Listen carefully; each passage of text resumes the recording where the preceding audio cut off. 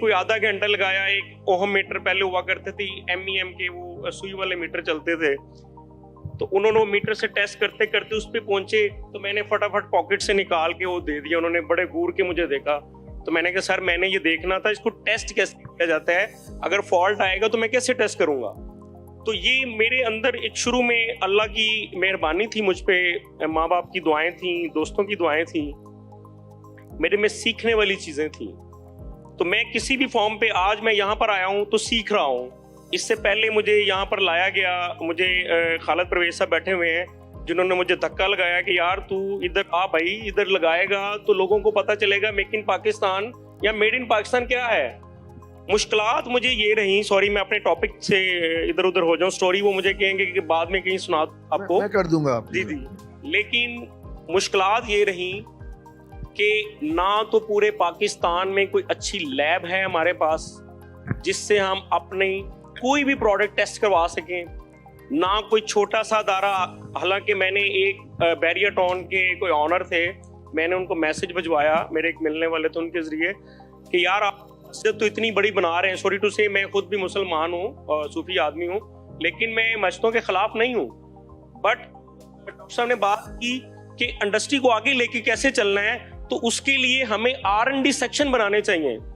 बड़ी मस्जिद तो बना दी 50 लाख लोगों के लिए या 5 लाख लोगों के लिए, लेकिन हमें R&D की एक भी जगह अच्छी नहीं मिलती जहां पर हम आके रिसर्च एंड डेवलपमेंट कर सकें, अपना कोई मटेरियल टेस्ट करवा सकें। मुझे फायर रिटार्डेंट मटेरियल बनवाने थे इंसुलेटर्स के लिए, मुझे पूरे पाकिस्तान में कोई लैब नहीं मिली, मुझे वो बाहर जाना पड़ा। भाई इसके अंदर देखें क्या क्या चीजें हैं, क्या इसमें चेक टेस्टिंग कैसी होगी, चेकिंग कैसी होगी, फायर रिटार्डेंट के ऊपर UL लिस्टेड क्या होगा, क्या क्या चीजें होंगी। मुझे तो सारी टीम ने सिखाया है, सॉरी टू से आप कंसल्टेंट हैं, मुझे सबसे ज्यादा जो सीखने को मिला वो कंसल्टेंट से मिला। मैं जिसके पास प्रोडक्ट लेकर गया तो मुझे आगे सोचेगा भाई तेरे पास टेस्ट केड़ा है, मुझे तो अब टेस्ट इस तरह याद हो गए ना कि मेरे अपने टेस्ट हो गए सारे। IC स्टैंडर्ड 61439-6 उसके अंदर कितने टेस्ट हैं। मैं सबसे पहले एक कंसल्टेंट के पास गया तो मैंने प्रोडक्ट रखी टेबल पे, कहता मैं कह नहीं सर पाकिस्तान च बनाई है, और नहीं ऐथे नहीं हो सकता, मैं कह सर पाकिस्तान च बनाई है, कोई ये तेन पता स्टैंडर्ड होंगे ने, मैं कह सर वो की होंगे मैंने लिख के दे दो। उन्होंने 2 महीने लगाए, लिखे ही नहीं। मैंने फिर वो सर्च किया, मेरे पास एक तालिब इल्म पढ़ता था, आज वो एरोनॉटिक इंजीनियरिंग करके आया था मेरे पास UK से, और 1 साल के लिए उसके फादर ने मेरे पास भेज दिया कि यार पाकिस्तान में तो इसको जॉब नहीं मिल रही, इसने ड्रोन शोन बनाने हैं, तो इसको यार तो अपने साथ लगा ले, जब कभी बाहर जाएगा तो फिर जरा साथ चला जाएगा। तो मैंने उस बच्चे को अपने पास रख लिया, और वो इतना नफीस बच्चा था कि उसने एरोनॉटिकल इंजीनियर करके अब वो USA में चला गया होगा। उसने मुझे फिर हेल्प की, मेरे लिए स्टैंडर्ड ढूंढे, तो कहता सर $500 का है वे स्टैंडर्ड ले लेने, अस्सी ना खरीद लेने, परचेज कर लेने। उन्होंने परचेज किया, उस बच्चे ने स्टैंडर्ड परचेज किया, तो मुझे उस दिन पता चला कि 61439-6 क्या होता है। सामान बेचने के लिए आपको जाकिर नायक बनना पड़ेगा। अगर आपको आयत नंबर और सूरत नंबर याद नहीं है तो मेरी टोपी लेके आ जाके जरा मेरी, मैं जाकिर नायक की टोपी पहन लूं सर वो। सॉरी सर, वो पता है क्या है, देखिए मुश्किलात चैलेंजेस ये थे कि अभी से कोई 3 दिन पहले तक हमें लोग पूछ रहे थे यार ताड़े कोल इंटरनेशनल सर्टिफिकेट आ गया है, असी आज जो उन्होंने स्टॉल ते ले आके दिखाया है कि सर डेकरा भी करा लिया है। मैंने अपनी लिटरली अपनी फैक्ट्री को 1 साल आगे ले गया हूँ मैं, या 2 साल आगे ले गया हूँ। घर मैंने अब आके बनाना शुरू किया है, सिर्फ सारे का सारा पैसा लगाया मेक इन पाकिस्तान पे, मेड इन पाकिस्तान के ऊपर। और ये टेस्ट आप सब पता कर सकते हैं, डेकरा या कैमा से जो लैब से मैंने पूरी रेंज करवा दी है, 250 एम्पेयर से लेकर 5000 एम्पेयर तक की, इस पे कितने पैसे लगे होंगे। और पाकिस्तान में एक रवात लैब है जिसको हमें इंश्योरेंस देनी पड़ी कि आपका इक्विपमेंट हमारे भाई प्रोडक्ट की वजह से खराब नहीं होएगा, इसको शॉर्ट सर्किट टेस्ट कर दें।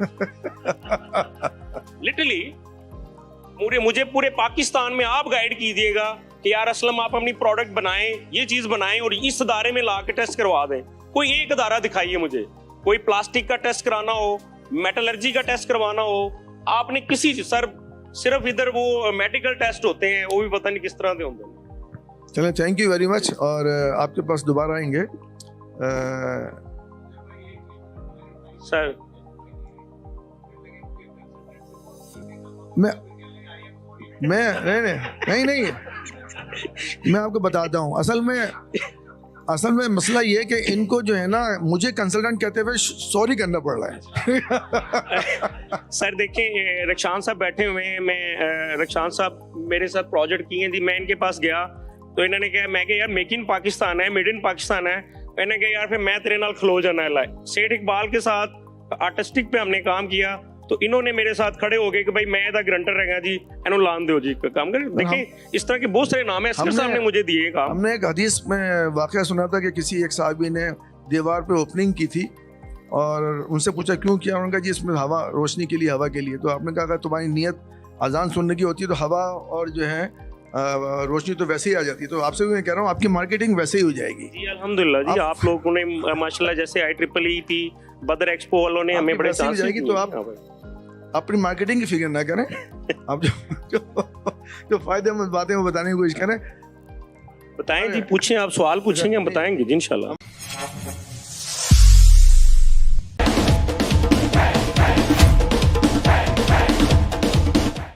Watching this video,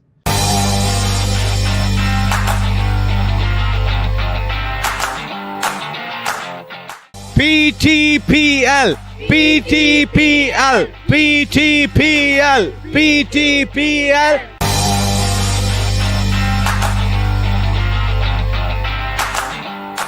Assalamu alaikum. Good morning, good afternoon, and good evening, wherever you might be watching this video. This is Qasim Sheikh here right now of BTV. Been kindly invited to attend the Foundation Public School, which has a prize giving ceremony taking place today, and I will be attending there as a special guest.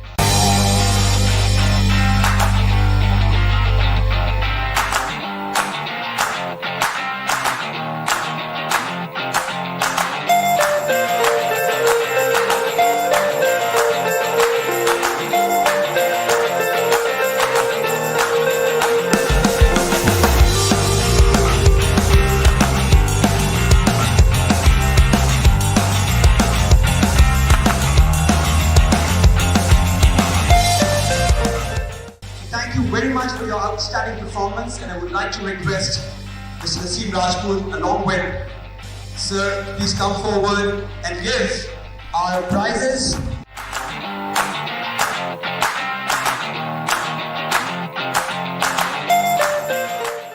Assalamualaikum. First and foremost, it's amazing to come to the Foundation Public School.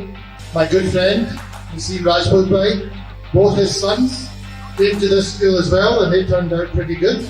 So I'm very impressed by what I've seen entering in here today. Beautiful facilities. MashaAllah, you all look very well behaved as well. You all look like you're doing some great stuff. But I just want to share with you a short snippet. I was lucky enough to play sport. I played in 3 World Cups.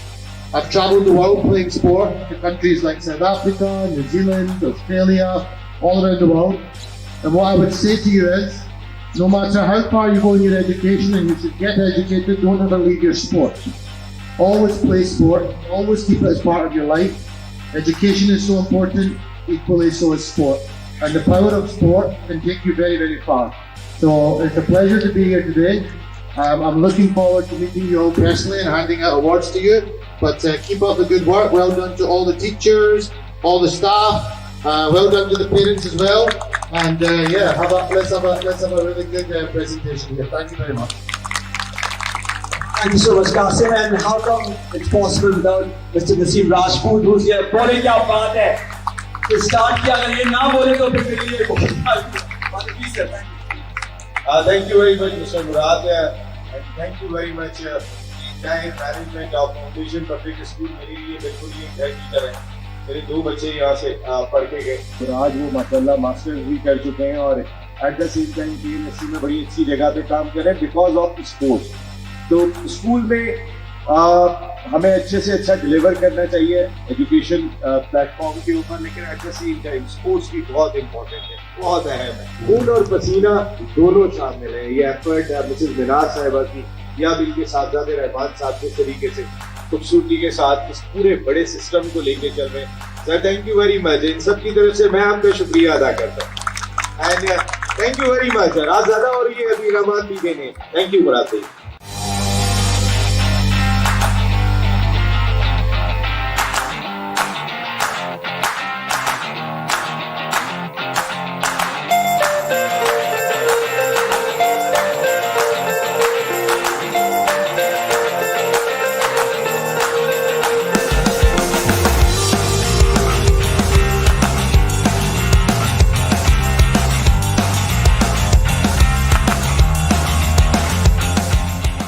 Pakistan T ball premier league जो खेली जानी है 16 to 31 दिसंबर, सबको उसका इंतजार है। Tape ball cricket तो इन बच्चियों ने भी बहुत ज्यादा खेली हुई है। जब मैंने इनसे पूछा, वैसे मैं और पूछ लेता हूँ।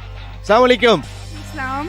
बेटा टेप बॉल क्रिकेट तो खेली है ना? कोर्स खेली है बिल्कुल। और अभी भी खेलती हैं? जी बिल्कुल, हर स्पोर्ट्स फील्ड में खेलती हूँ। तो Pakistan tape ball premier league आ रही है, तैयार हैं देखने के लिए? आ रही हैं इंशाल्लाह जरूर। हाँ बेटा, कैसा टेप बॉल क्रिकेट तो खेली होगी? जी जी सबने खेली है। we're very excited for TPTL and we're hoping to be there इंशाल्लाह। और जो खास तौर पे दिल चाहता है कि आपकी भी कोई लीग होनी चाहिए ना, जो जियो पे टेलीवाइज हो, बच्चियों की टेप बॉल की। बिल्कुल बिल्कुल होनी चाहिए, इंशाल्लाह होगी भी एक दिन। और PTPL आ रहे हैं देखने के लिए? ऑफ कोर्स सारा खानदान लेकर आएंगे। ये सब लोग यहाँ पे तैयार हुए। जनाब आप PTPL देखने को तैयार हो? जी बिल्कुल। पाकिस्तान टेप बॉल, मतलब टेप बॉल का बहुत शौक है पाकिस्तान में, और एक बहुत एक्साइटिंग लीग है। बहुत एक्साइटेड है, इंशाल्लाह देखेंगे। सब देखने के लिए आ रहे हैं यहाँ पर। कासिम शेख इधर आइए ना, ये हमारे brand ambassador, international brand ambassador. ये बच्चियाँ सब तैयार हैं आने के लिए और खेलने के लिए। डेफिनेटली नसीम भाई, बहुत एक्साइटिंग टाइम है। और मैंने सबको कहा था कि आपने अपनी सारी फैमिलीज, पप्पू, मामू, आंटियाँ, अंकल, सबको ग्राउंड में पहुँचना है। सोशल मीडिया, इंस्टाग्राम में आपको मिलेगा Pakistani tape ball premier league from December 14 till the 31st of December। Pakistani tape ball premier league 18 दिन सीधा जाएगा Geo live, Geo sports live. PTPL, PTPL, PTPL, PTPL, Pakistan जिंदाबाद जिंदाबाद। थैंक यू वेरी मच बेटा।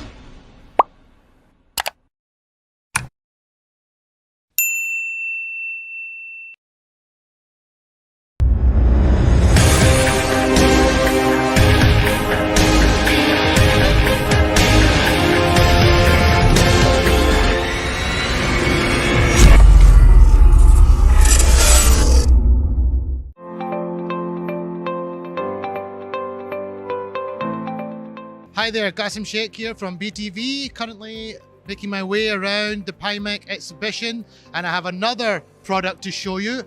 Alongside me, I have Miss Ikra from Rawa Farms, and I'm going to say Assalamu alaikum to her. How are you? Walaikum assalam, I'm good. Ikra, I've heard a lot about your product. Today, I would like you to tell me the backstory and a little bit about your product, please. Sure. So basically, shrimp farming is very new in Pakistan. Shrimp farming is new to Pakistan because shrimp farming has been tried in Pakistan for around 20 years back. But due to the lack of supply chain and due to the lack of native local supply of seed, it was not prospering. So Rawa Farms were the first company who introduced hatchery in Pakistan. We were the first to introduce shrimp hatchery in Pakistan. That's why we deducted the cost of seed, and also the mortality rate is very low in the locally produced seed. So we are the first ever hatchery in Pakistan, shrimp hatchery in Pakistan. We are producing around 10 million shrimp seeds per year, and we are supplying over Pakistan.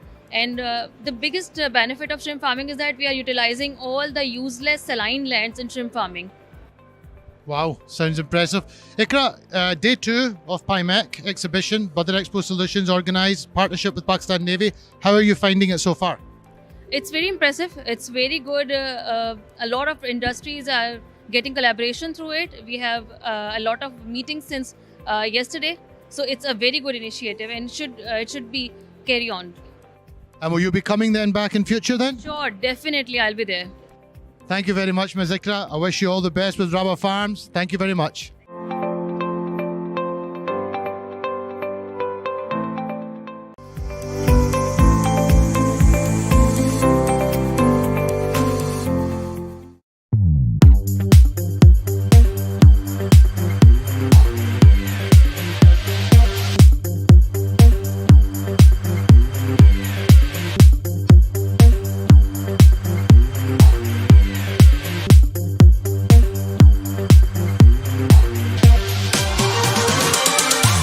अस्सलाम वालेकुम। Expo Centre Karachi से Naseem Rajput PIMEC Pakistan international maritime expo and conference 2025 के show के साथ आपसे मुखातिब है। पाइमेक हमारे मुल्क का इंतहाई अहम इवेंट के जिसका ये सेकंड सीज़न है और शानदार अंदाज से तरक्की करता हुआ दिखाई दिया जब हमने देखा कि 44 से ज़्यादा ममालिक के स्टॉल्स यहाँ पर हैं। इसके अलावा 165 से ज़्यादा इंटरनेशनल डेलीगेट्स ने यहाँ पर आके हिस्सा लिया।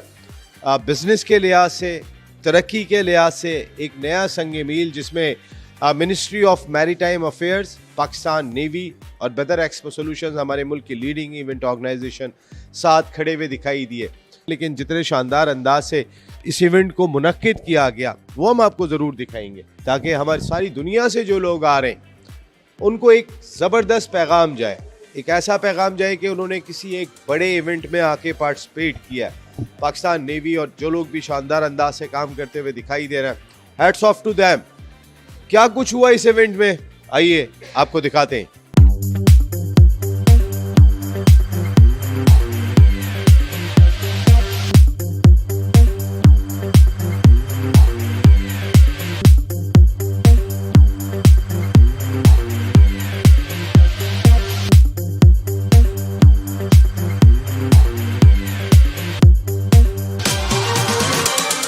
काफ़ी अच्छा एक्सपीरियंस रहा। हम अल्लाह का शुक्र है हम आइडियाज़ में हर साल आते हैं। पाइमेक में हमारा फर्स्ट टाइम था। There are many commodities which can be exported, which can be imported. So this is perhaps the first step which will pave the way for larger cooperation and coordination between both the countries.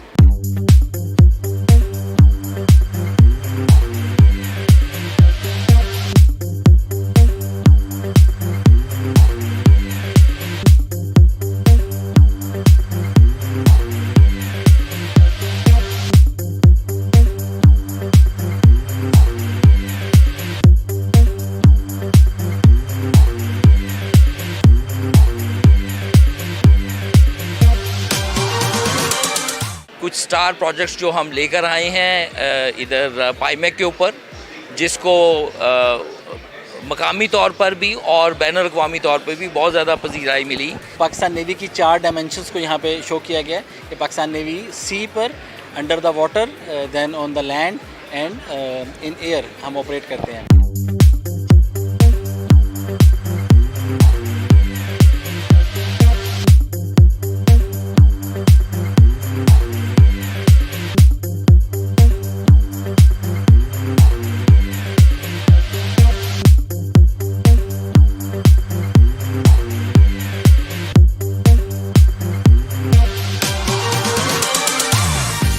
Pakistan international maritime expo and conference 2025। Business business business, एक ही मकसद इस वक्त सारी दुनिया का दिखाई देता है, एक अच्छा पॉजिटिव पैगाम, मईशत को बेहतर बनाना। और इस सिलसिले में बड़ा इंपॉर्टेंट रोल दिखाई दिया। आपने देखा होगा एक्सपो सेंटर कराची में हर जगह आपको ब्लू दिखाई दे रहा है, क्योंकि असल चीज़ है ब्लू इकॉनमी, जिसको हमने दरियाफ्त करना है।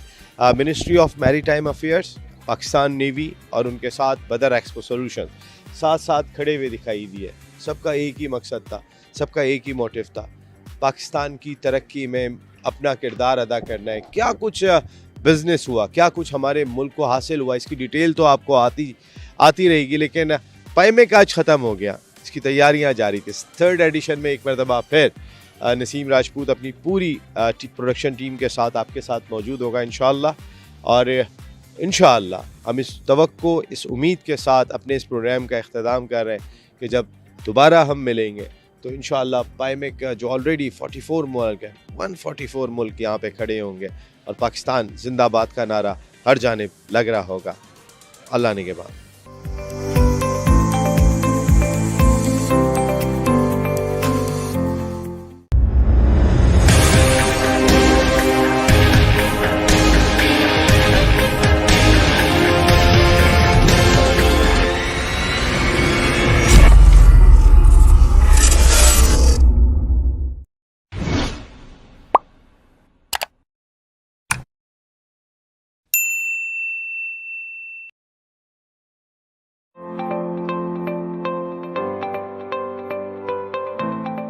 पैमेक 2025 मैं इस वक्त sir Syed University engineering and technology के स्टॉल पर मौजूद हूँ।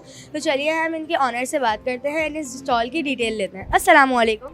वालेकुम अस्सलाम। मैम मुझे आप अपने स्टॉल की डिटेल्स दे दो। जी मैं बिल्कुल, मेरा नाम है सरवत जुल्फ़कार, हमारी है sir Syed university of engineering and technology. हमारे पास हमारे स्टूडेंट्स ने कुछ प्रोजेक्ट्स यहाँ पे रेडी किए हैं, जिसके हवाले से हमारी डिटेल जो है वो हमारी बिस्मा बताएंगी। हमारी स्टूडेंट मौजूद हैं। अस्सलाम वालेकुम। वालेकुम सलाम। Myself Bisma Asif and I am a final year student of engineering technology.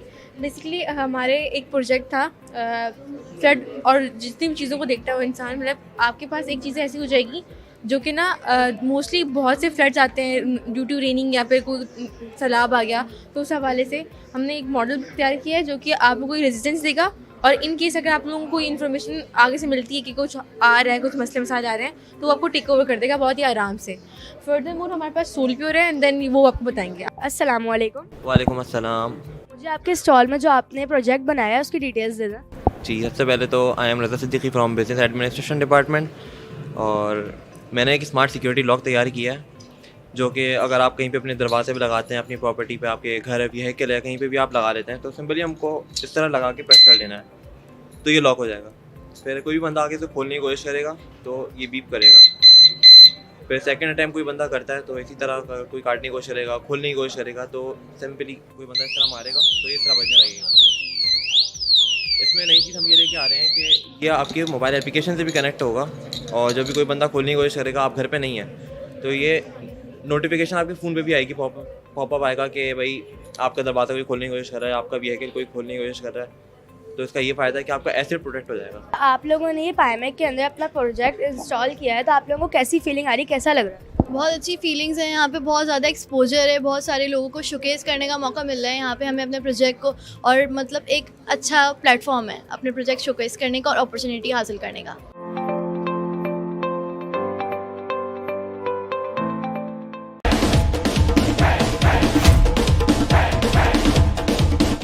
चक्कों की बरसात करनी होगी।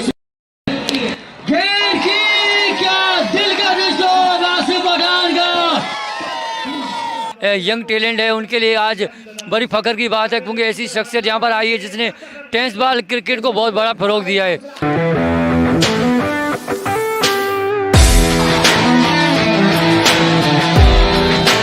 ये सल तंबाकू सुपर लीग जिसका एडिशन नंबर ये 11 है। ये जो आपकी लीग है वो बहुत ही ज़बरदस्त लीग दिखाई दे रही है।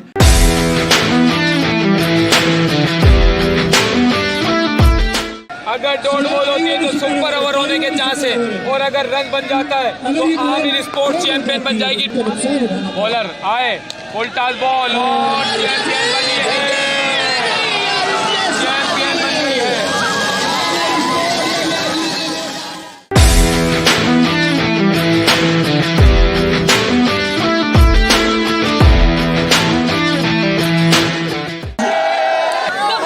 बाकी ऑनर्स जितने भी उनकी 4 साल हो गए, हमने पहले KTPL किया, उसके बाद इंशाल्लाह 16 to 31 हम लोग Pakistan tape ball premier league करने जा रहे हैं। विनर टीम आमिर स्पोर्ट्स को मैं मुबारकबाद देना चाहूँगा कि उन्होंने आज शानदार खेल का मुजाहरा करते हुए आज का ये सीज़न 11 अपने नाम किया। सेकंड टीम जो हारी है वो मेरी नज़र में हारी नहीं है, वो भी जीती हुई है। जो यहाँ तक आई हुई है वो भी, इसको हम नहीं कहेंगे कि वो हारी हुई, आप भी जीते हुए हो। हमारे यहाँ पे जितनी आवाम यहाँ पे आई है, जहाँ इस इलाके के सारे लोग, आप सब लोग का बहुत शुक्रिया। और जो हमारी टीम आज यहाँ पे जीती है आमिर स्पोर्ट्स, इनके लिए जोरदार तालियां होनी चाहिए। बड़ा अच्छा मैच रहा। जिस तरीके से मैंने KTPL को स्टार्ट किया, Karachi tape ball premier league को, उसमें पूरे पाकिस्तान से मैंने उन सारे लड़कों को मेरिट पे लिया। इस टेप बॉल को मैंने पाकिस्तान के अंदर भी रजिस्टर्ड करा दिया और मैंने UK के अंदर भी इसको रजिस्टर्ड करा दिया। इंशाल्लाह हम इसको अपना नेशनल स्पोर्ट्स दुनिया के अंदर दिखा देंगे कि ये पाकिस्तान की 25 करोड़ आबादी का खेल है। अभी जो PTPL का गेम होने जा रहा है, तो मैंने उसके लिए रजिस्ट्रेशन ओपन की है और इंशाल्लाह 2-3 सीजन जो है हम इंशाल्लाह साल के अंदर लेके आएंगे। और PTPL नया नाज़िमाबाद में 16 तारीख से 16 दिसंबर से इंशाल्लाह शुरू होने जा रहा है। तो सारे लोगों को मैं इनवाइट भी करूंगा, सब मेरे मेहमान होंगे इंशाल्लाह, उस ग्राउंड के अंदर आए और हमने अपने स्पोर्ट्स को इंशाल्लाह वहां पे इसको उठाना है। तो बहुत बहुत शुक्रिया।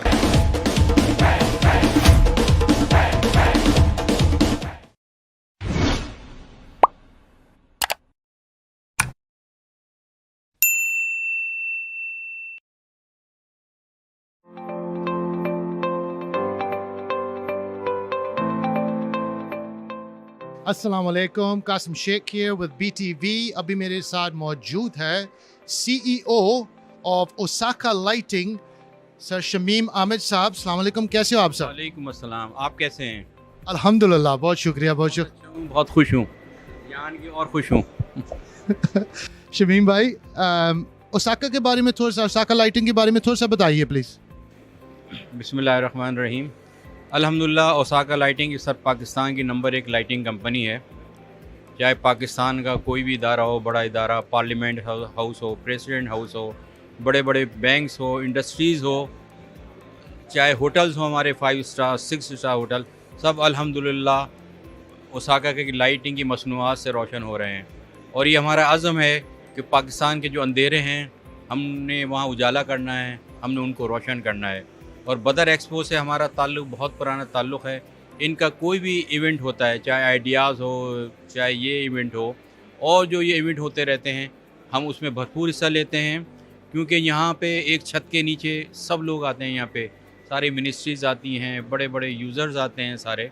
तो हम इनके साथ बिल्कुल एज ए फैमिली की तरह जो है ना शिरकत कर रहे हैं और हमें इससे बहुत इस्तिफ़ादा हासिल होता है। क्योंकि पूरे पाकिस्तान में क्या, पूरे दुनिया में जो है ना नाम जाता है। और अल्लाह का शुक्र अल्हम्दुलिल्लाह, ओसाका इस वक्त पाकिस्तान का नंबर 1 ब्रांड है लाइटिंग में, और इंशाल्लाह नंबर 1 ही रहेगा। अपनी क्वालिटी की वजह से, अपनी प्राइस की वजह से, अपनी मसनूआत की वजह से हर जगह ओसाका अल्हम्दुलिल्लाह रोशन कर रहा है पाकिस्तान को। शमीम भाई, बहुत शुक्रिया, वंडरफुल, आपके साथ बात करने बहुत अच्छा लगा है। आपको बेस्ट विशेस। बाकी 2.5 डेज है, अभी तो डे 1 ही चल रहा है, तो बेस्ट ऑफ लक। और आप गाला डिनर में होंगे? इंशाल्लाह ज़रूर होंगे। ठीक है, वही मुलाकात होगा फिर। Thank you.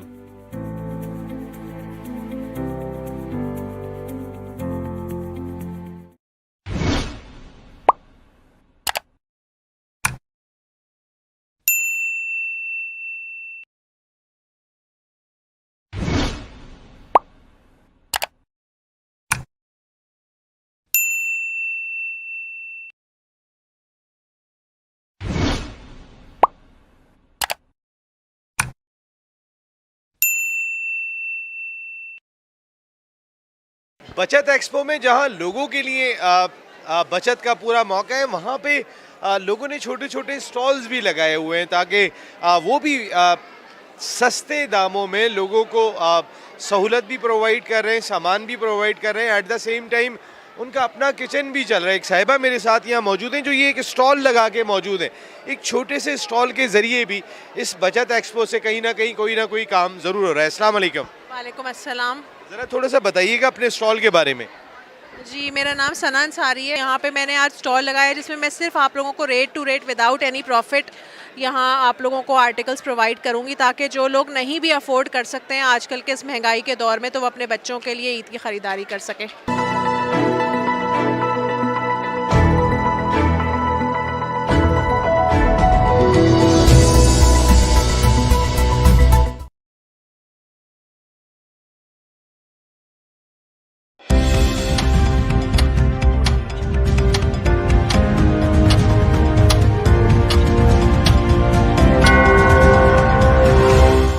It's 2 p.m.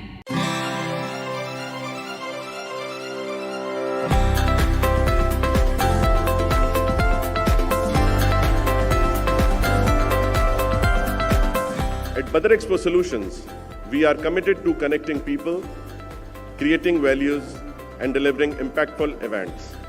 Our mission is to make emerging healthcare trends and innovations accessible globally, while fostering meaningful B2B matchmaking opportunities between local and international stakeholders.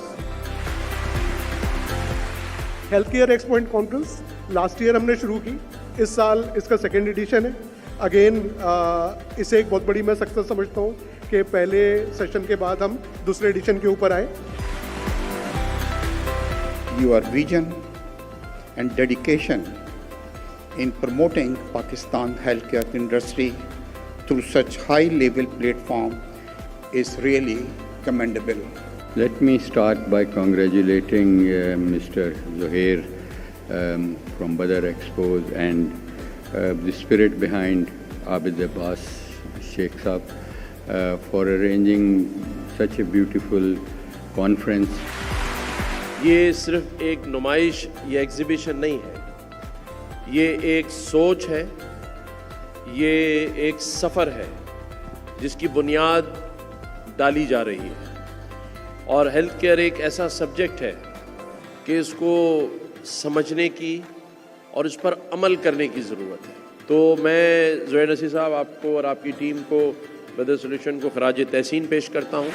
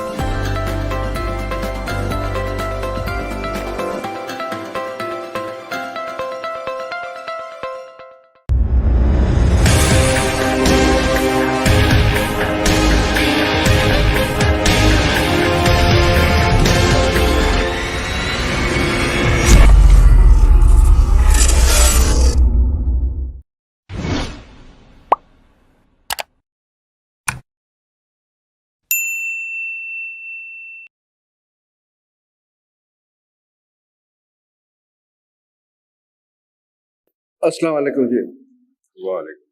I am really grateful to the organizers for having this very important session on patient safety. Something which is very close to the heart of everyone who is concerned with medicine, deals with medicine, either in the form of a professional doctor, a medical professionalist, or regulatory bodies like DRAP, or those who are in the process of making medicines like from the pharmaceutical country. So, a very important factor which involves all of us equally. So, patient safety is one thing that we feel, and I personally feel, is not given that much significance and importance in our country as it has been given to anywhere else in the world. So, at times, I myself being a practicing surgeon, I know when I was working at the JPMC Jinnah Hospital, or later on I'm working in the private sector now, that patient safety does not come as one thing that we should be taking care of as the first step. And that is what we want our new generation of doctors who are coming up, that they should be aware of that. So a panel which represents almost everyone from physician, Aftab Sahab, from surgeons, to those who are in regulatory bodies, from PharmU, and those also who are from the hospital side, like Nashwa is from the South City Hospital. So let's start. I'll start you, sir, Aftab Sahab. What structure and cognitive factors most commonly contribute to the diagnostic errors that we make? And there are a number of diagnostic errors we all know. And how can healthcare team, not an individual, proactively mitigate them? What do you think? What is your what do you think, how it could be done? I think the first thing to do would be to define diagnostic error for the sake of the public. And diagnostic error means when you cannot make the right diagnosis, or you miss the right diagnosis, or even if a diagnosis is delayed, that is also called a diagnostic error. And if even the diagnosis is correctly made, is made in time, and is not communicated to the patient in time, even that is a diagnostic error. So in US, about 12 million diagnostic errors took place 2 years ago in 1 year. And they were responsible for a number of deaths. Diagnostic errors, they come under the ambit of medical errors. And the medical errors were first highlighted in a report of Institute of Medicine, which was published in 1999. So I personally believe that these occur because we do not do what Sir William Osler asked the modern day physician to do. And he was a professor at University of Pennsylvania in 1905, beginning of the last century. And he said, listen to your patient. He is telling you the diagnosis. So unfortunately, we are more focused on clinical decision support systems and artificial intelligence, whereas in many prospective studies, we know that the correct diagnosis can be made in about 75% cases on history alone, 6 to 7% on examination, and 13-14% on investigations. So if we employ the right history, spend quality time with the patient, examine, and become a thinking doctor. One important thing is, as we become senior, we stop at times to think and do things reflexly. And that contributes to diagnostic errors. Once the diagnosis is incorrect, then it erodes the trust. It jeopardizes the outcome of the patient. It causes extra burden on the cost. Medical errors, sir, are responsible for an additional cost on healthcare of $50 billion per year. So this is all preventable if we start with the right history, spend time with the patient, and if we have systems in place. Unfortunately, when we are overburdened with patients, we do not have systems. So first is the cognitive problem, that the physician herself or himself is at fault. Then are the systems. अब वो हमें कहते हैं कि जी EMR, electronic medical record होना चाहिए. आप बड़े-बड़े ओहदों पर रहे हैं माशाल्लाह, and you have headed so many institutions, and now you are at the helm of the policy making in the province of Sindh, and with the status of a minister. So you should know that these doctors, EMR requires time. If you go to US and UK, a doctor is supposed to see only a maximum number of 10 to 12 patients in one day, because it takes 30 minutes to register the patient on EMR. तो एक तरफ expectation है कि EMR हो, दूसरी तरफ number of patients ज़्यादा है.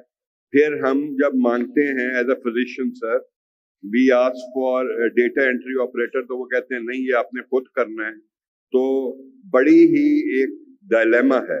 फिर दो चीजें और हैं, with the permission of the chair, I would like to highlight जो diagnostic error में significantly contribute करती है. एक है health disparities, और आपसे ज़्यादा कौन aware होगा कि जब मरीज आता है हॉस्पिटल में, तो वो लोग जिनको सबसे ज्यादा जरूरत होती है केयर की, they end up receiving the least care.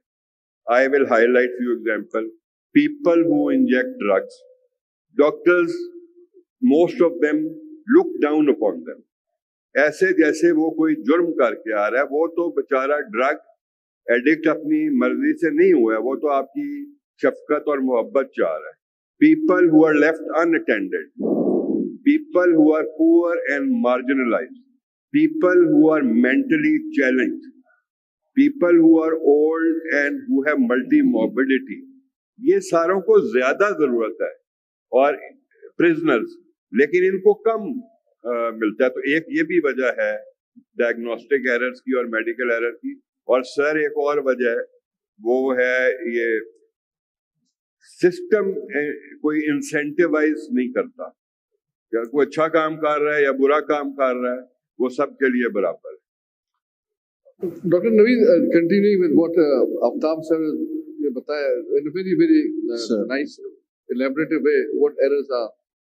Don't you think, as he has said, that right now we are emphasizing more on the diagnostic tools rather than applying our knowledge of medicine in the form of history taking, examination, which our professors used to emphasize a lot.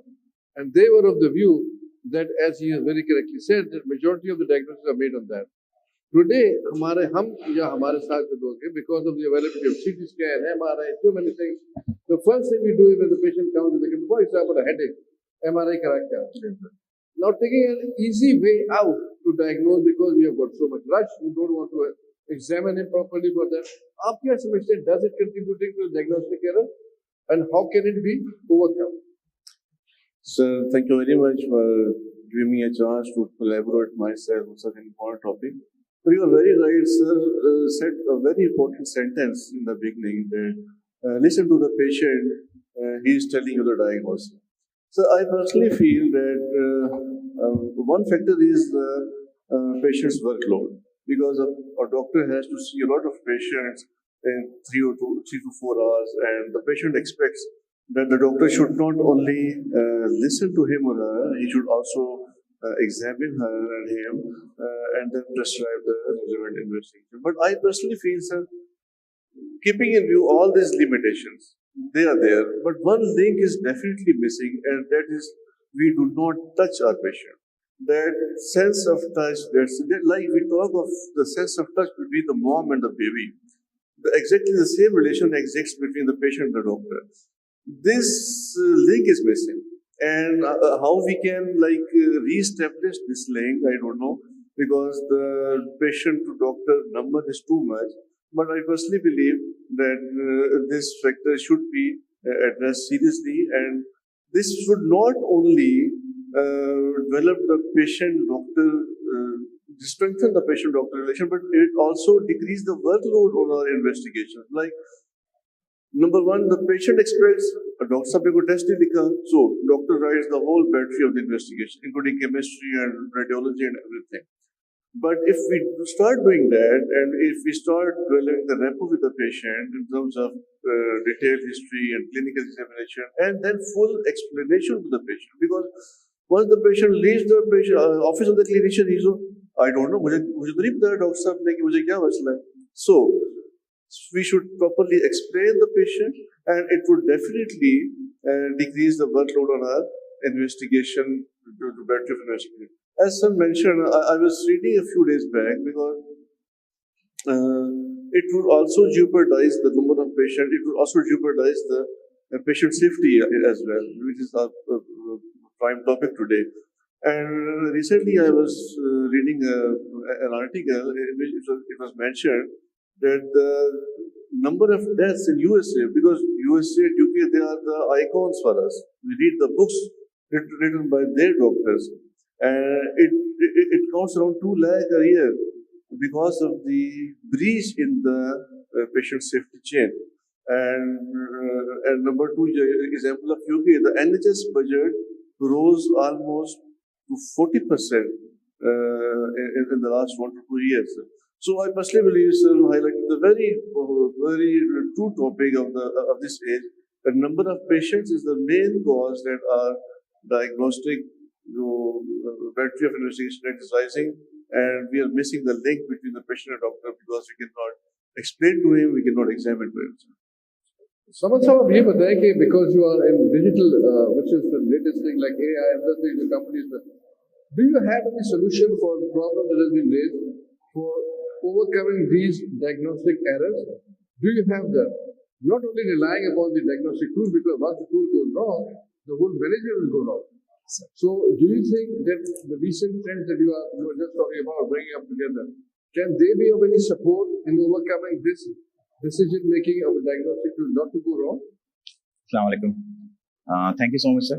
First of all, we at Digitrends currently working on the AI solutions which we think can make a difference in patient safety. I will give you for example which I think is relevant. How AI and IT can make a big impact on patient safety. First of all, we are going to integrate it with our EMR solution. So currently in the conventional EMR, if doctor enter the wrong medicine, or if any medicine which is not suitable for the patient, he has the allergies or some kind of histories, doctor cannot go through all the EMR details every time, and he can enter wrongly some medicine which may affect the health of the patient. Our AI system can be integrated with the EMR, and it can in the real time stop the doctor that do not enter that kind of medication that can be harmful for the patient. This is the one example, and there are many other features which can be very helpful when AI will be integrated into the current AMR solution. The second example would be we are currently working on the world first FDA-approved wearable ECG device.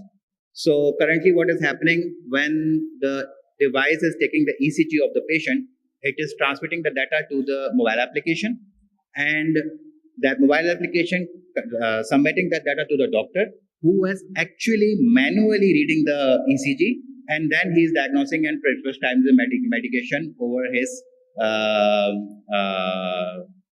whatever he sees over his diagnosis.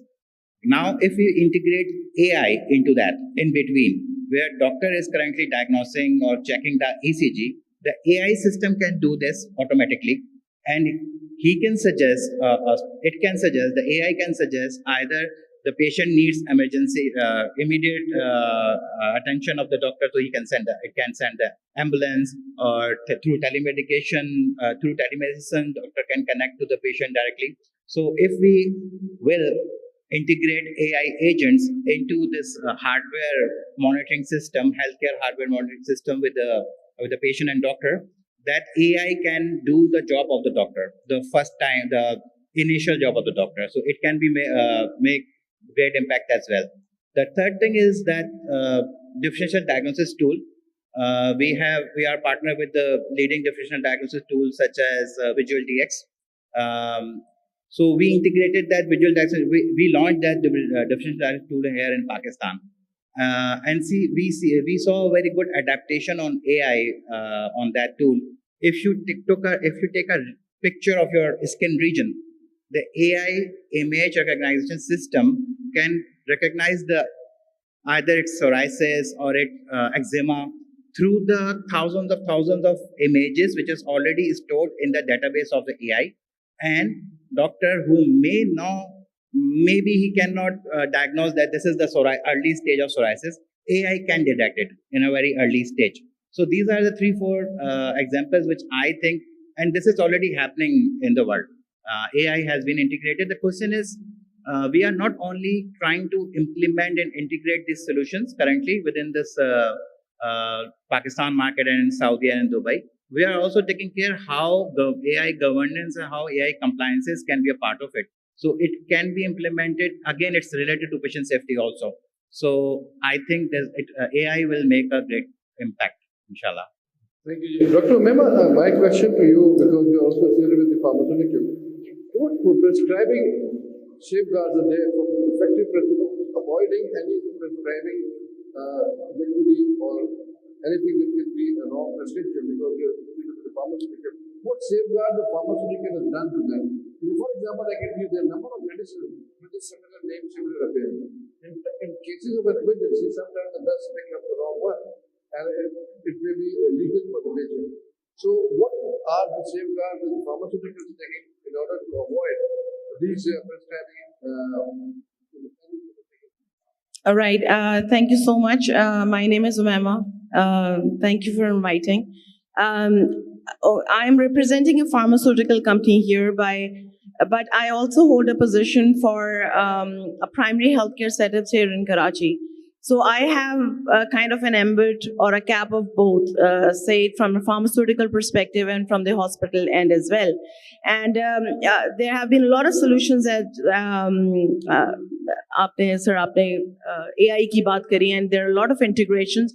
And same goes when it comes to patient safety, and we talk about what systems can be implemented in pharmaceutical companies. But before I can actually talk about what should be done, I'll be talking about a patient safety culture.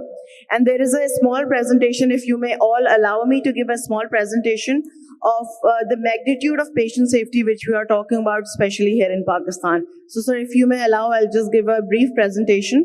It's hardly of 10, 11 slides. Time, so we can just discuss that now. You can give us a brief description about that. I'm sorry? We are running short of time, so... Okay. All right. So I'll just make it very precise. See, for me, when it comes to ADR or pharmacovigilance, or we talk about reporting system, the first thing which has to come is to start reporting. We do not hold here a culture of reporting. DRAP already has established systems in which the healthcare providers and the people who are in the pharmaceutical companies are encouraged to report any ADR which is reported. And I'm talking about the drug reporting errors.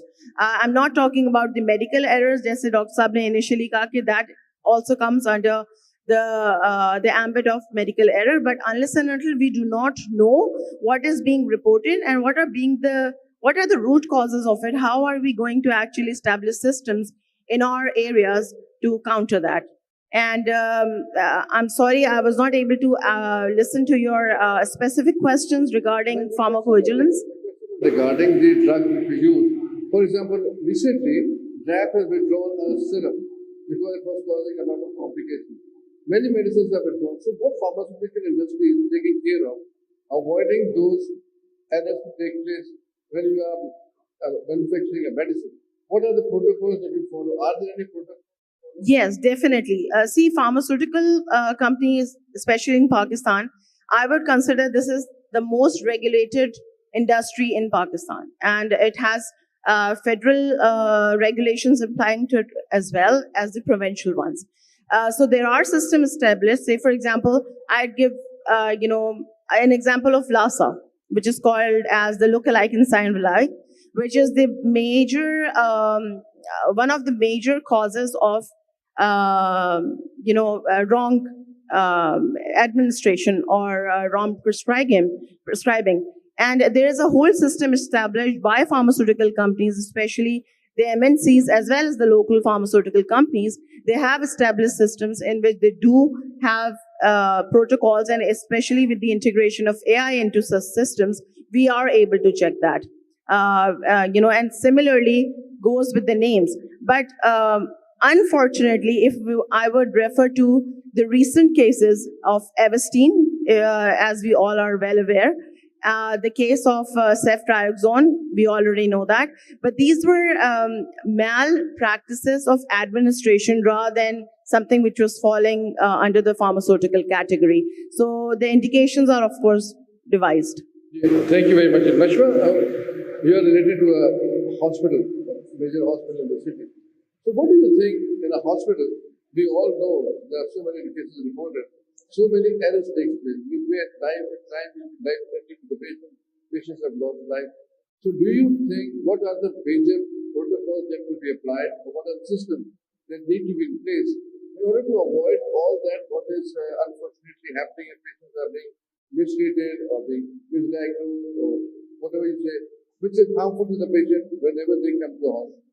Any protocols or systems that you think are there, or you would suggest them to be applied? Ji, Assalamualaikum. Thank you, sir, for having us. Thank you for having us. So I work very closely with a lot of workflows with different kinds of healthcare providers, be them physicians or nurses. Now, in terms of reducing harm, there are different components to how you can reduce harm based on who the provider is. जैसे हमने आज की discussion में देखा है, the physician's perspective or the surgeon's perspective is very unique and different. They have different goals for the patient. be it their assessment, their diagnostics, the treatment plan. That is a vision which is dedicated to the physician. Where safety falls in, where measures fall in, where systems fall in to reduce harm in that pathway is separate. That is something that is addressed separately, that has different patterns, different safety measures. If we're talking about surgery, for example, something which may seem like a very simple process, but starting from when the moment the patient arrives in your clinic, what is being communicated, what is being documented, what is going on the record, what does the patient understand from everything the surgeon is saying? And in the event of a harm happening, was that harm pre-warned, pre-informed to the patient? Was it uninformed to the patient? What are accountability measures in place for the surgeon or for the providers? So, surgeons, for example, nursing is a completely different game. Nursing ka role is absolutely separate. They are more involved with the hands-on care of the patient in a time which is vaster than it is for the physician. How to reduce patient falls, how to prevent the patient from getting harm from regular activities while they're in the hospital setting, during mobilization, during eating, to prevent aspiration, for example, to prevent medication errors. What is the process of the medication cycle? Uske humne kaun se metrics, accountability tools rakhe to make sure medication is being given safely. Also, being a physician, there are a number of times we are prescribing a medicine. A patient has got a problem. He says, for example, full factor deficiency, yeah, I've got epilepsy. And when we are prescribing a medicine for that, not for that, for other reasons, we at times do not know whether this medicine will be harmful to that or is contraindicated to that. So at times we miss, because no doctor can have knowledge about every disease and what medicines can indicate. Do you think the use of e-prescription could be effective in that, or still the use of our own intelligence in that will be more effective? I think, sir, you have rightly pointed out, electronic medical record or e-prescription can help reduce it, but it cannot eliminate it. Healthcare industry is supposed to be an industry which is far less regulated than many other industries like flying industry. People who are flying jets and airlines, they are far more meticulous in their approach, whereas the number of people suffering at the hands of medical error is far more. In USA alone, medical errors have become the third leading cause of death. Of them, there are 250,000 every year. Half of them are preventable. And sir, 250,000 makes it about 680 per day. That is like 1.5 jumbo jet going down every day.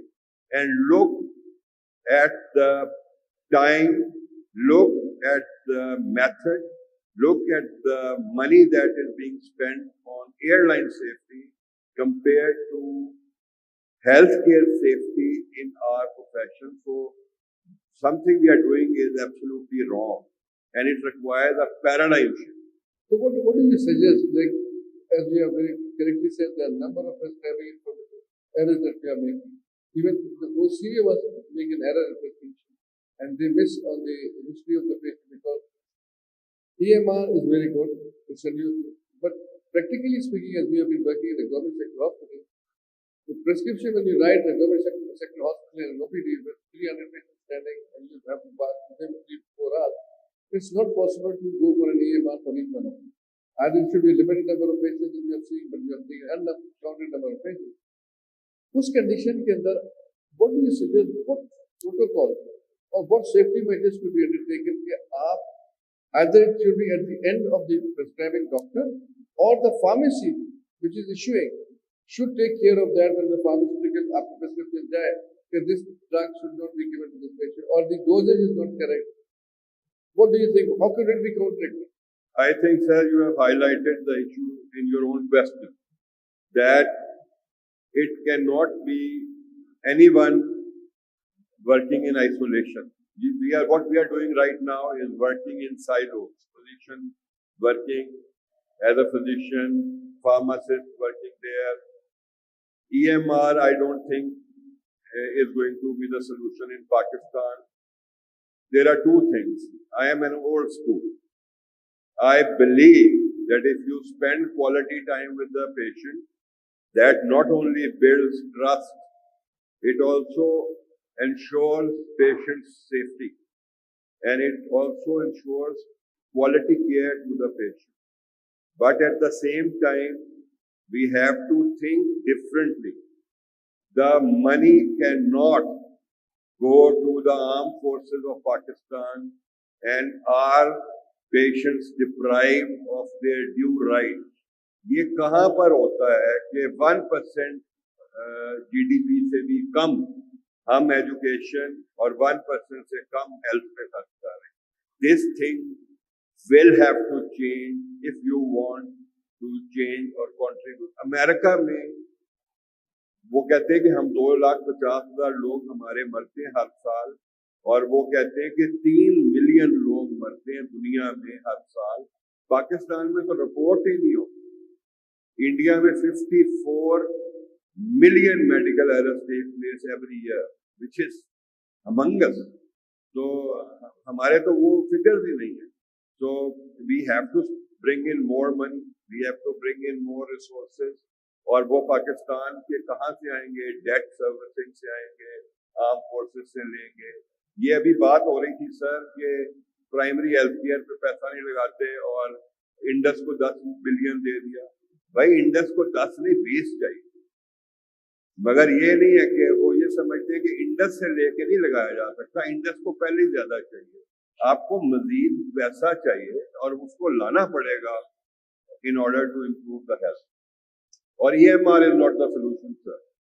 So what we conclude is that though these gadgets are very good, the EMR or the digitalization, but it is not this case. You can have a blanket thing from the US coming to Pakistan and make it take. We have to cut it according to our own needs and our own requirements and our own problems that we have. सबसे बड़ा issue ये कि you don't have that much of resources available. जैसे कि robotic के वक्त सिंध में एक बड़ा हंगामा हुआ तो whether to buy a robot or not to buy a robot, costing billions of rupees. Whether that should be spent on a robot to be bought or that should be spent on primary health care. Because tertiary health care is given more emphasis upon in every part of Pakistan rather than the primary health care. जबकि दुनिया भर में मैं समझता हूँ primary health care ज़्यादा करते हैं ताकि आपको पेशेंट ही ना है. क्लीन वाटर नहीं है आपके पास, इम्यूनाइजेशन की कमी है, they all better.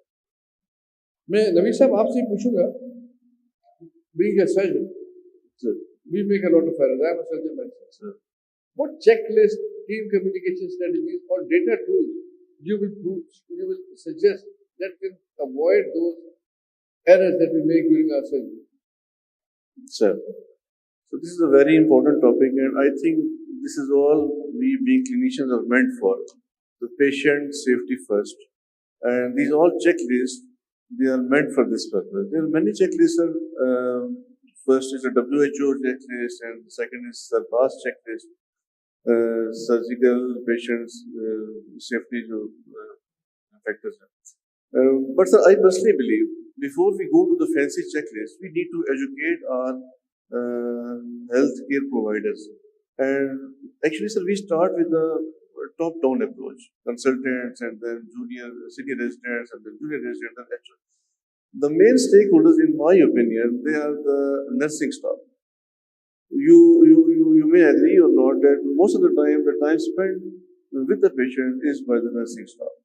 So checklists are there, sir. Definitely, like WHO checklist. WHO checklist, sir, is basically is meant for mainly in the operating room, before induction and before NCM and before the patient leaves the operating room.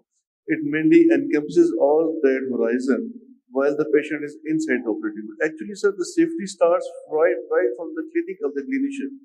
When the patient visits the clinic of the clinician, the safety measures need to be adapted.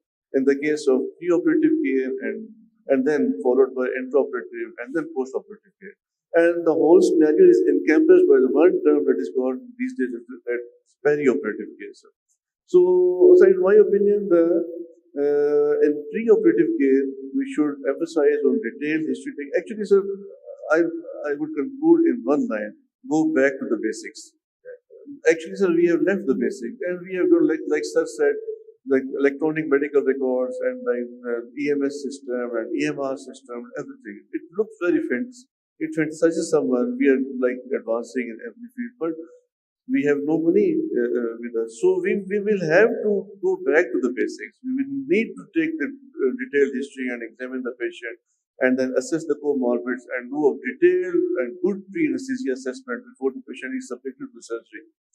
And likewise, while the patient is in the ward the night before the surgery, I personally believe no doctor goes to the patient to document the things like which side is to be operated upon, whether it is right side or left side, where the stoma is supposed to be formed. This is done by nursing staff. Like, and the consent form is put in front of the patient. Please यहाँ sign कर दें. What is written in that consent form? Neither the staff nor the patient and nor the tenders don't know anything. So, sir, in my opinion, these checklists, they are very good. But after once we have done our homework, we have taught our basic stakeholders in the wards, in the hospitals, in the OPDs, and then, sir, in the operating room, mainly WHO checklist, definitely, if it is emphasized in true letter and spirit, it can avoid so many avoidable medical accidents, right, sir? And then, obviously, post-operatively, in the theater, the main stakeholders are an anesthetist and the followed by the surgeon. And then post-operatively, again, the surgeon operates and he endorses the notes, and the whole night patient spends with the nursing staff. And the nursing staff, the ratio must be 60:1 or maybe 60:2. And I think, sir, basic homework needs to be improved.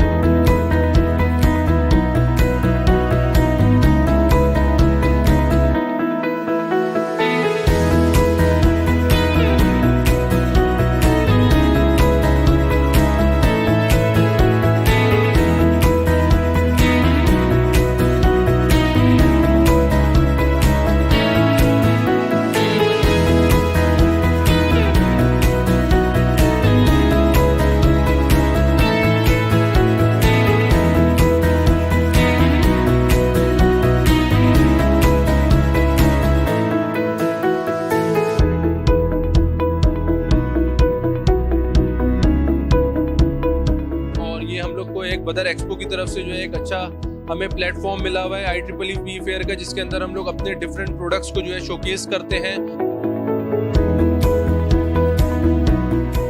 बदर expo ने हमें एक platform दिया, वो हमें काफ़ी support भी करती है और यहाँ पे डिफरेंट कंपनीज को भी उसने काफ़ी सपोर्ट किया है।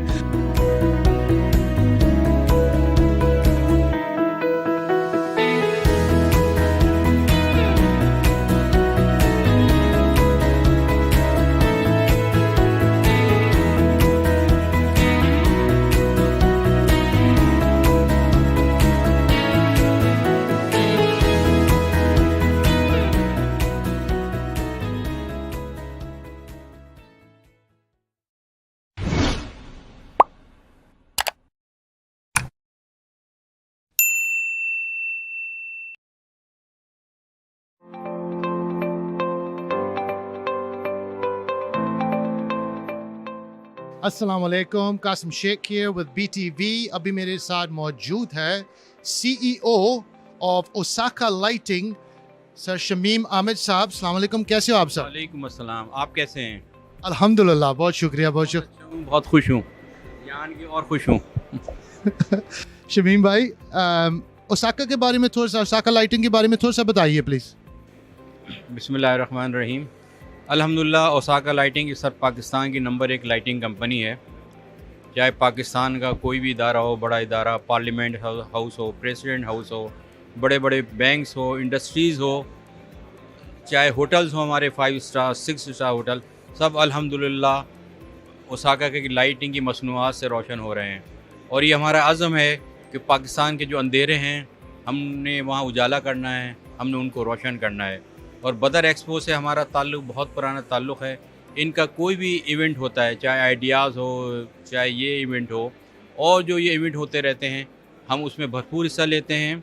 क्योंकि यहाँ पे एक छत के नीचे सब लोग आते हैं, यहाँ पे सारी मिनिस्ट्रीज़ आती हैं, बड़े बड़े यूज़र्स आते हैं सारे। तो हम इनके साथ बिल्कुल एज़ ए फैमिली की तरह जो है ना शिरकत कर रहे हैं, और हमें इससे बहुत इस्तिफ़ादा हासिल होता है। क्योंकि पूरे पाकिस्तान में क्या, पूरे दुनिया में जो है ना नाम जाता है। और अल्लाह का शुक्र अल्हम्दुलिल्लाह, ओसाका इस वक्त पाकिस्तान का नंबर 1 ब्रांड है लाइटिंग में, और इंशाल्लाह नंबर 1 ही रहेगा। अपनी क्वालिटी की वजह से, अपनी प्राइस की वजह से, अपनी मसनूआत की वजह से हर जगह ओसाका अल्हम्दुलिल्लाह रोशन कर रहा है पाकिस्तान को। शमीम भाई, बहुत शुक्रिया, वंडरफुल आपके साथ बात करने, बहुत अच्छा लगा है। आपको बेस्ट विशेस। बाकी 2.5 डेज, अभी तो डे 1 ही चल रहा है, तो बेस्ट ऑफ लक। और आप गाला डिनर में होंगे? इंशाल्लाह ज़रूर होंगे। ठीक है, वही मुलाकात होगा फिर। Thank you.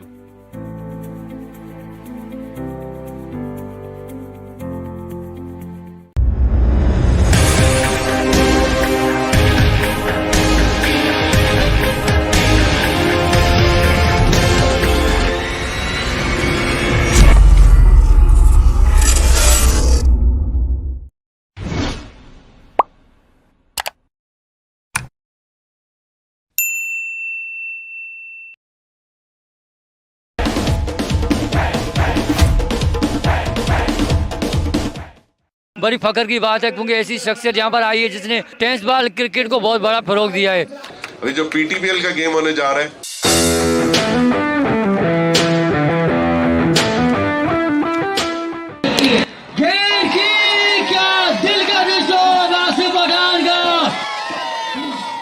Pakistan table premier league के CEO ज़ोहैर नसीर साहब के हम थैंक्स से शुक्रिया अदा करते हैं कि उन्होंने हमेशा क्रिकेट के लिए फ़रोग दिया। इससे पहले KPL चलाई, फिर KPL के बाद अभी पाकिस्तान की सबसे बड़ी लीग ऑर्गेनाइज करवा रहे हैं।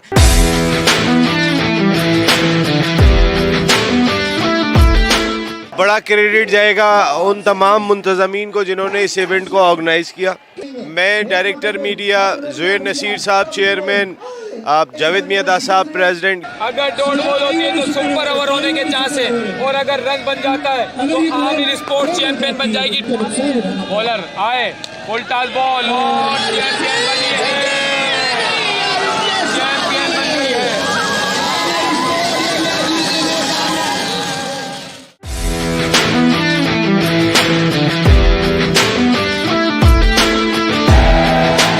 मुझे बड़ी खुशी हुई कि यहाँ पे आज सारा मैच देख के, और जो हमारी टीम आज यहाँ पे जीती है आमिर स्पोर्ट्स, इनके लिए जोरदार तालियां होनी चाहिए। बड़ा अच्छा मैच रहा। और इसी तरीके से जो आज हमारी टीम रनर अप रही है, इन सब के लिए भी बड़ी तालियां होनी चाहिए। कोई बात नहीं, ये तो एक क्रिकेट का एक हिस्सा है जिसमें जीत और हार चलती है। टैलेंट ज़ाया हो जाता था, उनको मौके नहीं मिलते थे। तो अल्हम्दुलिल्लाह जिस तरीके से मैंने KTPL को स्टार्ट किया, कराची टेबल प्रीमियर लीग को, उसमें मेरा मकसद यही था कि वो हमारा वो रॉ टैलेंट जो गलियों में बच्चे खेलते थे वो ख़त्म हो जाते थे, कि मैं उनको ऊपर लेके आऊँ, और जो बेहतरीन टेप बॉल खेल सकते हैं उनको हम प्लेटफॉर्म क्रिएट करें। तो फिर मैंने उस टेप बॉल को KTPL का जो हमारा टूर्नामेंट था, आप सब लोगों ने देखा उसको, कि वो मैंने स्टार्ट किया। उसमें एक लड़का भी मेरा जानने वाला नहीं खेलता। अब इंशाल्लाह ताला नेक्स्ट ईयर का जो भी टूर्नामेंट होगा, वो बदर एक्सपो इसको पूरा स्पॉन्सर भी करेगी यहाँ पे सब लड़कों के लिए। यहाँ पे इंशाल्लाह जो बेस्ट होगा, यहाँ पे आप सब लोगों के लिए ये एक पूरा मैच ऑर्गेनाइज करके इंशाल्लाह ताला आप लोगों के साथ खड़े होंगे। और आज जीतने वाली टीम के लिए मैं 50,000 का अपनी तरफ से ऐलान करता हूं और रनर अप टीम के लिए मैं 25,000 रुपए का ऐलान करता हूं अपनी तरफ से कि ये, और मैनेजमेंट के लिए जो सारे लोगों ने यहाँ पे काम किया है, मैं इनके लिए भी आज 1 लाख रुपए का इनाम करता हूँ सारी टीम के, ठीक है। और पीटीपीएल नया नाजिमाबाद में 16 तारीख से 16 दिसंबर से इंशाल्लाह शुरू होने जा रहा है, तो सारे लोगों को मैं इनवाइट भी करूंगा, सब मेरे मेहमान होंगे इंशाल्लाह। और टेप बॉल को इंशाल्लाह हम एक ऐसे लेवल के ऊपर लेके जाएंगे कि जहां पे इंशाल्लाह हम इसको अपना नेशनल स्पोर्ट्स दुनिया के अंदर दिखा देंगे कि ये पाकिस्तान की 25 करोड़ आबादी का खेल है।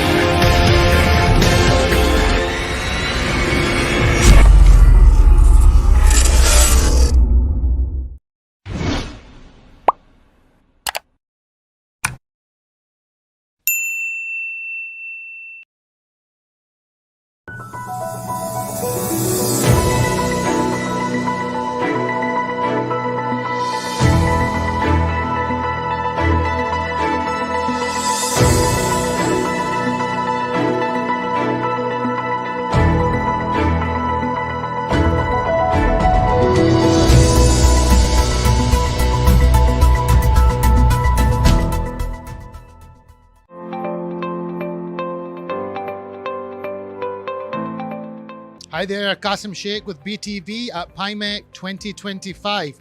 Currently, I'm just visiting one of the exhibitors' stands, and it's the Culture, Tourism, Antiques and Archives Department of Government of Sindh. I'm going to introduce you to one of their representatives, and I'll say hello and salam alaikum to Mr. Adil Ahmed. How are you, sir? Salam Qasim, I'm fine. Adil, beautiful setup you have here. Can you start by telling me a little bit about the work that you're doing and how you're finding the exhibition so far as well? Qasim, we are here to present Culture and Tourism Department, Government of Sindh, and we've installed 5 different artisans and craftsmanship stalls, small stalls, which you can witness here. And beside it, we have 3 stalls representing Tourism Department, which is highlighting the beauty of Sindh and asking people to explore this beautiful Sindh. PIMEC 2025. Is this your first time here or is this your second time here? This is our second time here in PIMEC. PIMEC 2025, the second edition, as you know. And we are here and we are pitching 4 projects here for foreign investors and tourism department. One at the Hawke's Bay, second one is at the Tharparkar, a very beautiful region. And third one is near the sea. The fourth one is at Sakha. So we are expecting a good results. So the fact that you've come back second time round, does that mean that Badar Expo Solutions are doing a good job and you're happy with what you're experiencing here? Although exactly Badar is doing a great job, as you can witness it. Badar have decorated a whole of this expo like New Year Eve. Adil, it's been lovely to talk to you. I wish you all the very best for the rest of PIMEC, and hopefully we will talk again soon, maybe next year. Yes, hopefully we will talk again, Qasim, next year. Thank you, Badar Expo, for organizing such a beautiful event. Thank you very much.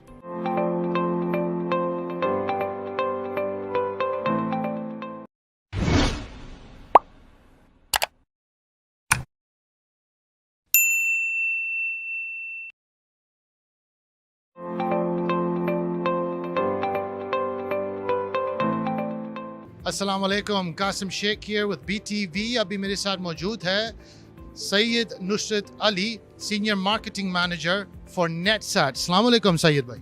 वालेकुम अस्सलाम कासिम साहब, कैसे हैं आप? अल्हम्दुलिल्लाह सैयद भाई, very well, thank you. आज हम आपको बहुत ज़बरदस्त प्रोडक्ट दिखाएंगे। सैयद भाई हमें बताएगा इनके बारे में, ज़रा आप अपने प्रोडक्ट में बारे में बताओ प्लीज़। अच्छा, यहाँ पर हम जो है हम बेसिक स्पोर्ट्स की प्रोडक्शंस करते हैं पाकिस्तान के अंदर। अच्छा, जैसा कि आपको पता है कासिम साहब के स्पोर्ट्स की प्रोडक्शन कुछ इंटरनेशनल रूल्स होते हैं, उनके मुताबिक होती है, और पाकिस्तान में कोई ऐसा प्लेटफॉर्म मौजूद नहीं था कि जो हमारे पीसीबी के या इंटरनेशनल इवेंट्स हैं उसकी प्रोडक्शन कर सके। हमारे सीईओ हैं फैसल रफ़ीउद्दीन साहब, उनका ये विज़न था और वो ट्रैवल करते हैं बाहर, यूरोप में काफ़ी उन्होंने देखा और प्रोडक्शन देखी हैं, तो उनकी बदौलत हम ये करने में यहाँ कामयाब हुए हैं। और एक हमने ओबी ट्रक यहाँ पर इंपोर्ट किया है और कुछ उसको मॉडिफाई किया है अपने एनवायरनमेंट के हिसाब से। तो आइए हम आपको चल के दिखाते हैं कि वो ट्रक हमने ओबी ट्रक किस तरीके से वर्क करता है, किस तरीके से काम करता है, और पाकिस्तान में ये पहला ओबी ट्रक है। आ जाओ हमारे साथ, हम आपको दिखाते हैं। सबसे पहले मैं आपको बताऊं, ये एक वीडियो स्विचर है हमारा 84 इनपुट्स का, यानी कि 84 इसमें हम सोर्सेज डाल सकते हैं, वो चाहे कैमरे की शक्ल में हों, प्लेआउट सर्वर्स हों, मुख्तलिफ़ किस्म की चीज़ें हों। ये फीचर है हमारा जिससे हम तमाम कैमरे कंट्रोल करते हैं। यहाँ पर एक VMD और एक डायरेक्टर बैठता है जो तमाम चीज़ों को कंट्रोल करता है। ये मुख्तलिफ प्रीव्यू आपको नज़र आ रहे होंगे, हर कैमरे का प्रीव्यू है ये सारे, और जो फाइनल हमारा आउटपुट होता है वो डायरेक्टर के थ्रू जो है वो फाइनल स्क्रीन पे चला जाता है। आगे आप आते हैं तो ये हमारा कम्युनिकेशन पैनल है जहाँ डायरेक्टर बैठता है और वो सारा कम्युनिकेट करता है कैमरामैन्स के साथ कि किसका कौन सा फ्रेम बनेगा, क्या होगा, तो वो सारा यहाँ से ऑपरेट होता है। उसके आगे हम आते हैं तो ये आपको लगे हुए नज़र आ रहे हैं, EVS कहलाते हैं ये 1 2 3 4 5। इसका इस्तेमाल इस तरीके से होता है कि जब कोई प्लेयर आउट हो जाता है या कोई बॉल नो बॉल हो या वाइड बॉल हो और उसका डिसीजन अंपायर ना ले सके, ग्राउंड अंपायर की बात कर रहा हूँ मैं, तो वो थर्ड अंपायर को रेफ़र करता है। तो उस वक्त क्या होता है कि डायरेक्टर जो है वो रिप्ले मांगता है कि मुझे रिप्ले दिया जाए कि मैं इसका डिसीजन लूँ कि ये आउट है या नहीं है। तो यहाँ से रिप्ले जो EVS ऑपरेटर है वो डायरेक्टर को प्रोवाइड करता है। ये जॉक सिस्टम लगा हुआ है, इसमें एक फ्रेम पीछे एक फ्रेम आगे हम करने की सहूलत है हमारे पास। ये जब इसको इस्तेमाल करते हैं तो डायरेक्टर को फाइनल व्यू नज़र आता है और वो अंपायर को कहता है कि ये स्क्रीन है, अब इस पर आप अपना फैसला दे दीजिए।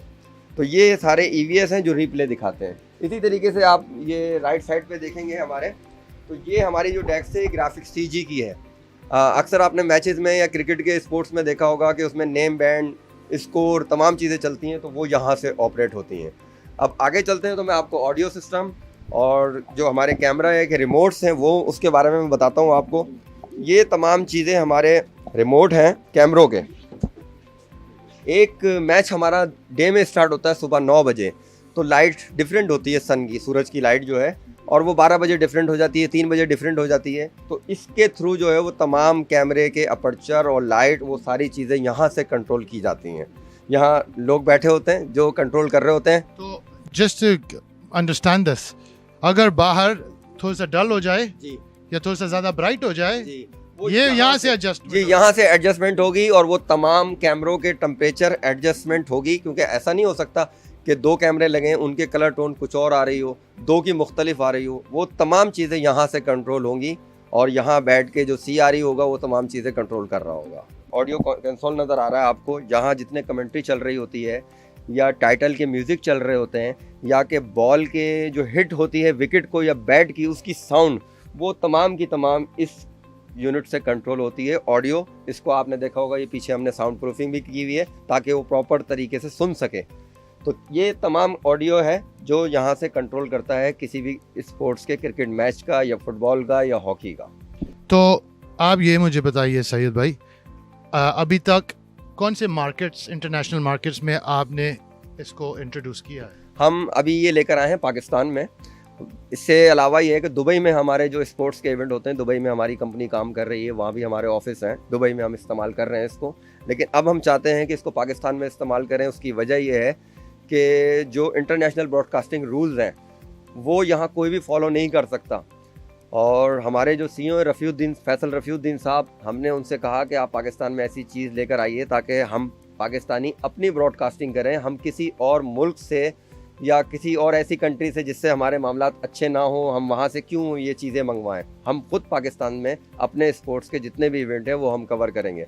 और सबसे बड़ा इसका बेनिफिट ये है कि हमारे जो यूनिवर्सिटी और कॉलेज में जो मीडिया से रिलेटेड जो स्टूडेंट्स हैं उनके लिए एक बड़ा अच्छा मौका है इस पर ट्रेनिंग करने का। तो वो हम आगे चल के आगाज़ करेंगे। तो हम यहाँ पर ट्रेनिंग भी इसकी देंगे यहाँ पर, कि जो बाहर मुल्कों में जाके लोग ट्रेनिंग लेते हैं वो हम पाकिस्तान में प्रोवाइड करेगा नेट सेट।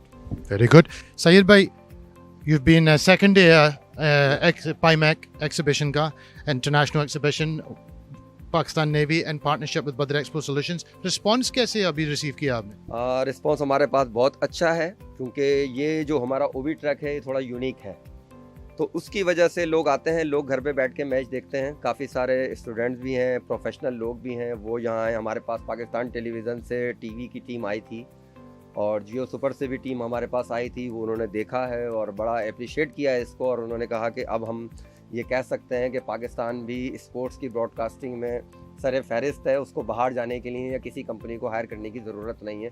तो बहुत अच्छा फीडबैक है हमारा।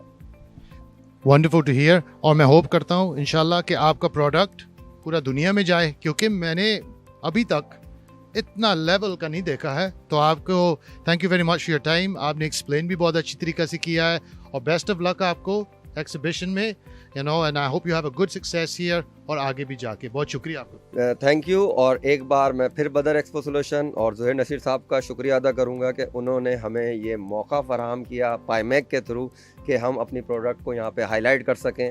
तो एक दफ़ा फिर शुक्रिया अदा करूंगा ज़ोहैर नसीर साहब का। Thank you very much.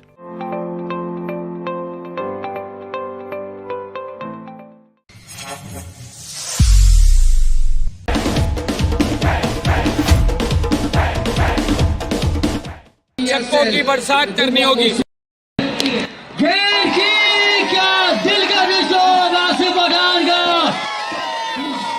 Young talent है, उनके लिए आज बड़ी फख्र की बात है, क्योंकि ऐसी शख्सियत यहाँ पर आई है जिसने टेनिस बॉल क्रिकेट को बहुत बड़ा फ़रोग दिया है।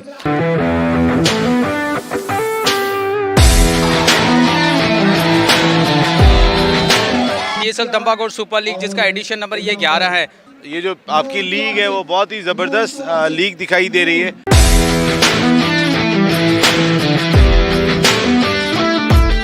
अगर डॉट बॉल होती है तो सुपर ओवर होने के चांस है, और अगर रन बन जाता है तो आमिर स्पोर्ट्स चैंपियन बन जाएगी। बॉलर आए, फुल टॉस बॉल, और चैंपियन बनी है,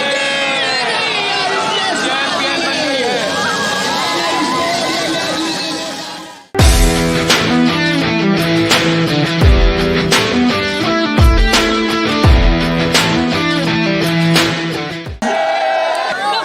बाकी ऑनर्स जितने भी उनकी 4 साल हो गए, हमने पहले KTPL किया, उसके बाद इंशाल्लाह 16 to 31 हम लोग Pakistan tape ball premier league करने जा रहे हैं। विनर टीम आमिर स्पोर्ट्स को मैं मुबारकबाद देना चाहूँगा कि उन्होंने आज शानदार खेल का मुजाहरा करते हुए आज का ये सीजन 11 अपने नाम किया। सेकंड टीम जो हारी है वो मेरी नज़र में हारी नहीं है, वो भी जीती हुई है। जो यहाँ तक आई हुई है वो भी, इसको हम नहीं कहेंगे कि वो हारी हुई, आप भी जीते हुए हो। हमारे यहाँ पे जितनी आवाम यहाँ पे आई है, जहाँ इस इलाके के सारे लोग, आप सब लोग का बहुत शुक्रिया। और जो हमारी टीम आज यहाँ पे जीती है आमिर स्पोर्ट्स, इनके लिए जोरदार तालियां होनी चाहिए। बड़ा अच्छा मैच रहा। जिस तरीके से मैंने KTPL को स्टार्ट किया, Karachi tape ball premier league को, उसमें पूरे पाकिस्तान से मैंने उन सारे लड़कों को मेरिट पे लिया। इस टेप बॉल को मैंने पाकिस्तान के अंदर भी रजिस्टर्ड करा दिया और मैंने UK के अंदर भी इसको रजिस्टर्ड करा दिया। इंशाल्लाह हम इसको अपना नेशनल स्पोर्ट्स दुनिया के अंदर दिखा देंगे कि ये पाकिस्तान की 25 करोड़ आबादी का खेल है। अभी जो PTPL का गेम होने जा रहा है, तो मैंने उसके लिए रजिस्ट्रेशन ओपन की है, और इंशाल्लाह 2-3 सीजन जो है हम इंशाल्लाह साल के अंदर लेके आएंगे। और PTPL नया नाज़िमाबाद में 16 तारीख से 16 दिसंबर से इंशाल्लाह शुरू होने जा रहा है। तो सारे लोगों को मैं इनवाइट भी करूंगा, सब मेरे मेहमान होंगे इंशाल्लाह। उस ग्राउंड के अंदर आए और हमने अपने स्पोर्ट्स को इंशाल्लाह वहां पे इसको उठाना है। तो बहुत बहुत शुक्रिया।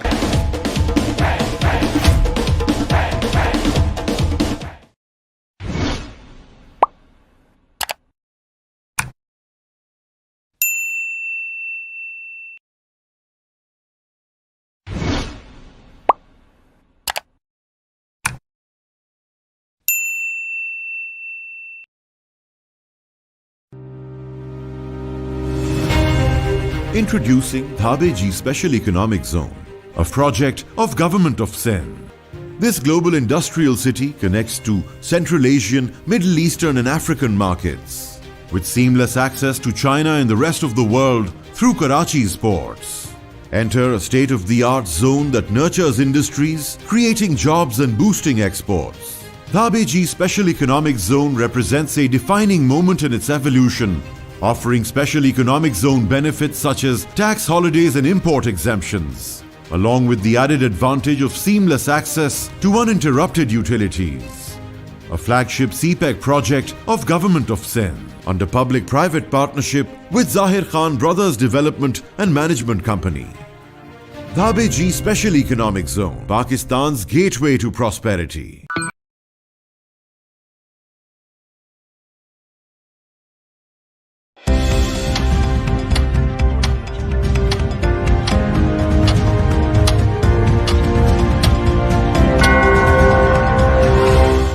It's 3 p.m.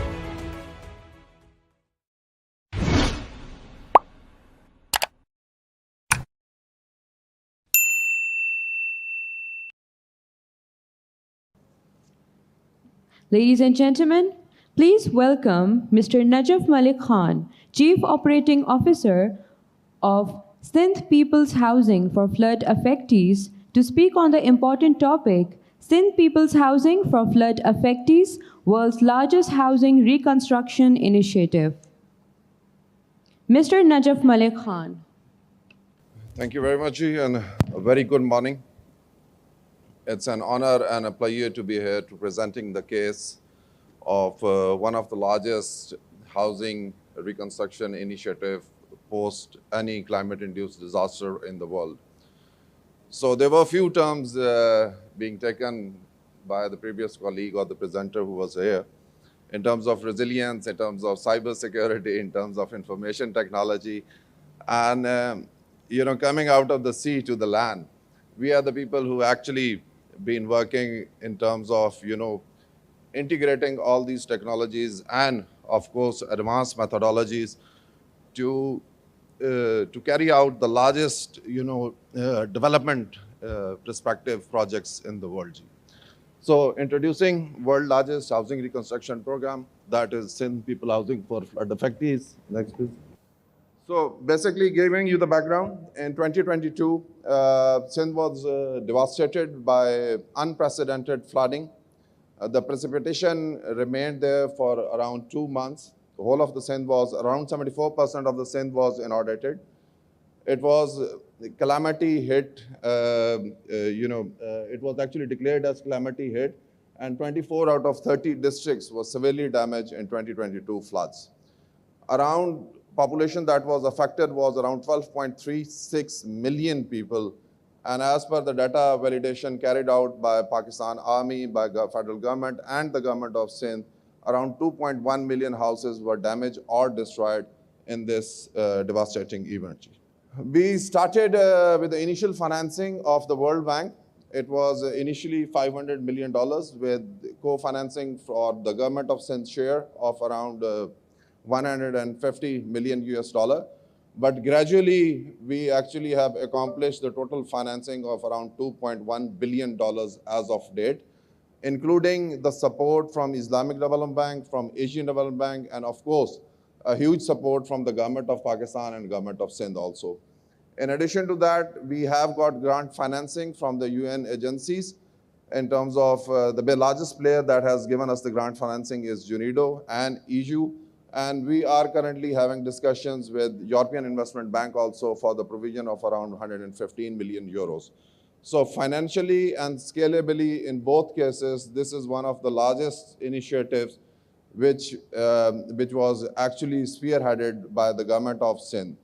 Now, actually, what were the factors actually which supported the mobilization of such a huge financing within the time frame of 2.5 years was basically the transparency, the efficacy of the system, and the team that was working behind in actually reconstructing 2.1 million houses in a very short duration of time. Previously, we had these experiences in Pakistan. In 2005 earthquake, probably one of our colleagues, few of our colleagues might have heard about it. Then it was 2015 Nepal earthquake. And these two major initiatives collectively, the housing reconstruction program was around 1.6 million around. But only in Sindh, we are working at around 2.1 million housing.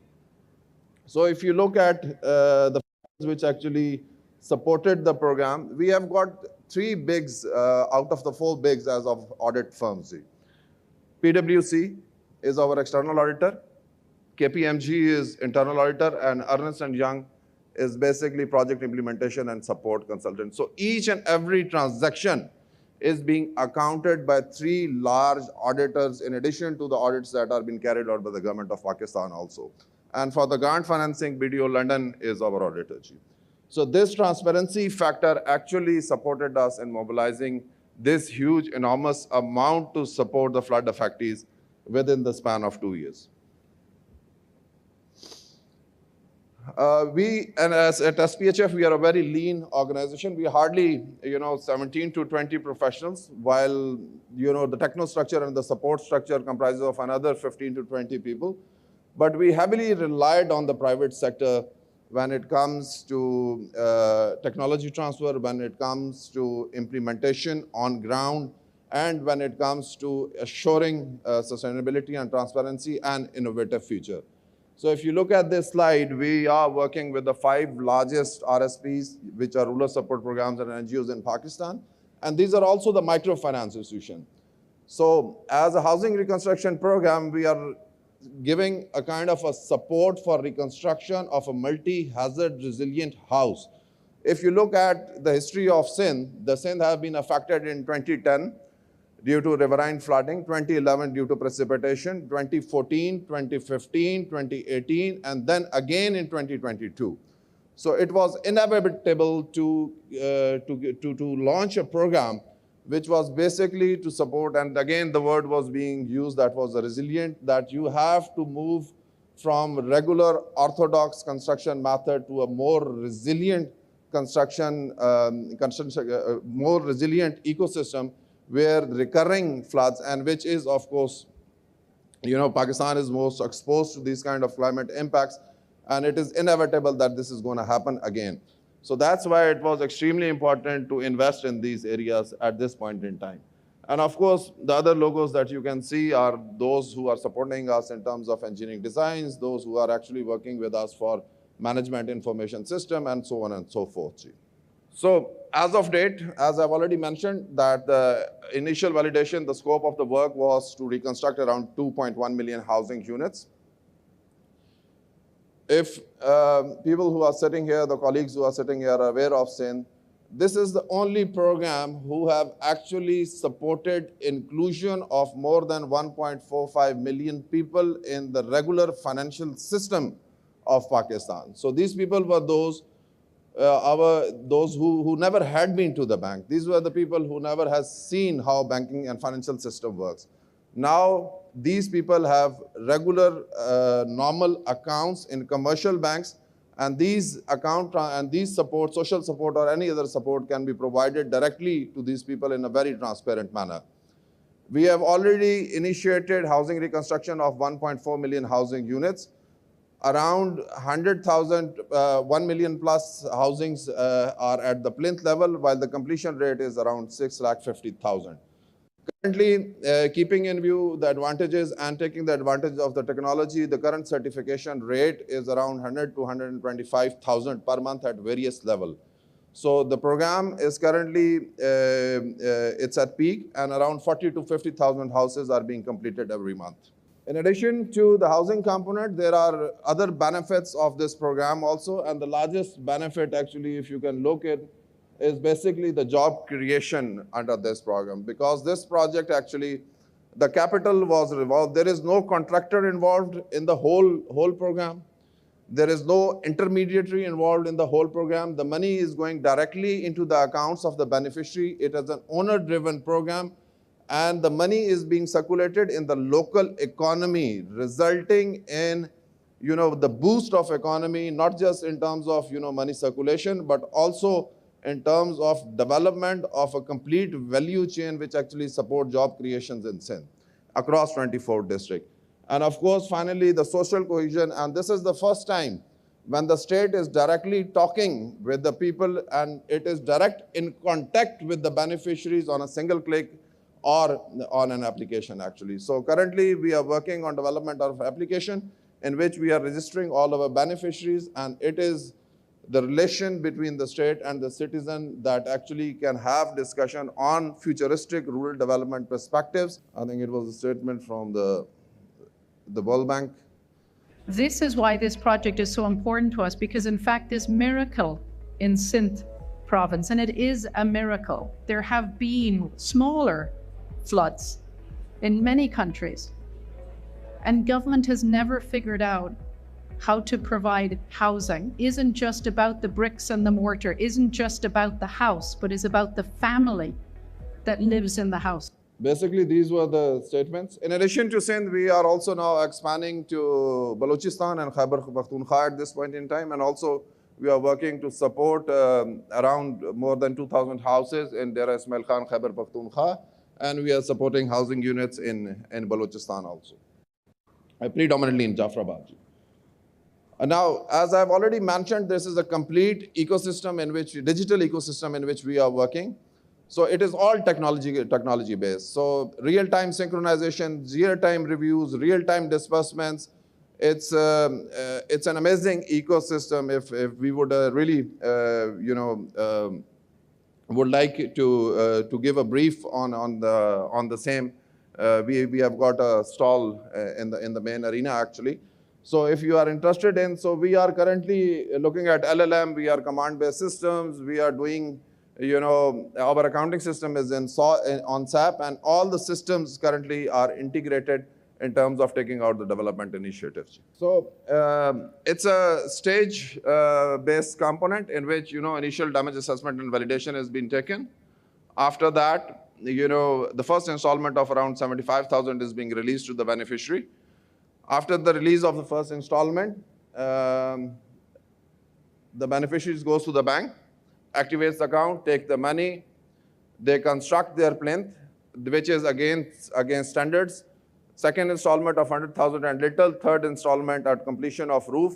And of course, keeping in view the climate change perspective, we are also supporting social forestry and plantation at the household level.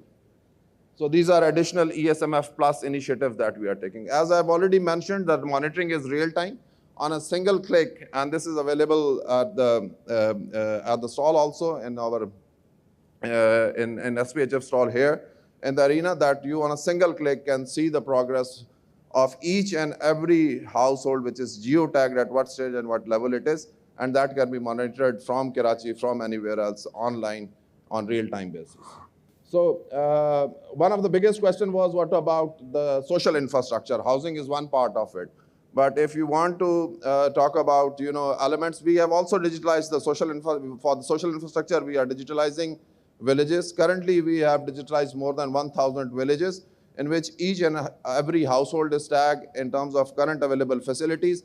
And this is the readiness facility that is going to support us in terms of developing future programs and investments, especially when it comes to wash and allied infrastructure in terms of settlement improvement.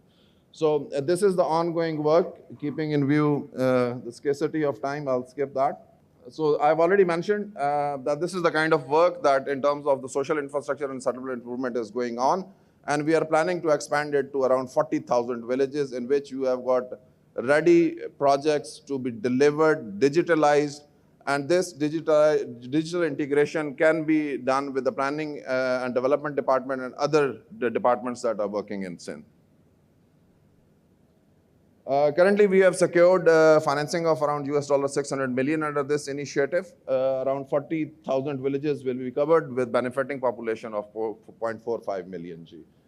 And finally, I think this is the transformation that we are talking about. So this is where the people were living post pre-flood, and this is the transformation that is happening in Sindh as of date today.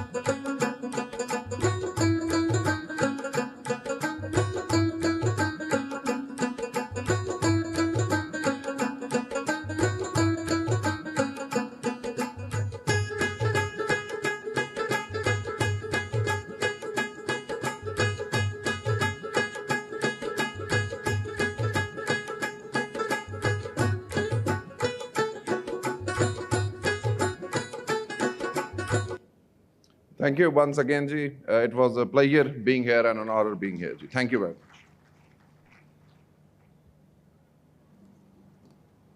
Thank you, sir, for highlighting the multifaceted challenges posed by floods and for your valuable insights.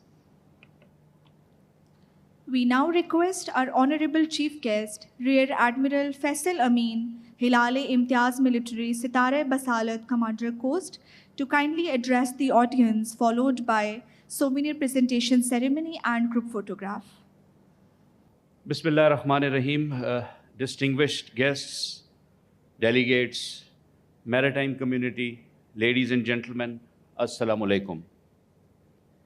It is an honor for me to be part of this important session of the International Maritime Conference on Maritime Security Challenges.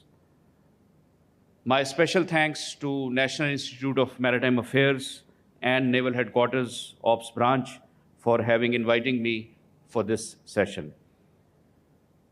During today's discourse, our distinguished speakers with vast experience in maritime field have deliberated on issues of maritime security. These include use of modern means to harness the artificial intelligence and big data for better maritime domain awareness, smart ocean technologies, cyber security means to address common maritime security challenges, and the 2035 cyber doomsday scenario highlighted by one of the speakers is a real eye-opener. Ladies and gentlemen, today's maritime domain demands simultaneous focus on security and commercial innovation. The increasing number of cyber attacks on global ports and shipping dictates that digital transformation without robust security means and systems is not pragmatic. Conversely, security without adopting technological innovations places us at greater risk and exposes to vulnerabilities in global market. Pakistan must embrace maritime transformation with sophistication, blending the cutting-edge technology, sustainability, and comprehensive framework. As we know that AI-powered maritime domain awareness systems can fuse satellite imagery, sensor data, and communication intercepts into actionable working and an integrated surveillance architecture designed to link satellites, radars, UAVs, and maritime patrol aircrafts can ensure safe and uninterrupted use of the maritime zones. Apart from this, the digital transformation of our ports and maritime infrastructure would save time, add efficiency, and security in the face of complex cybersecurity challenges that demand quick response to the threats. Cybersecurity must extend beyond ports to entire maritime ecosystem, protecting undersea cables, port facilities, shipping networks, and command structures while ensuring seamless operational continuity.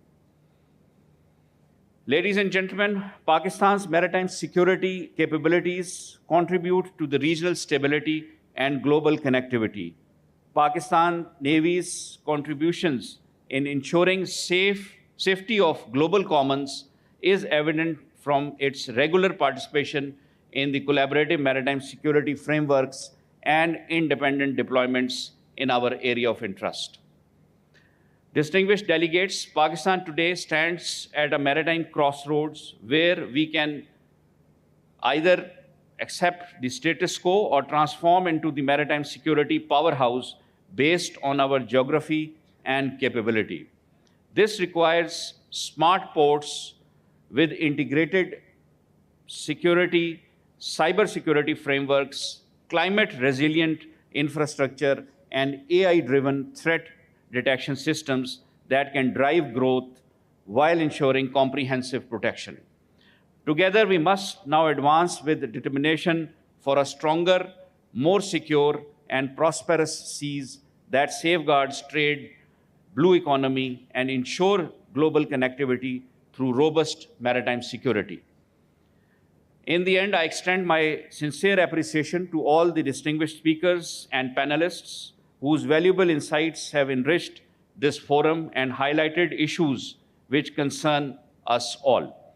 I must pay tribute to the Ministry of Maritime Affairs, Pakistan Navy, and the National Institute of Maritime Affairs for gathering the maritime community and conduct this conference.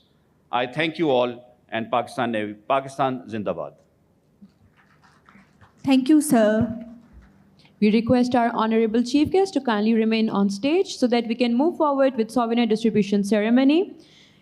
We request Rear Admiral Javed Iqbal, Hilal-e-Imtiaz Military, to please come on stage and join our honorable chief guest for presentation of souvenirs to our distinguished speakers. I invite Mr. Bilal Khan Kakar.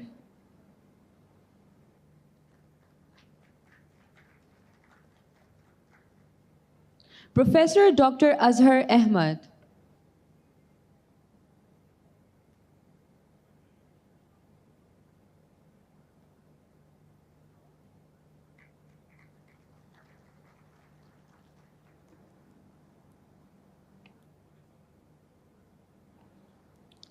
Rear Admiral Dr. Nasser Ikram, Hilal-e-Imtiaz Military, retired.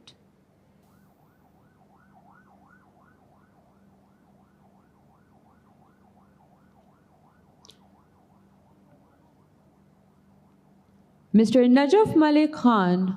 Ladies and gentlemen, we now request Rear Admiral Javed Iqbal, Hilale Imtiaz Military, to present the souvenir to our honorable chief guest.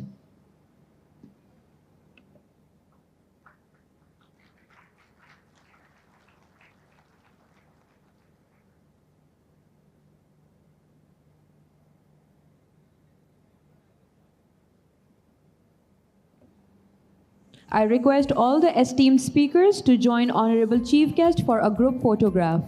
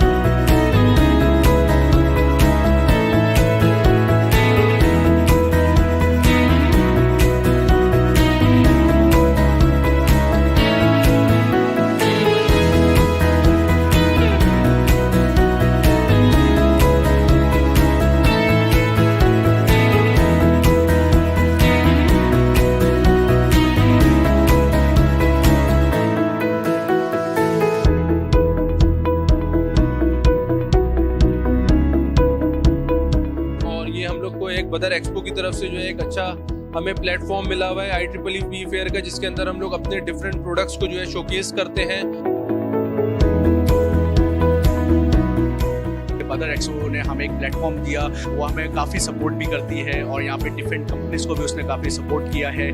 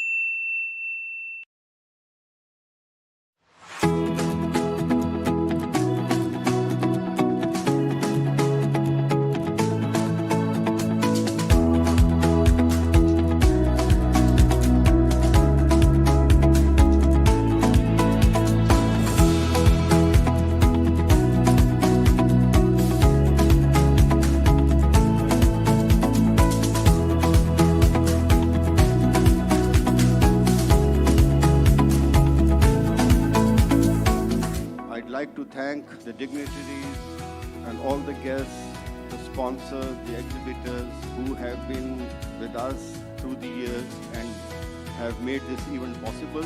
It is a great opportunity for the investors and even the dealers and the distributors to participate and engage in this seminar, and I further request the management of Badar Expo to continue these seminars for the general awareness of the people.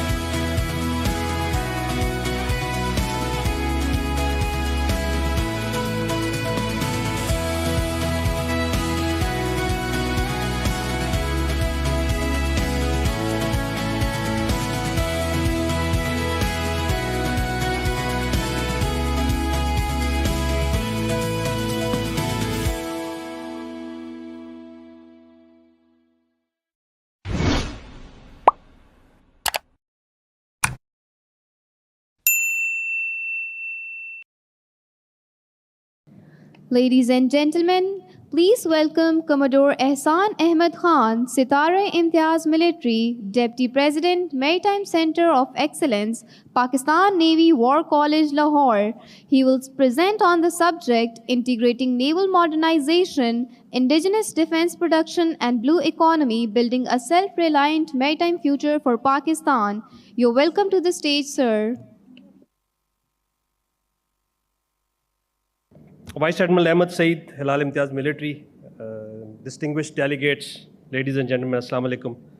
It's indeed an honor for me to be on this podium today, and my greatest gratitude to the President Nima, both incoming and outgoing, having given me this opportunity to stand here on a very important forum where the maritime future of our country is being discussed threadbare, and where the convergence of industrial and economic aspiration comes to a place from where we can draw our decisions for future as well. Ladies and gentlemen, throughout the history, the seas have not only connected continents, but also shaped civilization. From Phoenician traders to British admirals, the story of global power is, above all, the story of sea power. As an American historian and strategist, Alfred Theron argued in The Influence of Sea Power Upon History. And he said, and I quote, "Control of the seas through commerce, naval capacity, maritime industry determines the rise and fall of nations." His English counterpart, Sir Julian Corbett, later expanded this vision and asserted that command of the sea is as much about sustaining trade and logistics as it is about projecting force. Ladies and gentlemen, these insights remain strikingly relevant for Pakistan today. With 1,000+ kilometers coastline, access to the Arabian Sea, and proximity to the world's busiest waterways and choke points, like the Strait of Hormuz and Bab el-Mandeb, maritime strength is not a luxury, but a strategic necessity for Pakistan. To secure this space, Pakistan must modernize its navy, strengthen indigenous defense production, and expand its blue economy, not as an isolated effort, but as interlinked component of one national maritime ecosystem. My central thesis here is simple. Investment in naval modernization and indigenous defense production is not a cost to the state. It is an investment in national economic growth. Every shipyard built for naval production becomes a facility capable of constructing commercial vessels, offshore platforms, and ocean energy structures.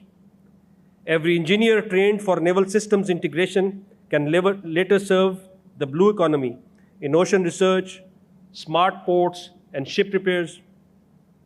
Every innovation in composites, propulsion, and AI-based logistics multiplies civilian benefits across fisheries, coastal energy, and maritime transport. This approach has been proven by leading maritime powers.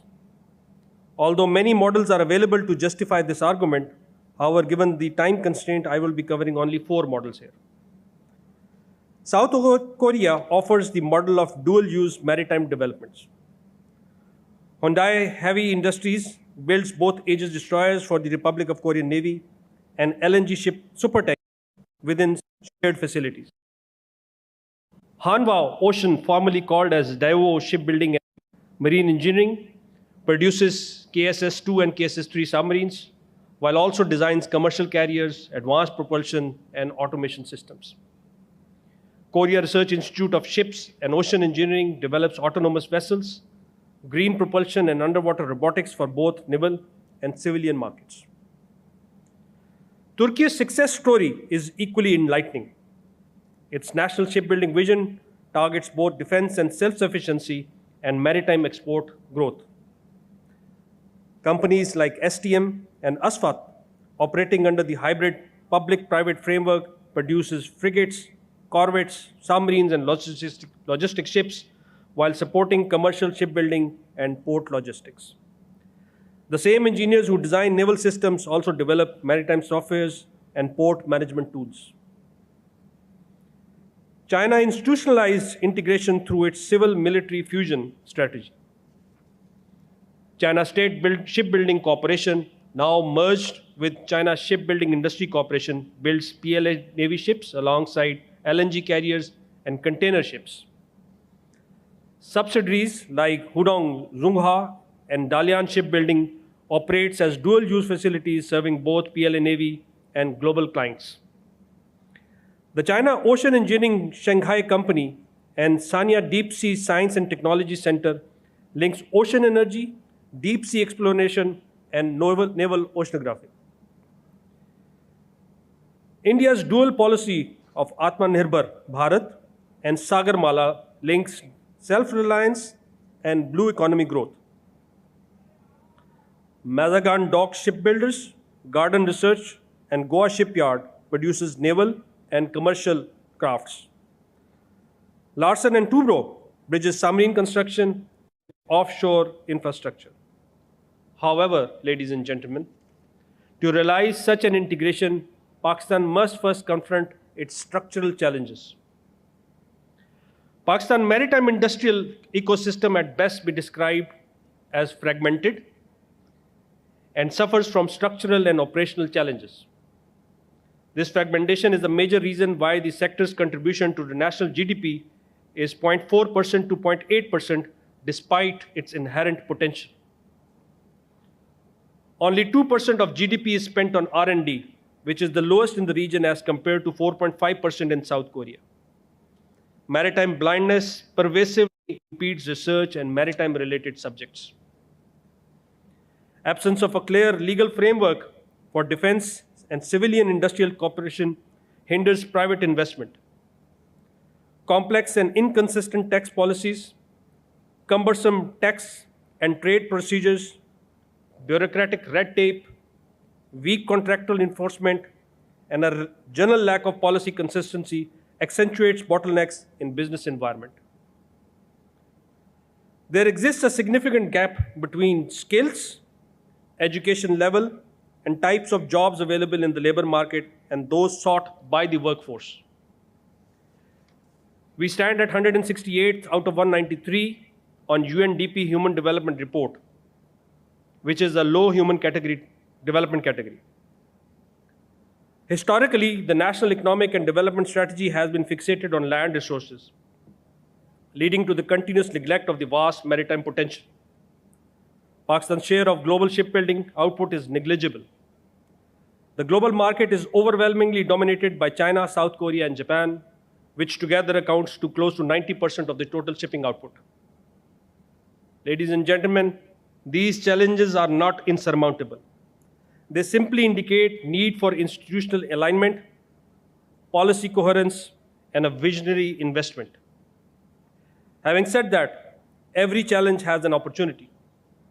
To avail these opportunities and harness the God-given potential in our country, we need to create dual-use maritime industrial complexes in Pakistan that necessitates a strategic approach through an exclusive, long-term national blue growth policy, which clearly defines goals for both commercial exploitation and national security requirements.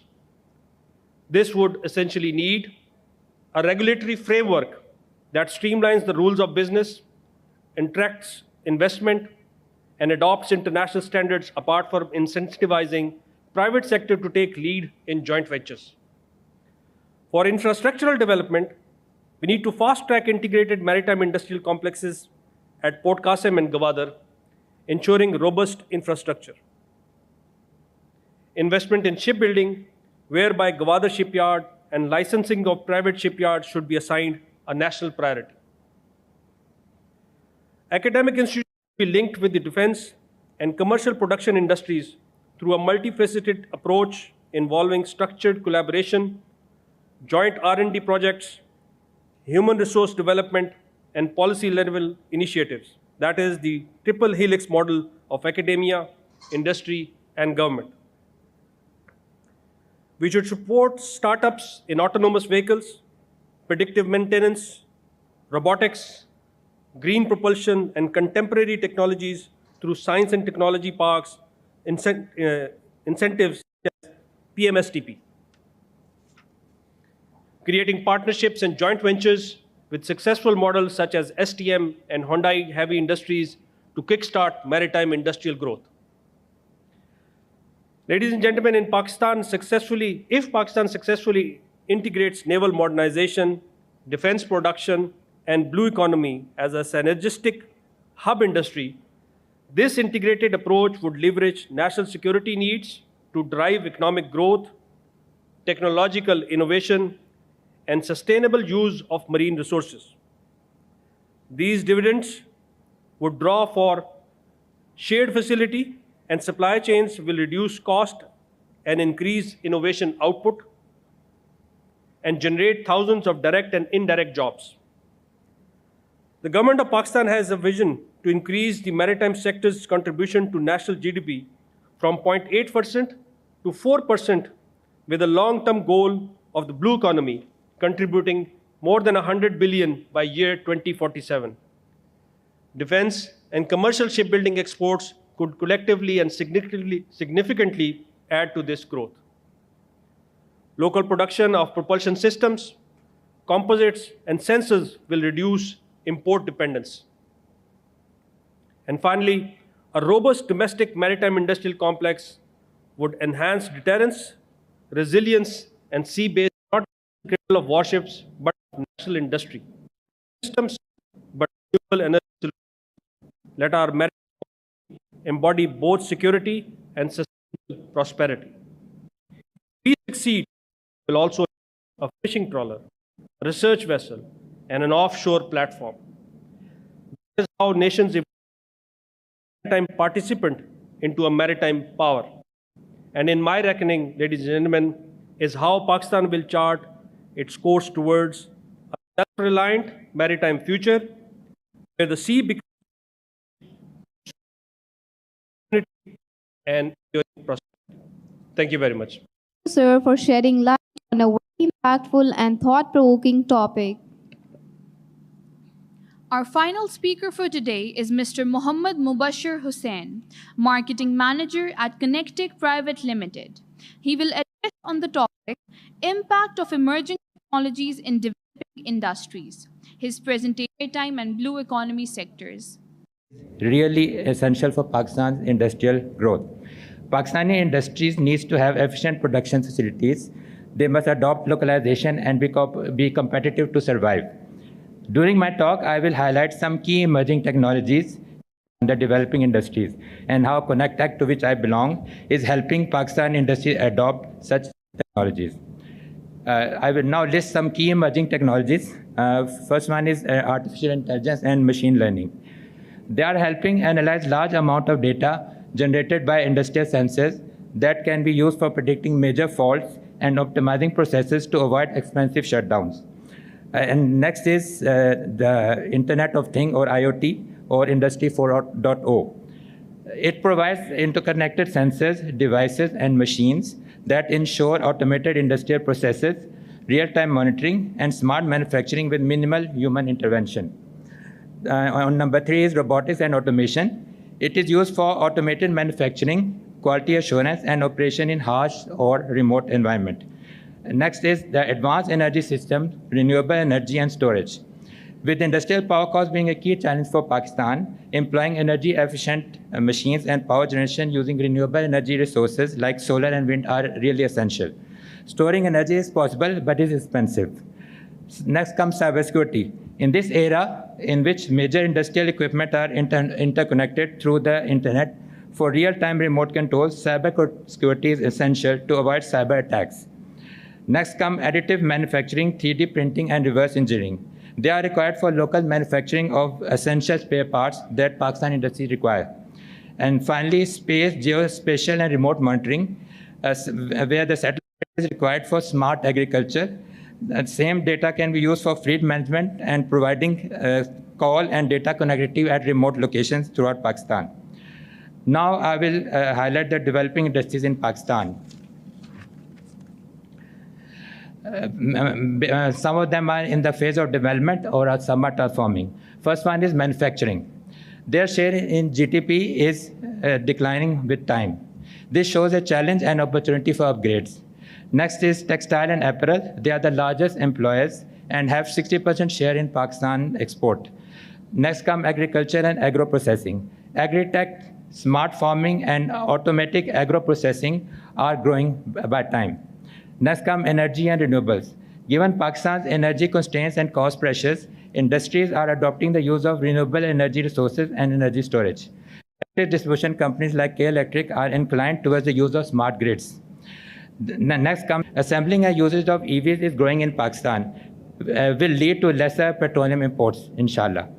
Next come industrial instrumentation and automation. As industries upgrade, demand for industrial real-time control and monitoring is increasing with time.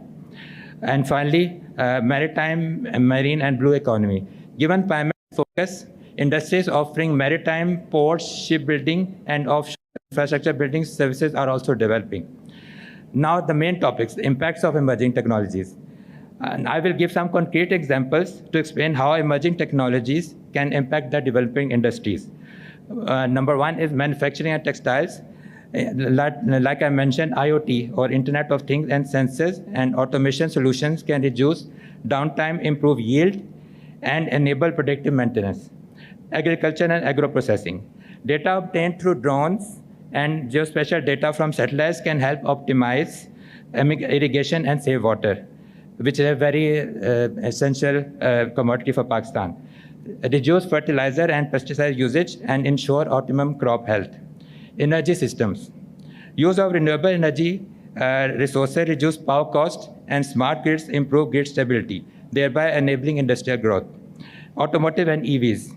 Energy efficient and locally manufactured BLDC motor drives, power electronic systems, battery system and their optimum system integration assist the localizing efforts of industries.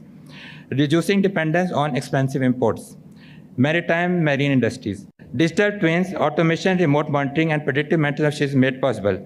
Now I will highlight the contribution of ConnectTech, to which I belong. ConnectTech, which is assisting developing industries of Pakistan in adopting the emerging technologies. ConnectTech specializes in developing, co-creating, and commercializing advanced and emerging technologies with a focus on industrial, agriculture, biotechnology, and health sciences. Some major capabilities are instrumentation and control, calibration services, condition monitoring, digital control system design, robotics and automation, 3D printing, and reverse engineering. Services offered include on-site heavy equipment calibration, failure analysis, design and fabrication of industrial plant components, enabling industries to raise quality and reliability locally. ConnectTech can also have industry move from reactive to predictive maintenance and assist with localizing critical components like motor drives and spare parts. For energy sector, ConnectTech is mainly offering industrial UPS and for EVs, BLDC motors and their controllers. For maritime application, ConnectTech can offer instrumentation and control, condition monitoring and automation services relevant to shipbuilding, port maintenance and offshore installation. And ConnectTech also provides training for welding and non-destructive testing inspections. ConnectTech's vision is connecting technologies for localization and innovation for national prosperity. And at the end, I'll encourage you to identify any one core area in your organization where an emerging technology could yield significant benefit and deploy a pilot project. And I will end my presentation. I am confident that by embracing emerging technologies and supporting developing industries, Pakistan can accelerate its industrial growth, create more jobs, and reduce import dependence. Thank you. Thank you, sir, for emphasizing the transformative role of emerging technologies in driving industrial innovation and strengthening maritime economic growth. We now request our Honorable Chief Guest, President NEMA Vice Admiral Dr. Ahmed Saeed, Hilal-e-Imtiaz Military, to kindly address the audience, followed by a souvenir presentation ceremony and a group photograph. Bismillahirrahmanirrahim. May the blessings of Allah be upon you. Excellencies, foreign dignitaries, flag officers, members of the business community, academia, ladies and gentlemen, Assalamu alaikum. As we conclude today's session, I would like to express my heartfelt gratitude to all the speakers for their very valuable contribution in making this session a success.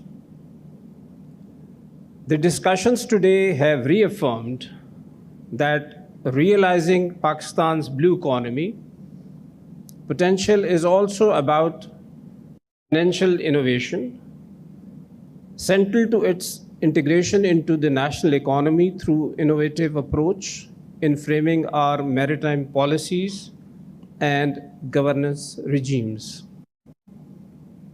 A report by the Ocean Potential states that signifies that a single dollar invested into the maritime side has a minimum sure potential of 5 times return, and in many other cases it is much higher than that. This multiplier effect is already evident in many ASEAN economies that prioritized connectivity, streamlined the supply chain management, modernized their ports, and established efficient banking and trade systems. They have also embraced the cutting-edge technologies such as AI-driven port management, digital documentation, and advanced maritime domain awareness systems. As today morning, I just returned from Malaysia today, attending a convocation in Netherlands Maritime University at Johor Bahru. Over 350 graduates received their degrees, and this is another avenue of human resource where the potential lies between 6 to 8 billion. This university is a private university, and it was constituted and erected by 3 maritime-related captains, those who was graduated from Pakistan.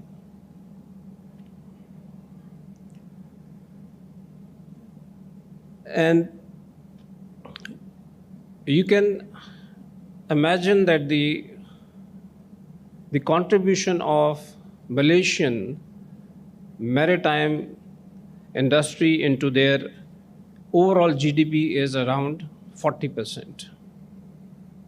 And where do we lie is 1.5%.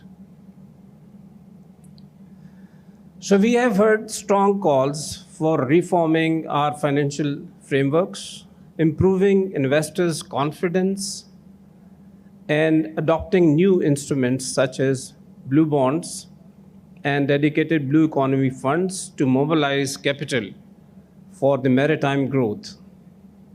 The creation of a Maritime Chamber of Commerce and Industries is another timely step in this direction, aimed at reinforcing and fostering a stronger climate of trust and investment across the entire spectrum of maritime field.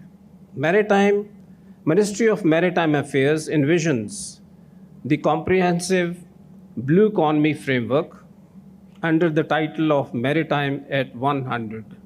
That is to unlock our $100 billion by 2047 through exploitation of strategic deep sea resources and the advancement of marine renewable energy systems, a vision that reflects Pakistan's long-term commitment to sustainable ocean-based growth.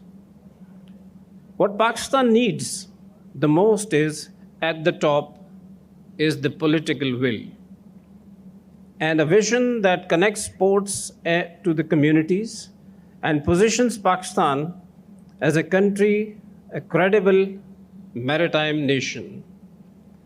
The way forward lies in aligning our maritime economy with the global best practices of supply chain management, building investors' confidence, through transparency and pursuing long-term strategies. Similarly, encouraging greater focus on integrating maritime technologies and defense innovation can also play its due role. To realize this, financial mechanism must be modernized, domestic investment expanded, and dedicated resources directed towards the ports, logistic, fisheries, tourism, and coastal developments. This will only happen when the local investors and the business community sees the maritime domain as a high forum frontier. The blue economy is not a peripheral to Pakistan's progress. I must say, rather, it is central theme only if, as a nation, we think and we realize. Thank you very much. Thank you, sir. We request the chief guest to kindly remain on the stage, and I also request Vice Admiral Irfan Ahmed, Hilal-e-Imtiaz Military, Sitara-e-Jurrat, to now give away the souvenirs to our worthy speakers. Mr. Jahzeb Sikandar.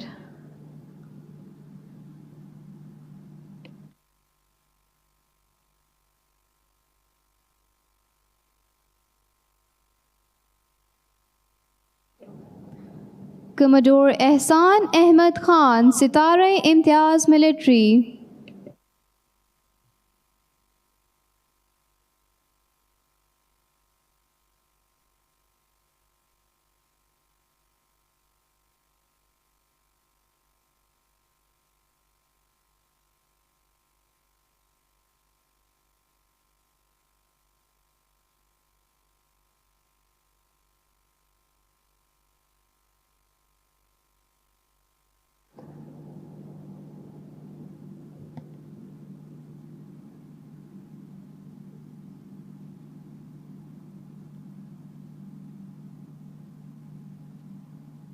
Mr. Jahzeb Sikandar.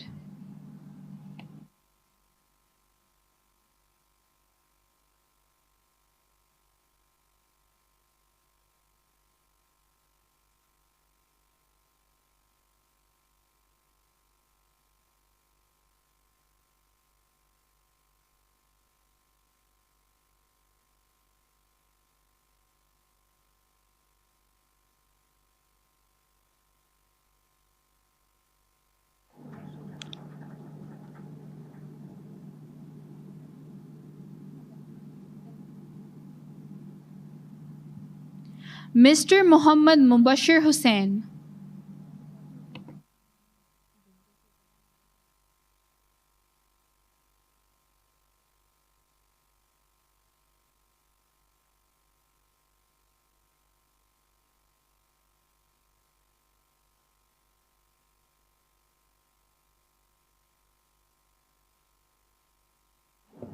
We now request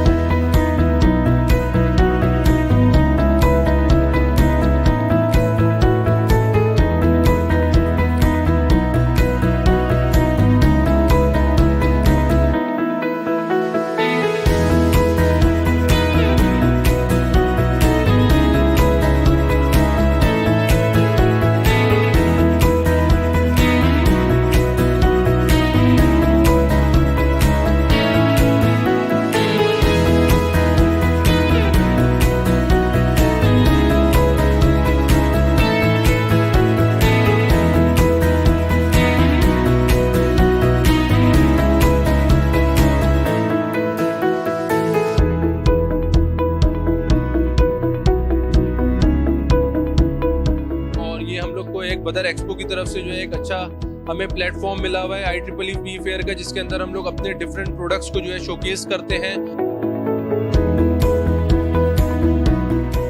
बदर expo ने हमें एक platform दिया, वो हमें काफ़ी support भी करती है और यहाँ पे डिफरेंट कंपनीज को भी उसने काफ़ी सपोर्ट किया है।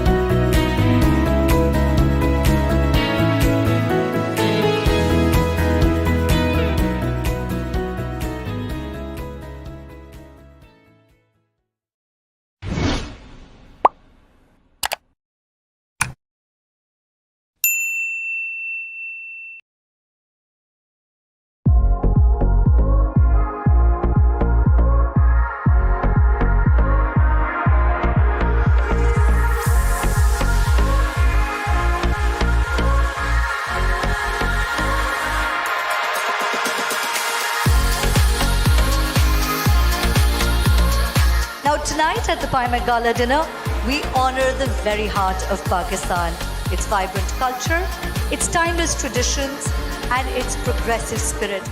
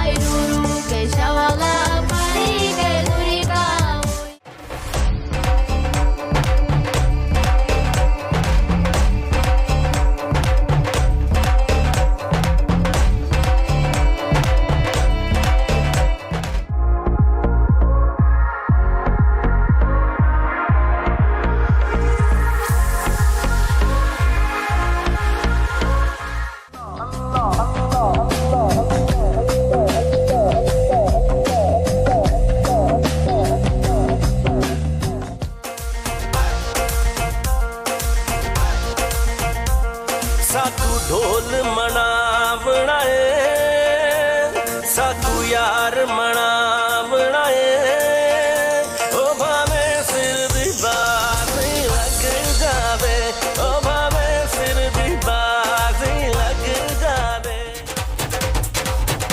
ओ लाल मेरी पत रखियो बाला झूले लालन, ओ लाल मेरी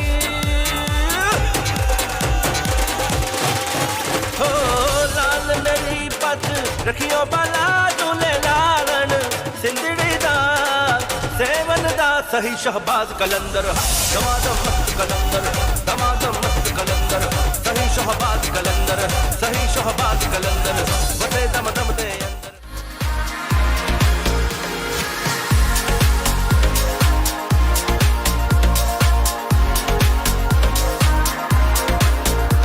On behalf of Badar Expo Solutions and Pakistan Navy, I thank all of you for being here tonight.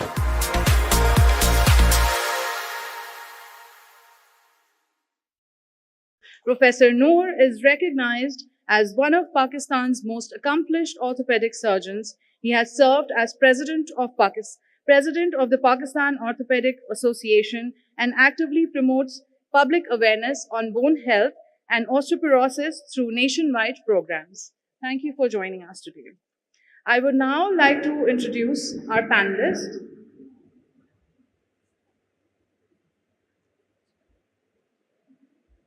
Dr. Abid Abbas Sheikh is a medical graduate from DUHS with an MBA in marketing from Newport University. His career spans clinical practice, pharmaceutical leadership, and healthcare consulting as the Organizing Secretary of Healthcare Expo 2025.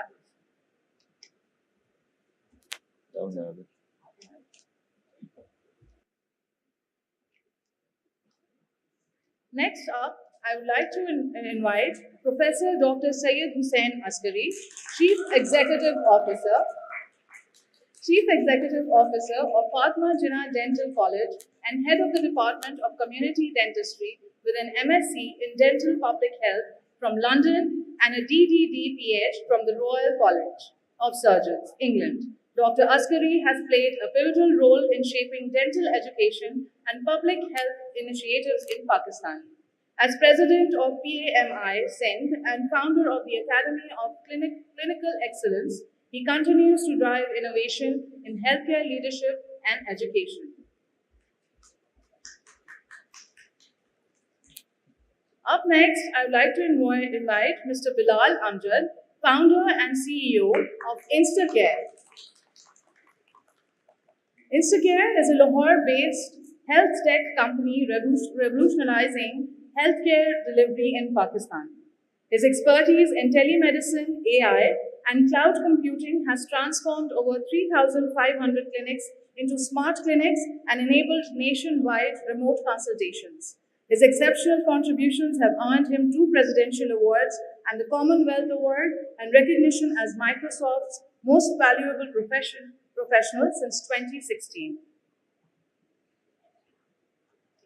I would now like to invite Dr. Abdul Salam from Shifa International Hospital, Islamabad, who brings invaluable expertise in remote critical care through telemedicine, helping bridge the gap between patients and advanced medical facilities through technology-driven solutions. And last but not the least, Mr. Akbar Raza, a seasoned health tech and IT professional with over 8 years of experience as head of marketing at DigiTrends. He leads business development, product innovation, and market research across multiple geographies, including Saudi Arabia, Norway, Dubai, and the USA. With a deep focus on digital transformation in healthcare, Mr. Raza is driving impactful solutions that bridge technology and patient-centric innovation across emerging and advanced markets. Thank you all for being here. Thank you very much. This is the second Healthcare Expo, and I'm sure the participant of this conference and the organizers have done a wonderful job. After the first Healthcare Expo, this is the second important, and I can see the enthusiastic participation. Starting this session, which is a very important session, and the host has kindly introduced all the moderator. I'm going to ask a few questions, and I will give opportunity to the participant. You can raise your hand and you can actually ask a question to one of the panelists. So just a brief introduction.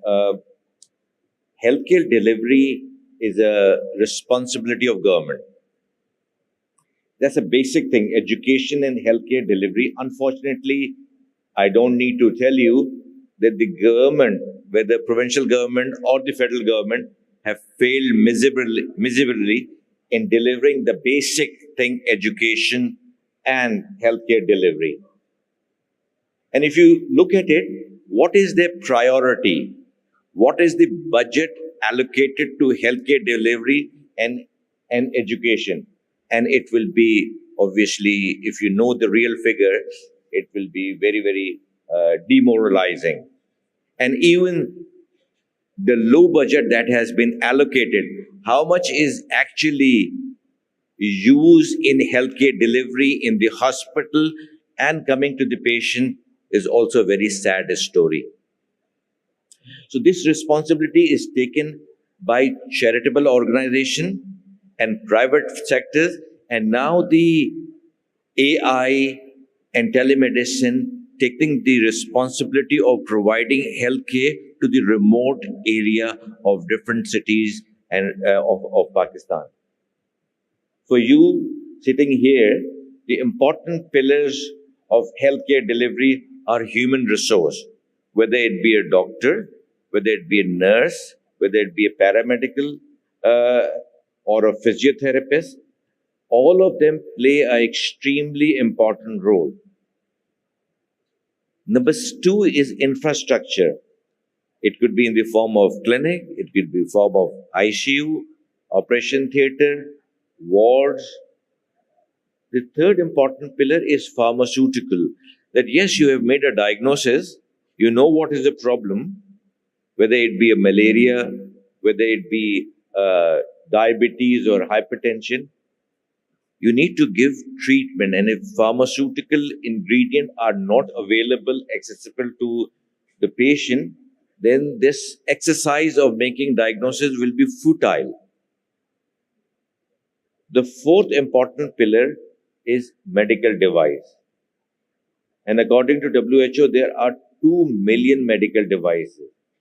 So if any of the 4 pillars are absent, healthcare delivery is almost impossible. But then infrastructure is not there. How? And this session comes to play that infrastructure is deficient. And to improve to international standard, it will take ages, and we cannot wait for ages for infrastructure to be developed. How can we provide acute emergency care? And this is what this session is all about. So, I'll start my question with the doctor on the panel, Dr. Abdul Salam sir. Dr. Abdul Salam, you've graduated from Dow Medical College. You've had the privilege of doing internal medicine from USA and then a board for emergency medicine. And he decided to come back to Pakistan. And the skill that he has learned there, he's implemented it by joining Shifa International Hospital, developing the accident and emergency department, getting it recognized by the College of Physician and Surgeon, and then promoting this concept across Pakistan, whether it be in trauma center or Aga Khan University Hospital, Liaquat National Hospital. We were just talking to you that chest pain, when a patient comes have a chest pain, it is very important that he comes to a center and a diagnosis is made, whether it is a heart attack or it's gastritis, because the prognosis of both of them are entirely different. Another aspect, Dr. Abdul Salam, is stroke, जो फालिज कहते हैं. And early diagnosis is very important. And there are many reasons for strokes, and the treatment is entirely different. Dr. Abdul Salam, tell us about the management and diagnosis and what role you have played in this. Okay, Assalamu alaikum everyone. And I'm very glad to be here and talking about telemedicine, which is one of the areas that is developing in Pakistan. And when in the COVID era, we realized the real importance of telemedicine. And I will give you a couple of messages that are very, very important. As Dr. Shahid Noor is one of my senior from Dow and a very revered physician. So plenty of people are inspired by his work. But let me tell you more about telemedicine in just a few minutes. I'll give you a couple of scenarios. One of them is explained by him. A chest pain patient comes to the emergency department. It could be any time of the day, maybe 2 o'clock at night. And one of the junior doctors is working over there, and probably he has never seen a chest pain patient like that before. This is the usual story of Pakistan, and that was the reason that we have asked the CPSP to have emergency medicine as a discipline for training. So this physician at 2 o'clock in the morning, what kind of resources he can gather at that point in time? So the telemedicine helps at that point in time. He can call his senior, who may be like sleeping at his home comfortably, and all he has to do is open up his device, look at the ECG and tell him what is next to be done. And if this patient needs to go to the cath lab, at least those 15, 20, 30 minutes that this physician will take coming from home to the hospital will be saved. This patient will be prepared for the cath lab, and the doctor will arrive on time. This is one of the aspects of telemedicine. So the distance should not be the deciding factor of the fate for that particular patient. The same thing goes for the stroke patients. If the patient is having a paralysis or a stroke, and if he happens to come to the hospital where maybe it's in the middle of the night, or maybe the neurologist has just gone home. Now, how are they going to make the decision about the TPA or things like that that can save this patient's life? That will again, telemedicine will come. So these two instances that I just gave to you would show that the telemedicine has a greater role. And I'm talking about the cities. I'm talking about the cities. And that's the second message. Telemedicine will make the healthcare cost effective. Although it may seem contrary that you're spending too much money on equipments and on other things, but I'm saying it will make the things cost effective. And the reason for that is that the decisions that would be made by the telemedicine physician somewhere in the distance will save the patient's life. And so it's not going to cost a lot of money through disability or other things, or maybe the patient's dying because of the decision not made in time. So that time saved will be the financial gain for the patient, for the institution, for the country. So this is why I think telemedicine would be a real money saver, patient's life saver, and a lot of other things. I would stop over here. I have a lot of other things to do, but to answer your question, that's the thing that we have to work with. Right. Thank you. Thank you. There are audience. You know what are early symptom of stroke? Anybody who knows can give me one symptom. Raise your hand. आप खड़ी हो जाएं please और जोर से बोलें. Where?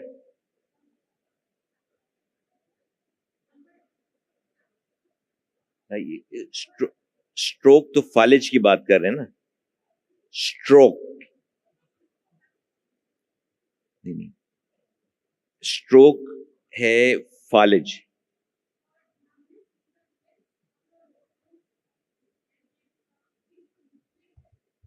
ठीक है. So early diagnosis is very important. Suspicion is very important. ठीक है ना.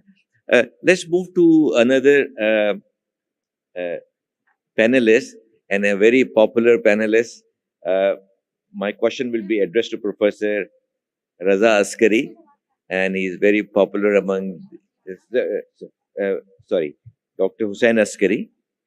Dr. Hussain, please let us know, how can AI ethically integrate into clinical decision making without undermining the clinical autonomy of patient interest? So how can AI be used ethically, integrating into clinical practice, decision making, without undermining clinical autonomy or patient trust? Patient trust, right. Thank you very much. So this is a very interesting question, and this is a burning issue across the globe. As you know that AI has taken over the world with a big bang, and it's the buzzword for any industry. However, with this kind of surgence of any technology, especially AI, which is $1 trillion industry, there is a lot of questions, a lot of skeptical people who are asking some difficult question. And this is one of those difficult questions, that when we are implementing AI, will the ethical practices be maintained? The trust of the patient and the doctor relationship, how will that be ensured? And there are some other concerns about the data, which is part of some ethical treatment, that data has become valuable.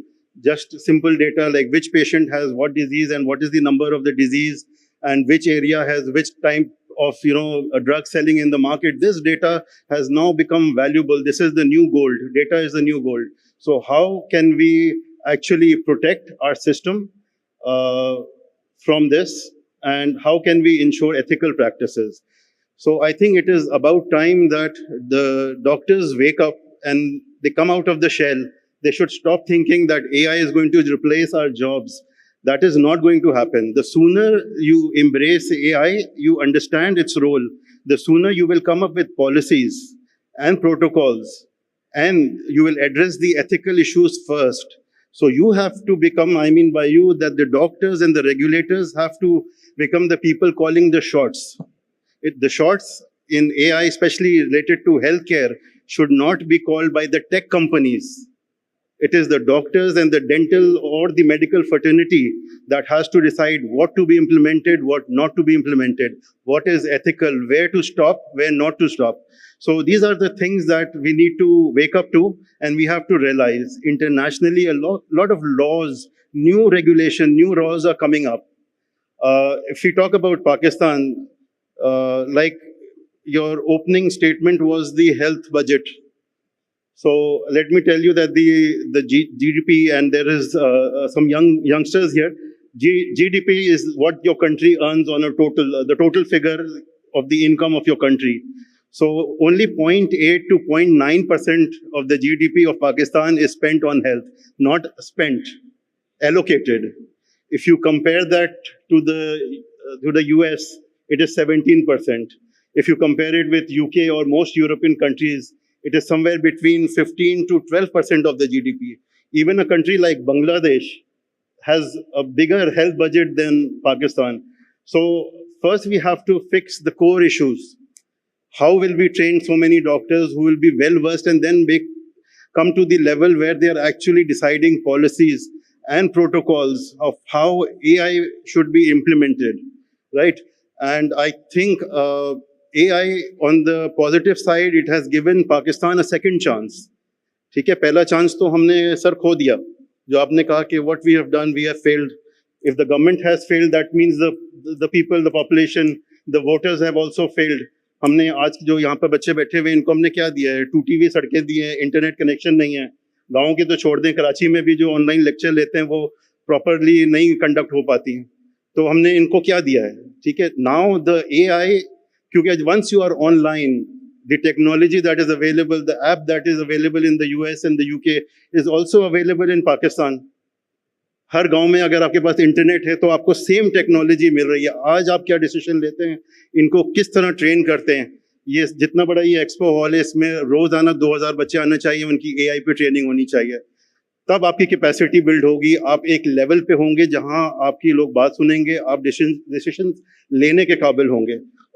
And this is my message also, and this is my appeal to the people who are here, that at least take AI as a second chance and utilize it well.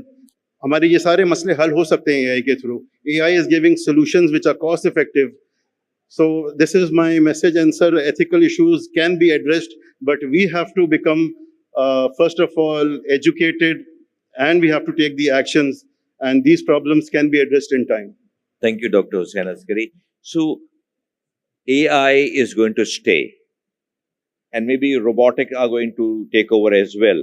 But without human support and guidance, healthcare delivery is not possible. So, I will move on forward, and I'll now communicate with Bilal.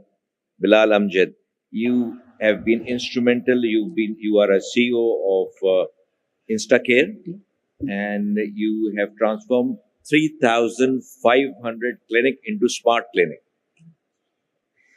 So tell us that these are established clinic.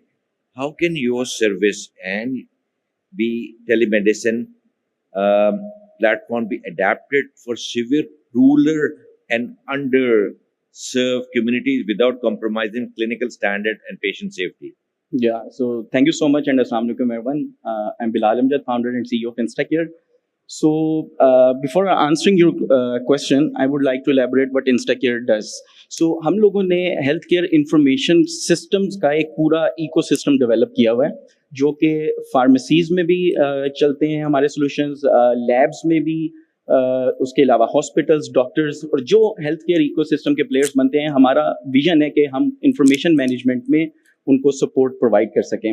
And sir, I would say कि पाकिस्तान बहुत interesting country है. सो हमेशा हर tough time में इस country ने resilience show की है, चाहे वो क्रिकेट मैचेस हों, चाहे वो इकोनॉमी हो, चाहे वो हमारे किसी भी किस्म के क्राइसिस हो, ये प्राइवेट सेक्टर उसको कभी नीचे नहीं आने देता. And same goes for today now कि अगर हमें पब्लिक सेक्टर्स में, मैं I totally understand and feel your pain कि जो हमारे बजट्स कट डाउन हो रहे हैं हेल्थ केयर सेक्टर के, वो इन्वेस्ट करने के अब काबिल नहीं हैं कि वो टेक्नोलॉजी में इन्वेस्ट कर सकें, टेक्नोलॉजी इंफ्रास्ट्रक्चर्स में इन्वेस्ट करें. ऐसे में भी प्राइवेट सेक्टर ने ऐसे ज़बरदस्त कमाल अफोर्डेबल सोल्यूशंस निकाल दी हैं कि देख के प्राउड फील करते हैं हम लोग. एंड हमेशा मेरी दुआ है कि मैं हमेशा अपनी टॉक्स में कहता हूँ कि खुदा करे मेरी अर्ज़ पाक पे वो उतरे वो फसले गुल जिसे अंदेशा ज़वाल ना हो, यहाँ जो फूल खिले वो खिला रहे सदियों, यहाँ खज़ां को गुजरने की मजाल ना हो. एंड इंशाल्लाह this young generation will definitely do wonders in the coming time. Doctor Hasan साहब बिल्कुल ठीक कह रहे थे कि AI के पास बहुत से सोल्यूशन हैं. सर जिस तरह टेलीमेडिसिन की बात कर रहे थे, और यही वो चीज़ है जो मुझे और भी ज़्यादा इस कैटेगरी में काम करने में इंस्पायर करती है कि मैं I am a technical CEO, graduated as a software engineer like 15 years ago, और I jumped into a health care industry जो कि डॉक्टर्स की इंडस्ट्री कंसीडर की जाती थी. वहाँ पर एक इंजीनियर एंटर हो रहा है. ऐसी एक आर्टिफिशियल इंटेलिजेंस की इंडस्ट्री है जहाँ पर ये टेक के लोग समझते हैं हमारी इंडस्ट्री है, बट इसमें डॉक्टर्स एंटर हो रहे हैं. सो सी द ब्लेंड कि अब जिन्होंने टेक्नोलॉजी इंप्लीमेंट करनी है, technology is in the right hand. उसके अलावा जिन्होंने एग्जीक्यूट करनी है, अब वो ब्रिज भी बन चुका है क्योंकि engineers want to understand this industry and develop the solutions. So जो मेरी जर्नी थी, जो सर आपके पास स्टैट्स आ रहे हैं 3500 क्लिनिक्स को डिजिटलाइज करने में. As of now we have digitalize more than 5000 health care setups across Pakistan and beyond. Telemedicine का रोल बहुत इंपॉर्टेंट रहा है. आई स्टिल रिमेंबर 2017 के अंदर आई वॉज द वन जो टेलीमेडिसिन को पिच करता था, और मेडिकल प्रोफेशनल्स मुझे समझाने की कोशिश करते थे कि this is not possible because हम लोगों को फिजिकल एग्जामिनेशंस की ज़रूरत होती है, और वो टेलीमेडिसिन के थ्रू पॉसिबल नहीं था. कोविड ने हमें बहुत सारे ऐसे लेसन्स दिए जिसने इम्पॉसिबल को भी पॉसिबल कर दिया. सो अब टेलीमेडिसिन एक टॉक ऑफ द टाउन नहीं है सिर्फ, बट उसको इम्प्लीमेंटेशन के केस में भी हम देख सकते हैं. शिफा इंटरनेशनल ने आई थिंक ई-शिफा लॉन्च किया था. It was a part of that telemedicine initiative. हमने कोविड के दौरान फार्मा कंपनीज, हॉस्पिटल्स, लैब्स के लिए टेलीमेडिसिन एनेबल की थी, जिन्होंने जो हेल्थ केयर डिलीवरी थी उसको कंटिन्यूटी प्रोवाइड की. और अभी जहाँ तक बात रह जाती है कि हमारे जो फार फ्लंग एरियाज़ हैं या जहाँ पर टेक्नोलॉजी का जो है वो रसाई नहीं है, वो स्टिल अभी इस कंट्री के लिए एक चैलेंज है. अगर हम बात करें विलेजेस की, तो इट्स नॉट अबाउट कि टेक्नोलॉजी कितनी एक्सेसिबल है, इट्स अबाउट कि वहाँ पर ट्रेनिंग कितनी है स्टाफ की. और फिर जो हमारे कुछ इश्यूज इस तरह के हैं कि जो पाकिस्तान की जो पॉपुलेशन, अगर उसकी आप डिवीजन देखें तो मोस्टली हमारी जो पॉपुलेशन है वो रूरल एरियाज़ में है, और जो हमारी अर्बन एरियाज़ हैं उनकी पॉपुलेशन थोड़ी कम है. बट अगर हेल्थ केयर सिस्टम्स को अंडरस्टैंड करें तो जो हेल्थ केयर रिलेटेड प्रोफेशनल्स हैं they are mostly in the developed cities, और वो आपके रूरल एरियाज़ में नहीं है. सो दिस मेक्स एक थोड़ा सा मुझे लगता है कि इसमें डिवीजन में, डिस्ट्रीब्यूशन में थोड़ी मुश्किल इस वजह से भी आती है कि उन एरियाज़ में टेक्नोलॉजी को इम्प्लीमेंट करने वाले लोग अभी कम हैं. एंड आई थिंक कि अब अगर हम ट्रेनिंग करें नर्सेस की, पैरामेडिक्स की, तो टेलीमेडिसिन की रसाई और भी आसान बन सकती है. आर्टिफिशियल इंटेलिजेंस हो या आपकी telemedicine, health care accessibility related technologies हो, तब तक अपना पूरा पोटेंशियल नहीं शो कर सकती जब तक उसकी एक्सेप्टेंस जो है वो अक्रॉस द कंट्री नहीं होगी. एंड आई थिंक इसमें एक बहुत इंपॉर्टेंट की स्टेप्स आ जाते हैं जो कि मुझे लगता है गवर्नमेंट कुछ ना कुछ करना चाह रही है, जिसमें फेडरल IT मिनिस्टर ने कुछ अर्सा पहले वन नेशन वन ID का एक कॉन्सेप्ट लेकर आए. आई रियली अप्रिशिएट दैट कि इस्लामाबाद की हद तक दे वांट के हर CNIC का मेडिकल रिकॉर्ड बन जाए. Good step, this should be implemented across Pakistan, जो कि अभी थोड़ा दूर लग रहा है. सिमिलरली अभी कुछ दिन पहले लाइक वेरी रिसेंटली जो डिजिटल डिवाइसेस रजिस्ट्रेशन पोर्टल बनाया गया. Now the thing that we all need to understand is कि ये पोर्टल्स या ये वन नेशन वन ID आपके इकोसिस्टम में किस तरह इंटीग्रेट होते हैं. इंटीग्रेशन के बाद ये जो हर डॉक्टर के हाथ में एक कंप्यूटर, एक इलेक्ट्रॉनिक मेडिकल रिकॉर्ड किस तरह पहुंचाया जाता है और वो पेशेंट के लिए कितना एक्सेसिबल होते हैं. सो आई थिंक कि हम लोगों को ओवरऑल हेल्थ केयर इकोसिस्टम को एक्सेसिबल बनाने की जरूरत है through telemedicine, through leveraging AI. उसके अलावा लेकिन सबकी फाउंडेशन है आपके मेडिकल रिकॉर्ड्स, आपकी इंफॉर्मेशन का सेंट्रलाइज एंड डिजिटाइज होना. तो I think if government is thinking like that, तो there are lot of private sector companies जो कि यही चीज चाहती हैं, and I think this is right time to collaborate. Thank you. I will now concentrate on Akbar Raza. Electronic medical record and data privacy. जी. ठीक है ना? And institutional and national boundaries. So एक डबल एज स्वॉर्ड है कि हम data privacy को भी कैसे हम कंट्रोल करें, and availability of this record, whether for example I am Karachi based and I'm traveling to Lahore or Islamabad and something happens and my record is available. तो ये मुझे बताएं कि कैसे हम ये डेटा प्राइवेसी को भी मैनेज कर सकें and interoperability भी कर सकें and इसकी एक्सेस भी हो and maybe international access भी हो सके. Sure. Thank you, Dr. Noor. So myself is Akbar Raza, and I'm the head of marketing at DigiTrends, which is an IT company, but we are mainly working with health tech segment for over 10 years now. I'd like to start off by continuing to what Mr. Hussain has mentioned regarding AI. So just to be very clear, AI is more than ChatGPT, and it's the revolution that is coming, which will be unstoppable for everyone. So हम बात करते हैं कि Pakistan has a very backward mindset. यहाँ पे governance इतनी नहीं है, डेटा प्राइवेसी नहीं होती, कोई compliances नहीं है. But health tech is one segment that is the most compliant of all the industries that are operating in Pakistan. And with respect to AI, there's this thing called AI governance and AI compliance, जो कि waste में काफ़ी ज़्यादा जो है वो आप उस पर पूरा उन्होंने डिफरेंट जॉब्स क्रिएट कर दी हैं AI गवर्नेंस से रिलेटेड. तो उसको यूटिलाइज करते हुए हम जो है we can use the data and make it governed and make it compliant as per the policies that are available to us in Pakistan. And as Dr. Noor has mentioned, we cannot wait anymore. We cannot wait कि government जो है वो कुछ compliances create करेगी, कुछ policies बनाएगी. We have to do our own actions in order to survive, in order to meet the gaps that are already there. Data को use करके हम AI से, everybody knows कि AI cannot work without the data, and the data privacy is one issue that is very much talked about in the West as well. So हम उसको इस तरीके से कर सकते हैं कि हम डिफरेंट मेडिकल डिवाइसेस को यूज़ करें, हम AI के जो डेटा है, जितना भी पेशेंट्स का डेटा है, हमको डिवाइसेस तक ही महदूद करें. हम ऐसे कंप्लाइंसेस और ऐसी रेगुलेशंस बना लें जाके आपके जो डेटा प्राइवेसी ब्रीचेस हैं उसको हम मिनिमाइज कर सकें. और क्योंकि डेटा के बगैर AI वर्क नहीं करेगा, and AI is the next revolution. तो हमें इसी को लेके चलना है, and we have to be progressive about it, otherwise we will be left behind. जैसे हम पहले कोविड के टाइम पे भी पीछे रह गए थे, हमने वो उन चीज कोविड को यूटिलाइज नहीं किया, अपनी डिजिटल हेल्थ पॉलिसीज भी नहीं बनाई. we used to market telemedicine products. We also used to market different remote patient monitoring related products. Wearables के ऊपर काफ़ी हमने काम किया during COVID, क्योंकि face-to-face interactions were very limited at that time. But as soon as the things settled, तो वो सारी चीज़ें जो है वो कहीं ना कहीं dozed off हो गई. So I think from my side, I would request and suggest कि हमारे जो जैसे डॉक्टर नूर जैसे लोग हैं, बिलाल जैसे लोग हैं, they should come into different roles and try to work on different compliances and regulations that we can implement as one nation in Pakistan, and we can see कि क्या results निकल कर आते हैं उसके. Thank you very much.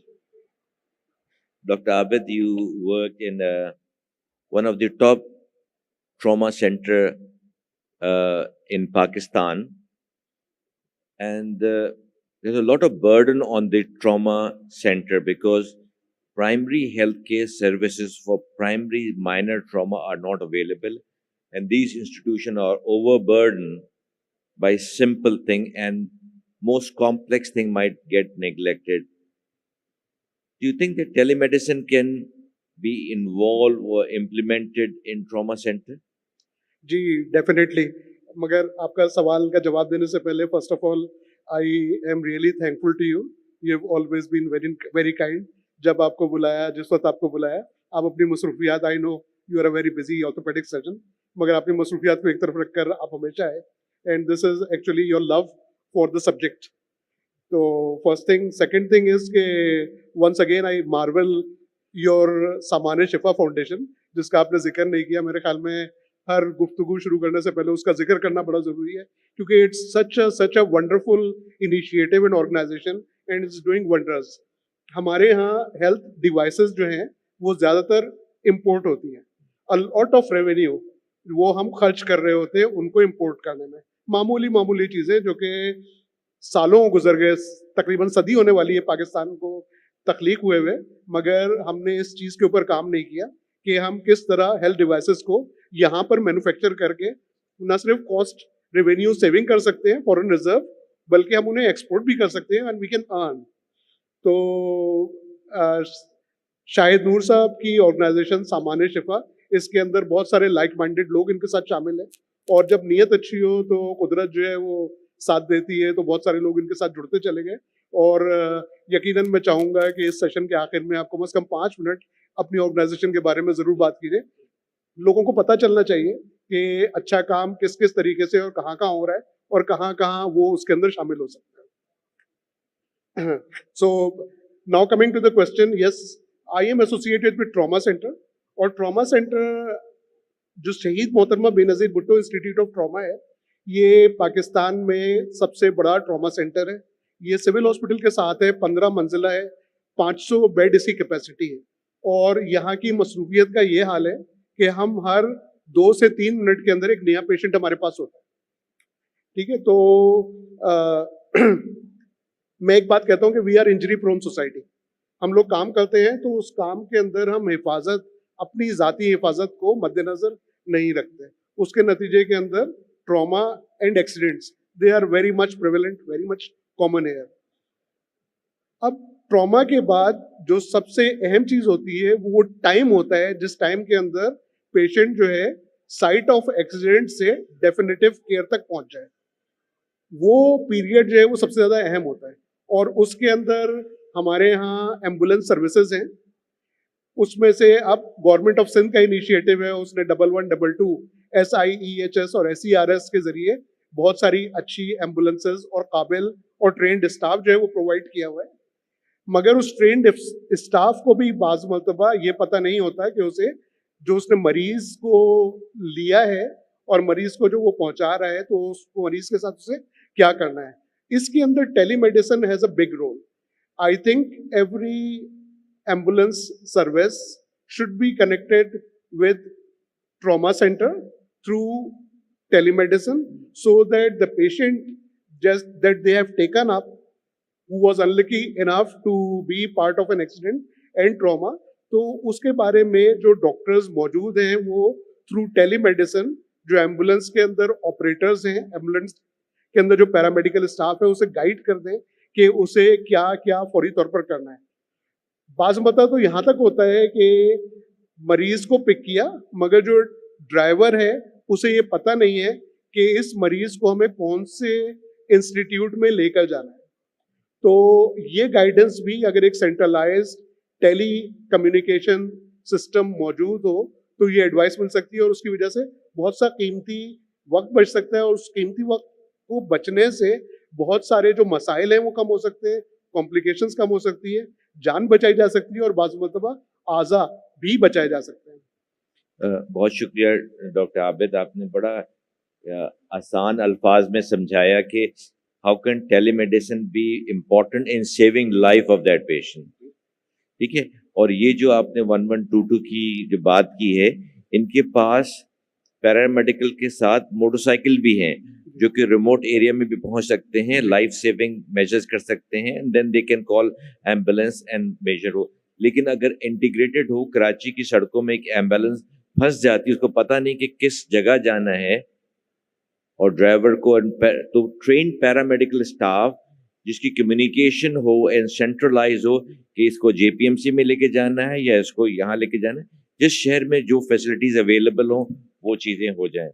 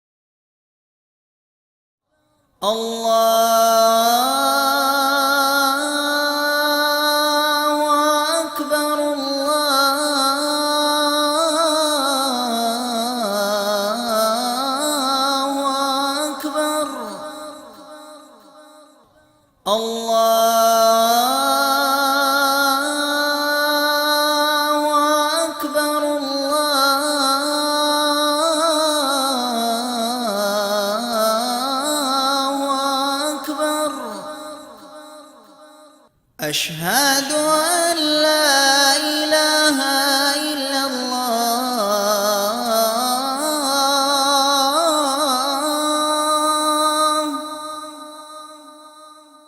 أشهد أن لا إله إلا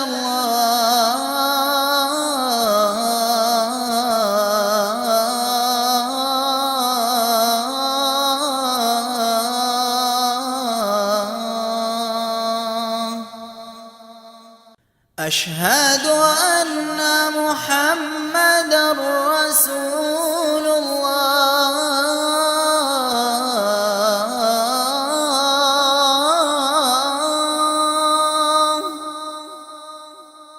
أشهد أن محمدًا رسول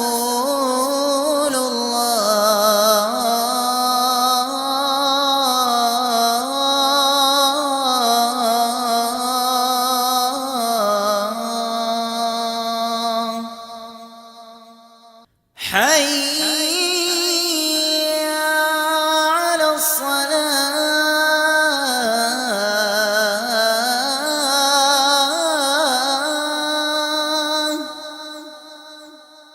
حي على الصلاة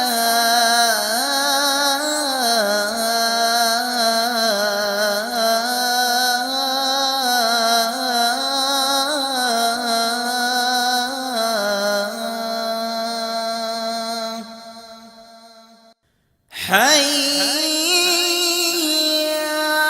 على الفلاح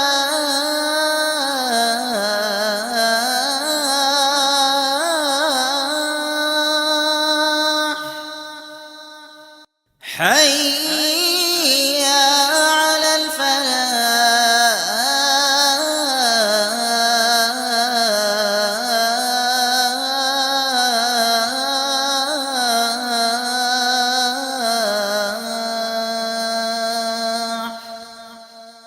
الله أكبر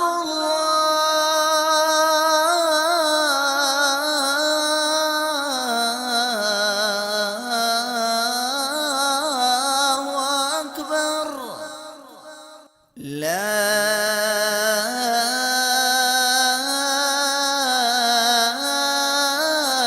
إله إلا الله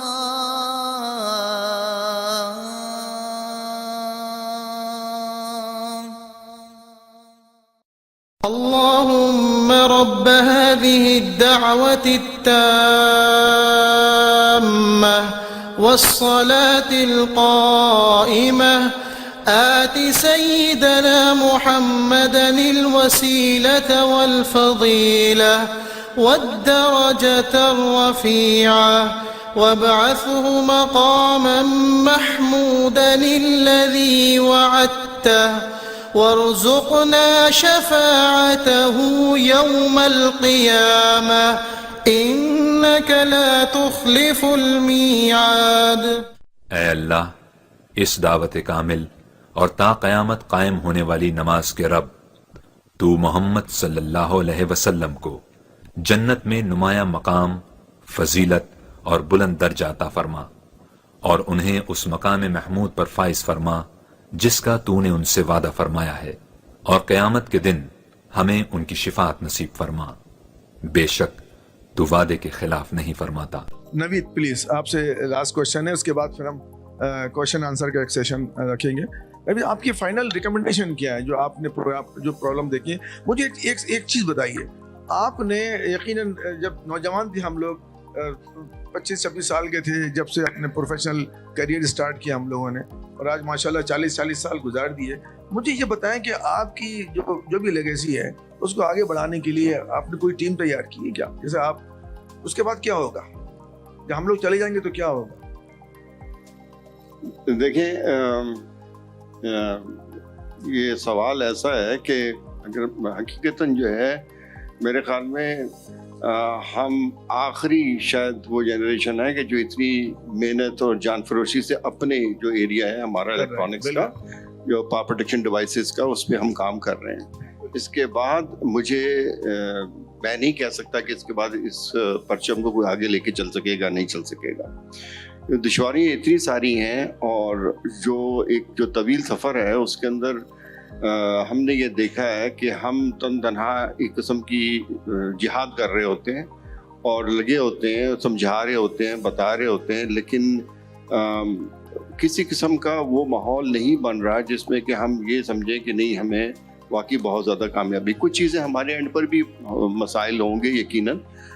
मिसलन मैं समझता हूँ कि शुरू के जो साल थे उन दिनों हमने जिस तेज़ी से प्रोडक्ट डेवलपमेंट और मुख्तलिफ़ किस्म के मॉडल्स बनाने की कोशिश की, शायद हमें उससे ज़्यादा फोकस करना चाहिए था एक पर्टिकुलर रेंज के अंदर, और हम उसी के अंदर जिद्दत पैदा करते हैं बजाय इसके कि उसकी जो प्रोडक्ट जो ब्रेड्थ है वो बढ़ाने के बजाय प्रोडक्ट डेप्थ जो है उस पर हम काम करते। वो एक लेसन टू लर्न था कि बजाय इसके कि हम मुख्तलिफ प्रोडक्ट्स बनाएं और आपके पास इतने R&D रिसोर्सेज ना हों कि आप उसमें फ्लो बैक कर सकें, कि हर को उस लेवल पे लेकर आएँ कि या तो वो इम्पोर्ट सब्स्टिट्यूशन करे या एक्सपोर्ट करे। इम्पोर्ट सब्स्टिट्यूशन के हवाले से तो खैर मेरे ख्याल में हम काफ़ी हद तक कामयाब रहे कि हमने जो प्रोडक्ट इम्पोर्ट होती थी उनको सब्स्टिट्यूट कर दिया, लेकिन शायद हम उस लेवल पे उनको नहीं ले जा सके बिकॉज जो हमारी प्रोडक्ट ब्रेड थी वो इतनी थी कि हर को हम उस मेयार पर ले जाते कि हम एक्सपोर्ट कर लेते। तो ये तो हमारे अपने एंड की चीज़ें थी, लेकिन मैंने साथ ये कहा कि जो हमारी हुकूमत वक्त होती है या जो उसके मिनिस्ट्रीज और इदारे होते हैं उनको ये इल्म ही नहीं होता कि हमारे मुल्क में क्या बनता है। पहली बात है कि उनके इल्म में ही नहीं है, उनके इदराक में ही नहीं है। मिसाल के तौर पे अगर मैंने सोलर चार्ज कंट्रोलर बनाया और इंपोर्ट हो रहा है कि सोलर चार्ज कंट्रोलर, पता चला उसके ऊपर ड्यूटीज और टैक्सेस नहीं है, लेकिन मैं जब बेचने जाता हूँ लोकली प्रोड्यूस और उनसे मैं पता कर तो मुझ पर ये लाजिम होता है कि मैं सेल्स टैक्स भी चार्ज करूँ जबकि इंपोर्ट पे नहीं है। अगर पूछा जाए FBR से, और जो हमने पूछा कि भाई ये आप हमसे क्यों तवक्को रखते हैं कि हम सेल्स टैक्स चार्ज करें, इस पे तो इम्पोर्टेड प्रोडक्ट पे तो कोई सेल्स टैक्स तो ड्यूटी नहीं है। हमें उनका जवाब ये आता है कि जी हमें इल्म ही नहीं कि हमारे मुल्क में ये बन रहा है। और बताने वाला कौन है? Engineering development board. Engineering development board की जिम्मेदारी कि उनको पता होना चाहिए मुल्क में इंजीनियरिंग गुड्स बनती क्या है, उनके इल्म में ही नहीं है। फिर उसके बाद जब वो आगे FBR को जाके बताएंगे कि भाई ये बनती है, इस पे आप टैक्सेस और ड्यूटीज मत लगाइए या इस पे इतने % लगाइए, ये एक किस्म का डिस्कनेक्ट है। जो हुकूमती इदारे हैं ना और एंटिटीज, उनमें भी डिस्कनेक्ट है। उनको एक तो इंटरेस्ट नहीं है, उनको कोई दिलचस्पी नहीं है क्या बनता है हमारे मुल्क में। बता भी दिया जाए तो वो फिर आगे जो रेलिवेंट इदारे हैं उनको नहीं बताते। तो जो पॉलिसी जो बनती है जिस किस्म की भी, वो सही तरह से इम्प्लीमेंट नहीं हो पाती, तो वो दिलचस्पी नहीं है। दिलचस्पी जो है ना, जब तक नहीं होगी हम अपने लेवल पर करते रहेंगे काम, लेकिन जो इस सारे मुमलिकत को चलाने वाले इदारे हैं उनको इल्म ही नहीं होगा हो क्या रहा है, और उस हवाले से वो कुछ करेंगे नहीं, तो हम कब तक ये जंग लड़ते रहेंगे। हाँ, कभी कामयाबी होगी, कभी नाकामी होगी, तो ये सिलसिला ऐसे ही रहेगा। तो नवीद, इसका मतलब ये हुआ दो बातें, दो ऑप्शन है आज की जो गुफ्तगू है। अभी मैं खालिद साहब से भी बात करूंगा, मुझे सिर्फ ये बताएंगे दो ऑप्शन है, या तो हम ये जो बातें कर रहे हैं ये नशिस्तम, गुफ्तम, बर्खास्तम, इसके बाद कोई उसका एंड रिजल्ट कोई भी नहीं होगा किसी किस्म का, या एटलीस्ट देखें, मैं आपको एग्जाम्पल दूँ कि मैंने देखा है कुछ एक इलाके में गया तो वहाँ की सड़कें टूटी थी चारों तरफ की, लेकिन कुछ अंदर की गलियां बड़ी साफ सुथरी, वेल मेंटेन्ड, और पता नहीं क्या कर लिया था। तो एटलीस्ट हम इतना तो कर सकते हैं कि जितने भी यहाँ कंसल्टेंट बैठे हुए हैं वो कम से कम कुछ कमिट करें। हम अब सेल्फ कमिटमेंट करें। इस पर 4-5 कंसल्टेंट में नज़र आ रहे हैं यहाँ बैठे हुए हैं। तो हम लोगों को चाहिए कि अगर कोई प्रोडक्ट, पाकिस्तानी प्रोडक्ट लेके आता है तो हम उनको हेल्प करें। अगर उसमें कुछ कमी है तो ऐसी चीज़ें सजेस्ट करें। मैं आपको एक एग्जाम्पल बताऊँ, 2005 में, बल्कि यहाँ पर कासिम बैठे हुए, पर 2005 में हमने एक नई अर्थिंग का एक नई टेक्नोलॉजी समझने इंट्रोड्यूस करवाई, जिसमें हम खड्डा खोद के बड़ा सा और उसमें नमक, हल्दी, चूना, मिर्चें मिला के कॉपर प्लेट डाला करते थे, जो आपने कभी नहीं किया। लेकिन उसके बाद जो वो नई टेक्नोलॉजी क्या चीज़ थी कि वो जो हीरोइन की जो है ना वो रॉड, अर्थिंग रॉड बाहर नजर आई, किसी को वो उखाड़ के ले जाया करते थे। तो एक ना वेंडाल प्रूफ टाइप का एक नई टेक्नोलॉजी थी। अब वो जो केमिकल समझ लें या जो भी कंपाउंड समझ लें जो कि उसमें डाला जाता था, तो कुछ कंसल्टेंट ने उनसे कहा कि इसके इंग्रेडिएंट क्या है, पहले ये बताओ। तो हम लोगों को ऐसे सवाल करना नहीं चाहिए। अगर वो चीज़ हमें रिजल्ट मिल रहा है, सब कुछ हो रहा है, तो हमें उसको ज़रूर प्रमोट करना चाहिए या उसको गाइड ज़रूर करना चाहिए कि तुम ये करो, तुम्हारी प्रोजेक्ट आगे बढ़ना शुरू हो जाएगी। अगर मैं ये बात सही कह रहा हूँ तो प्लीज़ जो है ना, जितने भी हमारे साथी बैठे हुए हैं कंसल्टेंट्स, उनको ये चाहिए कि जो भी लोकल प्रोडक्ट आप जो है ना वो डेवलप करता है, हम उसको सपोर्ट करेंगे। कम से कम हम अपने एरिया में तो सफाई कर लें यार। हमें मालूम है कि हम जो कुछ भी यहाँ से रेजोल्यूशन पास करते हैं, तो जो 10-20 साल से कर रहे हैं, उसका कोई रिजल्ट निकला नहीं, आज कभी भी नहीं निकलेगा। खालिद साहब प्लीज मैं आपसे दरखास्त करता हूँ, आपका कोई क्वेश्चन था बात कर लीजिए। बिस्मिल्लाहिर्रहमानिर्रहीम। मेरा सवाल तो नहीं है, मेरा कमेंट है। देखिए, हमें आपने जो बातें की हैं, इनसे सवालात किए हैं कि ये आगे क्यों नहीं बढ़े, चैलेंजेस क्या थे, सब कुछ था। इस पे हमारी बातचीत बहुत होती रही है और सब चलता रहा। मेरा ख्याल है हमें ये देखना होगा कि जिन कौमों ने तरक्की की है वो कैसे की है। ठीक है, चाइना ने अगर तरक्की की है, किसी और मुल्क ने जो तरक्की की है, उसके पीछे ड्राइविंग फोर्स क्या थी। ठीक है, अगर सब जगह इसको सारी ही जगहों का ये मवाजना किया जाए, इस पर सोचा जाए, तो एक चीज़ मिलेगी आपको, और वो होगी पॉलिटिकल विल। कि there was a bold political decision, plan for long term development and growth, and that was the driving force. बाकी सारी चीज़ें उसके अंडर में आ जाती हैं। ये ड्यूटीज़ की बात आप कर रहे हैं, टैक्सेस की बात कर रहे हैं, सपोर्ट की बात कर रहे हैं, एनर्जी की बात कर लें, कुछ भी बात कर लें, वो सारा कुछ इसी अम्ब्रेला के अंडर में आ जाता है कि आपकी पॉलिटिकल विल क्या है। मैं आपको इस वक्त कम से कम 5 मिसालें दे सकता हूँ जिनसे ये साबित होगा कि पाकिस्तान सन 60 में जिस लेवल के ऊपर था इंडस्ट्रियलाइजेशन के लिहाज से और इंडिजिनस डेवलपमेंट के लिहाज से, वो मेरे ख्याल है सन 70 तक पहुँचते ख़त्म हो चुका था। बहुत सारी मिसालें, कम से कम 5 मिसालें मैं आपके सामने दे सकता हूँ, बड़ी मिसालें। और अगर वो उसी नहज पे पाकिस्तान चलता रहता तो हम यकीनन बहुत आगे होते आज। उसके पीछे क्या था, हम जहाँ थे अर्ली 60s में कह लीजिए, या लेट 50s में, अर्ली 60s ज़्यादा बेहतर है। उसके पीछे एक पॉलिटिकल विल थी। फिर अनफॉर्चुनेटली हमारे पास जो लीडरशिप आ गई, मैं बड़े खुल के कह सकता हूँ, जनरल ज़ियाउल हक और उसके बाद नवाज शरीफ। इन्होंने कहा कि हमें लोकल डेवलपमेंट की ज़रूरत नहीं है, हमें इंपोर्ट करना है। पाकिस्तान में, लाहौर में माइक्रो इलेक्ट्रॉनिक्स के कंपोनेंट्स बनते थे। उन्होंने कहा ये क्या मसला है, क्या ज़रूरत है इसकी, बाहर से इंपोर्ट करो। बाहर से इंपोर्टेशन शुरू हो गई। ठीक है, और इसी तरीके की मैं बहुत सारी मिसालें आपको, कम से कम 5 मिसालें और मैं दे सकता। तो it was the political will which was behind our growth, and it is the political will which has been responsible for our this decline.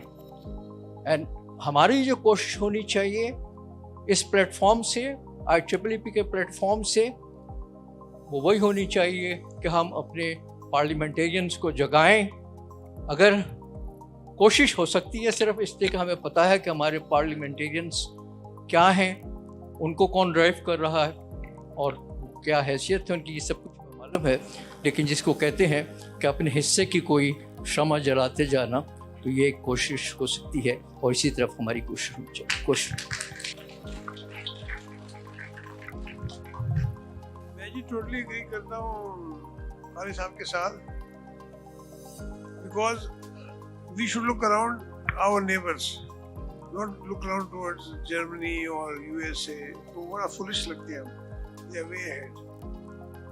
आज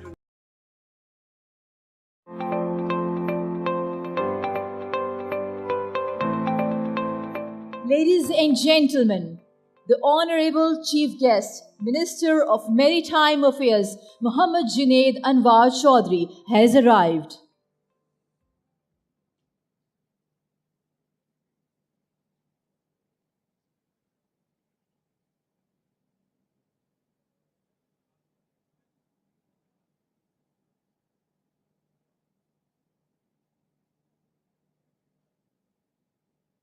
Ladies and gentlemen, can I please request all of you to please rise for the national anthem of Islamic Republic of Pakistan.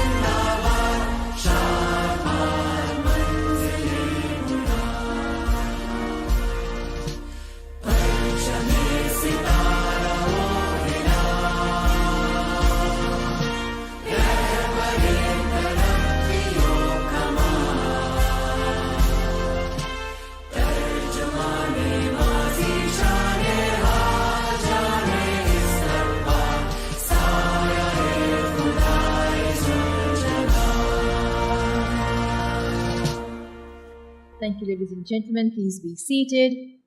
I would like to request my team to please play the recitation of Holy Quran. أعوذ بالله من الشيطان الرجيم. I seek refuge in Allah from Satan the accursed. بسم الله الرحمن الرحيم. In the name of Allah, the most gracious, the most merciful. وهو الذي سخر البحر لتأكلوا منه لحما طريا وتستخرجوا منه حلية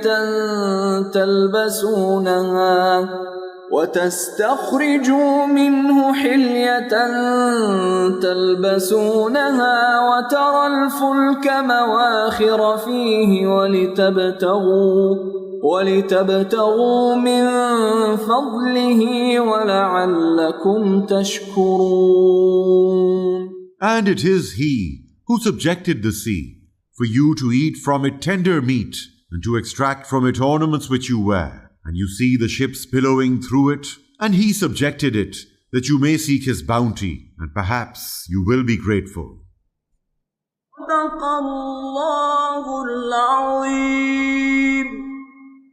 اللهم صل على محمد وعلى آل محمد كما صليت على إبراهيم وعلى آل إبراهيم إنك حميد مجيد. اللهم على محمد وعلى آل محمد كما باركت على إبراهيم وعلى آل إبراهيم إنك حميد مجيد. Subhanallah.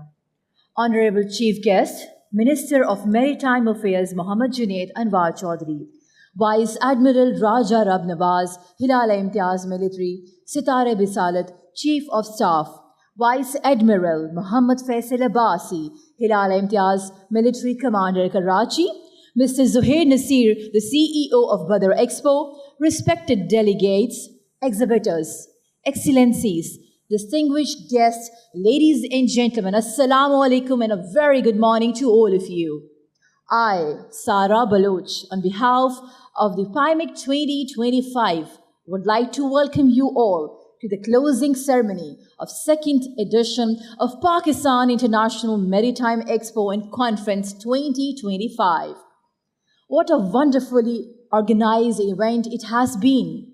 Truly indeed a matter of great pleasure to see the PIMEC gaining prominence among the global maritime exhibitions. It is indeed heartening to have witnessed overwhelming participation from all the maritime sectors during PIMEC 2025. We're extremely thankful to our local and foreign guests, exhibitors, worthy speakers, and delegates for their heartfelt participation and making this event a great success. PIMEC 2025 has been an ideal platform for maritime sectors to access the best knowledge, products, and technology available to cater for respective requirements. Ladies and gentlemen, I would like to invite Vice Admiral Muhammad Faisal Abbasi, Hilal Imtiaz Military Commander Karachi, for summing up of the PIMEC 2025 exhibition.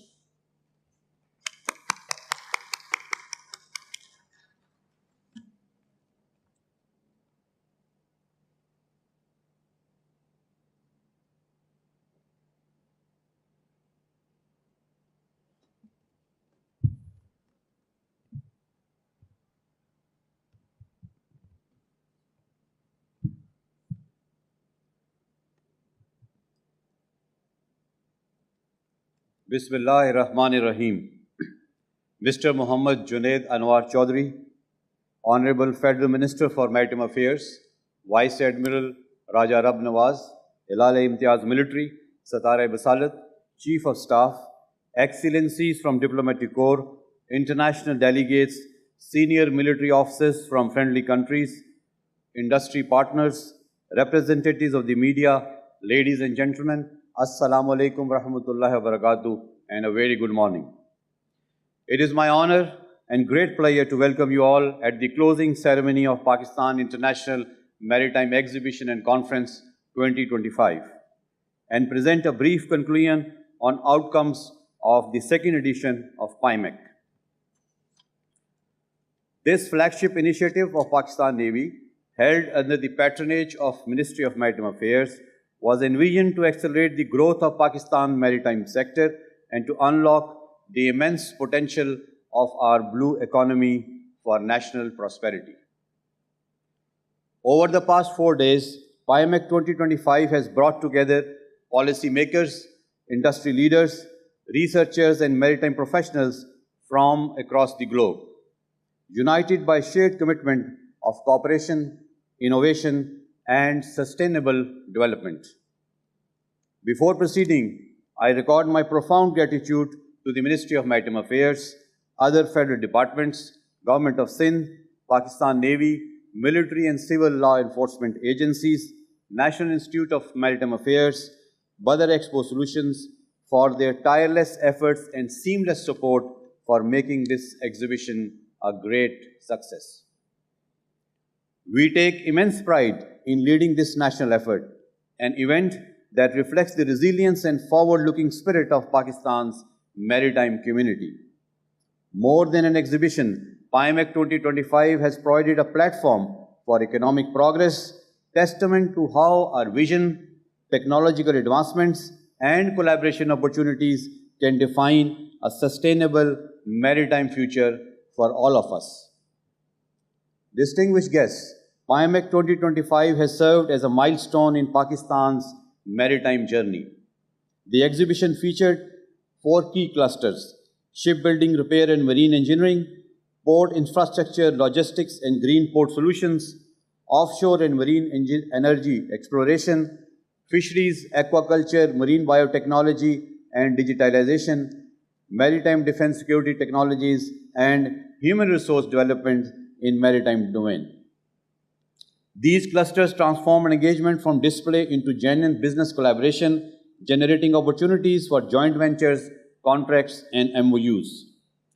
This year's participation was truly global, with delegates from 44 countries, including 28 foreign and 150 national exhibitors, reflecting the growing international interest in Pakistan's maritime potential.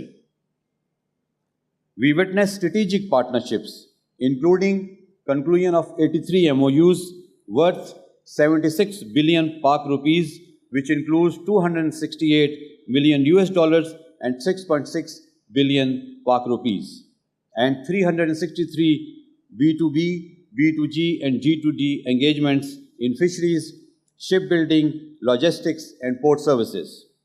Academic and research institutions demonstrated strong research industry linkages in marine biotechnology, desalination, and renewable energy. Capacity building remained a key focus. Training institutions and maritime education programs showcased during PIMEC complement the policy dialogue, ensuring that our youth and professionals are equipped to lead Pakistan's maritime transformation. We are deeply grateful to our international partners for their active participation, technological contributions, and commitment to sustainable maritime development, raising PIMEC to a new international standard of excellence. Ladies and gentlemen, alongside the exhibition, International Maritime Conference, jointly organized by Pakistan Navy and NEMA, convened experts and policymakers under the theme Harnessing Blue Economy Potential for Sustainable Development. The inaugural session set a strong policy direction, emphasizing the need to mainstream the blue economy into Pakistan's national development agenda. Speakers during subsequent sessions underscored the importance of technological modernization, eco-friendly practices, and public-private partnerships to enhance competitiveness and sustainability. Discussions reaffirmed that security at sea remains the foundation of maritime prosperity, calling for greater regional cooperation, digital integration, and climate resilience. The conference concluded with actionable recommendations, reaffirming Pakistan's commitment to a sustainable, secure, and inclusive maritime future. Distinguished delegates, the success of PIMEC 2025 lies in its outcomes. To sustain this momentum, Pakistan Navy, in collaboration with Ministry of Maritime Affairs, will compile an outcome dossier detailing all MOUs, commercial leads, and proposed projects. This will be shared with government and industry partners to translate these outcomes into tangible progress.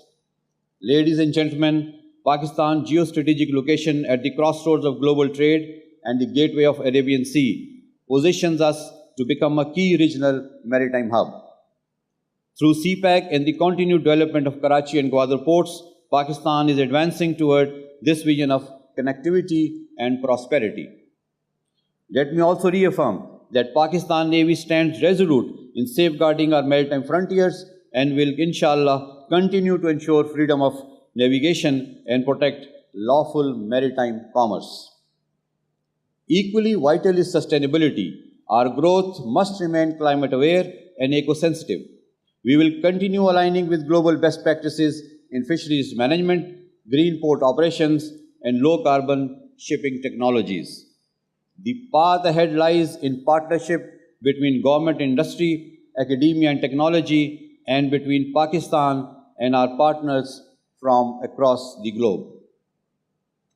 The blue economy will thrive only through shared responsibility and collaboration. To conclude, PIMEC 2025 has demonstrated that Pakistan possesses both the vision and capability to host a world-class maritime event that advances commerce, fosters innovation, and strengthens the linkages between policy, industry, and academia. I extend my heartfelt gratitude to all our delegates, exhibitors, visitors, and the media for making this event a resounding success. I wish all our international guests safe travels back home and keenly look forward welcoming you all again inshallah, in 2027. As we close this chapter, let us reaffirm our commitment to a secure, sustainable, and prosperous maritime future. Pakistan Navy remains steadfast in safeguarding our seas and supporting national development. I also look forward to seeing the legacy of PIMEC manifest in projects, policy incentives, and growth with shared prosperity and responsibility. I thank you all. Pakistan Navy Zindabad, Pakistan Paindabad.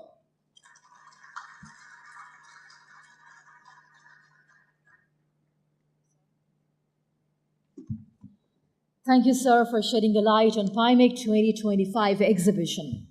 Moving on, I would now like to invite our chief guest, Honorable Minister of Maritime Affairs, Muhammad Junaid Anwar Chaudhry, for his address.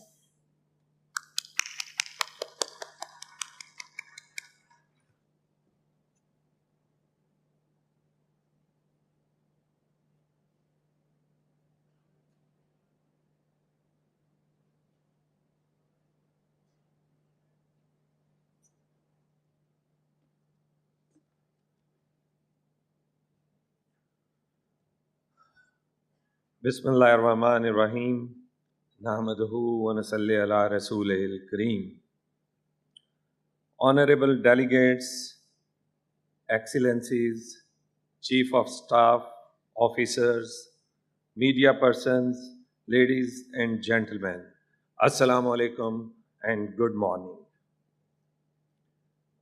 It is a great honor for me to welcome you all at the closing ceremony of PIMEC 2025. It is the flagship event of first Pakistan Maritime Week.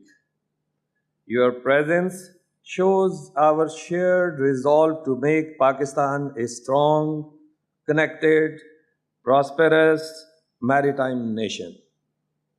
Ladies and gentlemen, oceans are the arteries of global trade and they shape the prosperity of nations. With more than 1,000 kilometers of coastline and location at the crossroads of South Asia, Central Asia, the Middle East, and East Africa, Pakistan is naturally positioned to be a regional maritime hub. After years of underutilization, our seas are now becoming the center of our economic vision, trade strategy, and sustainable growth. PIMEC 2025 is not just an exhibition. It's a statement of Pakistan's maritime intent. The event has gathered international partners, investors, experts, and maritime professionals to explore the vast opportunities across the blue economy. Under the guidance of our Honorable Prime Minister, Mia Muhammad Shehbaz Sharif, we have launched an ambitious reform agenda to unlock this potential. We are pursuing the Maritime at 100 vision, aiming to build $100 billion blue economy by 2047. Over the past few months, we have achieved meaningful progress. The Pakistan National Shipping Corporation fleet has grown from 10 to 12. 3 more ships will arriving over the next 2 months, inshallah. This amounts to 60% growth in just 5 months. Our target is 30 ships by 2026 and 60 within 3 years, inshallah. We also processed award of license to first ever private sector company for the ferry service. We have initiated the establishment of Pakistan's first green ship repair and recycling yard at Port Qasim, which is part of our sea to steel integrated maritime industrial complex that will also support the revival of Pakistan's steel mill. We are reviving the Gadani ship recycling yard with 12 billion rupees investment, fully equipped with Hong Kong Convention environmental standards. The National Fisheries and Aquaculture Policy 2025 to 2035 has been finalized, targeting the double fisheries exports within 1 year, inshallah. Ladies and gentlemen, as we launch Pakistan's Maritime Week, we also look far beyond the present of Pakistan's Maritime Century 2047. My vision for this century is very clear. The sea is our next frontier for trade, prosperity, energy, food, and climate resilience.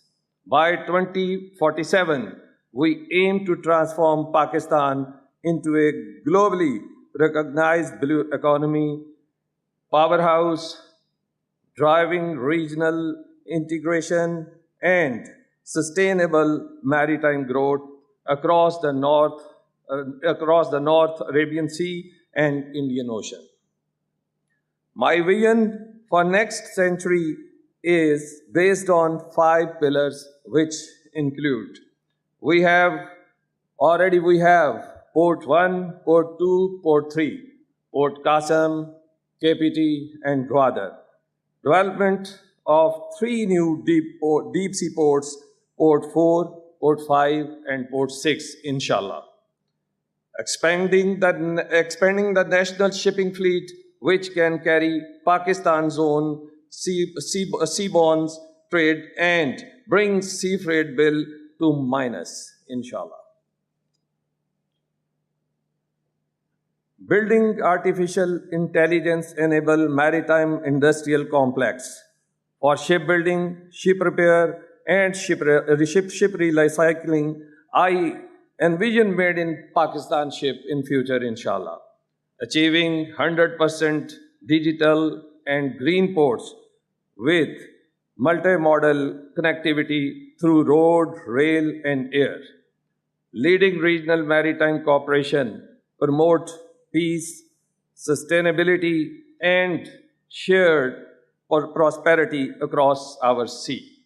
I state with conviction that Pakistan's second century belongs to the blue economy, inshallah. Together, let's make Pakistan not only a maritime nation, but a maritime leader be. Thank you very much. अब मैं थोड़ी सी बात अपनी ज़बान में भी करना चाहूँगा, जो पाकिस्तानी लोग यहाँ पे बैठे हैं। मैंने जब से इस मिनिस्ट्री का चार्ज लिया और इस मिनिस्ट्री को देखा, तो यकीन जानिए बहुत कुछ है इसमें। ये हम 100 अरब रुपए का टारगेट जो लेके चल रहे हैं, ये कोई टारगेट नहीं, लेकिन हमारा अज़म मजबूत होना चाहिए और इस पाकिस्तान को मजबूत करने के लिए नीयत होनी चाहिए। तो हम ये 100 अरब नहीं, हम कई 100 अरब यहाँ से निकाल सकते हैं और अपने मुल्क की मईशत को हम और मजबूत कर सकते हैं। हमें मेड इन पाकिस्तान का सोचना चाहिए। इट्स वेरी अनफॉर्चुनेट कि हम इस पाकिस्तान को थोड़ा सा पीछे कर लेते हैं जब हमारे मफादात, हमारी अर्निंग्स, इसमें कोई थोड़ी बहुत कमी आती है। हमें मेड इन पाकिस्तान का सोचना चाहिए। मैं अपनी मिनिस्ट्री का आज इस प्लेटफॉर्म पे खड़े होके या आपके साथ वादा करता हूँ कि आप आइए, हम जो फॉरेनर्स को भी वेलकम कहेंगे, ये आएँ, यहाँ पे इन्वेस्टमेंट्स करें, बिल्कुल उनका भी हक है, लेकिन आपका भी उतना हक है। आप आइए और मैरीटाइम सेक्टर में जो आज मैं यकीन के साथ कहता हूँ, पूरी दुनिया ये बात कहती है कि हमारी ब्लू इकॉनमी जो है ये हमारा फ्यूचर है। तो मैं आपको ये आज दावत देता हूँ कि आप आइए, मेरे अदारे, मेरी पोर्ट्स, मेरी पोर्ट कासम, मेरी केपीटी, हमारा ग्वादर, हमारे फिशरीज डिपार्टमेंट आपके लिए दिन रात सर्विस देने के लिए तैयार हैं। और आपको कोई मसला हो तो आप इन अदारों में जाइए, आप मिनिस्ट्री से रब्ता कीजिए। हम हर तरह की आपको फैसिलिटी देने के लिए तैयार हैं, क्योंकि मैं चाहता हूँ और ये मेरा अज़्म भी है, जिस तरह अभी फैसल अब्बासी साहब ने भी कहा कि हम लैंड ऑफ अपॉर्चुनिटीज़ हैं। हमारी नीला पानी, हमारे साहल आज आपकी राह देख रहे हैं। ये आज इंशाल्लाह मेरा एक और अज़्म भी है कि हम इंशाल्लाह ताला अपने पाकिस्तानी दोस्तों के साथ, जो आज मेरे साथ उन्होंने मिलना भी है, कि हम इंशाल्लाह अपना एक पाकिस्तान टर्मिनल बाय पाकिस्तानीज़ भी बनाएंगे, जो स्टेट ऑफ द आर्ट होगा इंशाल्लाह ताला। तो मेरी आपसे सिर्फ ये गुजारिश है कि आप आइए, इसमें हिस्सा लीजिए। फॉरेनर्स तो हमारी मईशत में हिस्सा डालने के लिए तैयार हैं, लेकिन हम भी एक जज्बे के तहत आएँ और इन हवाओं को बदलें और पाकिस्तान को एक मजबूत और मुस्तहकम मुल्क बनाएं। पाकिस्तान जिंदाबाद।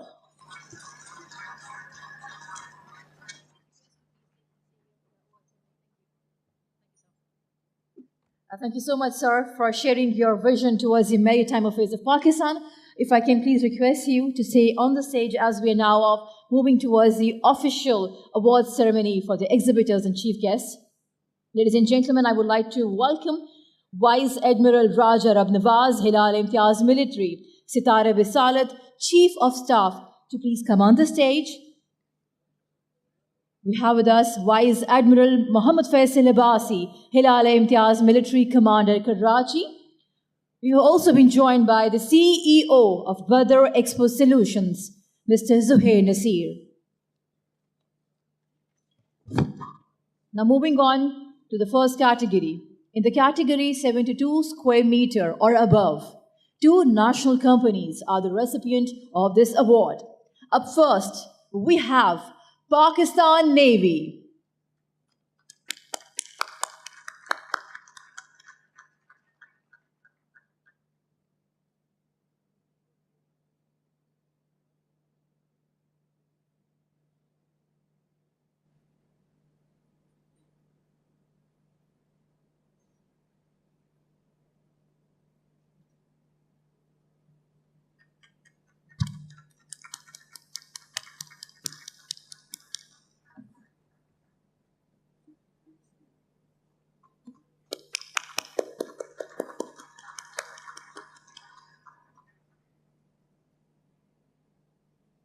Up next, we have livestock and fisheries.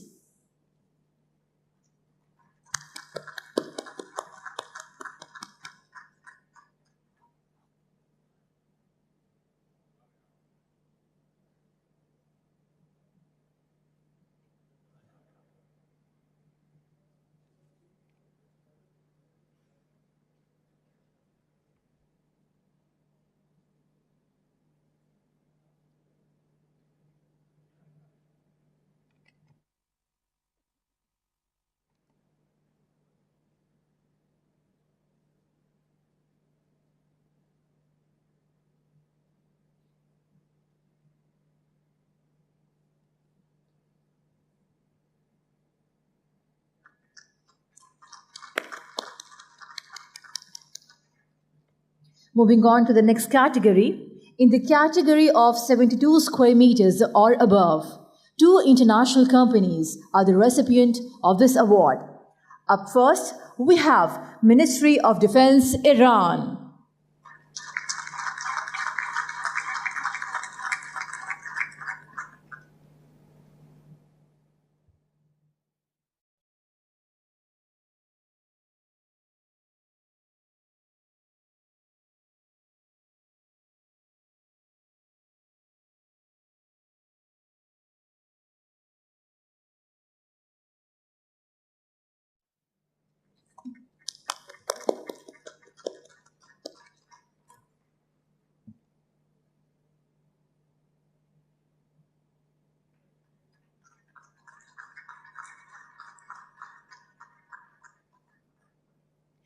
Up next, we have Afsad.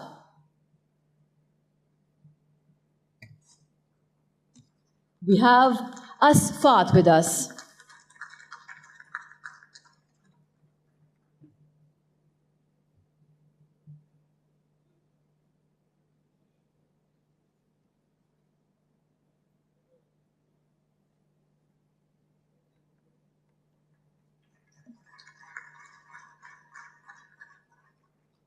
Congratulations, Asfat. Moving on, we have the next category of 50 square meter space or above. 2 national companies are the recipient of this award. Up first, we have Sindh Investment Department.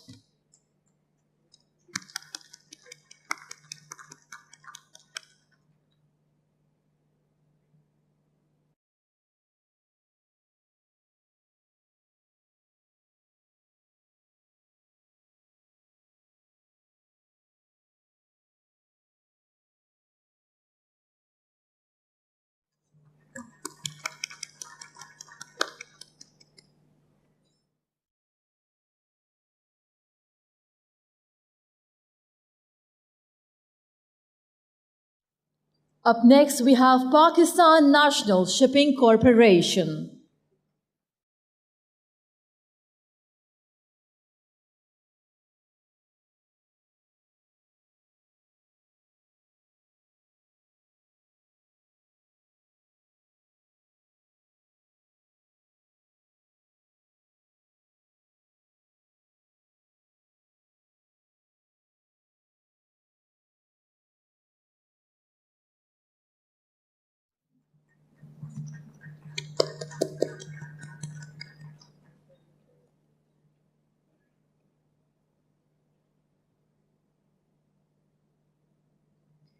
Moving on to the next category of finalized national award winners of 50 square meters below.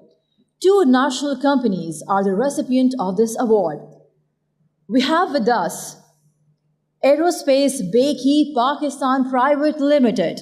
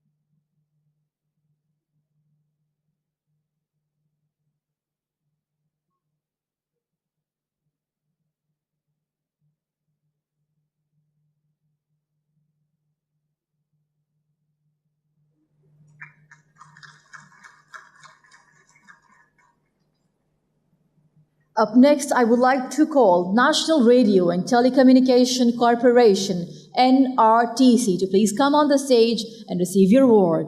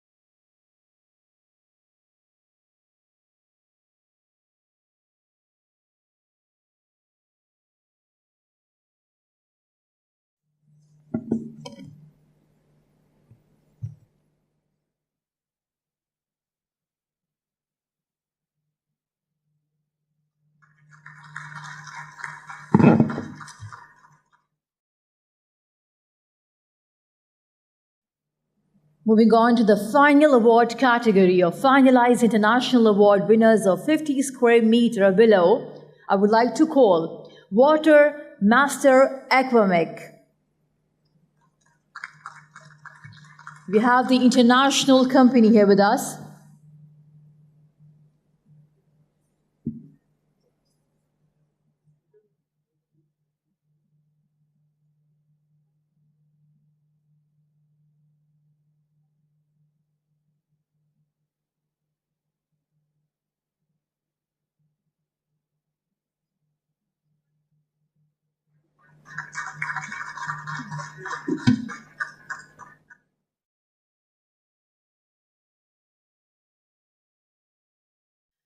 Congratulations to all the awardees of PIMEC 2025. Now, I would like to request Vice Admiral Raja Rab Nawaz Hilal Imtiaz Military Sitare Visalat, Chief of the Staff, to please present the memento to our Chief Guest, Minister of Maritime Affairs, Muhammad Junaid Anwar Chaudhary.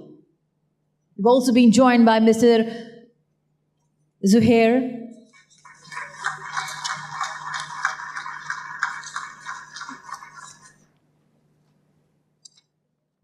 Now, I would like to request all the guests to please move forward for the digital kiosk as we are about to unveil the date of the PIMEC 2027.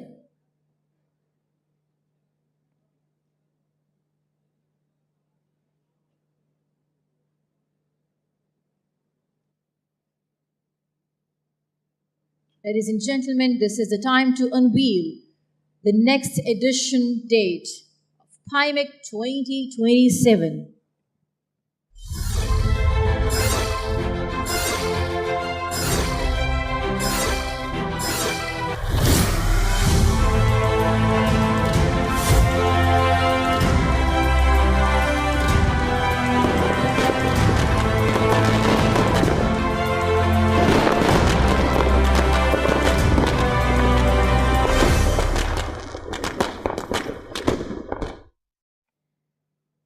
Thank you, ladies and gentlemen. Thank you to our chief guest. Well, this ceremony concludes, and we're hopeful for your participation in our next PIMEC edition 2027 as well, which is going to be bigger, inshallah. Pakistan, Zindabad. I would like to request all the guests to please be seated and maintain the decorum.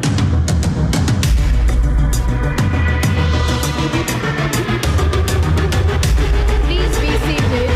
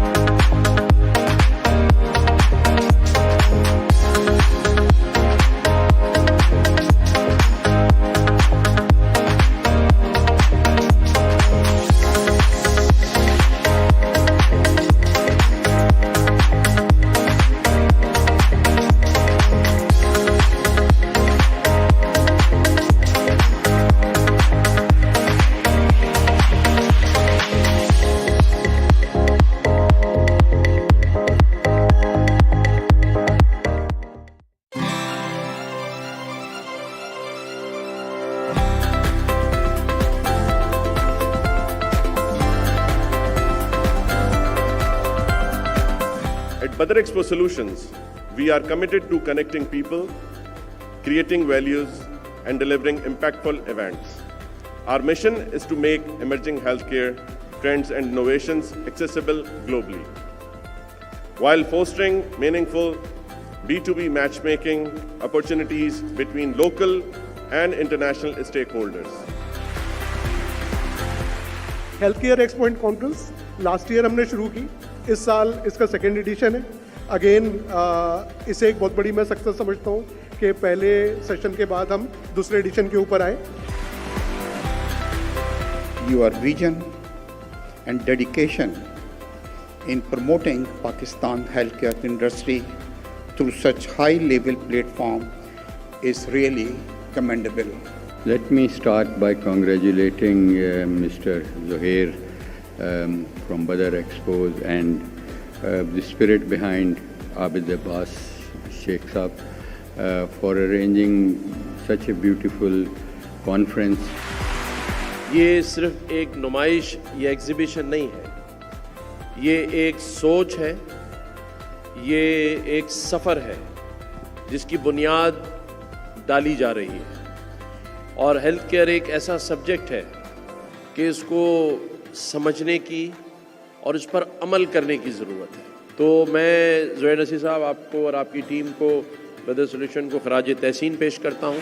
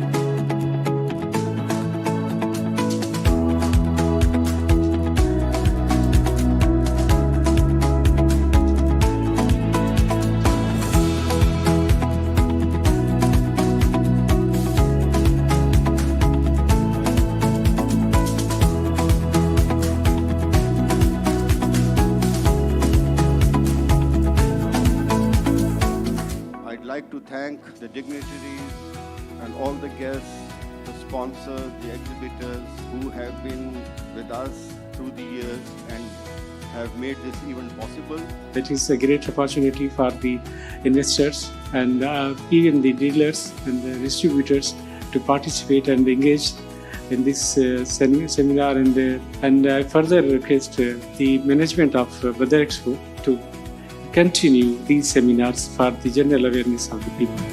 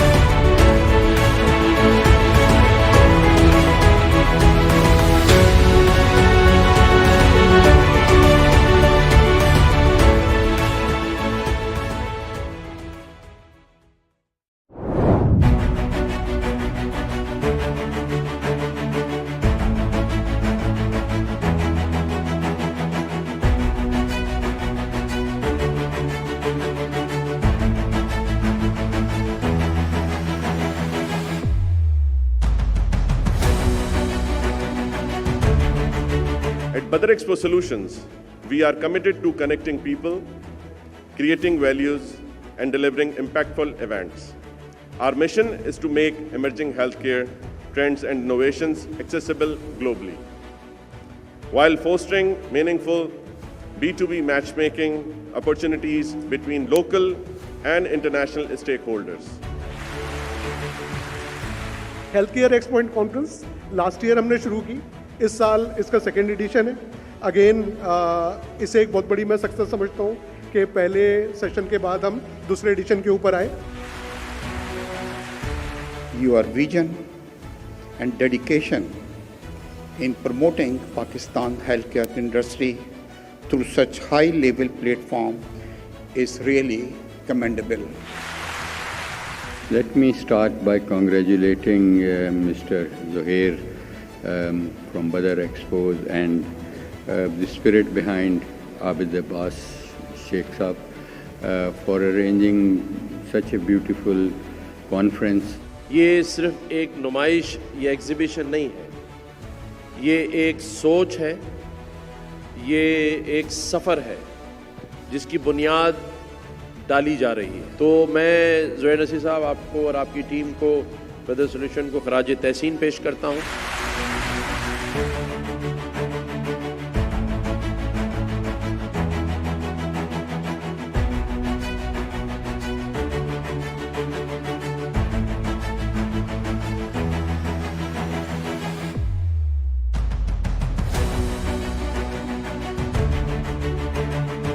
हमने पिछली मरतबा एक topic के ऊपर panel discussion किया था. इस मरतबा हर स्पीकर को हमने अलग अलग टॉपिक दिया है, तो उससे मॉडरेटर को भी और पैनलिस्ट और ऑडियंस को भी ज़्यादा फ़ायदा होगा. I am thankful to all the collaborators, specially Badar expo solutions. उसका हर डिपार्टमेंट, आप जो ये पूरा सेटअप देख रहे हैं, ये सेटअप जो है ये मुमकिन नहीं था अगर बदर एक्सपो सॉल्यूशंस की मुझे पूरी सपोर्ट मौजूद नहीं होती. तो I am really thankful to you Zuhair साहब.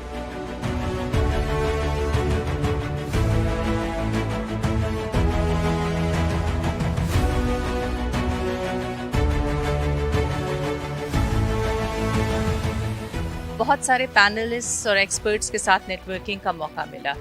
एक बहुत ही wonderful interactive academic learning experience था जिसमें हमने हेल्थ केयर सॉल्यूशंस की बात की. और बदर एक्सपो हेल्थ केयर सॉल्यूशंस एक ऐसा प्लेटफॉर्म है जहां पे जो लीडिंग एक्सपर्ट्स हैं वो नेशनल लेवल की पॉलिसी की रिकमेंडेशंस दे सकते हैं.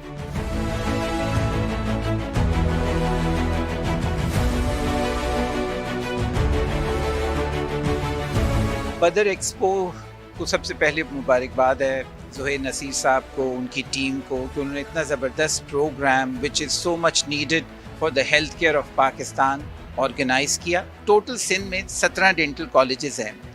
तो अमेजिंग बात यह है कि 17 के 17 डेंटल कॉलेजेस ने पार्टिसिपेट किया, उनके बच्चों ने पार्टिसिपेट किया, उनकी फैकल्टी ने पार्टिसिपेट किया. In addition lots of senior dentist came to for this event.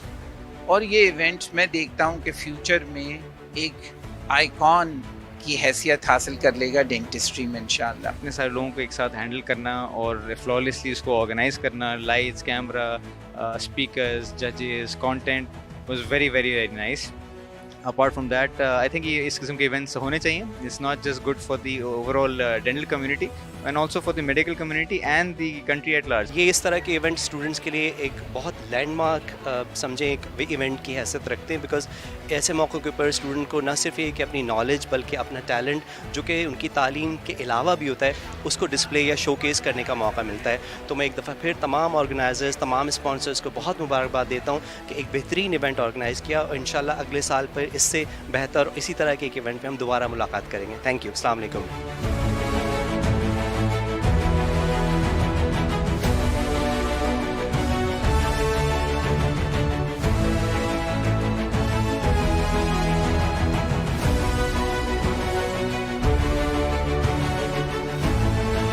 Dentistry को पिछले एडिशन की तरह इस दफ़ा भी इनवाइट किया कि हम उसका पार्ट बने. और हमारे कॉलेज से उन्होंने कहा कि हम इसको ऑर्गेनाइज़ करें. तो हमने डेंटिस्ट्री का प्रोग्राम ऑर्गेनाइज़ किया उनके लिए. 3 दिन का प्रोग्राम था डेंटिस्ट्री का.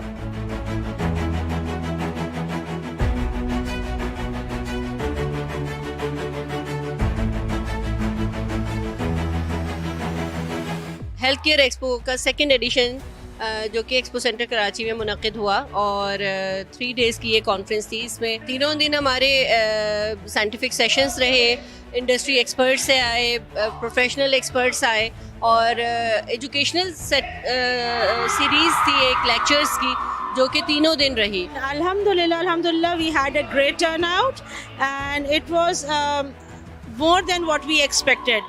So alhamdulillah for everything and thank you everyone who attended our program. Inshallah for next time इसे बेहतर करेंगे और उम्मीद है कि आप सब हमें ज्वाइन करेंगे. Thank you so much. Thank you very much Badar Expo for having me or giving me a chance and my team to bring a change into this aesthetical industry. Expo जो हो रहा है जी वो बदर expo ने करवाया है और बहुत सारी उनको मुबारकबाद क्योंकि बड़ा अच्छा इवेंट है और बड़ा अच्छा फुटफॉल है, लोग आके यहाँ पर अपने हेल्थ सोल्यूशंस ले रहे हैं। सो उम्मीद करता हूँ कि इस तरह से करते रहेंगे और आगे भी ये काम अच्छा चलता रहेगा। Very organized, very well organized in fact, और हेल्थ केयर की जितनी सर्विसेज मैं यहाँ देख रहा हूँ, जितने लोग यहाँ देख रहा हूँ, pharmaceutical companies are here, hospitals are here and of course Sindh का अपना जो SIHS है दैट्स हियर और बहुत सारी और चीज़ें हैं। So just a wonderful experience overall, बहुत होलसम एक्सपीरियंस है और आपको आके एहसास होता है कि पाकिस्तान में बहुत काम हो रहा है, specially the people who have organised this. Brother, thank you so very much, बहुत बहुत शुक्रिया for inviting me. Crowd was amazing. We had all the honorable guests with us. Our guest of honors, they were dignitaries and they were consul generals and very, very senior doctors and professors as well. So I had an amazing time and the ambience of the event is really nice and wish you best of luck, Badar Expo. हम यहाँ मौजूद है expo में जिसको आज यहाँ सजाया है डॉक्टर ज़ुहैर नसीर, तो आप जरूर विजिट कीजिए, आपके बहुत सारे सॉल्यूशंस का यहाँ मिलेंगे।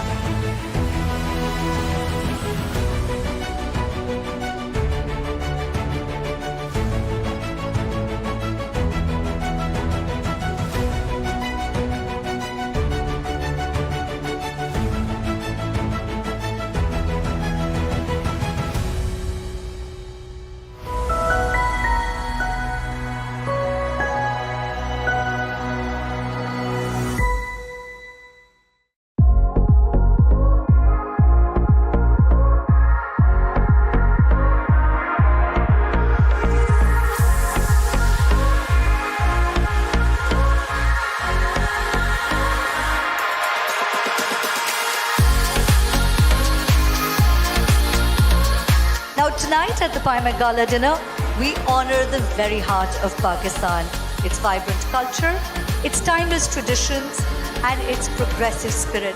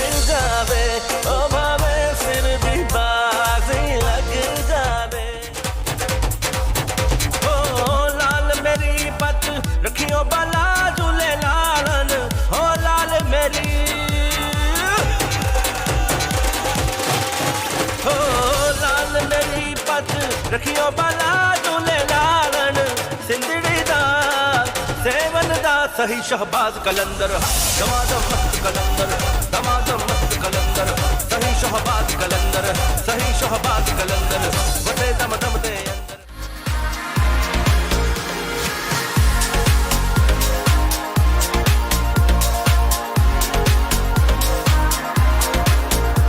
On behalf of Badar Expo Solutions and Pakistan Navy, I thank all of you for being here tonight.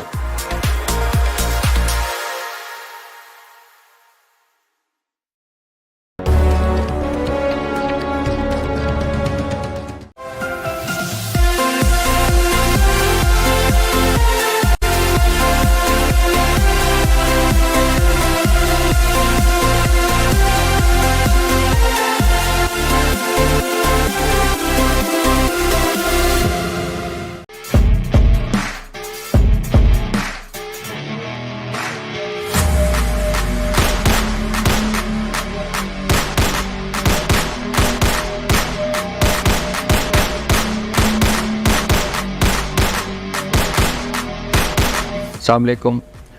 Sindh police और एसएसयू की जानिब से extreme gun shooting competition arrange किया जा रहा है। ये पाकिस्तान में पहली दफ़ा होगा कि इंटरनेशनल मयार का ये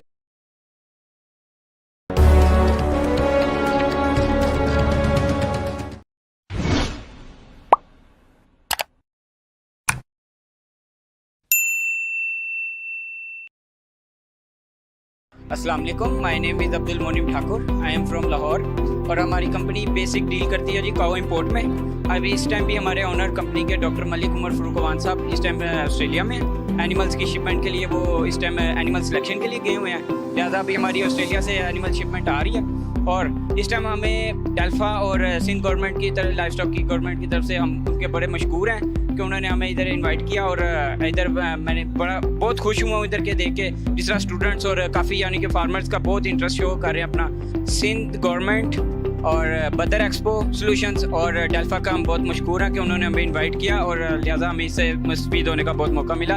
और काफ़ी यानी कि क्लाइंट्स हैं यहाँ, कुछ फार्मर्स हैं जिन्होंने अपना ग्रेट इंटरेस्ट शो किया हमारे साथ, तो इसके लिहाज से डेल्फा और सिंध गवर्नमेंट का बहुत बहुत शुक्रिया।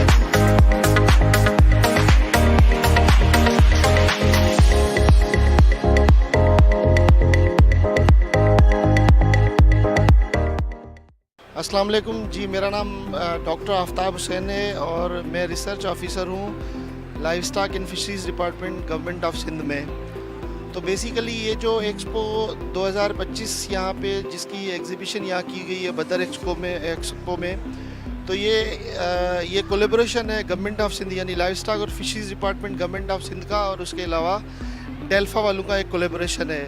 बेसिकली यहाँ पे ये करना है कि जो एनिमल लवर्स हैं या जो animal entrepreneurship, life stock entrepreneurship में आना चाह रहे हैं लोग, उनके लिए ये बहुत अच्छा मौका है नेटवर्किंग का, टेक्नोलॉजी को सीखने का, या जितनी भी जदीद तरीन टेक्नोलॉजीज इस फील्ड में आ रही हैं। ये लाइव स्टॉक बेसिकली क्या है, ये बहुत बड़ा सेक्टर है। हमारा जो एग्रीकल्चर कंपोनेंट है वो 60% पाकिस्तान का है और उस 60% में जो है वो 43% लाइव स्टॉक का कंट्रीब्यूशन है। तो मैं अपने बारे में बात करूंगा कि मैं लाइफ स्टॉक के जिस कंपोनेंट से मेरा ताल्लुक़ है वो है एनिमल ब्रीडिंग। हम क्या करते हैं, हमारी जितनी भी इंडाइजीनस यानी लोकल ब्रीड्स हैं और उसके अलावा जो एक्सोजीनस ब्रीड्स हैं, हम उनकी जो है अफजाइश नस्ल, अगर उर्दू में बात करें तो अफजाइश नस्ल पे काम करते हैं। हम लोग क्या करते हैं कि हम अच्छी नस्ल की सीमिन की प्रोडक्शन करते हैं और एग्जोटिक सीमिन को जो है वो बाहर दुनिया से पाकिस्तान में लाते हैं। तो हम पहला काम ये करते हैं कि हम अपनी जो है इंडाइजीनस ब्रीड्स जितनी भी हैं उनको प्रिजर्व करें और उनकी मिल्क और मीट की क्वालिटी को बेहतर बनाएं और बढ़ाएं। उसके अलावा जितनी भी एक्जोटिक ब्रीड्स हैं जैसे ब्राह्मण है, जर्सी है या फ्रीजियन है, वो भी हम यहाँ पे नॉन डिस्क्रिप्टिव ब्रीड्स के साथ मिक्स करके मीट और मिल्क की जो क्वांटिटी और क्वालिटी है उसको बेहतर करें। उसके अलावा जो हम लोग करते हैं, हम ट्रेनिंग्स करवाते हैं, मतलब पब्लिक प्राइवेट पार्टनरशिप के साथ ट्रेनिंग करवाते हैं। तो बेसिक कंपोनेंट हमारा जो ये है कि हम मिल्क और मीट की प्रोडक्शन को बढ़ा के जितनी भी हमारी पॉपुलेशन की ज़रूरियात हैं उनको जो है वो हम पूरा कर सकें। और मैं बहुत ज़्यादा शुक्रगुजार हूँ गवर्नमेंट ऑफ सिंध का और उसके अलावा डेल्फा का और बदर एक्सपो वालों का कि यहाँ ये आज दूसरा दिन है और यहाँ कोई भी नाखुशगवार वाक़या नहीं हुआ है और बड़ा स्मूथली जो है वो यहाँ बहुत ज़्यादा जो है वो आवाम इंगेज्ड है यहाँ पे। और बाकी लोग जो देख रहे हैं, आज आधा दिन पड़ा हुआ है और कल का दिन बाकी है, तो लोगों से मैं गुजारिश करूँगा यहाँ आएँ। यहाँ पेट शो है, यहाँ मुख्तलिफ बर्ड्स हैं, यहाँ लार्ज एनिमल्स हैं, यहाँ आपको जो है वो स्मॉल एनिमल्स हैं, बहुत ज़्यादा वैरायटी आपको देखने के मिलेंगी। उसके अलावा इंडोर्स में अगर देखेंगे तो यहाँ बहुत सारे लोगों के एग्जीबिशंस लगे हुए हैं। आपको जो ख़ास तौर पे नौजवान कराची के हैं, एंटरप्रेन्योरशिप, लाइफ स्टॉक एंटरप्रेन्योरशिप में आना चाहते हैं, वो यहाँ पे आके अपनी नेटवर्किंग को बढ़ा सकते हैं। और यहाँ पे एक्सपर्ट्स ओपिनियन और रिसर्च के जो है वो सेमिनार भी चल रहे हैं। यहाँ बहुत ज़्यादा जो है वो नॉलेज का ख़जाना है। यहाँ आके आप अपनी फैमिली के साथ इंजॉय भी कर सकते हैं और आपके लिए बिज़नेस के बहुत सारे मौके भी हैं। Thank you very much.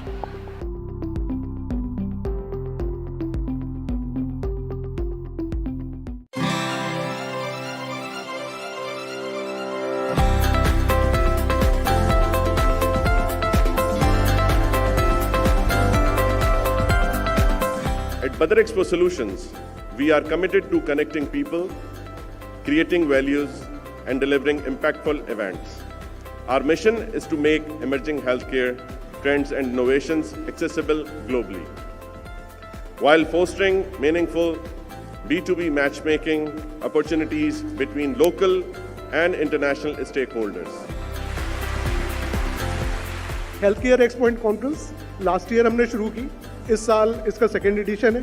Again इसे एक बहुत बड़ी मैं सक्सेस समझता हूँ कि पहले सेशन के बाद हम दूसरे एडिशन के ऊपर आए। Your vision and dedication in promoting Pakistan healthcare industry through such high-level platform is really commendable. Let me start by congratulating Mr. Zohair from Badar Expos and the spirit behind Abid Abbas Sheikh Saab for arranging such a beautiful conference. ये सिर्फ एक नुमाइश या exhibition नहीं है, ये एक सोच है, ये एक सफ़र है जिसकी बुनियाद डाली जा रही है। और हेल्थ केयर एक ऐसा सब्जेक्ट है कि इसको समझने की और इस पर अमल करने की ज़रूरत है। तो मैं ज़ोहैर नसीर साहब आपको और आपकी टीम को, बदर सॉल्यूशन को खराज तहसीन पेश करता हूँ।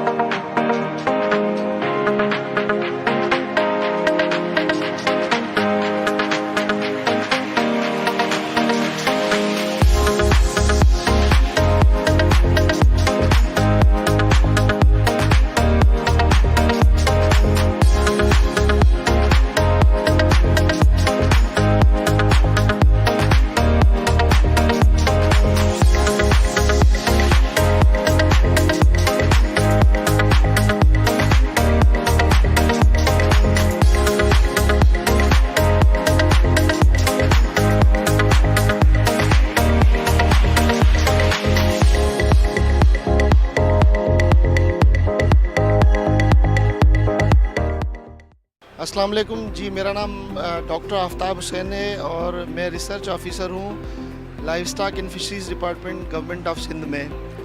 तो बेसिकली ये जो एक्सपो 2025 यहाँ पे जिसकी एग्जीबिशन यहाँ की गई है बदर एक्सपो में तो ये कोलेबोरेशन है गवर्नमेंट ऑफ सिंध यानी लाइव स्टॉक और fisheries department government of Sindh का और उसके अलावा डेल्फा वालों का एक कोलेबोरेशन है।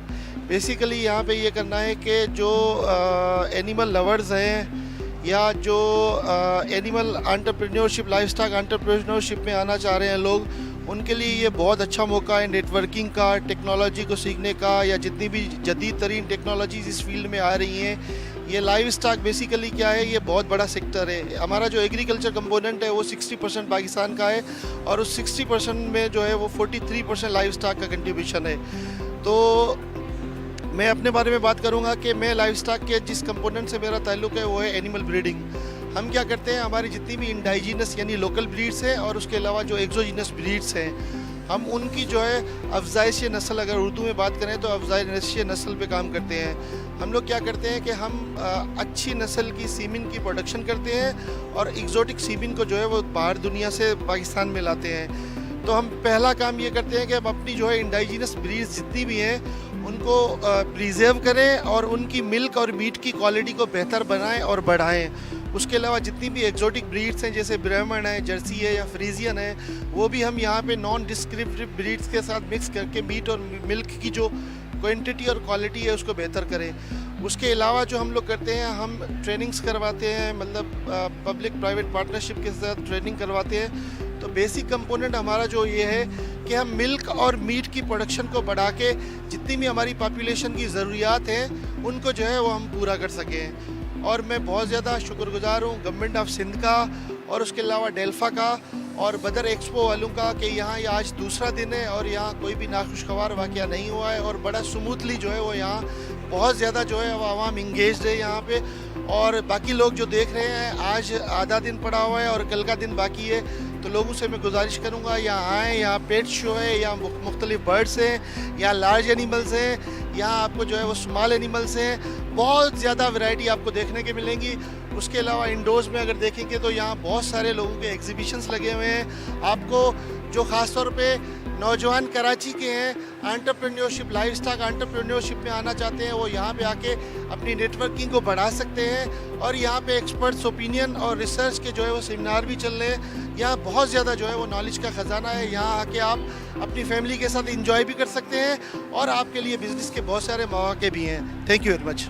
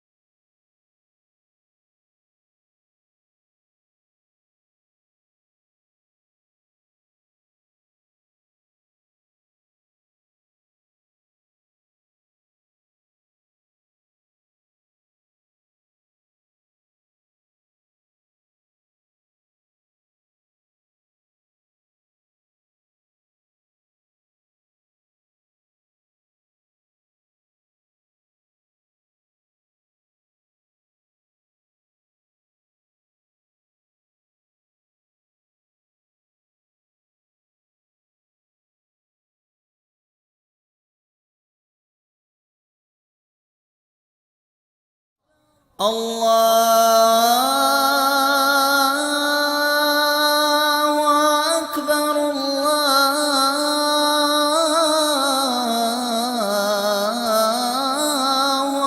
أكبر الله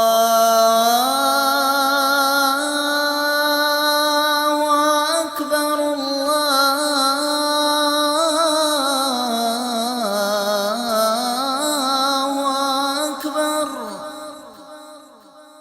أشهد أن لا إله إلا الله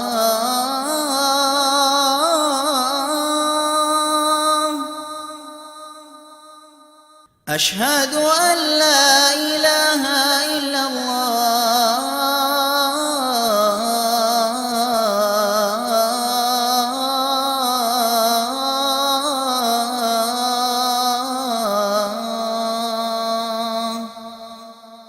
أشهد أن محمدًا رسول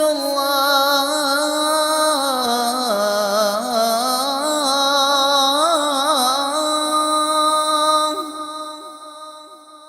أشهد أن محمدًا رسول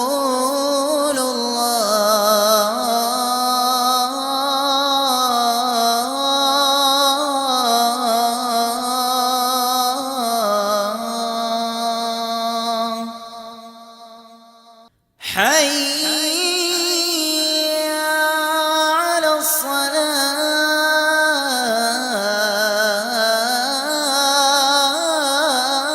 الصلاة حي على الصلاة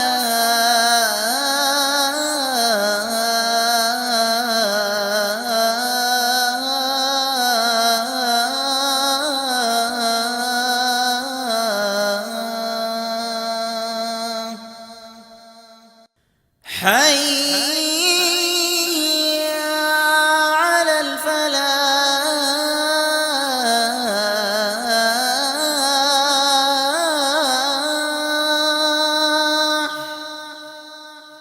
حي على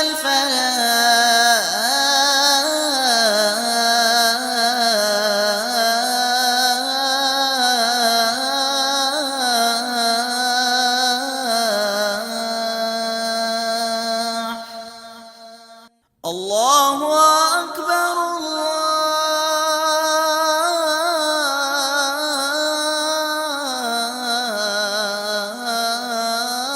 الله أكبر لا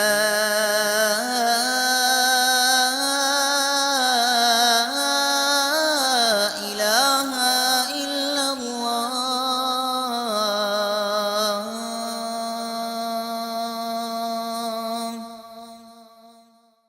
اللهم رب هذه الدعوة التامة والصلاة القائمة آت سيدنا محمدا الوسيلة والفضيلة والدرجة الرفيعة وابعثه مقاما محمودا الذي وعدته وارزقنا شفاعته يوم القيامة إنك لا تخلف الميعاد ऐ अल्लाह इस दावत कामिल और ता क़यामत कायम होने वाली नमाज के रब तू मोहम्मद सल्लल्लाहु अलैहि वसल्लम को जन्नत में नुमाया मकाम फजीलत और बुलंद दर्जा अता फरमा और उन्हें उस मकाम महमूद पर फाइज फरमा जिसका तूने उनसे वादा फरमाया है और क़यामत के दिन हमें उनकी शिफात नसीब फरमा बेशक तू वादे के खिलाफ नहीं फरमाता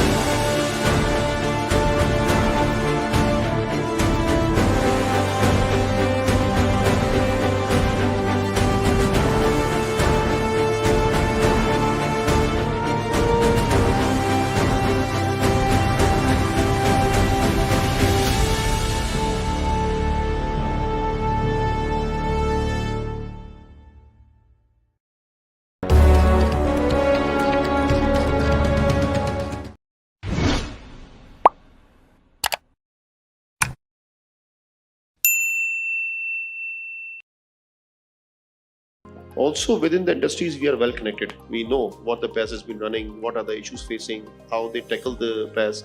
So our technical teams are well connected into the industry. So we know, and the practice been done. People have an hands-on experience on that. So PAS is not so. It's not an easy. Can just take it. Okay, so in a way, from what I can gather from your views, that things are not as bad as generally understood, and there are good companies. Of course, there are so many people who are dealing with PAS and all these things. You must be doing that. But you have to be very selective, very careful in making the right selection, right? You are a consultant. You must be knowing that.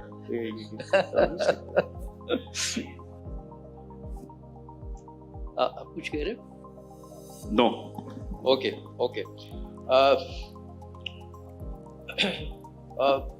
We find that globally buyers like IKEA, H&M, Zara, they are demanding green supply chains. If Pakistani mills don't adopt clean energy, we could lose the major export market. Are you satisfied overall, not for your own mill or not for your own industry, but are you satisfied overall for the textile sector that we are moving in the right direction? Sir, all the big textile industry, like top, if you talk about 10 to 15 top exporter of Pakistan, so they are investing in renewable. And overall that we have discussed, we only discuss about one thing, which is power. And Fahad mentioned one thing, that was net zero. In net zero, basically there are three parameters. That is not only all about like power generation, it's also about the steam generation, where you use the natural gas for the gas combustion to convert water into steam. So there is second thing, which is steam, and the third one is the water. So they are measuring out all the carbon footprint, whatever the gas you are burning out, and whatever the effluent that you are using, how much liter of water you are using for the manufacturing of the fabric. So since the top exporters, they are putting up millions of dollars in renewables, like the biomass power plant for the, it's a renewable power plant for the generation of steam. We have put up also the wastewater recycling system. Hence, we can minimize the carbon footprint. For the top-notch industry, the top-notch exporter, it will be not a huge problem. But for the small and medium grade industry, which are also working for the European and US buyer, yes, there will be a problem in the longer run if they will not adopt the renewable. Right. You see, we have a meeting, we have captive solar, they're growing rapidly. So are there any moves within the textile sector to really completely bypass the national grid, the utilities, and have sole dependence on its own resources of renewables and BAS and all that? Because that helps you not only in maintaining the continuity of supply, but also saves you from the power quality issues. Yes, agreed. But we need to have a grid connected to be on a safer side.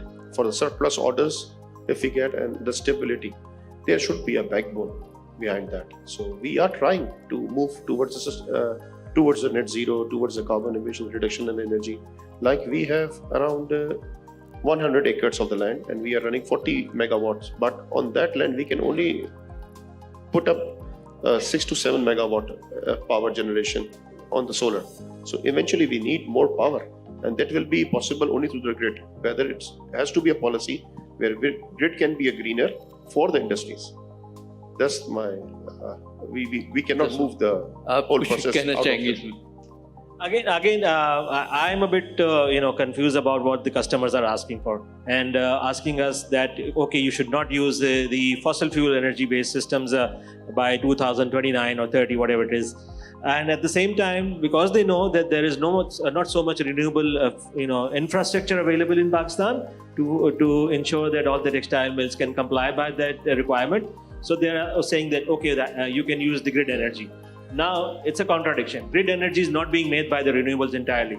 Grid energy is from gas also, from the furnace oil also. So there are so many, fossil fuel-based energy systems that the grid is using. So at one point they are saying that don't use that, and at the same time allowing and asking for buying the carbon credits. So what's the point of negating your own policy or philosophy that you're asking for?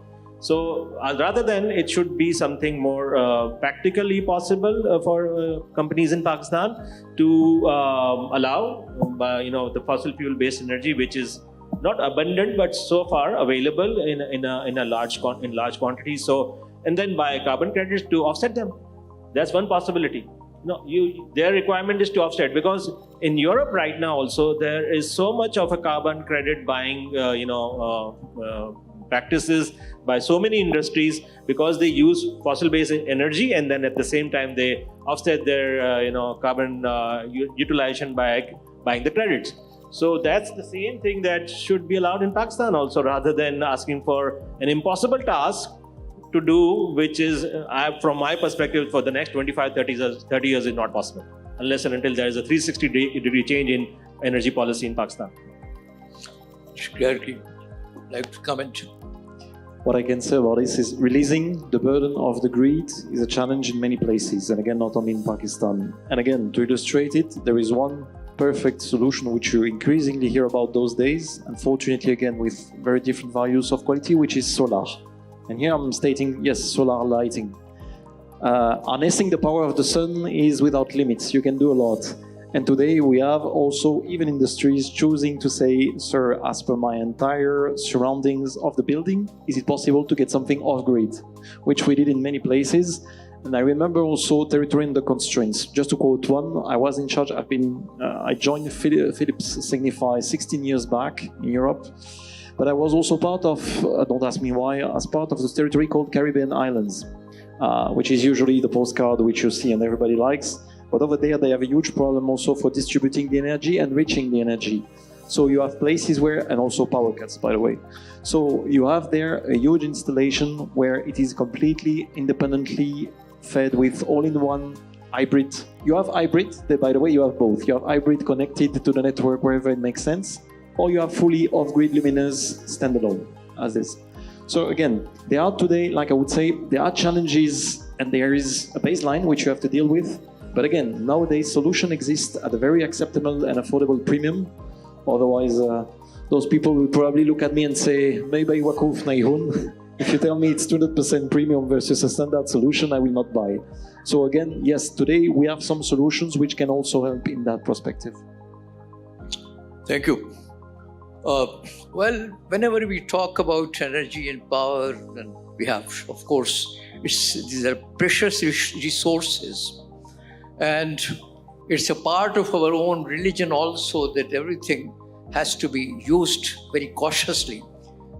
All wastages should be stopped, eliminated, or minimized. That, of course, raises the aspect of energy efficiency. On one side, we are talking of lesser and lesser use of fossil fuels and all that. We are trying to have maximum utilization of renewable energies, and at the same time, we must also focus and pay greater attention to the energy efficiency.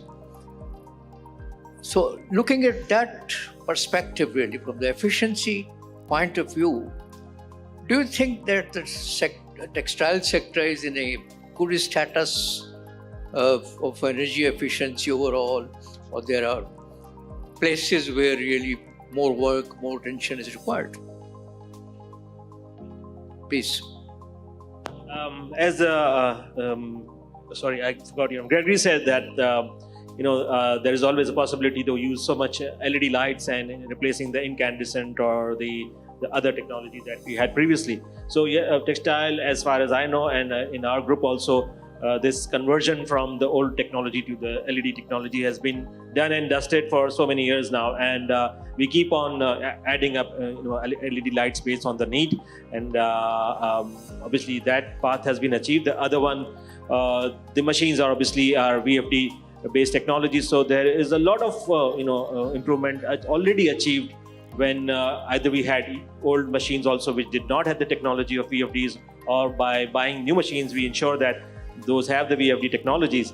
But there is another opportunity recently, that not recently but 3 years back, we started changing our the ceiling fans also, because the inverter based technology used half of the energy as compared to what the older technology was using. So that change and transformation is still going on. We had around 15,000 fans in our facility, so gradually every year we are doing that thing. But these are small steps, and small steps also means a lot when we combine all these steps together and see your efficiencies going in that direction. So yes, we firmly believe in that part. We at textile companies which I know in the group also, and some other companies also, they have been believing in this changeover and transformation from normal systems or non-efficient systems to efficient systems. So it is helping though, but at the same time we are adding up capacities, so we need more energy. So it's a never-ending bubble that is going on. Thank you. Yes, we are changing it. He's very right. It's been done 3 years back. We have replaced our inefficient engines, inefficient boilers, and now the consumer itself, like the weaving operator, spinning operator, they are monitoring their own energy benchmarks. They are also now focusing to replace their own energy equipments. Now, without that, you cannot sustain. Inefficient things cannot be run on this cost of energy. So eventually, we have to replace that, and we are replacing. Gradually, also we are working on the water treatment plant as well. Next step is after the energy is the water as well. There is a shortage of water, so we are also working on the water, how to recycle it. We are already recycling 50%, so we are moving more fast towards that as well. So that's a challenge. We are working on the biomass. We installed the biomass boiler. Now we are running for after the biomass, how to get it, how to secure it for the long-term delivery. So there's lots of challenges. Not only the power, not only the sustainable. It's all about to run the mills. It's a huge challenges. So the brand that we are working on, like H&M, Gap, American Eagle, Zara, these brands have the benchmark, and Yes. the benchmark has been given to us. If I'm washing that garment, rinse garment, that should be the water consumption percentage. So it cannot deviate from 50 liters per pant piece. And they have also given us the energy benchmark, the water, steam, and everything. And that benchmark all the way is from to denim, like processing, and the garment. So now, and they are monitoring everything, whatever the carbon footprint that are generating from our side. They have everything, and we cannot deviate. If we will deviate, so definitely there will be some warnings or some pushback from their side, and we have to follow those standards. So that's why we have put up all the efficient machinery, all the efficient dryers and spinnings, in weaving and the processing. So we have the efficient machines, and if you are working with those European US buyer, you cannot deviate. And also I want to add one more thing regarding the energy efficiency. Let's say if I'm going to construct a new building, so in the new building we are going to follow the LEEDs, platinum LEEDs, gold LEED, silver guidelines. Even we are using the recyclable material during the construction of the building. So there are some benchmark. So even for the construction of the new building, for the spinning, weaving, processing of the garment, we are following that. And you cannot survive if you will not follow the sustainability, the carbon footprints, and the energy efficiency. Right. Well, there is a universal truth that unless something is measured, it cannot be monitored. Okay. So what I have observed, not everywhere, but at certain places, that people are not really interested in putting up many measuring instruments. And measuring instruments should be really at different critical levels and all that, so that you know exactly where the problem is, and that helps a lot in the diagnosis of energy consumption at different levels in the setup. So that money is saved because when you are starting a new project, then there are certain budgetary constraints and all that. So that's easy to avoid these measurements. And as a result, you are unable to really get the real data, real online data, as well as the other offline data. That, I think, at the end of the day, it really impacts badly the overall strategy and energy strategy. So, would you like to comment on this? If I start from you, please. It's a question to all of you. Sure, thanks. I guess actually today we have again the tools and the solutions available to monitor it. Concretely, in an open protocol, I do insist, because you mentioned the role of the consultant and you know very well what you're talking about. The idea is to handle it holistically. Microgrid aspect and the full, let's say, energy efficiency as a not only lighting, HVAC, etc., but as a full one. Today, you have, with open API equipped solutions, you have the means, especially as per control and systems, to monitor your entire consumption, to check what's happening. For instance, we have systems telling you precisely fault monitoring, where, watch out, this luminous has gone defect after barely 1 minute. And that you can also interface, because I sit in the shoes of the facility manager who has a complete plant to run, and not only lighting or not only HVAC. He wants to see live on a dashboard, okay, I also see that in the meantime this is happening, and I want my total energy consumption to reflect, and if there is any deviation, why, and how can we trigger with right on the spot, almost instantaneous corrective actions to tackle it. So today we have the means. Of course, it has to be thought holistically, but that's also the good thing about what we call now SAME, anticipating the future, future-proof luminaire. As per CapEx or OpEx, you might decide, okay, I have this much only to invest, but I want to be ready for the future. If tomorrow I change my mind and I decide to go for a full connected system, that exists because your driver is pre-equipped with something where you can spread the investment and say, okay, in 4 years' time, this is my peace of mind, at least with a major international brand, that I will have the possibility to upgrade and get it into it, also if you want to do as per stages. So again, yes, the system exists. Let's also be fair. It's our duty and mandate to educate the consultant around it and support the entire ecosystem. The last thing I would like to say, what I've often experienced, it's not so much that it doesn't exist, that sometimes contractors or maybe consultants, for a few of them, they refrain to pitch it because they don't know the solution or they don't feel comfortable. That's why I personally like to meet both end user and consultant together as one team, to also show them what it is, what it costs, how it works. I was saying yesterday during an event, what is a good innovation? Because today we are also very good at building 50 systems which don't talk to each other and which makes it increasingly complex, sorry to say. A good innovation is easy to use, easy to install, easy to commission and monitor, and affordable. So this is how we should think. And again, today, with open API, not closed protocol, you have the possibility to gather those. But you need to embark the right people and ensure the right expertise and capabilities behind. Thank you. Thank you.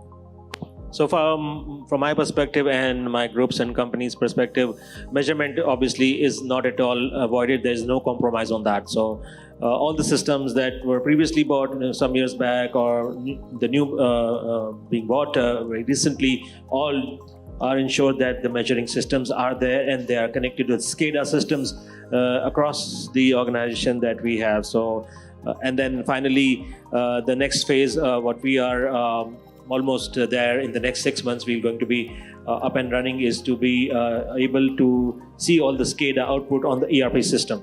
So to see that data on our desktops and laptops within minutes and seconds, that's what the plan is. Each and every machine, each and every equipment, each and every power engines or steam systems or whatever it is, the data will be right at our desktop in the next 6 months.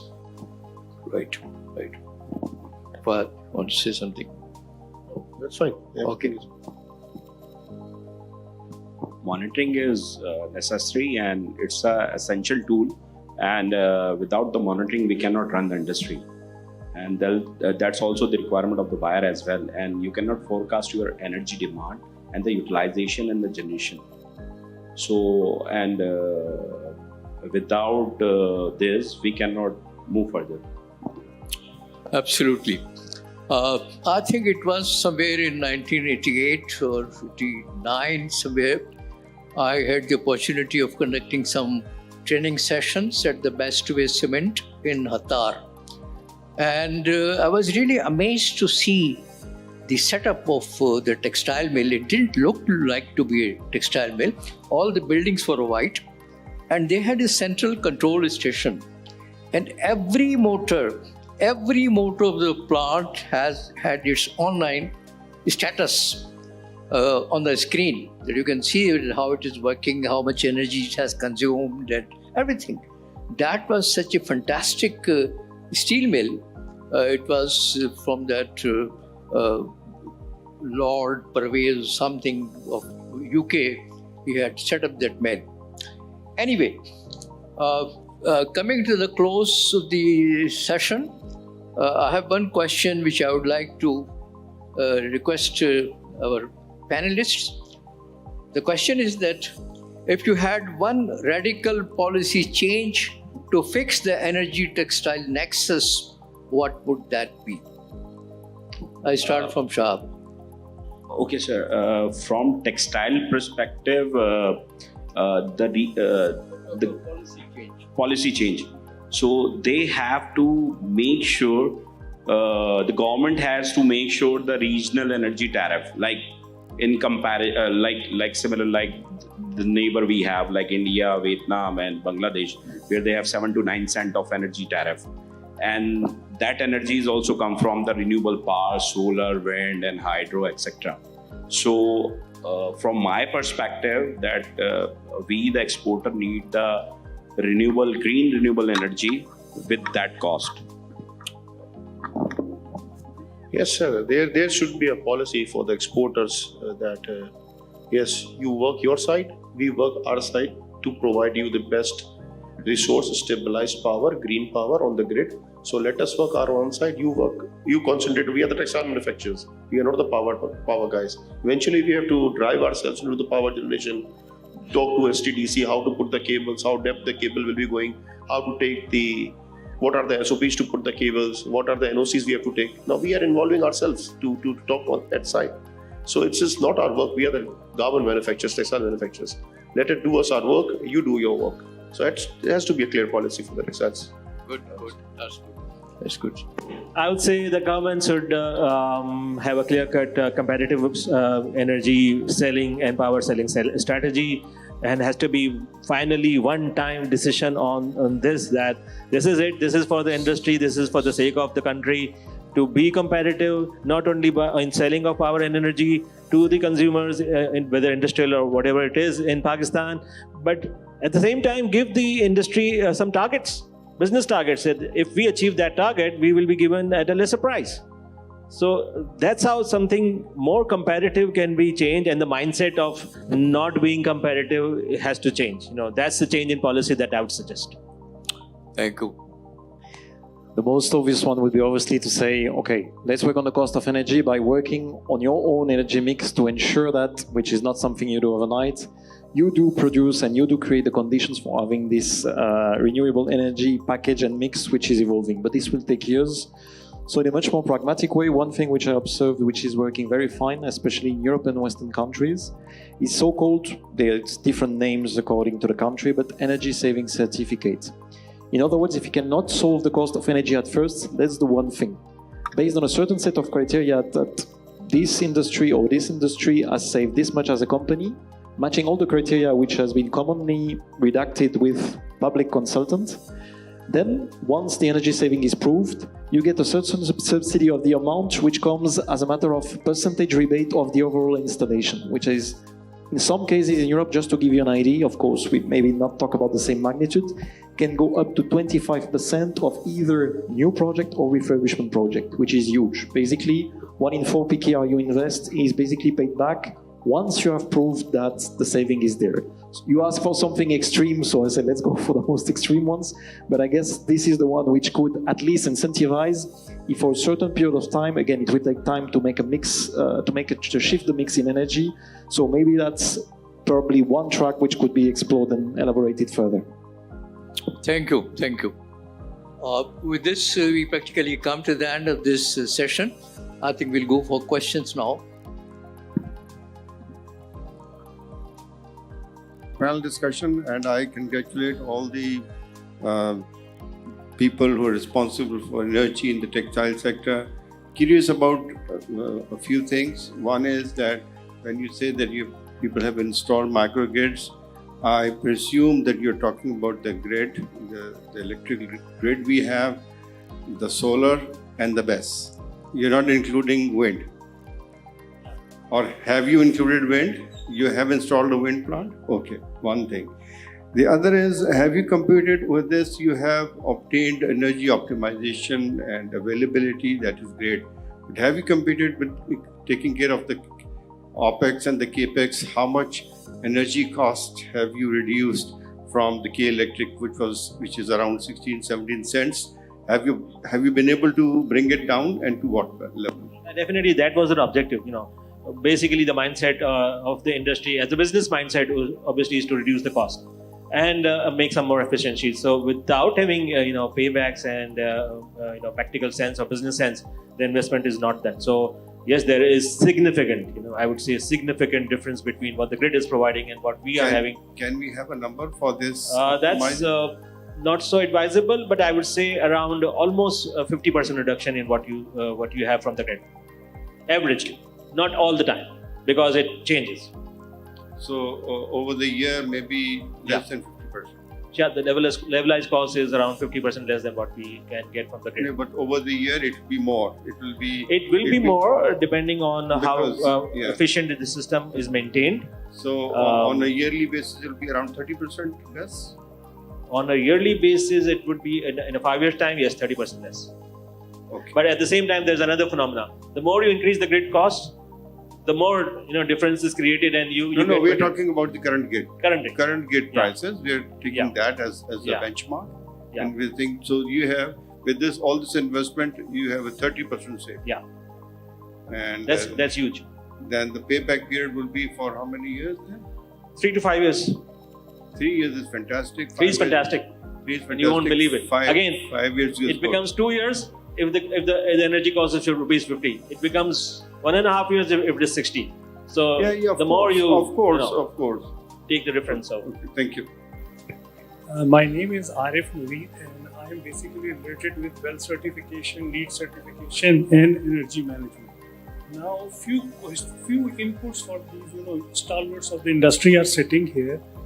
My questions are just as a normal audience. You started with saying that the industry is currently facing the problem of stagnation. We are around $17.8 billion versus Bangladesh and Vietnam, who are around 45. So, just as a thinking that when we go for a challenge, then normally we use the strategy or approach of Ishikawa diagram or cause and effect analysis, where we see that the stagnation is, maybe I'm wrong. When we see stagnation, so normally 75% of our discussion right now is on grid, the availability of electricity, the charges and other things. But the point is that living outside Pakistan and visiting different stores and other places and looking at the textile products of Vietnam, Bangladesh, India and other things.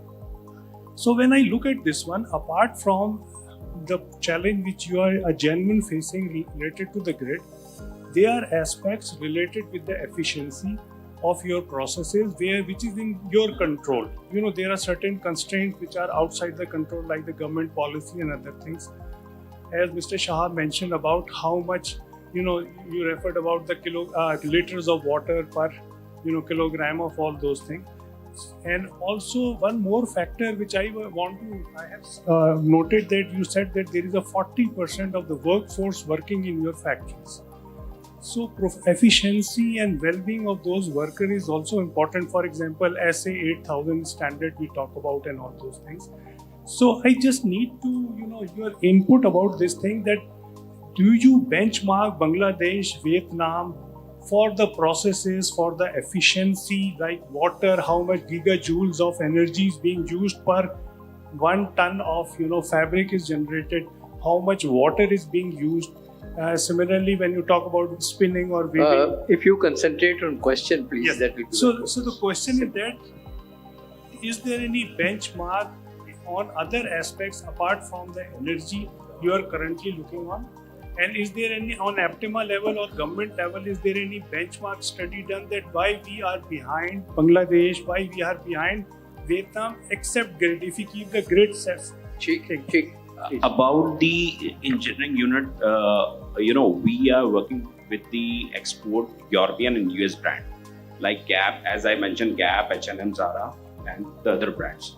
So they have given the benchmark not only for the Pakistan AGI textile mills. Okay, they have given the same benchmark to the Bangladesh, Vietnam, and India. And every brand has the efficient machine. So that's why we are achieving the target. If we have the old virgin machine where we have the liquid ratio means water consumption, chemical to water consumption.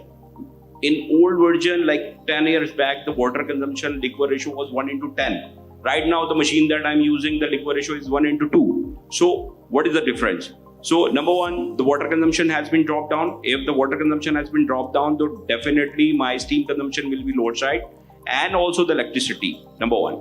And similarly, the water that I will drain from the machine after the washing of the garment, it will goes directly to the ETP. So the advantage of the latest machine will be, number one, the consumption has been dropped down, the carbon foot has been decreased, and also at the inlet of the ETP, I am receiving less water.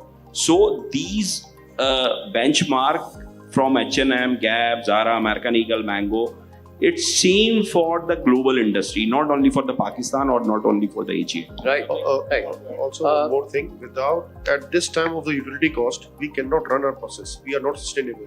Eventually, whether the buyer say or no say, we have to be on the more efficient things. The utility cost is very high. We cannot be able to sustain our processes. Until we monitor, we control, and we just go out. Right. As we are running out of time, then we have time for just one question really.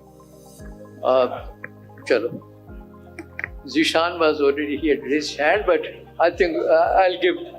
He's our man. You are an outsider. Yes, sir. You are not a member of IEEE, so you are an outsider. Okay. He has our personal numbers as well. He can call us for any question. If you have any question, you can just call. I'll give up. Sir, he is very So good. my question is controversial. Yes. No, I'm already the member. I'm life member. All right. Thank you. Okay. I'll take a quick question. Yeah. As Mr. Fahd said that even if you install all the solar, you will get 5 megawatt out of 20 megawatt, and you have a requirement of 40 megawatt, and you have targeted net zero by 2030. You said that. So, and you are based in Korangi, Landi, and you have limited space available. So how would you achieve net zero by 2030? Because you have limited space available. And as you said that after installing even 20 megawatt, you will be getting 5 megawatt. So how will you achieve 40 megawatt through renewable to get net zero? Okay, that's what we request to move out from here. Okay. Just to go on the Jampir side where we can able to put up more renewables and bring the grid to us, or whether STDC work for us, bring up cable here towards our Landi, because we are trying to put up some wind turbines in Landi as well, but it's very difficult on the road maps and just take their approval of SBC and all that. So there's a lots of challenges. So eventually we have to move out to some other area because it's very difficult to make up here. We are also putting up some CHP with the biomass power generation and all that. So we are working on several aspects. So it's too early to say, but in a year or 2 years, inshallah, we will come up to some net zero targets and hopefully we'll achieve. Thank you, Ba. Great. Thank you so you. much. With this, we come to the end of this technical session. I'm very thankful to the panelists for their wonderful interaction. It was very learning, educating for all of us, including me. And thank you so much.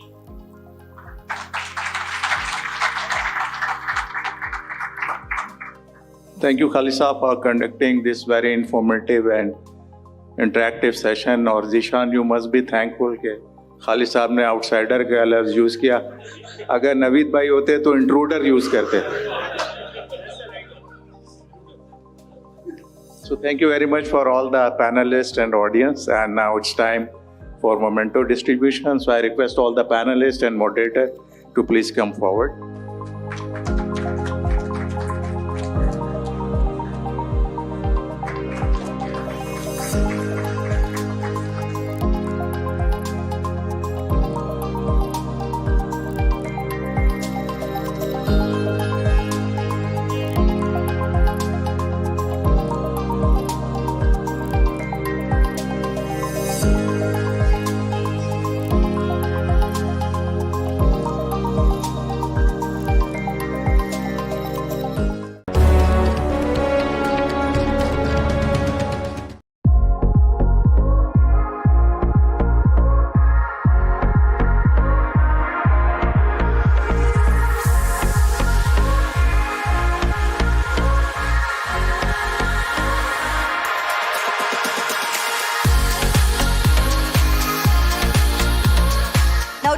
at the Pi Met Gala dinner, we honor the very heart of Pakistan, its vibrant culture, its timeless traditions, and its progressive spirit.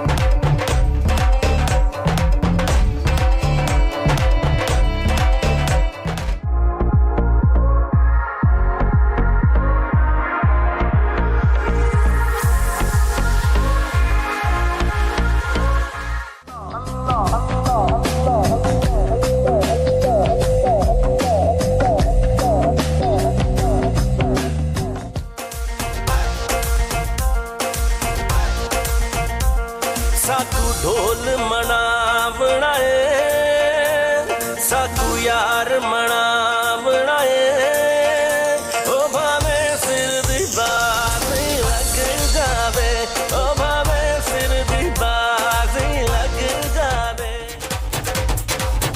ओ लाल मेरी पत रखियो बाला झूले लालन, ओ लाल मेरी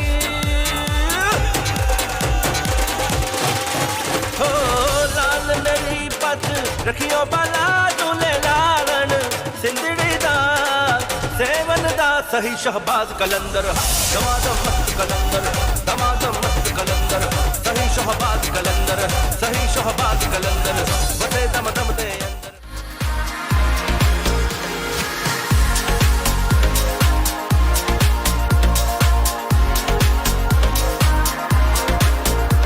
On behalf of Badar Expo Solutions and Pakistan Navy, I thank all of you for being here tonight.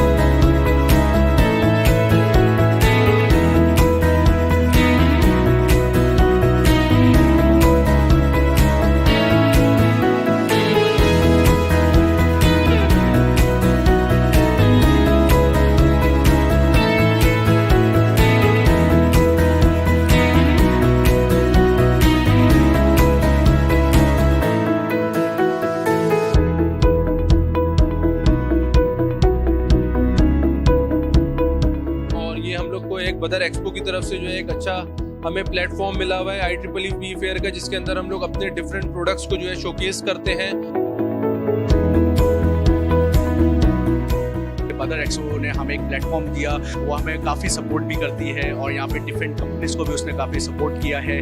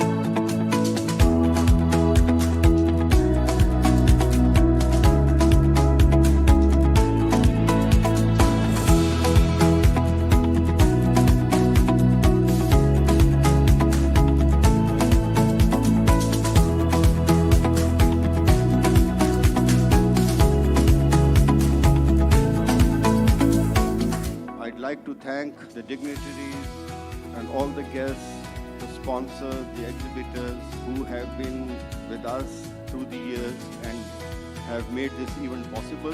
It is a great opportunity for the investors and even the dealers and the distributors to participate and engage in this seminar, and I further request the management of Badar Expo to continue these seminars for the general awareness of the people.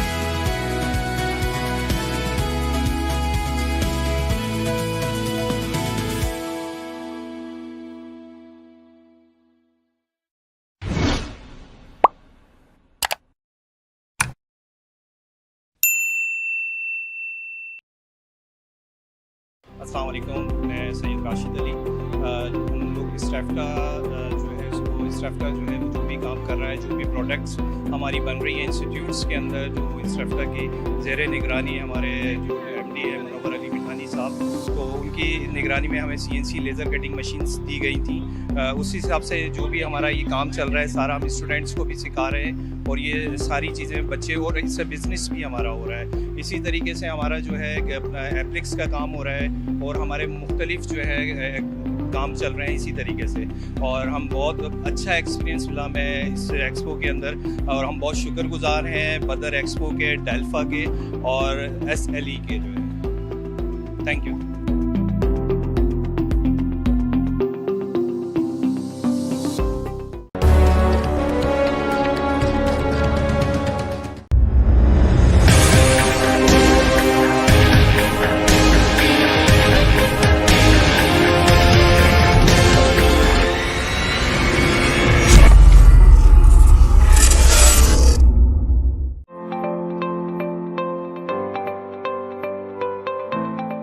पैमेक 2025। मैं इस वक्त sir Syed University engineering and technology के stall पर मौजूद हूँ।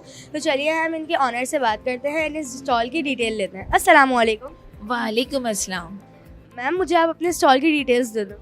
जी मैं बिल्कुल, मेरा नाम है सरवत जुल्फ़कार। हमारी है sir Syed university of engineering and technology. हमारे पास हमारे स्टूडेंट्स ने कुछ प्रोजेक्ट्स यहाँ पे रेडी किए हैं, जिसके हवाले से हमारी डिटेल जो है वो हमारी बिस्मा बताएंगी। हमारी स्टूडेंट मौजूद हैं। अस्सलाम वालेकुम। वालेकुम सलाम। Myself Bisma Asif and I am a final year student of engineering technology. Basically हमारे एक प्रोजेक्ट था फ्लड और जितनी भी चीज़ों को देखता है वो इंसान, मतलब आपके पास एक चीज़ें ऐसी हो जाएगी जो कि ना मोस्टली बहुत से फ्लड्स आते हैं ड्यू टू रेनिंग या फिर कोई सैलाब आ गया, तो उस हवाले से हमने एक मॉडल तैयार किया है जो कि आपको कोई रेजिस्टेंस देगा, और इन केस अगर आप लोगों को कोई इन्फॉर्मेशन आगे से मिलती है कि कुछ आ रहा है, कुछ मसले मसाइल आ रहे हैं, तो वो आपको टेक ओवर कर देगा बहुत ही आराम से। फर्दर मोर हमारे पास सोल प्योर है एंड देन वो आपको बताएंगे। अस्सलाम वालेकुम। वालेकुम अस्सलाम। मुझे आपके स्टॉल में जो आपने प्रोजेक्ट बनाया है उसकी डिटेल्स दे दें। जी सबसे पहले तो I M Raza Siddiqui from business administration department, और मैंने एक स्मार्ट सिक्योरिटी लॉक तैयार किया है जो कि अगर आप कहीं पे अपने दरवाजे पे लगाते हैं, अपनी प्रॉपर्टी पे, आपके घर व्हीकल है, कहीं पे भी आप लगा लेते हैं, तो सिंपली हमको इस तरह लगा के प्रेस कर लेना है तो ये लॉक हो जाएगा। फिर कोई भी बंदा आगे से खोलने की कोशिश करेगा तो ये बीप करेगा। फिर सेकंड टाइम कोई बंदा करता है तो इसी तरह कोई काटने की कोशिश करेगा, खोलने की कोशिश करेगा, तो सिंपली कोई बंदा इस तरह मारेगा तो ये इस तरह बचने लगेगा। इसमें नई चीज़ हम ये लेके आ रहे हैं कि ये आपके मोबाइल एप्लीकेशन से भी कनेक्ट होगा, और जब भी कोई बंदा खोलने की कोशिश करेगा, आप घर पे नहीं है, तो ये नोटिफिकेशन आपके फ़ोन पे भी आएगी पॉपअप, पॉपअप आएगा कि भाई आपका दरवाज़ा कोई खोलने की कोशिश कर रहा है, आपका व्हीकल कोई खोलने की कोशिश कर रहा है, तो इसका ये फ़ायदा है कि आपका एसेट प्रोटेक्ट हो जाएगा। आप लोगों ने ये पायमेक के अंदर अपना प्रोजेक्ट इंस्टॉल किया है, तो आप लोगों को कैसी फीलिंग आ रही, कैसा लग रहा है? बहुत अच्छी फीलिंग्स हैं यहाँ पे, बहुत ज़्यादा एक्सपोजर है, बहुत सारे लोगों को शोकेस करने का मौका मिल रहा है यहाँ पे हमें अपने प्रोजेक्ट को, और मतलब एक अच्छा प्लेटफॉर्म है अपने प्रोजेक्ट शोकेस करने का और अपॉर्चुनिटी हासिल करने का।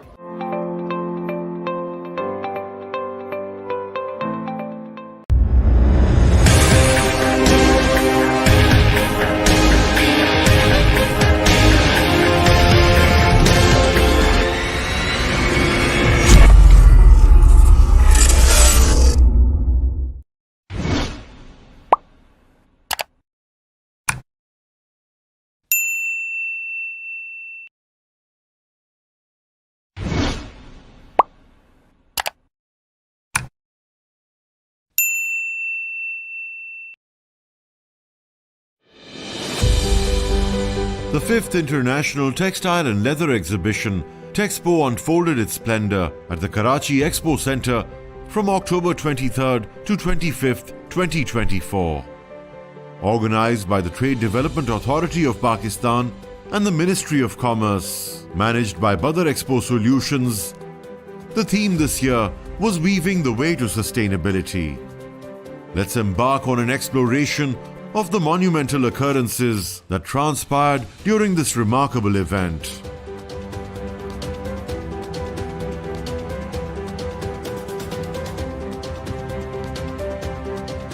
The first day of the event commenced with great enthusiasm as Federal Minister for Commerce Jam Kamal Khan inaugurated the Texpo exhibition at the Karachi Expo Centre.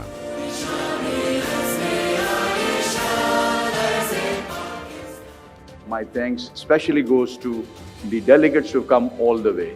There are more than 550 delegates who are participating today in this event. It's a great number.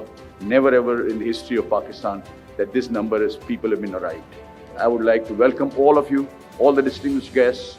Assalamu alaikum and very good morning to all of you, ladies and gentlemen. I welcome all the delegates from abroad who came to Pakistan, and Motiwala has said very rightly that you are now ambassador of Pakistan to your countries.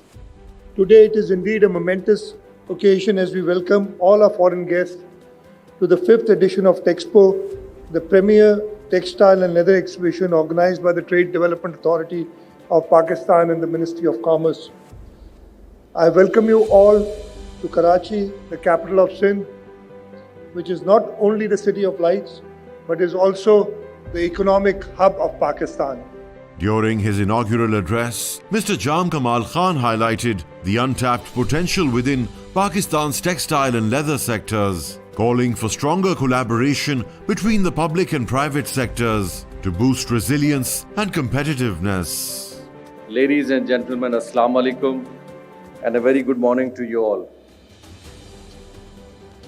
It is my great pleasure to welcome you all to the 5th International Textile and Leather Flagship Exhibition, Texpo Pakistan, a truly premier global platform for the industry of leathers, people from different sectors, textile, apparel, footwork, and carpet sector. Distinguished guests including the Governor of Khyber Pakhtunkhwa, Faisal Karim Kundi, and Sindh Chief Minister Murad Ali Shah, and leading businessmen gathered for the inauguration ceremony, symbolizing the official opening of the event.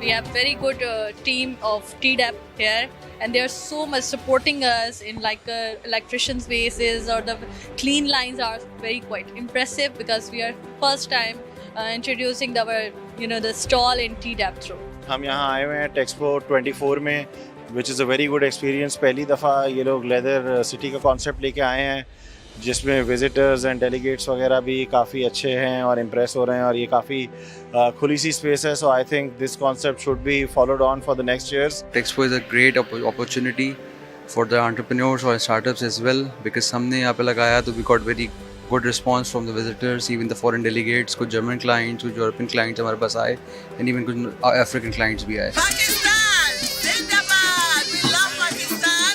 Pakistan, good food, good people, good weather, everything peaceful here. Texpo, a sector-specific trade event, attracted 520 plus foreign buyers from 60 plus countries and showcased products from 270 plus exhibitors. The exhibition served as a platform for Pakistani textile manufacturers and exporters to showcase their products and establish valuable connections with international buyers. Hi, my name is Yato. I come from Japan. This is first time to come here in Pakistan and join Texpo.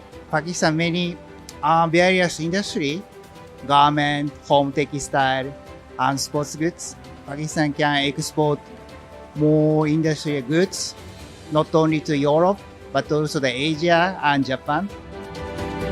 Texpo 2024 marked a significant expansion in its global reach, welcoming delegates from South America, including Colombia and Brazil, and Africa, comprising South Africa, East Africa and Ghana, as part of its strategy to tap into non-traditional markets.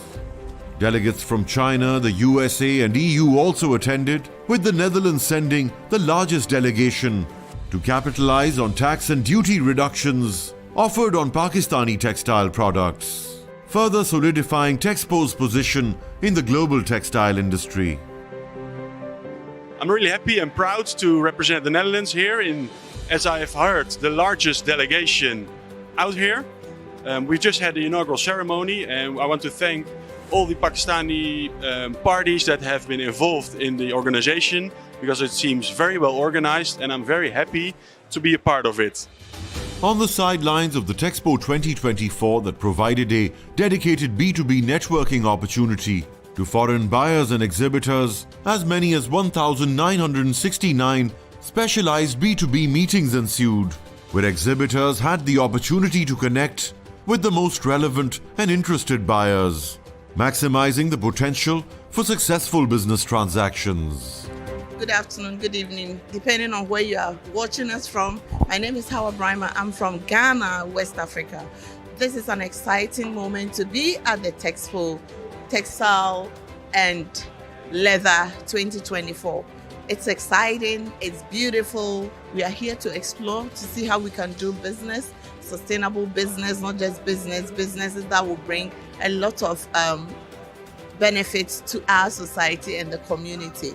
How to link Ghana and Pakistan in business. Thank you very much. It's lovely to be here. And the people are so shukra. I'm Desmond. I'm from Singapore, a representative of Epson Singapore. So Pakistan, this is not my first time here. I've been here multiple times, and it's a very booming market. There is a lot of textile opportunity, as I can see from Texpo over here. And I think with digital printing conversion coming in place, there's definitely a lot of opportunities for our products to bloom here. In fact, the expo was so nice. Pakistan people, they really produce high quality of things, most especially in fabrics and cotton. It was so lovely and fantastic. They have high quality. Especially yesterday when we went for the fashion week night. All the clothes they produce, in fact, is very, very nice and very, very good. Pakistan government, we really appreciate them. So they should try to keep it up. May God, Pakistan Zindabad. To promote knowledge sharing and innovation, TDAP hosted Texpo Talks on green threads, weaving sustainability into Pakistan's textile and leather sectors. Featuring speakers Umar Hamid, Economic Minister Brussels, and Ms. Bianca Seidel, MD Bianca Seidel Consultancy, with a panel discussion. The second seminar, From Waste to Worth, Circular Innovations in Pakistan, included presentations by Budivin Mall, Director MS Bedding House, and Usman Khan, Investment, Trade and Climate Finance Advisor Remit. The concluding talk was on smart moves, transforming SMEs into green powerhouses, and featured Ms. Yulia Bazinova, Head of Projects at GIZ, Jem Atlan, President International Apparel Federation, Tayyab Naveed, Head of Department Innovation UMT, and Amir Chotani, CEO, Chotani Industries and Chairman, Prigmia South Zone.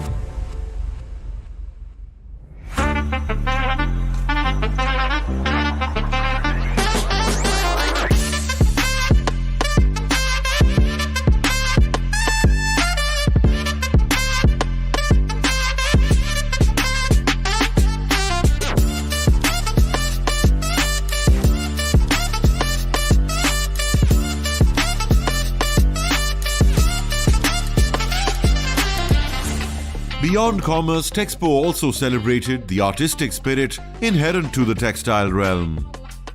A captivating spectacle unveiled the works of 20+ renowned Pakistani designers, promoting the creativity, innovation and sustainability within the fashion industry of Pakistan to the foreign delegates.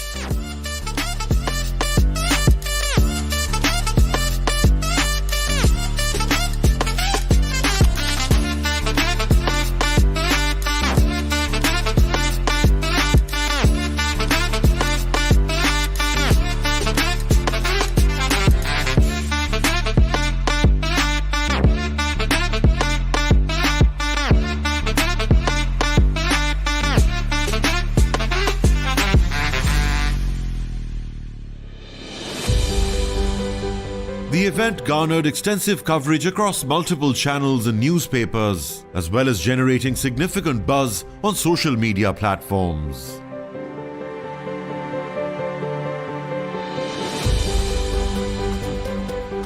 The Texpo event culminated with a dynamic presentation of Pakistan's imaginative ingenuity as leading fashion designers unveiled their inventive creations. This fashion exhibition encapsulated the essence of Pakistan's textile sector, emphasizing the nation's capacity for innovation and skillful craftsmanship.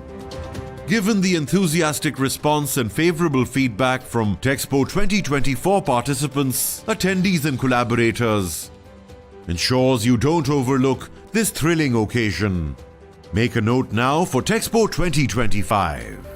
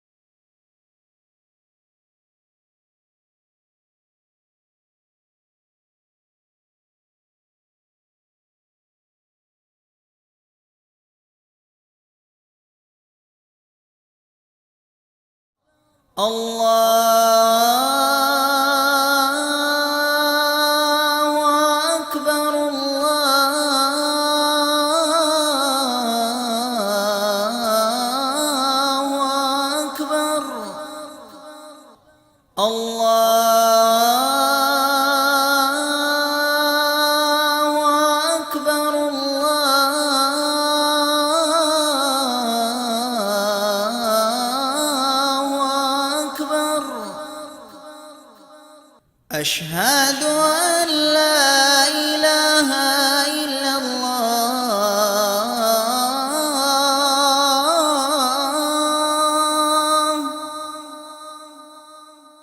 أشهد أن لا إله إلا الله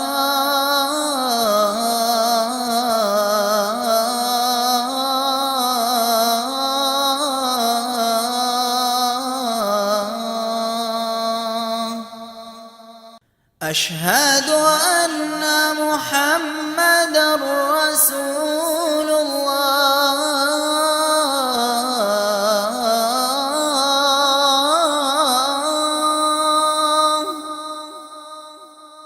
أشهد أن محمدا رسول الله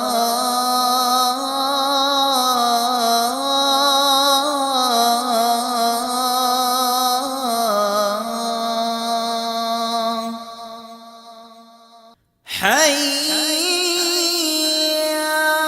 على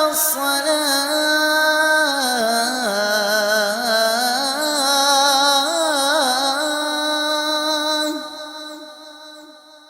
حي على الصلاة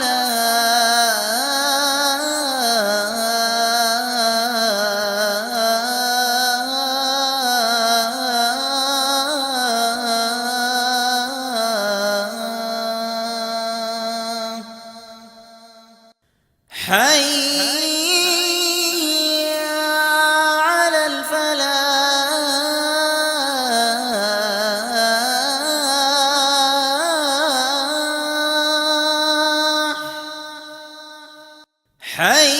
حي على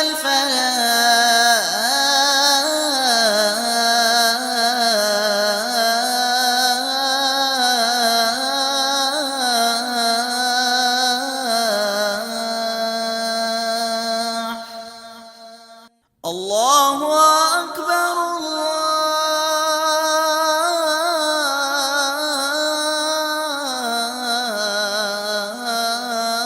الله أكبر لا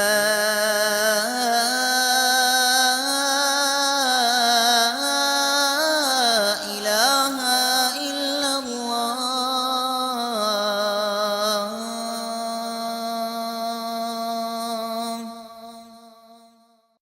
اللهم رب هذه الدعوة التامة والصلاة القائمة آت سيدنا محمدا الوسيلة والفضيلة والدرجة الرفيعة وابعثه مقاما محمودا الذي وعدته وارزقنا شفاعته يوم القيامة إنك لا تخلف الميعاد ऐ अल्लाह इस दावत कामिल और ता क़यामत कायम होने वाली नमाज के रब तू मोहम्मद सल्लल्लाहु अलैहि वसल्लम को जन्नत में नुमाया मकाम फजीलत और बुलंद दर्जा अता फरमा और उन्हें उस मकाम महमूद पर फाइज फरमा जिसका तूने उनसे वादा फरमाया है और क़यामत के दिन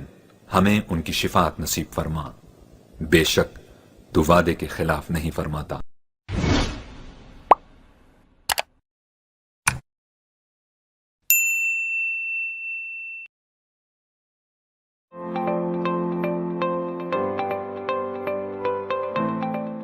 Hi there, Qasim Sheikh with BTV at PIMEC 2025. Currently, I'm just visiting one of the exhibitors' stands, and it's the Culture, Tourism, Antiques and Archives Department of Government of Sindh.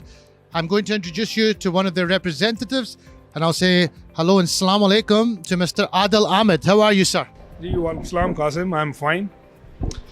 Adil, beautiful setup you have here.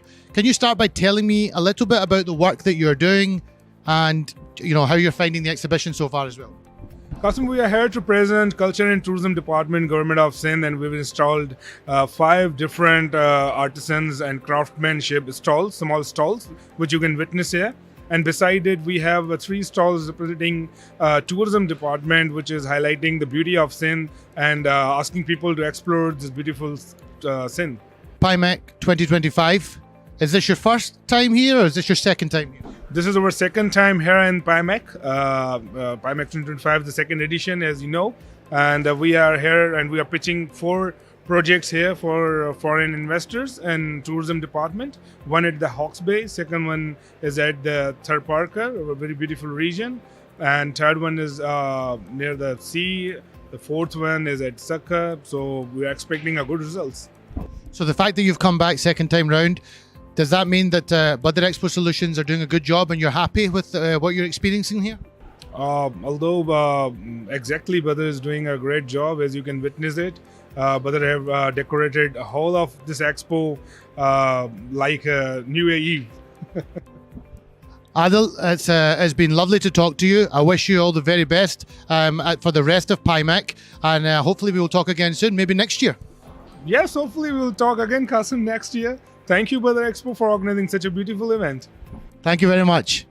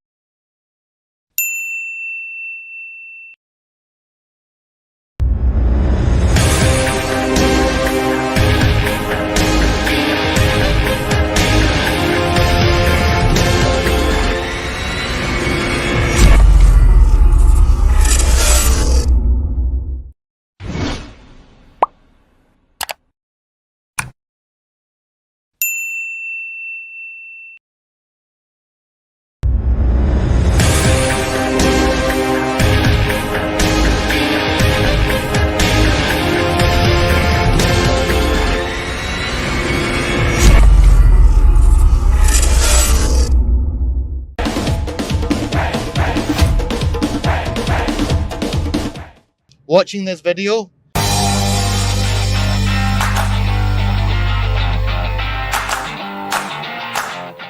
PTPL, PTPL, PTPL, PTPL.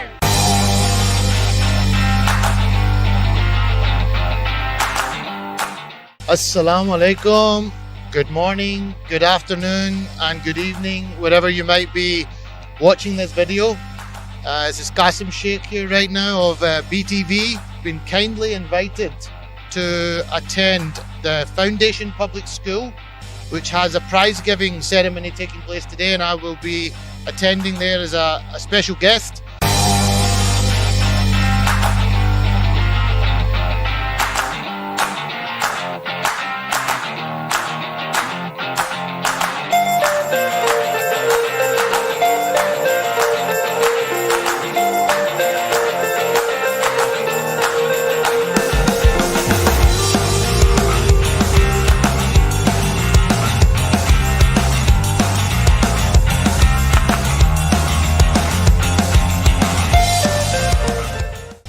you very much for your outstanding performance, and I would like to request Mr. Naseem Rajput along with Sir, please come forward and give our prizes.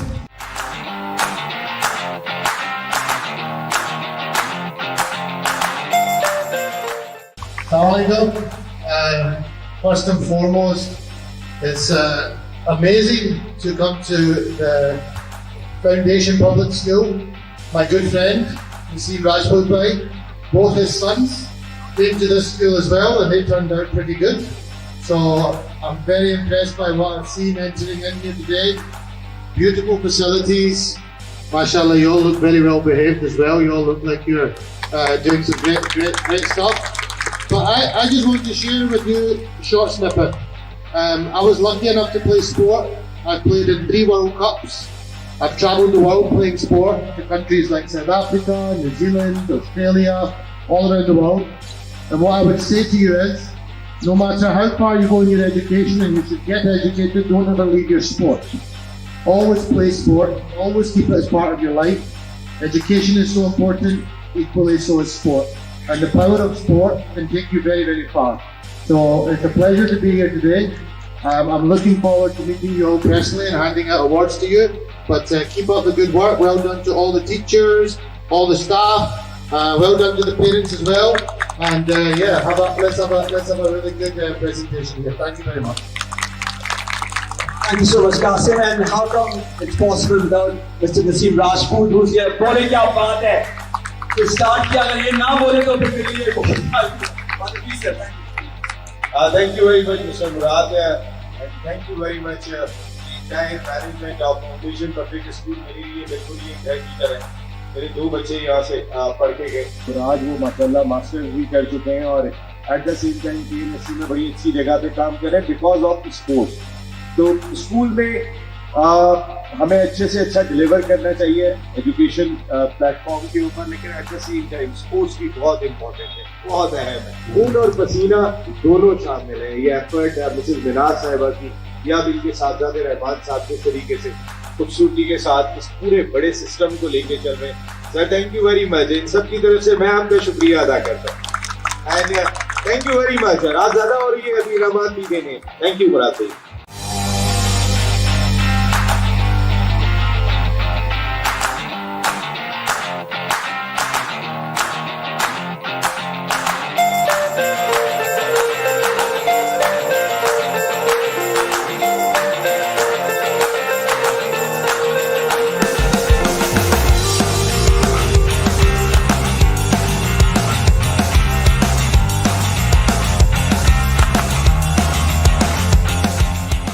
Pakistan T ball premier league जो खेली जानी है 16 to 31 दिसंबर, सबको उसका इंतजार है. Tape ball cricket तो इन बच्चियों ने भी बहुत ज्यादा खेली हुई है. जब मैंने इनसे पूछा, वैसे मैं और पूछ लेता हूँ. अस्सलाम वालेकुम. बेटा टेप बॉल क्रिकेट तो खेली है ना? कोर्स खेली है बिल्कुल. और अभी भी खेलती हैं? जी बिल्कुल, हर स्पोर्ट्स फील्ड में खेलती हूँ. तो Pakistan tape ball premier league आ रही है, तैयार हैं देखने के लिए? आ रही हैं इंशाल्लाह जरूर. हाँ बेटा, कैसा टेप बॉल क्रिकेट तो खेली होगी? जी जी सबने खेली है. we're very excited for TPTL and we're hoping to be there इंशाल्लाह. और जो खास तौर पे दिल चाहता है कि आपकी भी कोई लीग होनी चाहिए ना, जो जियो पे टेलीवाइज हो, बच्चियों की टेप बॉल की. बिल्कुल बिल्कुल होनी चाहिए, इंशाल्लाह होगी भी एक दिन. और PTPL आ रहे हैं देखने के लिए? ऑफ कोर्स, सारा खानदान लेकर आएंगे हम. ये सब लोग यहाँ पे तैयार हुए. जनाब आप PTPL देखने को तैयार हो? जी बिल्कुल. पाकिस्तान टेप बॉल, मतलब टेप बॉल का बहुत शौक है पाकिस्तान में और एक बहुत एक्साइटिंग लीग है. बहुत एक्साइटेड है, इंशाल्लाह देखेंगे. सब देखने के लिए आ रहे हैं यहाँ पर. कासिम शेख इधर आइए ना, ये हमारे brand ambassador, international brand ambassador. ये बच्चियाँ सब तैयार हैं आने के लिए और खेलने के लिए. डेफिनेटली नसीम भाई, बहुत एक्साइटिंग टाइम है. और मैंने सबको कहा था कि आपने अपनी सारी फैमिलीज, पप्पू, मामू, आंटियाँ, अंकल, सबको ग्राउंड में पहुँचना है. सोशल मीडिया, इंस्टाग्राम में आपको मिलेगा Pakistani tape ball premier league from December 14 till the 31st of December. Pakistani tape ball premier league 18 दिन सीधा जाएगा Geo live, Geo sports live. PTPL, PTPL, PTPL, PTPL. Pakistan जिंदाबाद, जिंदाबाद. थैंक यू वेरी मच बेटा.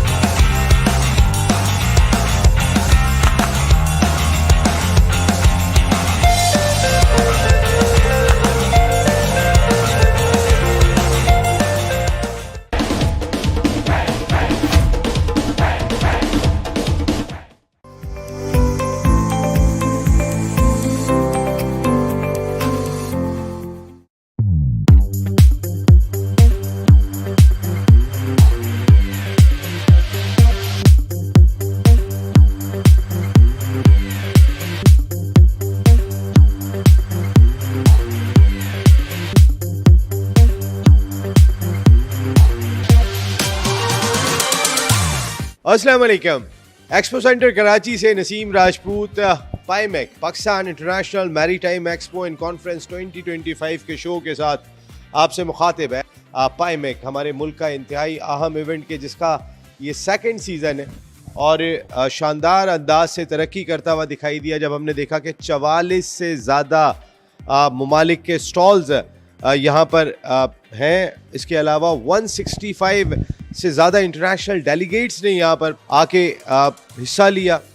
बिज़नेस के लिहाज से, तरक्की के लिहाज से एक नया संग मील जिसमें ministry of maritime affairs, Pakistan navy और बदर एक्सपो सॉल्यूशंस हमारे मुल्क की लीडिंग इवेंट ऑर्गेनाइजेशन साथ खड़े हुए दिखाई दिए।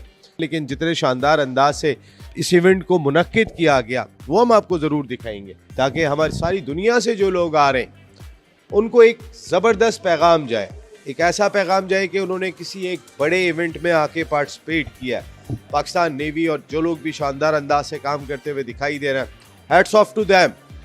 क्या कुछ हुआ इस इवेंट में, आइए आपको दिखाते हैं।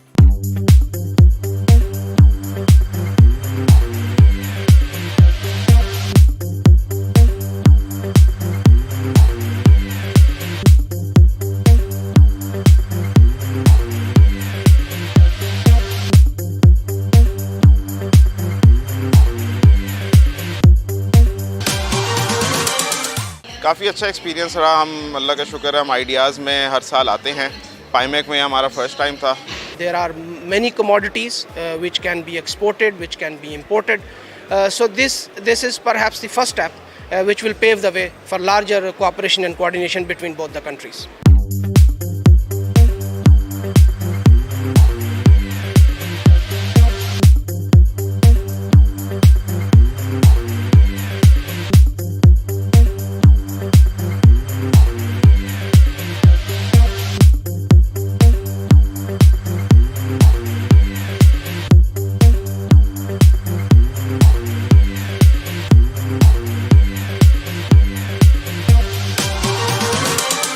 कुछ स्टार प्रोजेक्ट्स जो हम लेकर आए हैं इधर पाईमेक के ऊपर, जिसको मकामी तौर पर भी और बैन अवी तौर पर भी बहुत ज़्यादा पजीराई मिली। पाकिस्तान नेवी की 4 डायमेंशंस को यहाँ पे शो किया गया है कि पाकिस्तान नेवी सी पर, under the water, then on the land and in air हम ऑपरेट करते हैं।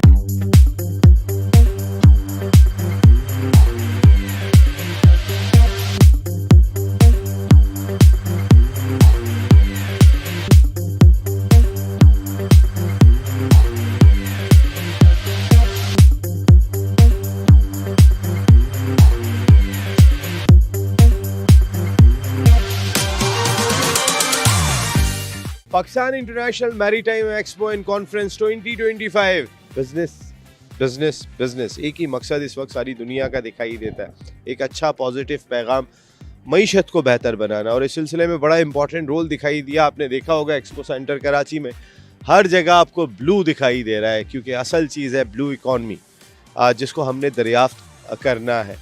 Ministry of maritime affairs, Pakistan navy और उनके साथ बदर एक्सपो सॉल्यूशन साथ साथ खड़े हुए दिखाई दिए।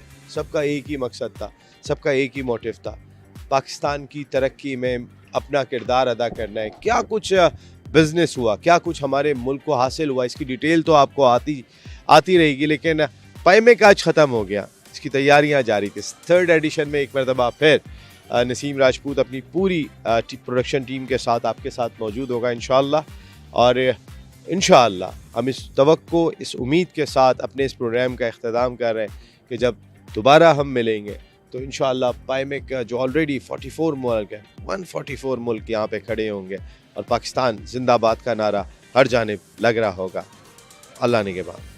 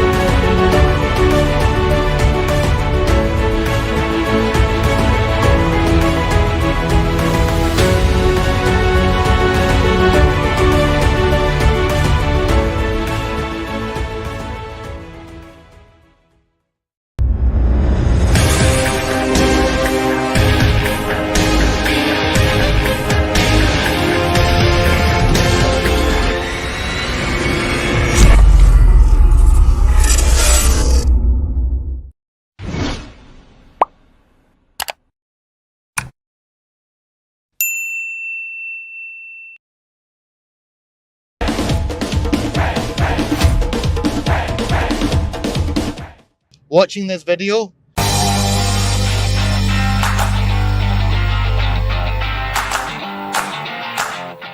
PTPL, PTPL, PTPL, PTPL.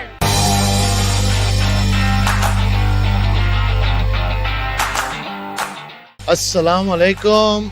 Good morning, good afternoon, and good evening, wherever you might be watching this video. This is Qasim Sheikh here right now of BTV. Been kindly invited to attend the Foundation Public School, which has a prize giving ceremony taking place today, and I will be attending there as a special guest.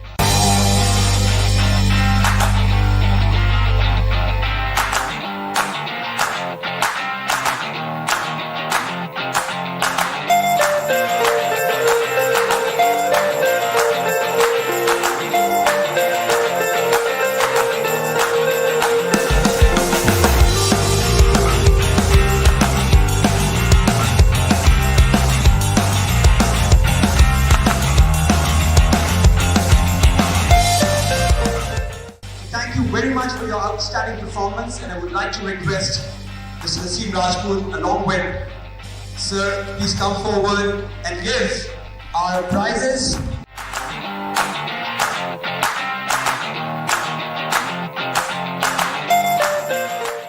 Assalamu alaikum. First and foremost, it's amazing to come to the Foundation Public School. My good friend Naseem Rajput bhai, both his sons came to this school as well, and they turned out pretty good. So I'm very impressed by what I've seen entering in here today. Beautiful facilities.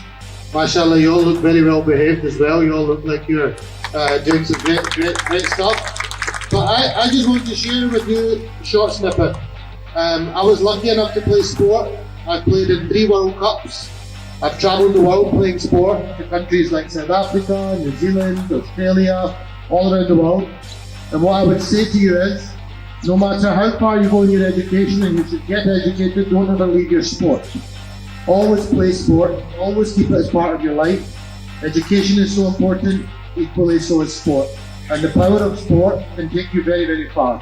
So it's a pleasure to be here today. I'm looking forward to meeting you all personally and handing out awards to you. But keep up the good work. Well done to all the teachers, all the staff. Well done to the parents as well. And yeah, let's have a really good presentation here. Thank you very much. Thank you so much, Qasim. And how come it's possible without Mr. Naseem Rajput, who's here? Bole kya baat hai? To start kiya, agar ye na bole to phir मेरे लिए बहुत please sir, thank you. Thank you very much, Mr. Murad, and thank you very much. entire management of Foundation Public School मेरे लिए बिल्कुल ही घर की तरह है।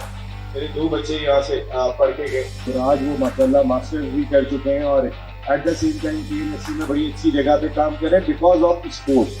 तो स्कूल में हमें अच्छे से अच्छा डिलीवर करना चाहिए एजुकेशन प्लेटफॉर्म के ऊपर, लेकिन at the same time sports भी बहुत इंपॉर्टेंट है, बहुत अहम है। खून और पसीना दोनों शामिल है। ये एफर्ट मिसेस मिनाज साहिबा की या भी इनके साथजादे रहमान साहब के तरीके से खूबसूरती के साथ इस पूरे बड़े सिस्टम को लेके चल रहे हैं। Sir thank you very much. इन सब की तरफ से मैं आपका शुक्रिया अदा करता हूँ and thank you very much. रात ज़्यादा हो रही है, अभी रहमान भी देने। थैंक यू मुराद भाई।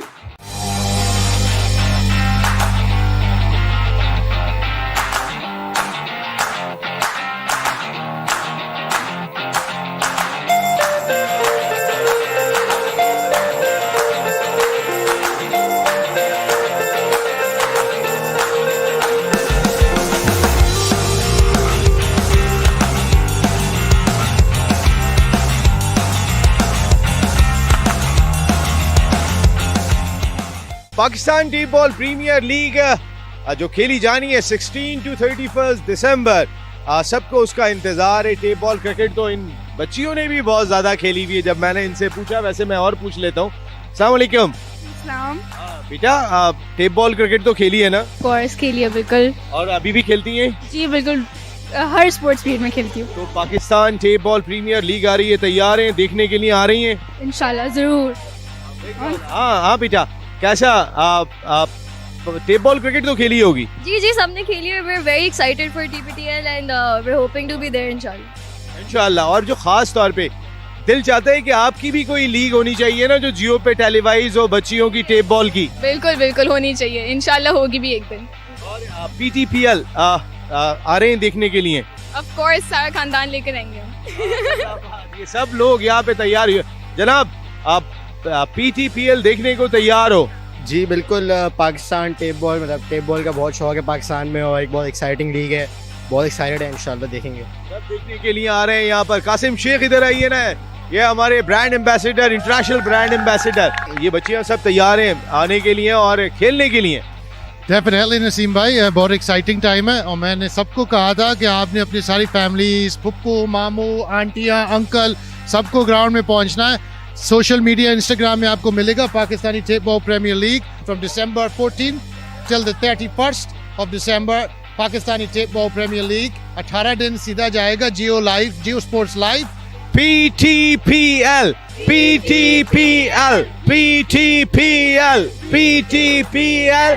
पाकिस्तान जिंदाबाद, जिंदाबाद. थैंक यू वेरी मच बेटा.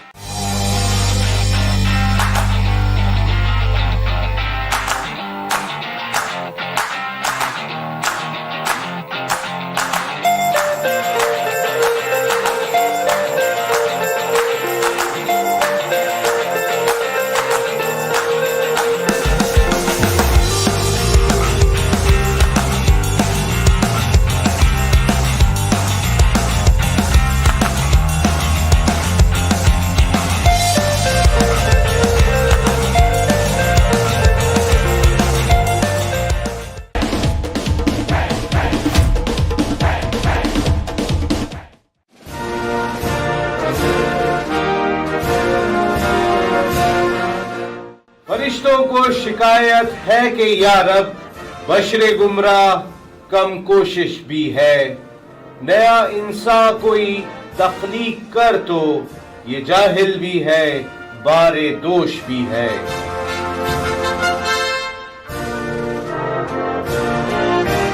शायर मशरिक अल्लामा Iqbal.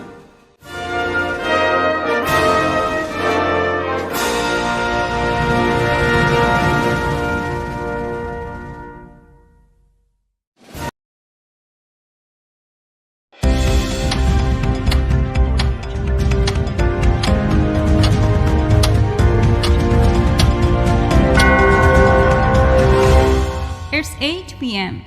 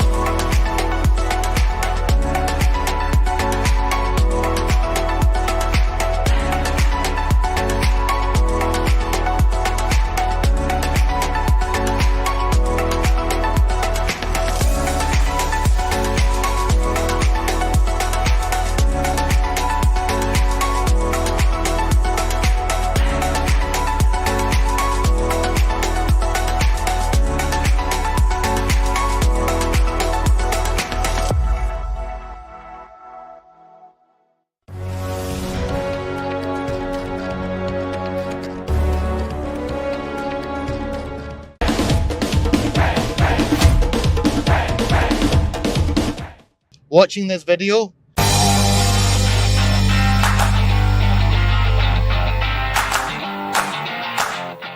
PTPL, PTPL, PTPL, PTPL.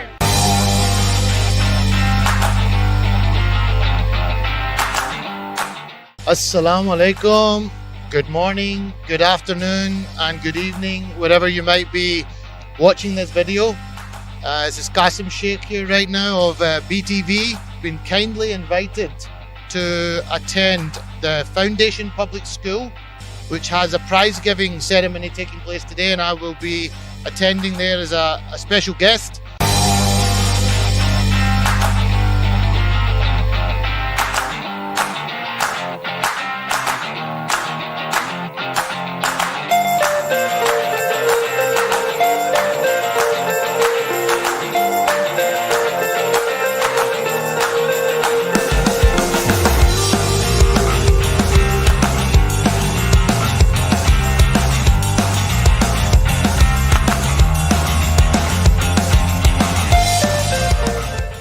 Thank you very much for your outstanding performance, and I would like to request Mr. Naseem Rajput along with Sir, please come forward and give our prizes.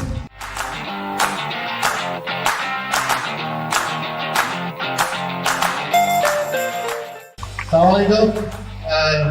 First and foremost, it's amazing to come to the Foundation Public School. My good friend, Naseem Rajput bhai, both his sons came to this school as well, and they turned out pretty good. So I'm very impressed by what I've seen entering in here today. Beautiful facilities. MashaAllah, you all look very well behaved as well. You all look like you're doing some great stuff. But I just want to share with you a short snippet. I was lucky enough to play sport. I've played in 3 World Cups. I've travelled the world playing sport to countries like South Africa, New Zealand, Australia, all around the world. And what I would say to you is, no matter how far you go in your education, and you should get educated, don't ever leave your sport. Always play sport, always keep it as part of your life. Education is so important, equally so is sport. And the power of sport can take you very, very far. So it's a pleasure to be here today. I'm looking forward to meeting you all personally and handing out awards to you. But keep up the good work. Well done to all the teachers, all the staff. Well done to the parents as well. And yeah, let's have a really good presentation here. Thank you very much. Thank you so much, Qasim. And how come it's possible without Mr. Naseem Rajput, who's here? Bole kya baat hai? To start kiya, agar ye na bole to phir mere liye bahut please sir, thank you. Thank you very much, Mr. Murad, and thank you very much. The entire management of Foundation Public School मेरे लिए बिल्कुल ही एक घर की तरह है। मेरे 2 बच्चे यहाँ से पढ़ के गए और आज वो माशाल्लाह मास्टर्स भी कर चुके हैं और at the same time PNSC में बड़ी अच्छी जगह पे काम कर रहे हैं बिकॉज ऑफ स्पोर्ट्स। तो स्कूल में हमें अच्छे से अच्छा डिलीवर करना चाहिए एजुकेशन प्लेटफॉर्म के ऊपर, लेकिन at the same time sports भी बहुत इंपॉर्टेंट है, बहुत अहम है। खून और पसीना दोनों शामिल है। ये एफर्ट मिसेस मिनाज साहिबा की या इनके साथी रहमान साहब के तरीके से खूबसूरती के साथ इस पूरे बड़े सिस्टम को लेके चल रहे हैं। Sir thank you very much. इन सब की तरफ से मैं आपका शुक्रिया अदा करता हूँ and thank you very much. रात ज़्यादा हो रही है, अभी इनामात भी देने। थैंक यू मुराद भाई।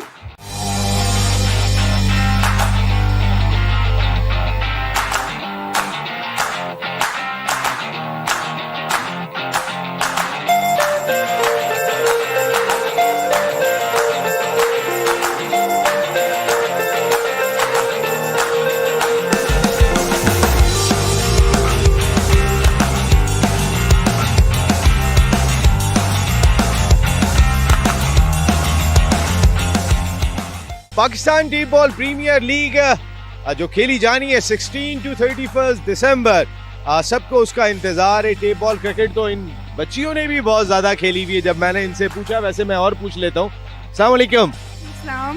बेटा टेप बॉल क्रिकेट तो खेली है ना? कोर्स खेली है बिल्कुल। और अभी भी खेलती हैं? जी बिल्कुल, हर स्पोर्ट्स फील्ड में खेलती हूँ। तो Pakistan tape ball premier league आ रही है, तैयार हैं देखने के लिए? आ रही हैं इंशाल्लाह जरूर। हाँ बेटा, कैसा टेप बॉल क्रिकेट तो खेली होगी? जी सबने खेली है। we're very excited for TPTL and we're hoping to be there इंशाल्लाह। और जो खास तौर पे दिल चाहता है कि आपकी भी कोई लीग होनी चाहिए ना, जो जियो पे टेलीवाइज हो, बच्चियों की टेप बॉल की। बिल्कुल होनी चाहिए, इंशाल्लाह होगी भी एक दिन। और PTPL आ रहे हैं देखने के लिए? ऑफ कोर्स, सारा खानदान लेकर आएंगे। ये सब लोग यहाँ पे तैयार हुए। जनाब, आप PTPL देखने को तैयार हो? जी बिल्कुल, पाकिस्तान टेबल मतलब टेबल का बहुत शौक है पाकिस्तान में और एक बहुत एक्साइटिंग लीग है, बहुत एक्साइटेड है, इंशाल्लाह देखेंगे। सब देखने के लिए आ रहे हैं यहाँ पर। कासिम शेख इधर आइए ना, ये हमारे brand ambassador, international brand ambassador. ये बच्चियाँ सब तैयार हैं आने के लिए और खेलने के लिए।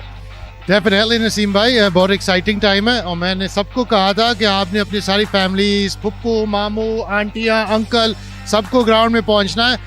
सोशल मीडिया, इंस्टाग्राम में आपको मिलेगा Pakistani table premier league from December 14 till the 31st of December। Pakistani table premier league 18 दिन सीधा जाएगा Geo live, Geo sports live. PTPL, PTPL, PTPL, PTPL, Pakistan जिंदाबाद, जिंदाबाद। थैंक यू वेरी मच बेटा।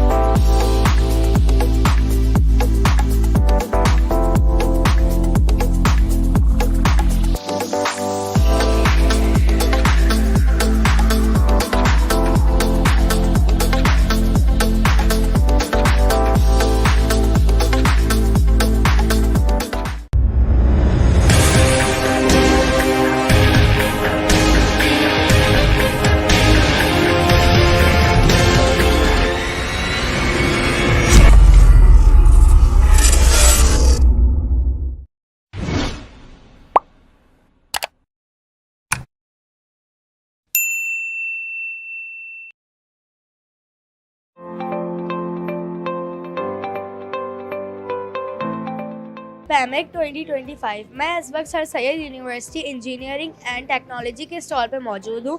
तो चलिए हम इनके ऑनर से बात करते हैं, इन स्टॉल की डिटेल लेते हैं। अस्सलाम वालेकुम। वालेकुम अस्सलाम। मैम मुझे आप अपने स्टॉल की डिटेल्स दे दो। जी मैं बिल्कुल, मेरा नाम है सरवत जुल्फ़कार। हमारी है sir Syed university of engineering and technology.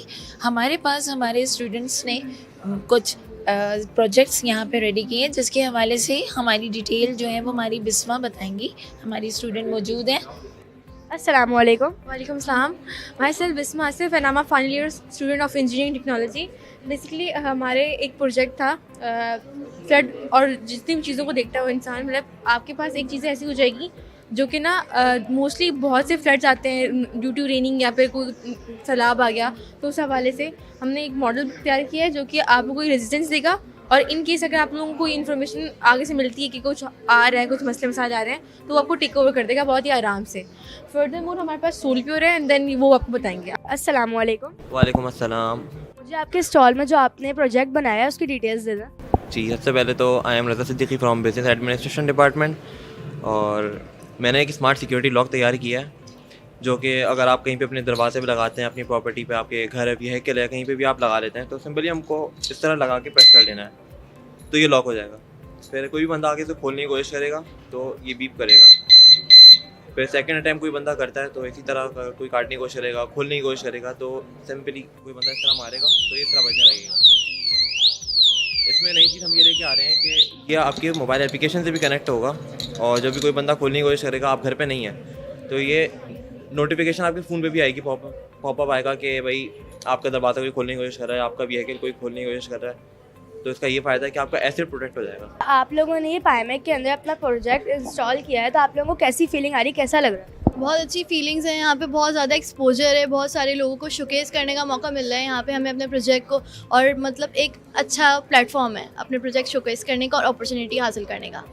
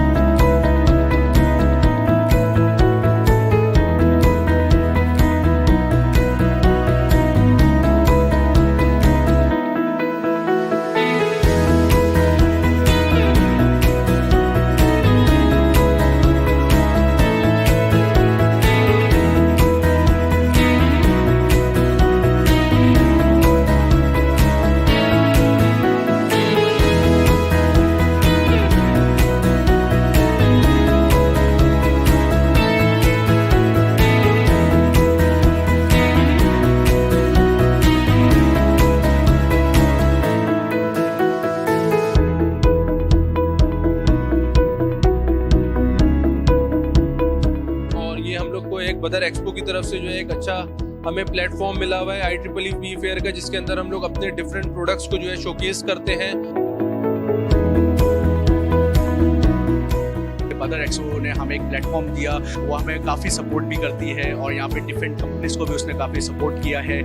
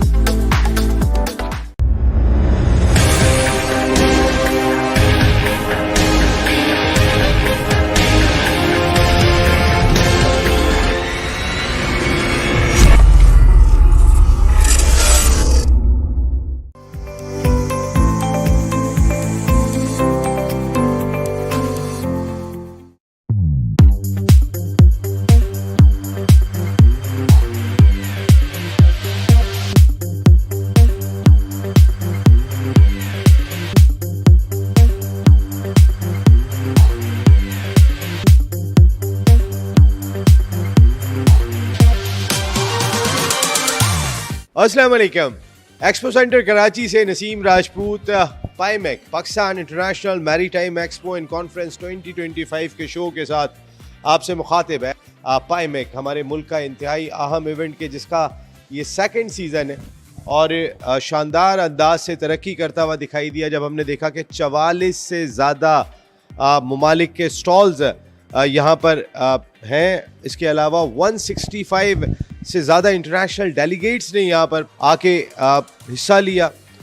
Business के लिहाज से, तरक्की के लिहाज से एक नया संग मील जिसमें ministry of maritime affairs, Pakistan navy और बदर एक्सपो सॉल्यूशंस हमारे मुल्क की लीडिंग इवेंट ऑर्गेनाइजेशन साथ खड़े हुए दिखाई दिए। लेकिन जितने शानदार अंदाज से इस इवेंट को मुनक्किद किया गया वो हम आपको ज़रूर दिखाएंगे ताकि हमारी सारी दुनिया से जो लोग आ रहे हैं उनको एक ज़बरदस्त पैगाम जाए, एक ऐसा पैगाम जाए कि उन्होंने किसी एक बड़े इवेंट में आके पार्टिसिपेट किया। पाकिस्तान नेवी और जो लोग भी शानदार अंदाज से काम करते हुए दिखाई दे रहे हैं, हैट्स ऑफ टू देम। क्या कुछ हुआ इस इवेंट में, आइए आपको दिखाते हैं।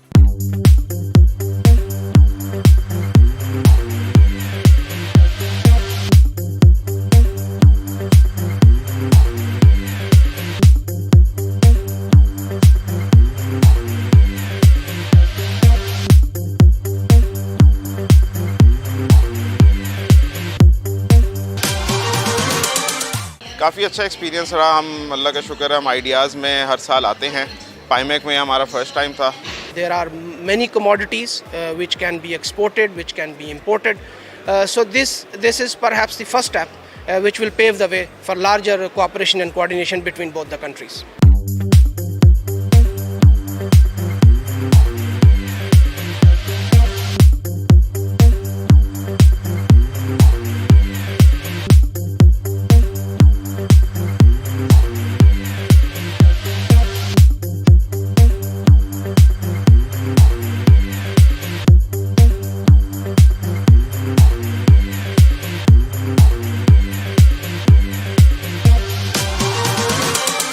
कुछ स्टार प्रोजेक्ट्स जो हम लेकर आए हैं इधर पाईमेक के ऊपर, जिसको मकामी तौर पर भी और बैनुल अक़वामी तौर पर भी बहुत ज़्यादा पज़ीराई मिली। पाकिस्तान नेवी की 4 डायमेंशंस को यहाँ पे शो किया गया है कि पाकिस्तान नेवी सी पर, under the water, then on the land and in air हम ऑपरेट करते हैं।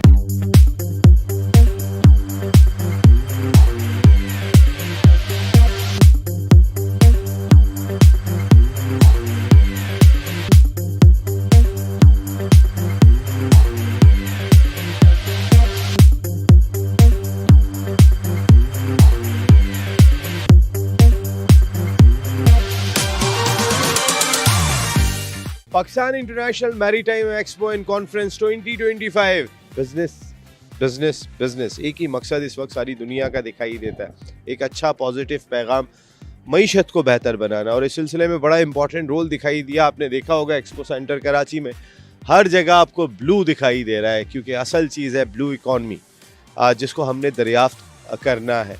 Ministry of maritime affairs, Pakistan navy और उनके साथ बदर एक्सपो सोल्यूशन साथ साथ खड़े हुए दिखाई दिए। सबका एक ही मकसद था, सबका एक ही मोटिव था, पाकिस्तान की तरक्की में अपना किरदार अदा करना है। क्या कुछ बिज़नेस हुआ, क्या कुछ हमारे मुल्क को हासिल हुआ, इसकी डिटेल तो आपको आती रहेगी। लेकिन पाइमेक आज ख़त्म हो गया, इसकी तैयारियां जारी थी। 3rd एडिशन में एक मरतबा फिर नसीम राजपूत अपनी पूरी प्रोडक्शन टीम के साथ आपके साथ मौजूद होगा इंशाअल्लाह। और इंशाअल्लाह हम इस तवक्को, इस उम्मीद के साथ अपने इस प्रोग्राम का इख्तिताम कर रहे हैं कि जब दोबारा हम मिलेंगे तो इंशाअल्लाह पाइमेक का जो ऑलरेडी 44 मुल्क है, 144 मुल्क यहाँ पे खड़े होंगे और पाकिस्तान जिंदाबाद का नारा हर जानिब लग रहा होगा। अल्लाह ने के बाद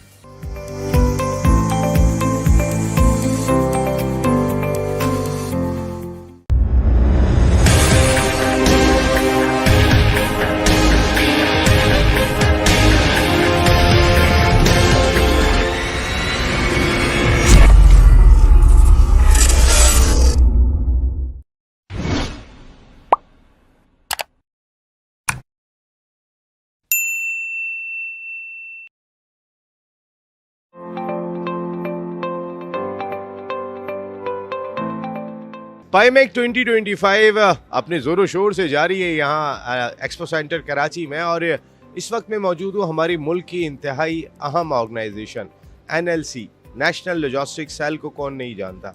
पाकिस्तान की बिज़नेस में, पाकिस्तान की तरक्की में ये इदारा बहुत जाफिशानी के साथ इम्पॉर्टेंट रोल प्ले कर रहा है। इस वक्त मेरे साथ गुफ्तगू के लिए मौजूद है mister Farooq Hassan, senior manager TIR NLC। अस्सलाम वालेकुम फ़ारूक साहब। वालेकुम सलाम।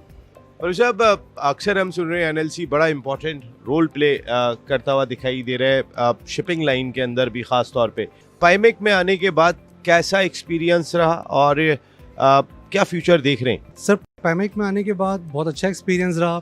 और जैसा कि आपको पता है, रीजनल कनेक्टिविटी के लिए डिफरेंट कंपनी के साथ, जॉइंट वेंचर के साथ मिल के काम करना बहुत ज़रूरी है, ताकि पाकिस्तान की इंपोर्ट और एक्सपोर्ट को ज़्यादा से ज़्यादा फैसिलिटेट कर सकें। यही रीज़न है कि NLC ने अपनी TIR सर्विस जो लॉन्च की हुई है, हम बाय रोड जा रहे हैं पाकिस्तान से सेंट्रल एशिया और China, Russia, Turkey, Azerbaijan by road under TIR operation.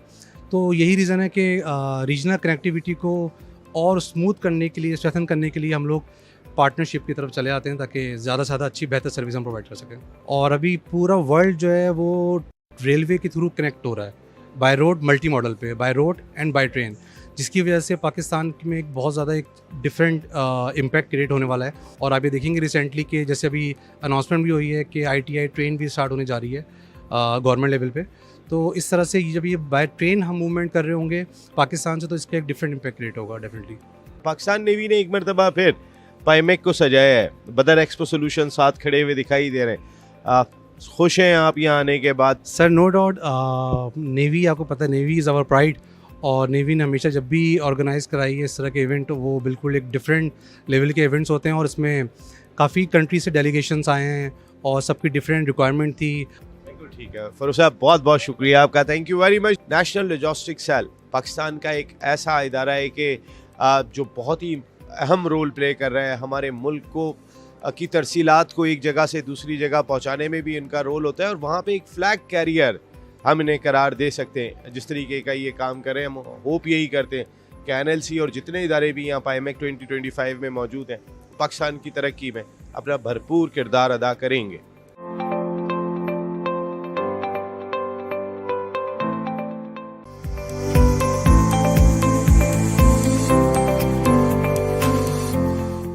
पाईमेक 2025 इस वक्त हम मौजूद हैं स्टिंग्री टैग के स्टॉल के ऊपर। कैसा रहा आपका एक्सपीरियंस पाईमेक सेकंड एडिशन के अंदर?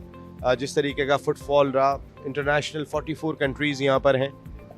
जी थैंक यू जी, बहुत शुक्रिया जी आपका। तो माशाल्लाह बड़ा अच्छा एक्सपीरियंस रहा, और जैसे हमारी प्राइवेट कंपनी है स्टिंग्री टैग, उसको एक अच्छा एक्सपोजर मिलता है इस तरह के फोरम्स के ऊपर, और हम अपनी प्रोडक्ट को डिस्प्ले करते हैं, इंटरनेशनल डेलीगेशन आते हैं, इससे हमारी प्रोडक्ट भी यानी उनकी भी वैल्यू बढ़ती है, उनकी भी पजीराई मिलती है, और बहुत सी अच्छी बात यह है कि ऑर्डर्स भी आते हैं जिससे हमारी इकोनॉमी में भी फ़ायदा होता है इंशाल्लाह। पाकिस्तान की सबसे पहली जो हमारी डेवलप करदा रिमोट कंट्रोल वेपन स्टेशन है, बेसिकली ये एक एंटी एयरक्राफ्ट गन है, इसको हम एंटी ड्रोन गन भी कहते हैं। ये ड्रोन को तकरीबन 6 किलोमीटर दूर से डिटेक्ट करके और उसको न्यूट्रलाइज करने की सलाहियत रखती है। मिलिट्री के लिहाज से और नेवी के लिहाज से, ख़ास तौर पर नेवल प्लेटफॉर्म के लिहाज से बहुत अच्छी प्रोडक्ट डेवलप्स की हैं, जिसके अंदर हमारा अपना फायर कंट्रोल सोल्यूशन है जो हमारी सबमरीन्स के अंदर लगता है, शिप्स के अंदर लगता है, नेवल कॉम्बैट मैनेजमेंट सिस्टम है।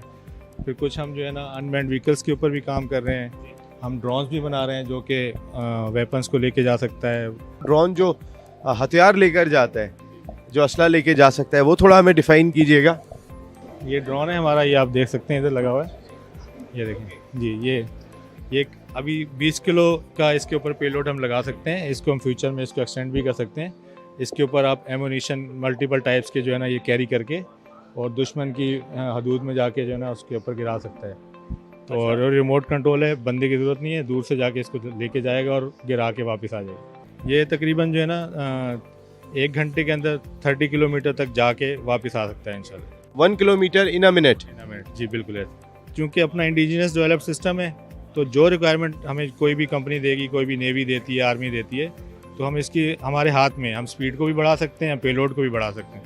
तो अब तो यानी यूज़र रिक्वायरमेंट है, जैसे आप बोलेंगे उतनी बढ़ जाएगी, मसला नहीं हमें। पाईमेक 2025 का मकसद बिजनेस है।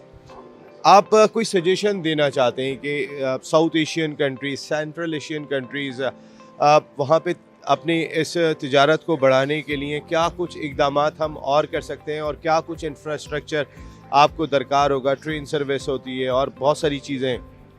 बस इसमें यह है कि हम गवर्नमेंट से एक रिक्वेस्ट करेंगे कि जिस तरह की हमारी प्राइवेट कंपनीज़ हैं और जो अच्छी प्रोडक्ट्स पे काम कर रही हैं, इनको प्रमोट करें, इनको फैसिलिटेट करें, और जो हमारी जो एक्सपोर्ट्स के अंदर हमारी हेल्प करें, ताकि हम बाहर की दुनिया में भी जाके इन चीज़ों को यानी उनको प्रेजेंट कर सकें, इनको बेच सकें, ताकि जो है ना कीमती ज़र मुबादला और जो है हमारे मुल्क के अंदर हम लेकर आ सकें। तो उससे हमारे मुल्क की तरक्की में इंशाल्लाह बड़ा फ़ायदा होगा।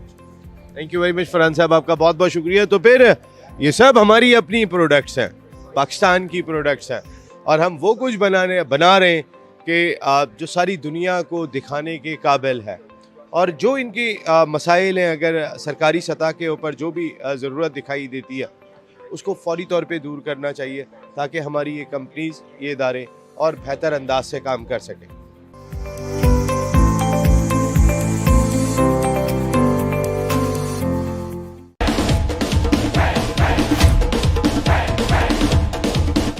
चक्कों की बरसात करनी होगी।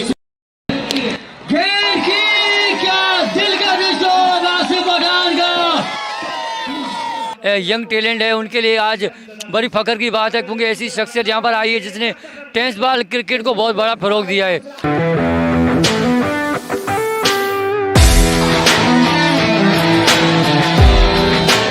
ये सल तंबाकू सुपर लीग, जिसका एडिशन नंबर ये 11 है। ये जो आपकी लीग है वो बहुत ही ज़बरदस्त लीग दिखाई दे रही है।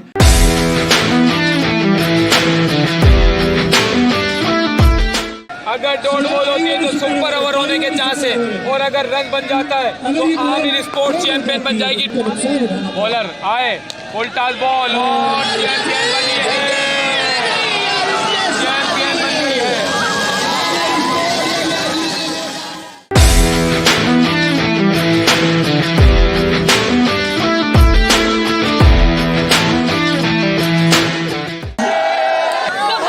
बाकी ऑनर्स जितने भी उनकी 4 साल हो गए, हमने पहले KTPL किया, उसके बाद इंशाल्लाह 16 to 31 हम लोग पाकिस्तान टेबल प्रीमियर लीग करने जा रहे हैं। विनर टीम आमिर स्पोर्ट्स को मैं मुबारकबाद देना चाहूँगा कि उन्होंने आज शानदार खेल का मुजाहरा करते हुए आज का ये सीजन 11 अपने नाम किया। सेकंड टीम जो हारी है वो मेरी नज़र में हारी नहीं है, वो भी जीती हुई है। जो यहाँ तक आई हुई है वो भी, इसको हम नहीं कहेंगे कि वो हारी हुई, आप भी जीते हुए हो। हमारे यहाँ पे जितनी आवाम यहाँ पे आई है, जहाँ इस इलाके के सारे लोग, आप सब लोग का बहुत शुक्रिया। और जो हमारी टीम आज यहाँ पे जीती है आमिर स्पोर्ट्स, इनके लिए जोरदार तालियां होनी चाहिए। बड़ा अच्छा मैच रहा।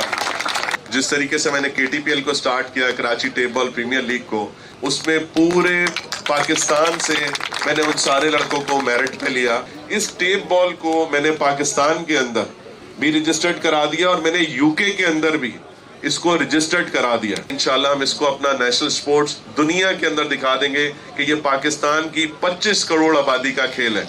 अभी जो PTPL का गेम होने जा रहा है, तो मैंने उसके लिए रजिस्ट्रेशन ओपन की है और इंशाल्लाह 2-3 सीजन जो है हम इंशाल्लाह साल के अंदर लेके आएंगे। और PTPL नया नाज़िमाबाद में 16 तारीख से 16 दिसंबर से इंशाल्लाह शुरू होने जा रहा है। तो सारे लोगों को मैं इनवाइट भी करूंगा, सब मेरे मेहमान होंगे इंशाल्लाह। उस ग्राउंड के अंदर आए और हमने अपने स्पोर्ट्स को इंशाल्लाह वहाँ पे इसको उठाना है। तो बहुत बहुत शुक्रिया।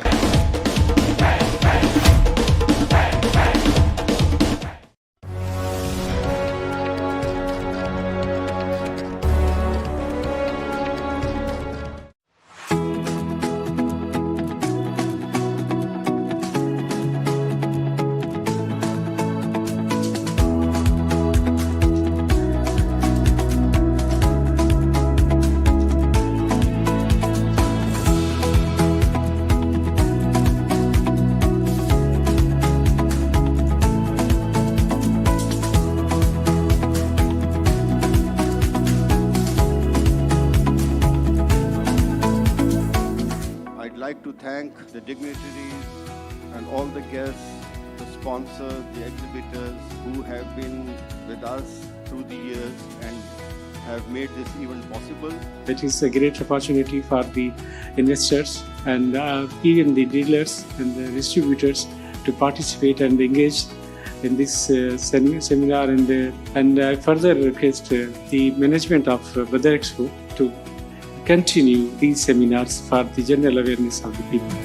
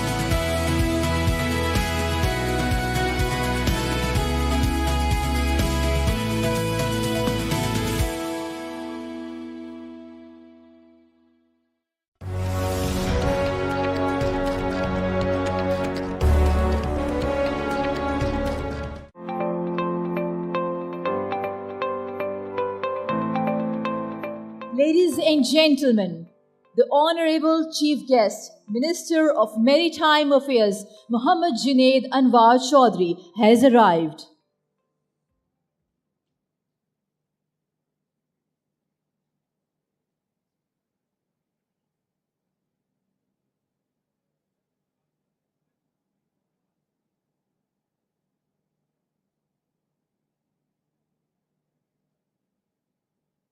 Ladies and gentlemen, can I please request all of you to please rise for the national anthem of Islamic Republic of Pakistan.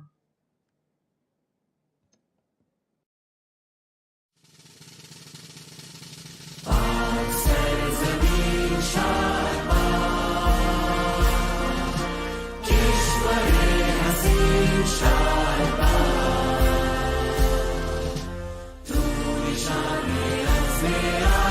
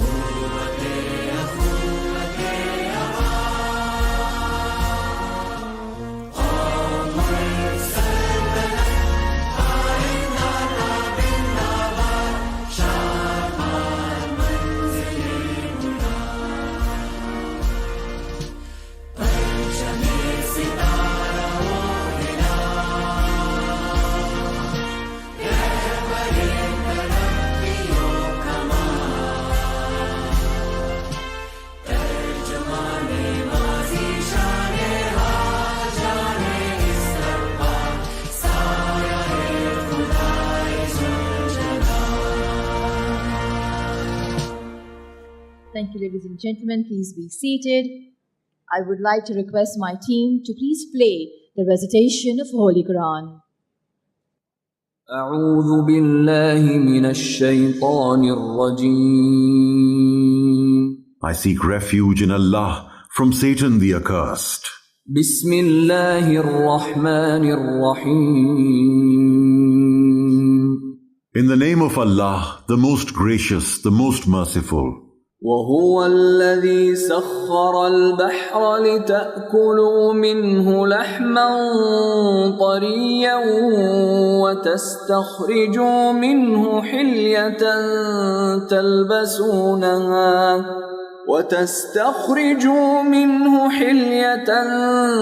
تلبسونها وترى الفلك مواخر فيه ولتبتغوا من فضله ولعلكم تشكرون. And it is He who subjected the sea, for you to eat from it tender meat, and to extract from it ornaments which you wear. And you see the ships billowing through it, and He subjected it, that you may seek His bounty, and perhaps you will be grateful.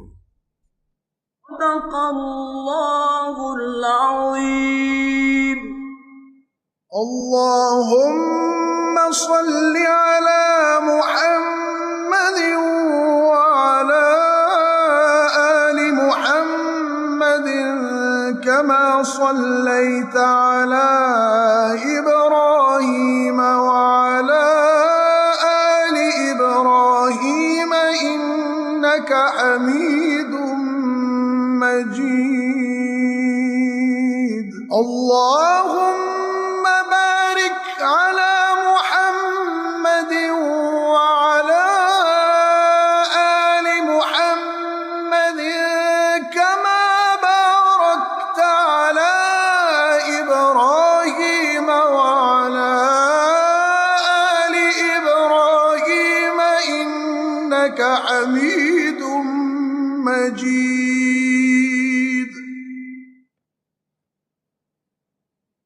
Subhanallah.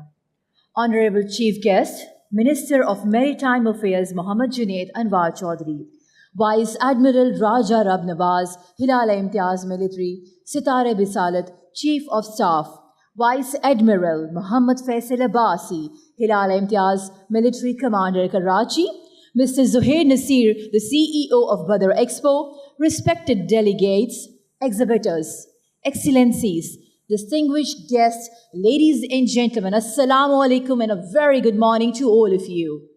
I, Sara Baloch, on behalf of the PIMEC 2025, would like to welcome you all to the closing ceremony of second edition of Pakistan International Maritime Expo and Conference 2025. What a wonderfully organized event it has been.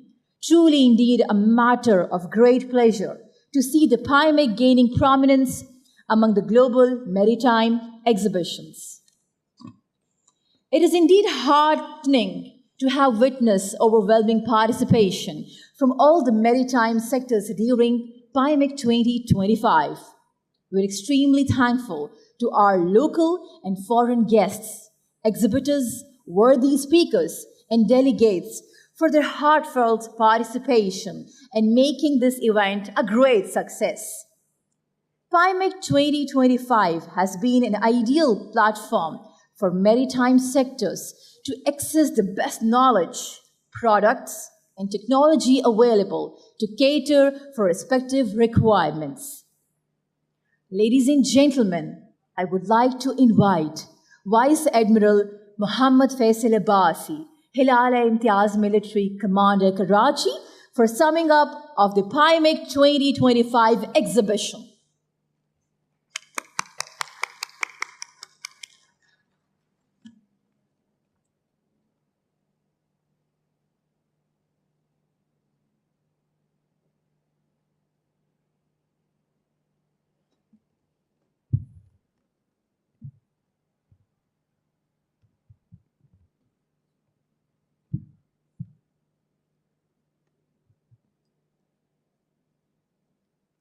Bismillahir Rahmanir Rahim. Mr. Mohammad Junaid Anwar Chaudhry, Honorable Federal Minister for Maritime Affairs, Vice Admiral Raja Rab Nawaz, Hilal-e-Imtiaz Military, Satare Basalat, Chief of Staff, Excellencies from Diplomatic Corps, international delegates, senior military officers from friendly countries, industry partners, representatives of the media, ladies and gentlemen, Assalamu alaikum rahmatullahi wa barakatuh, and a very good morning. It is my honor and great pleasure to welcome you all at the closing ceremony of Pakistan International Maritime Exhibition and Conference 2025 and present a brief conclusion on outcomes of the second edition of PIMEC. This flagship initiative of Pakistan Navy, held under the patronage of Ministry of Maritime Affairs, was envisioned to accelerate the growth of Pakistan maritime sector and to unlock the immense potential of our blue economy for national prosperity. Over the past 4 days, PIMEC 2025 has brought together policymakers, industry leaders, researchers and maritime professionals from across the globe, united by shared commitment of cooperation, innovation and sustainable development. Before proceeding, I record my profound gratitude to the Ministry of Maritime Affairs, other federal departments, Government of Sindh, Pakistan Navy, military and civil law enforcement agencies, National Institute of Maritime Affairs, Badar Expo Solutions for their tireless efforts and seamless support for making this exhibition a great success. We take immense pride in leading this national effort, an event that reflects the resilience and forward-looking spirit of Pakistan's maritime community. More than an exhibition, PIMEC 2025 has provided a platform for economic progress, testament to how our vision, technological advancements, and collaboration opportunities can define a sustainable maritime future for all of us. Distinguished guests, PIMEC 2025 has served as a milestone in Pakistan's maritime journey. The exhibition featured 4 key clusters: shipbuilding, repair and marine engineering, port infrastructure, logistics and green port solutions, offshore and marine energy exploration, fisheries, aquaculture, marine biotechnology and digitalization, maritime defense security technologies, and human resource development in maritime domain. These clusters transform an engagement from display into genuine business collaboration, generating opportunities for joint ventures, contracts, and MOUs. This year's participation was truly global, with delegates from 44 countries, including 28 foreign and 150 national exhibitors, reflecting the growing international interest in Pakistan's maritime potential. We witnessed strategic partnerships, including conclusion of 83 MOUs worth 76 billion Pak rupees, which includes 268 million US dollars and 6.6 billion Pak rupees, and 363 B2B, B2G and G2D engagements in fisheries, shipbuilding, logistics and port services. Academic and research institutions demonstrated strong research industry linkages in marine biotechnology, desalination and renewable energy. Capacity building remained a key focus. Training institutions and maritime education programs showcased during PIMEC complement the policy dialogue, ensuring that our youth and professionals are equipped to lead Pakistan's maritime transformation. We are deeply grateful to our international partners for their active participation, technological contributions, and commitment to sustainable maritime development, raising PIMEC to a new international standard of excellence. Ladies and gentlemen, alongside the exhibition, International Maritime Conference, jointly organized by Pakistan Navy and NEMA, convened experts and policymakers under the theme Harnessing Blue Economy Potential for Sustainable Development. The inaugural session set a strong policy direction, emphasizing the need to mainstream the blue economy into Pakistan's national development agenda. Speakers during subsequent sessions underscored the importance of technological modernization, eco-friendly practices, and public-private partnerships to enhance competitiveness and sustainability. Discussions reaffirmed that security at sea remains the foundation of maritime prosperity, calling for greater regional cooperation, digital integration, and climate resilience. The conference concluded with actionable recommendations, reaffirming Pakistan's commitment to a sustainable, secure, and inclusive maritime future. Distinguished delegates, the success of PIMEC 2025 lies in its outcomes. To sustain this momentum, Pakistan Navy, in collaboration with Ministry of Maritime Affairs, will compile an outcome dossier detailing all MOUs, commercial leads, and proposed projects. This will be shared with government and industry partners to translate these outcomes into tangible progress. Ladies and gentlemen, Pakistan's geostrategic location at the crossroads of global trade and the gateway of Arabian Sea positions us to become a key regional maritime hub. Through CPEC and the continued development of Karachi and Gwadar ports, Pakistan is advancing toward this vision of connectivity and prosperity. Let me also reaffirm that Pakistan Navy stands resolute in safeguarding our maritime frontiers and will, inshallah, continue to ensure freedom of navigation and protect lawful maritime commerce. Equally vital is sustainability. Our growth must remain climate aware and eco-sensitive. We will continue aligning with global best practices in fisheries management, green port operations, and low-carbon shipping technologies. The path ahead lies in partnership between government, industry, academia, and technology, and between Pakistan and our partners from across the globe. The blue economy will thrive only through shared responsibility and collaboration. To conclude, PIMEC 2025 has demonstrated that Pakistan possesses both the vision and capability to host a world-class maritime event that advances commerce, fosters innovation, and strengthens the linkages between policy, industry, and academia. I extend my heartfelt gratitude to all our delegates, exhibitors, visitors, and the media for making this event a resounding success. I wish all our international guests safe travels back home and keenly look forward welcoming you all again, inshallah, in 2027. As we close this chapter, let us reaffirm our commitment to a secure, sustainable, and prosperous maritime future. Pakistan Navy remains steadfast in safeguarding our seas and supporting national development. I also look forward to seeing the legacy of PIMEC manifest in projects, policy incentives, and growth with shared prosperity and responsibility. I thank you all. Pakistan Navy Zindabad, Pakistan Paindabad.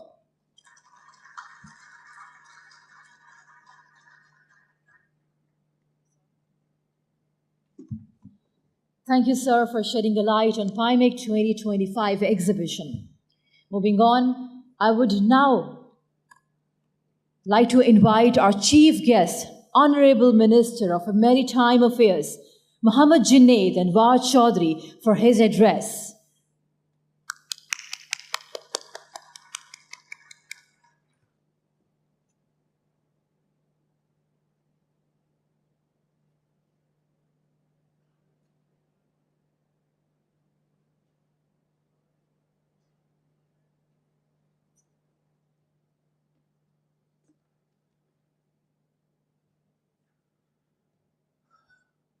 Bismillahirrahmanirrahim.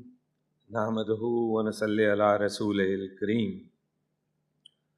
Honorable delegates, excellencies, chief of staff, officers, media persons, ladies and gentlemen, Assalamu alaikum and good morning. It is a great honor for me to welcome you all at the closing ceremony of PIMEC 2025. It is the flagship event of first Pakistan Maritime Week. Your presence shows our shared resolve to make Pakistan a strong, connected, prosperous maritime nation. Ladies and gentlemen, oceans are the arteries of global trade and they shape the prosperity of nations.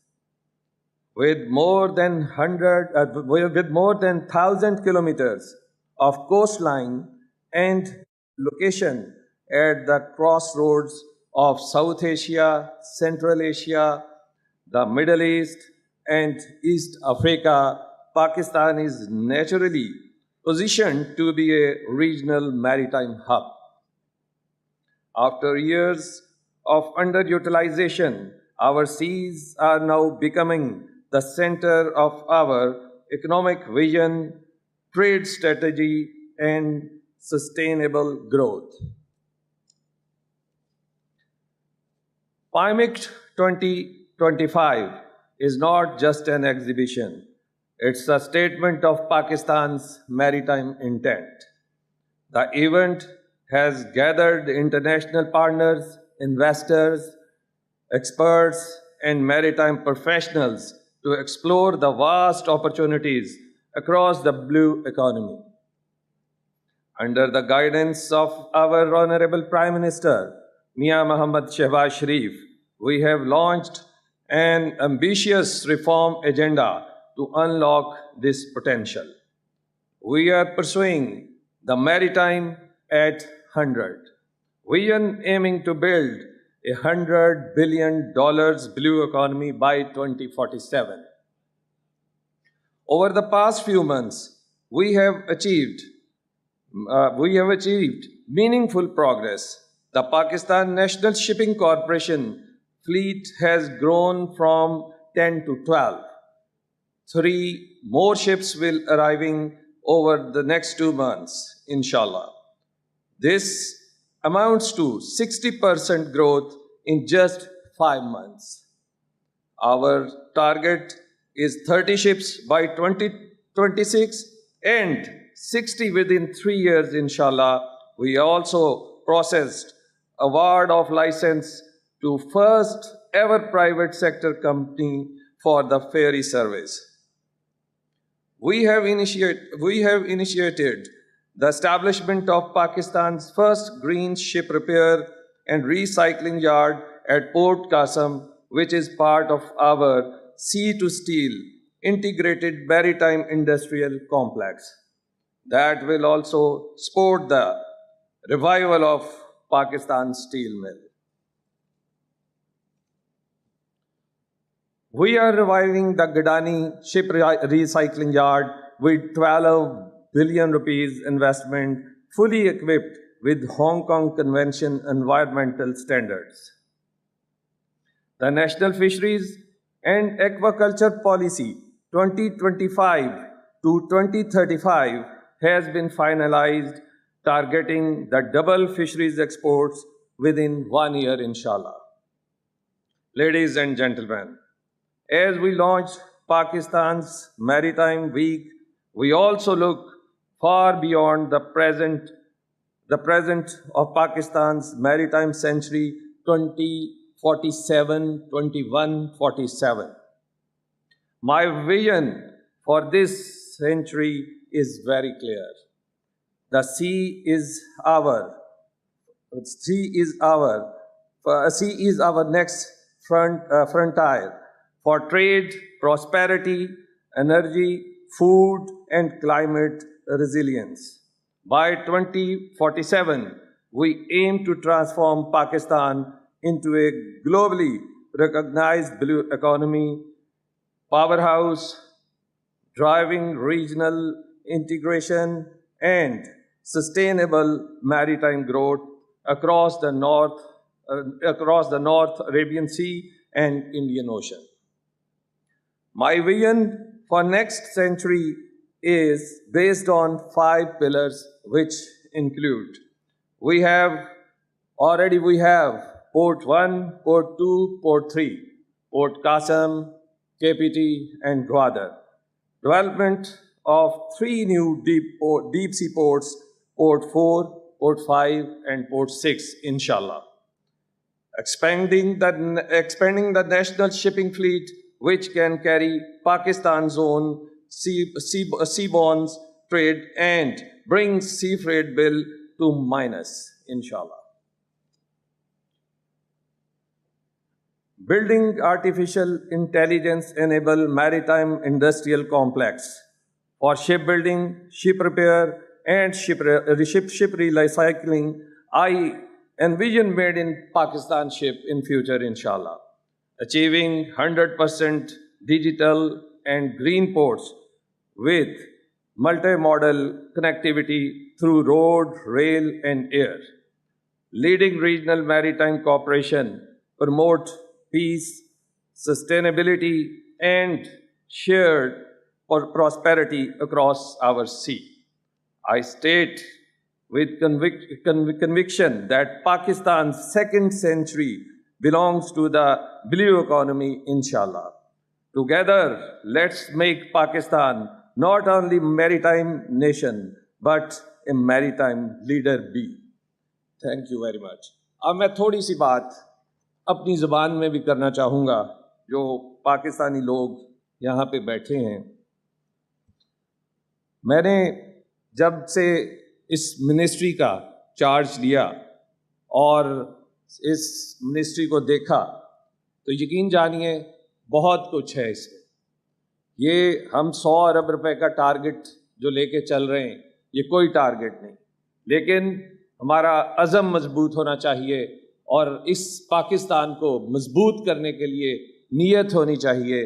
तो हम ये 100 अरब नहीं, हम कई 100 अरब यहाँ से निकाल सकते हैं और अपने मुल्क की मईशत को हम और मजबूत कर सकते हैं।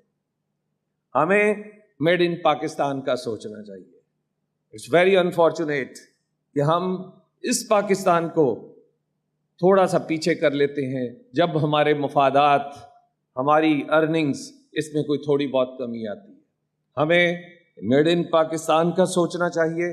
मैं अपनी मिनिस्ट्री का आज इस प्लेटफॉर्म पे खड़े होके या आपके साथ वादा करता हूँ कि आप आइए, हम जो फॉरेनर्स को भी वेलकम कहेंगे, ये आएँ, यहाँ पे इन्वेस्टमेंट्स करें, बिल्कुल उनका भी हक है, लेकिन आपका भी उतना हक है। आप आइए और मैरीटाइम सेक्टर में जो आज मैं यकीन के साथ कहता हूँ, पूरी दुनिया ये बात कहती है कि हमारी ब्लू इकॉनमी जो है ये हमारा फ्यूचर है। तो मैं आपको ये आज दावत देता हूँ कि आप आइए, मेरे अदारे, मेरी पोर्ट्स, मेरी पोर्ट कासम, मेरी केपीटी, हमारा ग्वादर, हमारे फिशरीज डिपार्टमेंट आपके लिए दिन रात सर्विस देने के लिए तैयार हैं। और आपको कोई मसला हो तो आप इन अदारों में जाइए, आप मिनिस्ट्री से रब्ता कीजिए। हम हर तरह की आपको फैसिलिटी देने के लिए तैयार हैं, क्योंकि मैं चाहता हूँ और ये मेरा अज़्म भी है, जिस तरह अभी फैसल अब्बासी साहब ने भी कहा कि हम लैंड ऑफ अपॉर्चुनिटीज़ हैं। हमारी नीला पानी, हमारे साहल आज आपकी राह देख रहे हैं। ये आज इंशाल्लाह मेरा एक और अज़म भी है कि हम इंशाल्लाह ताला अपने पाकिस्तानी दोस्तों के साथ, जो आज मेरे साथ उन्होंने मिलना भी है, कि हम इंशाल्लाह अपना एक पाकिस्तान टर्मिनल बाय पाकिस्तानीज भी बनाएंगे, जो स्टेट ऑफ द आर्ट होगा इंशाल्लाह ताला। तो मेरी आपसे सिर्फ ये गुजारिश है कि आप आइए, इसमें हिस्सा लीजिए। फॉरेनर्स तो हमारी मईशत में हिस्सा डालने के लिए तैयार हैं, लेकिन हम भी एक जज्बे के तहत आएँ और इन हवाओं को बदलें और पाकिस्तान को एक मजबूत और मुस्तहकम मुल्क बनाएं। पाकिस्तान जिंदाबाद।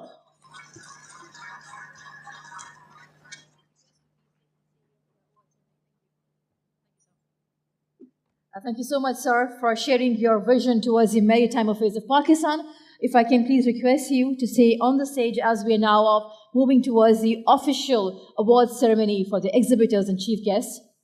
Ladies and gentlemen, I would like to welcome Vice Admiral Raja Rabnawaz, Hilal Imtiaz Military, Sitara Bisalat, Chief of Staff, to please come on the stage. We have with us Vice Admiral Mohammad Faisal Abbasi, Hilal Imtiaz Military Commander, Karachi. We have also been joined by the CEO of Badar Expo Solutions, Mr. Zuhair Nasir. Now moving on to the first category. In the category 72 square meter or above, 2 national companies are the recipient of this award. Up first, we have Pakistan Navy.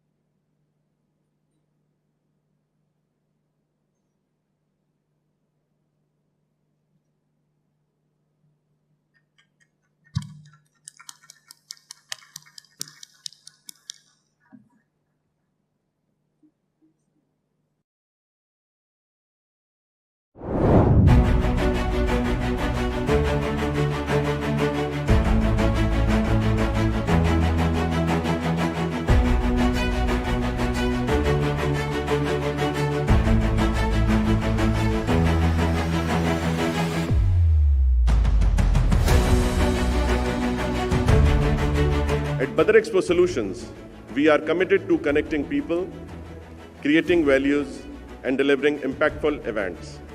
Our mission is to make emerging healthcare trends and innovations accessible globally, while fostering meaningful B2B matchmaking opportunities between local and international stakeholders. Health expo and conference last year हमने शुरू की, इस साल इसका second edition है. Again इसे एक बहुत बड़ी मैं सक्सेस समझता हूँ कि पहले सेशन के बाद हम दूसरे एडिशन के ऊपर आए. Your vision and dedication in promoting Pakistan healthcare industry through such high-level platform is really commendable. Let me start by congratulating Mr. Zuhair from Badar Expos and the spirit behind Abid Abbas Sheikh Saab for arranging such a beautiful conference. ये सिर्फ एक नुमाइश या exhibition नहीं है, ये एक सोच है, ये एक सफ़र है जिसकी बुनियाद डाली जा रही है. तो मैं ज़ुहैर नसीर साहब आपको और आपकी टीम को बदर सॉल्यूशन को खराज तहसीन पेश करता हूँ.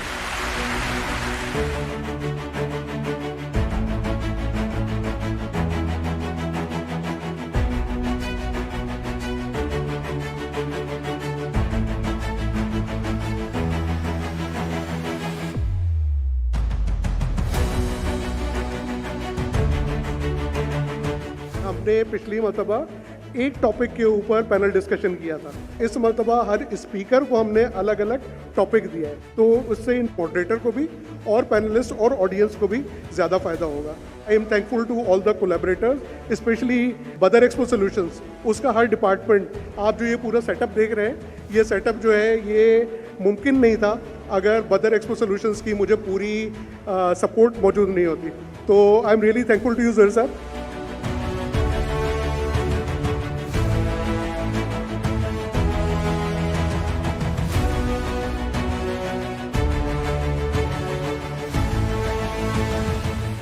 बहुत सारे पैनलिस्ट्स और एक्सपर्ट्स के साथ नेटवर्किंग का मौका मिला.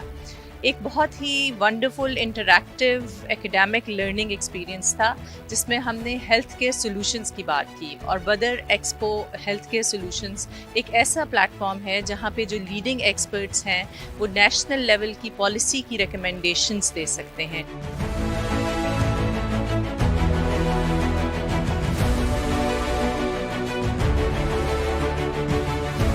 बदर एक्सपो को सबसे पहले मुबारकबाद है ज़ुहैर नसीर साहब को, उनकी टीम को, कि उन्होंने इतना ज़बरदस्त programme which is so much needed for the health care of Pakistan organize किया. टोटल सिंध में 17 डेंटल कॉलेजेस हैं. तो अमेजिंग बात यह है कि 17 की 17 डेंटल कॉलेजेस ने पार्टिसिपेट किया, उनके बच्चों ने पार्टिसिपेट किया, उनकी फैकल्टी ने पार्टिसिपेट किया. In addition lots of senior dentist came to for this event. और ये इवेंट मैं देखता हूँ कि फ्यूचर में एक आइकॉन की हैसियत हासिल कर लेगा डेंटिस्ट्री में इंशाल्लाह। इतने सारे लोगों को एक साथ हैंडल करना और फ्लॉलेसली उसको ऑर्गेनाइज करना, लाइट्स, कैमरा, स्पीकर्स, जजेस, content was very very very nice.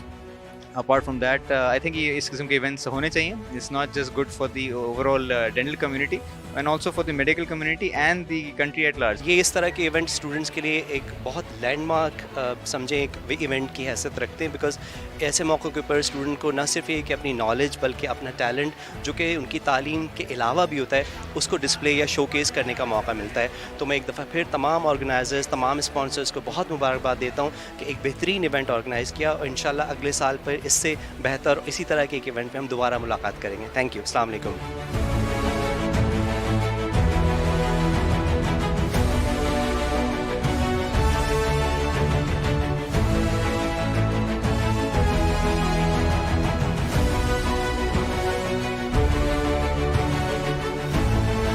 Dentistry को पिछले एडिशन की तरह इस दफ़ा भी इनवाइट किया कि हम उसका पार्ट बने, और हमारे कॉलेज से उन्होंने कहा कि हम इसको ऑर्गेनाइज़ करें।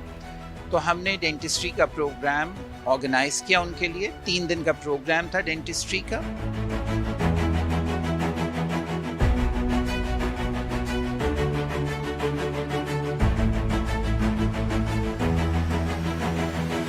हेल्थ केयर एक्सपो का सेकेंड एडिशन जो कि एक्सपो सेंटर कराची में मुनक़िद हुआ और 3 डेज़ की ये कॉन्फ्रेंस थी। इसमें तीनों दिन हमारे साइंटिफिक सेशंस रहे, इंडस्ट्री एक्सपर्ट्स से आए, प्रोफेशनल एक्सपर्ट्स आए और एजुकेशनल सीरीज़ थी एक लेक्चर्स की जो कि तीनों दिन रही। Alhamdulillah, we had a great turnout and it was more than what we expected. So Alhamdulillah for everything and thank you everyone who attended our program. Inshallah for next time इसे बेहतर करेंगे और उम्मीद है कि आप सब हमें join करेंगे. Thank you so much. Thank you very much Badar Expo for having me or giving me a chance and my team to bring a change into this aesthetical industry. Expo जो हो रहा है जी वो बदर expo ने करवाया है और बहुत सारी उनको मुबारकबाद, क्योंकि बड़ा अच्छा इवेंट है और बड़ा अच्छा फुटफॉल है। लोग आके यहाँ पर अपने हेल्थ सोल्यूशंस ले रहे हैं। सो उम्मीद करता हूँ कि इस तरह से करते रहेंगे और आगे भी ये काम अच्छा चलता रहेगा। Very organized, very well organized in fact. और हेल्थ केयर की जितनी सर्विसेज मैं यहाँ देख रहा हूँ, जितने लोग यहाँ देख रहा हूँ, pharmaceutical companies are here, hospitals are here and of course Sindh का अपना जो SIHS है दैट्स हेयर और बहुत सारी और चीज़ें हैं। So just a wonderful experience overall, बहुत होलसम एक्सपीरियंस है और आपको आके एहसास होता है कि पाकिस्तान में बहुत काम हो रहा है, specially the people who have organised this. Brother, thank you so very much, बहुत बहुत शुक्रिया for inviting me. Crowd was amazing. We had all the honorable guests with us. Our guest of honors, they were dignitaries and they were consul generals and very very senior doctors and professors as well. So I had an amazing time and the ambience of the event is really nice and wish you best of luck Badar Expo. हम यहाँ मौजूद है expo में जिसको आज यहाँ सजाया है ज़ुहैर नसीर। तो आप जरूर विजिट कीजिए, आपके बहुत सारे सोल्यूशंस का यहाँ मिलेंगे।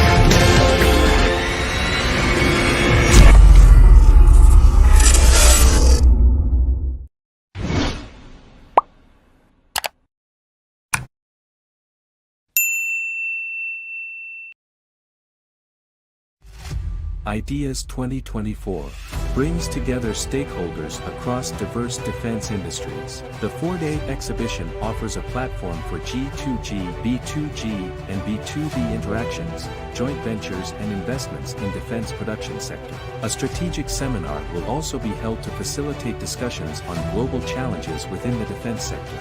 The 12th edition of Ideas will be held from 19 to 22 November 2024 at Karachi Expo Center.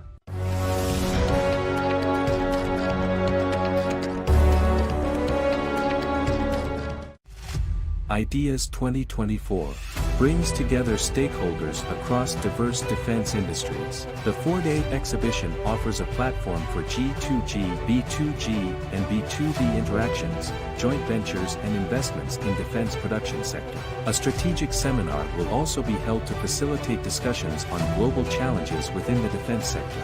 The 12th edition of Ideas will be held from 19 to 22 November 2024 at Karachi Expo Center.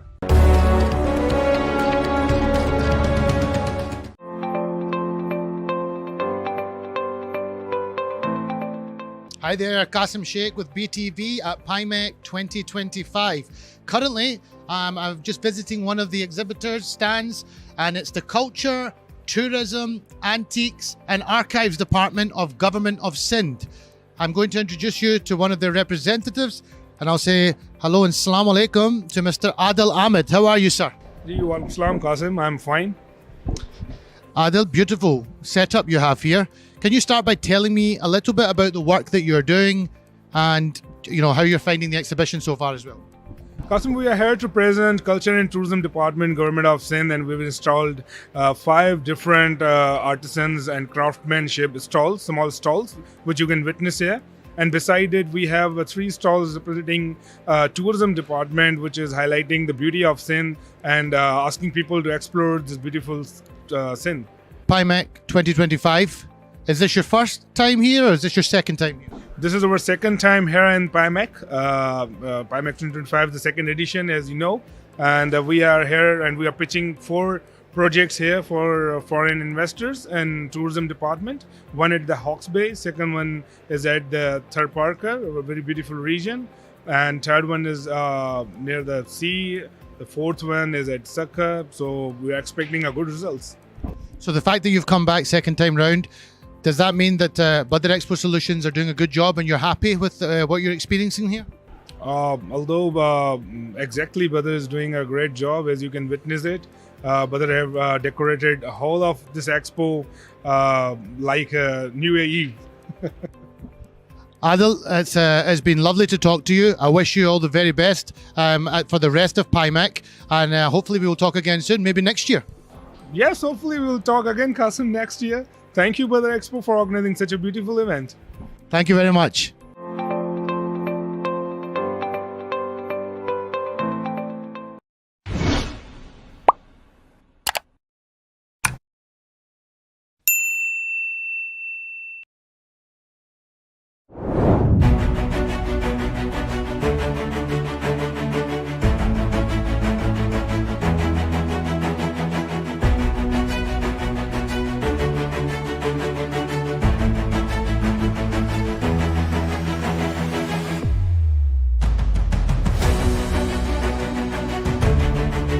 At Badar Expo Solutions, we are committed to connecting people, creating values, and delivering impactful events. Our mission is to make emerging healthcare trends and innovations accessible globally, while fostering meaningful B2B matchmaking opportunities between local and international stakeholders. Healthcare Expo and Conference last year हमने शुरू की, इस साल इसका second edition है. Again इसे एक बहुत बड़ी मैं सक्सेस समझता हूँ कि पहले सेशन के बाद हम दूसरे एडिशन के ऊपर आए. Your vision and dedication in promoting Pakistan healthcare industry through such high-level platform is really commendable. Let me start by congratulating Mr. Zuhair from Badar Expo and the spirit behind Abid Abbas Sheikh Saab for arranging such a beautiful conference. ये सिर्फ एक नुमाइश या exhibition नहीं है, ये एक सोच है, ये एक सफ़र है जिसकी बुनियाद डाली जा रही है। तो मैं ज़ोहैर नसीर साहब आपको और आपकी टीम को बदर सॉल्यूशन को खराज तहसीन पेश करता हूँ।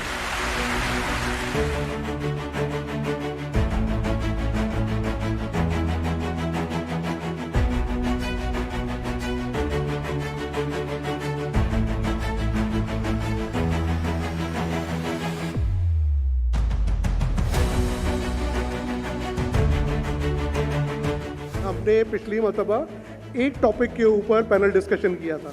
इस मरतबा हर स्पीकर को हमने अलग अलग टॉपिक दिया है, तो उससे मॉडरेटर को भी और पैनलिस्ट और ऑडियंस को भी ज़्यादा फ़ायदा होगा। I am thankful to all the collaborators, specially Badar expo solutions. उसका हर डिपार्टमेंट, आप जो ये पूरा सेटअप देख रहे हैं, ये सेटअप जो है ये मुमकिन नहीं था अगर बदर एक्सपो सॉल्यूशंस की मुझे पूरी सपोर्ट मौजूद नहीं होती। तो I am really thankful to you Zohair साहब।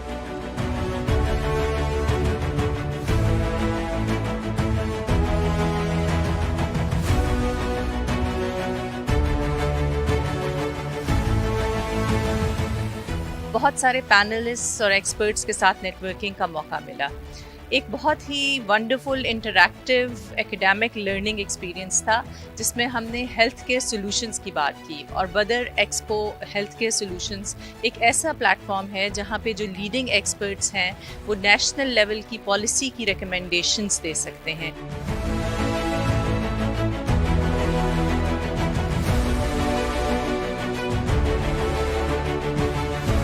बदर एक्सपो को सबसे पहले मुबारकबाद है ज़ोहैर नसीर साहब को, उनकी टीम को, कि उन्होंने इतना ज़बरदस्त programme which is so much needed for the health care of Pakistan organize किया। टोटल सिंध में 17 डेंटल कॉलेजेस हैं। तो अमेजिंग बात यह है कि 17 की 17 डेंटल कॉलेजेस ने पार्टिसिपेट किया, उनके बच्चों ने पार्टिसिपेट किया, उनकी फैकल्टी ने पार्टिसिपेट किया। In addition lots of senior dentist came to for this event.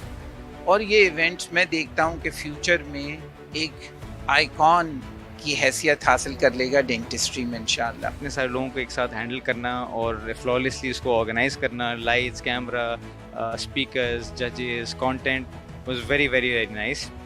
Apart from that I think ये इस किस्म के इवेंट्स होने चाहिए। It's not just good for the overall dental community and also for the medical community and the country at large. ये इस तरह के इवेंट स्टूडेंट्स के लिए एक बहुत लैंडमार्क समझे एक इवेंट की हैसियत रखते हैं, बिकॉज ऐसे मौक़ों के ऊपर स्टूडेंट को न सिर्फ ये कि अपनी नॉलेज बल्कि अपना टैलेंट जो कि उनकी तालीम के अलावा भी होता है उसको डिस्प्ले या शोकेस करने का मौका मिलता है। तो मैं एक दफ़ा फिर तमाम ऑर्गेनाइजर्स, तमाम स्पॉन्सर्स को बहुत मुबारकबाद देता हूँ कि एक बेहतरीन इवेंट ऑर्गेनाइज़ किया और इंशाल्लाह अगले साल पर इससे बेहतर इसी तरह के एक इवेंट में हम दोबारा मुलाकात करेंगे। Thank you. अस्सलाम वालेकुम।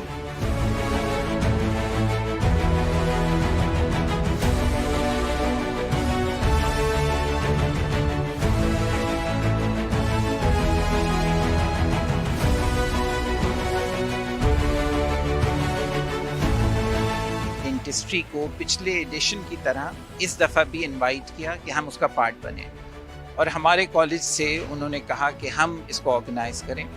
तो हमने डेंटिस्ट्री का प्रोग्राम ऑर्गेनाइज़ किया उनके लिए। 3 दिन का प्रोग्राम था डेंटिस्ट्री का।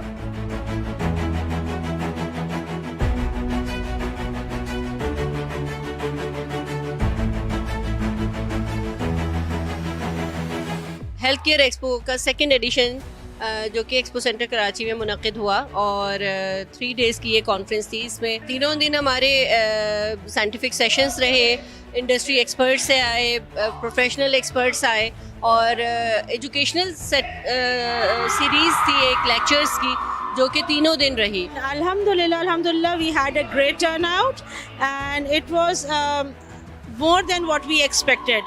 So alhamdulillah for everything and thank you everyone who attended our program. Inshallah for next time इसे बेहतर करेंगे और उम्मीद है कि आप सब हमें join करेंगे. Thank you so much. Thank you very much Badar Expo for having me or giving me a chance and my team to bring a change into this aesthetical industry. Expo जो हो रहा है जी वो बदर expo ने करवाया है और बहुत सारी उनको मुबारकबाद, क्योंकि बड़ा अच्छा इवेंट है और बड़ा अच्छा फुटफॉल है। लोग आके यहाँ पर अपने हेल्थ सोल्यूशंस ले रहे हैं।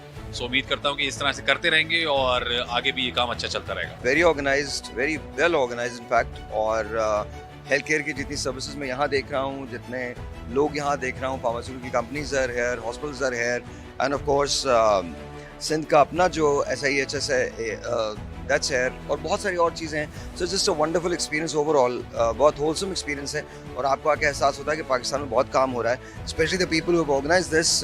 बदर, thank you so very much, बहुत बहुत शुक्रिया for inviting me. Crowd was amazing. We had all the honorable guests with us. Our guest of honors, they were dignitaries, and they were consul generals, and very very senior doctors and professors as well. So I had an amazing time, and the ambience of the event is really nice, and wish you best of luck, Badar Expo. हम यहाँ मौजूद है expo में, जिसको आज यहाँ सजाया है ज़ुहैर नसीर. तो आप जरूर विजिट कीजिए, आपके बहुत सारे सॉल्यूशंस का हल यहाँ मिलेगा.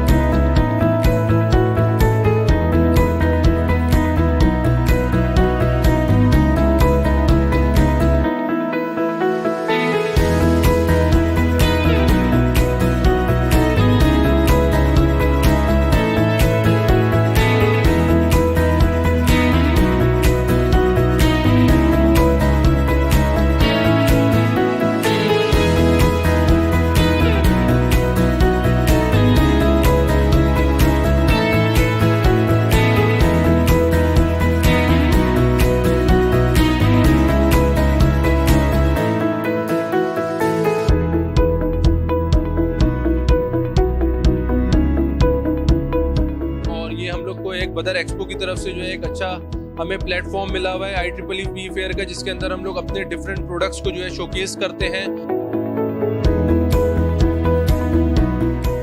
बदर एक्सपो ने हमें एक प्लेटफॉर्म दिया, वो हमें काफ़ी सपोर्ट भी करती है, और यहाँ पे डिफरेंट कंपनीज को भी उसने काफ़ी सपोर्ट किया है.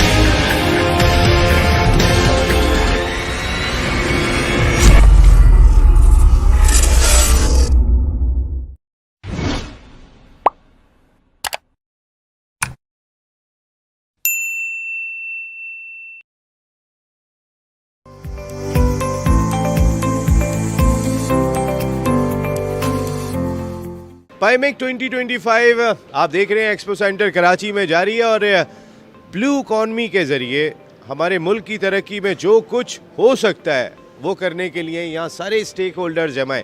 उनमें एक हेल्म्समैन, आपने देखा होगा जो शिप चलाते हैं तो वो एक बहुत बड़ा सा एक वो होता है स्टीयरिंग, हम उसको कहते हैं. वो स्टीयरिंग नहीं होता, वो बहुत ही बड़ी एक चीज़ होती है जिसको कंट्रोल करना पड़ता है, वो कहलाता है हेल्म्समैन. और इसी नाम से ये कंपनी है जो इस वक्त पाकिस्तान के नौजवानों को रोज़गार फराहम करने में बड़ा इंपॉर्टेंट रोल प्ले कर रही है. जी अस्सलाम वालेकुम उसामा साहब. वालेकुम अस्सलाम, नाइस मीटिंग यू.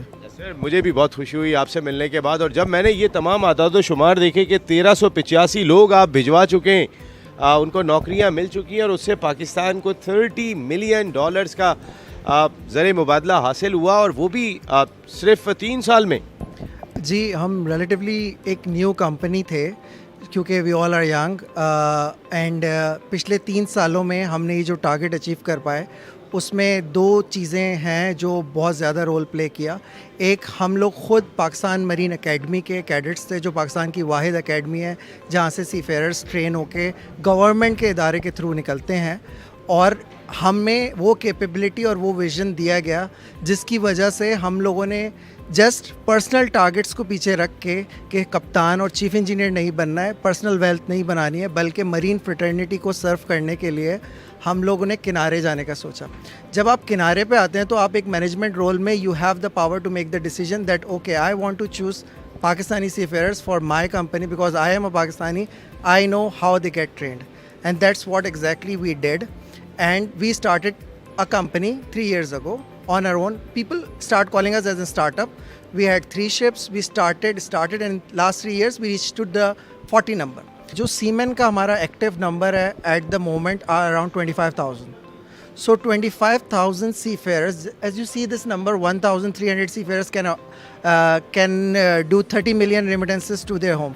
So ये जब नंबर इंक्रीज़ होगा तो जैसे कि फ़िलिपींस है, Philippine is a seafaring nation, so $6 billion remittances में उनके मंथली एनुअल आते हैं उनके मुल्क में। सो हमारे पास रिसोर्सेज हैं, हमारे पास मैन पावर है, बट ये नहीं अचीव कर पा रहे नंबर। रीज़न बीइंग, 1, पासपोर्ट की वजह से हमारे पास इश्यूज़ हैं।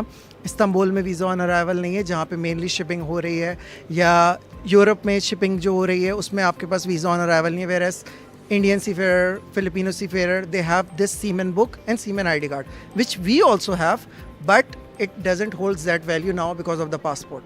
Before, basis that seaman book and seaman ID card, यही लोग visa on arrival facility available करते थे, यूटिलाइज़ करते थे, और अब हमारी मिनिस्ट्रीज़ को इसी पे काम करना है कि एटलीस्ट सी फेयरर्स को who hold semen book, semen ID card, give them at least visa on arrival status. Not all the Pakistanis if they cannot. Best would be कि हमारे पासपोर्ट की वैल्यू इतनी बढ़ जाए कि हमारी हर जगह वीज़ा ऑन अराइवल हो.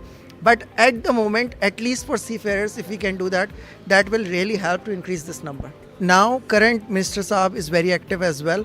मैं तो दुबई में होता हूँ, बट मेरे कोलीग्स हैं जो उनसे कंटिन्यूसली इंटरेक्शन, एप्लीकेशंस पे काम कर रहे हैं कि सीफेयर एप्लीकेशन एक डिजिटल प्लेटफॉर्म हो जहाँ सारे सीफेयर्स अवेलेबल हों, दुनिया में सारे सीफेयर्स का है, तो इंटीग्रेशन पे काम हो रहा है, विंडो सोल्यूशन पे काम हो रहा है, मरीन साइट पे, डिजी शिपिंग में I can see the difference. So that something is progressing. It's not like we are at halt, but maybe we need to expedite it, or maybe this should have been done few years back and we would have been in a more better situation, but it's never late to start. Things are moving and we are happy that we are part of it and we are at least contributing something. हेल्प्समैन वो जो है चलाने की कोशिश कर रहे हैं, अपने जो सी मैन्स हैं जो इस प्रोफेशन से वाबस्ता हैं, उनके रोज़गार के लिए ये हमारे पाकिस्तानी दुबई में बैठ के काम कर रहे हैं. इनसे इंटरेक्ट ज़रूर होना चाहिए और टॉप लेवल का इंटरेक्ट होना चाहिए, ताकि ज़्यादा से ज़्यादा हमारे लोग जो स्किल्स में कोई कमी नहीं रखते लेकिन छोटी छोटे मसाइल की वजह से, वीज़ा नहीं मिल रहा जी और दीगर मसाइल की वजह से, वो ना तो अपने बच्चों को उस तरीके से या अपने मुल्क को उस तरीके से सर्व कर सकते हैं जैसा वो करने की कैपेबिलिटी रखते हैं. तो अगर ये मसले हल होंगे तो फिर उसामा भाई यहाँ पर बैठे हैं, हेल्प्समैन बैठे में, इनकी बहुत हेल्प हो जाएगी. फिर हेल्प्समैन भी जो है वो खासा ऊपर दिखाई देगा.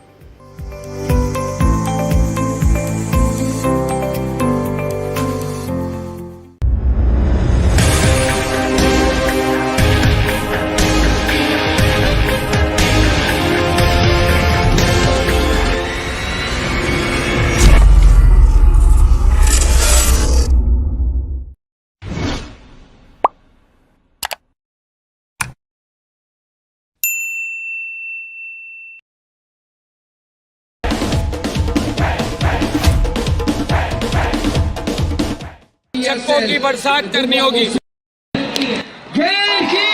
क्या दिल का रिश्ता नासिर बगान का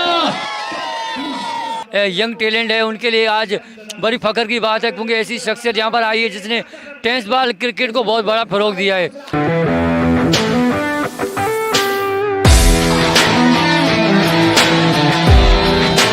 PSL तंबाकू सुपर लीग जिसका एडिशन नंबर ये 11 है, ये जो आपकी लीग है वो बहुत ही ज़बरदस्त लीग दिखाई दे रही है।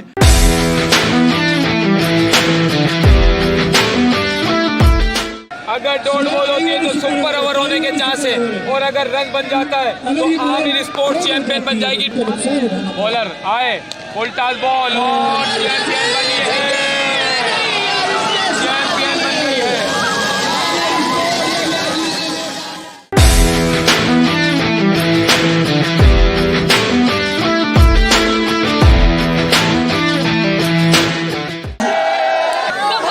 बाकी ऑनर्स जितने भी उनकी 4 साल हो गए, हमने पहले KTPL किया, उसके बाद इंशाल्लाह 16 to 31 हम लोग Pakistan tape ball premier league करने जा रहे हैं। विनर टीम आमिर स्पोर्ट्स को मैं मुबारकबाद देना चाहूँगा कि उन्होंने आज शानदार खेल का मुजाहरा करते हुए आज का ये सीजन 11 अपने नाम किया। सेकंड टीम जो हारी है वो मेरी नज़र में हारी नहीं है, वो भी जीती हुई है। जो यहाँ तक आई हुई है वो भी, इसको हम नहीं कहेंगे कि वो हारी हुई, आप भी जीते हुए हो।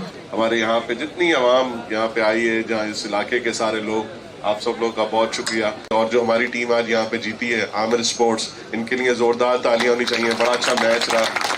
जिस तरीके से मैंने KTPL को स्टार्ट किया, Karachi tape ball premier league को, उसमें पूरे पाकिस्तान से मैंने उन सारे लड़कों को मेरिट पे लिया। इस टेप बॉल को मैंने पाकिस्तान के अंदर भी रजिस्टर्ड करा दिया और मैंने UK के अंदर भी इसको रजिस्टर्ड करा दिया। इंशाल्लाह हम इसको अपना नेशनल स्पोर्ट्स दुनिया के अंदर दिखा देंगे कि ये पाकिस्तान की 25 करोड़ आबादी का खेल है।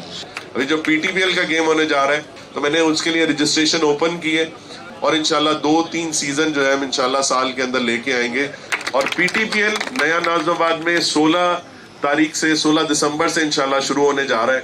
तो सारे लोगों को मैं इनवाइट भी करूंगा, सब मेरे मेहमान होंगे इंशाल्लाह, उस ग्राउंड के अंदर आए और हमने अपने स्पोर्ट्स को इंशाल्लाह वहाँ पे इसको उठाना है। तो बहुत बहुत शुक्रिया।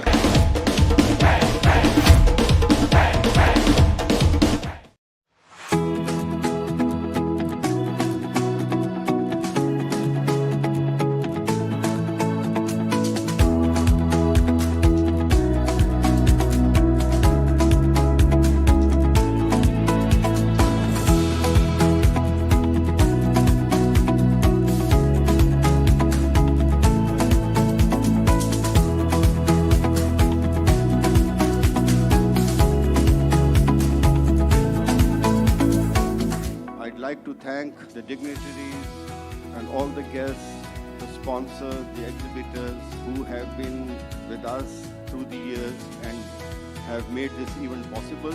It is a great opportunity for the investors and even the dealers and the distributors to participate and engage in this seminar, and I further request the management of Badar Expo to continue these seminars for the general awareness of the people.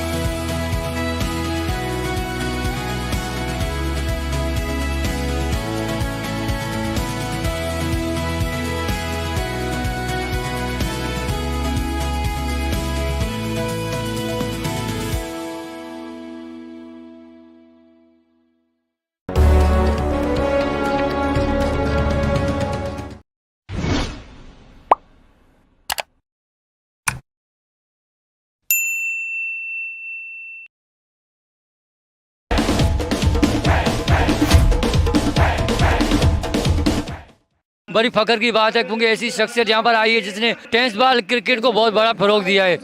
अभी जो PTPL का game होने जा रहा है,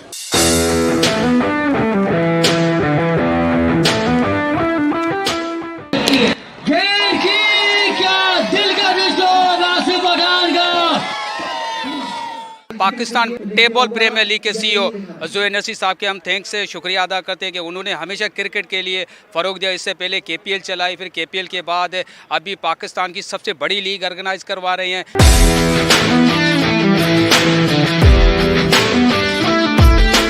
बड़ा credit जाएगा उन तमाम मुंतज़मीन को जिन्होंने इस इवेंट को ऑर्गेनाइज़ किया।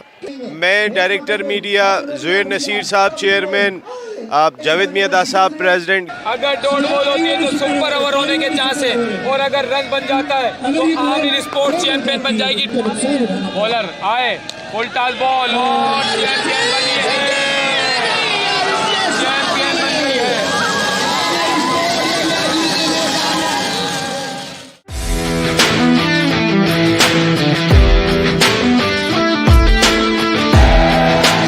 मुझे बड़ी खुशी हुई कि यहाँ पे आज सारा मैच देख के, और जो हमारी टीम आज यहाँ पे जीती है आमिर स्पोर्ट्स, इनके लिए ज़ोरदार तालियां होनी चाहिए। बड़ा अच्छा मैच रहा, और इसी तरीके से जो आज हमारी टीम रनर अप रही है, इन सब के लिए भी बड़ी तालियां होनी चाहिए। कोई बात नहीं, ये तो एक क्रिकेट का एक हिस्सा है जिसमें जीत और हार चलती है। टैलेंट ज़ाया हो जाता था, उनको मौके नहीं मिलते थे, तो अल्हम्दुलिल्लाह जिस तरीके से मैंने KTPL को स्टार्ट किया, कराची टेबल प्रीमियर लीग को, उसमें मेरा मकसद यही था कि वो हमारा वो रॉ टैलेंट जो गलियों में बच्चे खेलते थे वो ख़त्म हो जाते थे, कि मैं उनको ऊपर लेके आऊँ, और जो बेहतरीन टेप बॉल खेल सकते हैं उनको हम प्लेटफॉर्म क्रिएट करें। तो फिर मैंने उस टेप बॉल को KTPL का जो हमारा टूर्नामेंट था, आप सब लोगों ने देखा उसको, कि वो मैंने स्टार्ट किया, उसमें एक लड़का भी मेरा जानने वाला नहीं खेलता। अब इंशाल्लाह ताला नेक्स्ट ईयर का जो भी टूर्नामेंट होगा वो बदर एक्सपो इसको पूरा स्पॉन्सर भी करेगी। यहाँ पे सब लड़कों के लिए यहाँ पे इंशाल्लाह जो बेस्ट होगा, यहाँ पे आप सब लोगों के लिए ये एक पूरा मैच ऑर्गेनाइज करके इंशाल्लाह ताला आप लोगों के साथ खड़े होंगे। और आज जीतने वाली टीम के लिए मैं 50,000 का अपनी तरफ से ऐलान करता हूँ, और रनर अप टीम के लिए मैं 25,000 रुपये का ऐलान करता हूँ अपनी तरफ से, कि ये, और मैनेजमेंट के लिए जो सारे लोगों ने यहाँ पे काम किया है, मैं इनके लिए भी आज 1 लाख रुपए का इनाम करता हूँ सारी टीम के, ठीक है। और PTPL नया नाज़िमाबाद में 16 तारीख से 16 दिसंबर से इंशाल्लाह शुरू होने जा रहा है, तो सारे लोगों को मैं इनवाइट भी करूंगा, सब मेरे मेहमान होंगे इंशाल्लाह। और टेप बॉल को इंशाल्लाह हम एक ऐसे लेवल के ऊपर लेके जाएंगे कि जहाँ पे इंशाल्लाह हम इसको अपना नेशनल स्पोर्ट्स दुनिया के अंदर दिखा देंगे कि ये पाकिस्तान की 25 करोड़ आबादी का खेल है।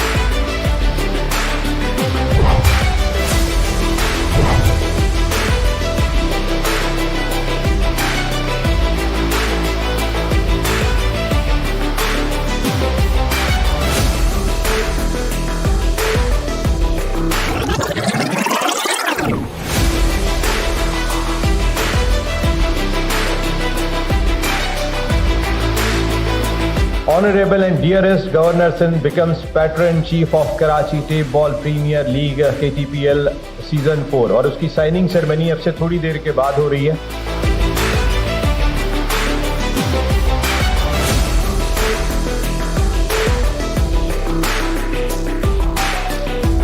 मुझे इनका ये स्लोगन बड़ा प्यारा लगा कि स्ट्रीट से स्टेडियम तक।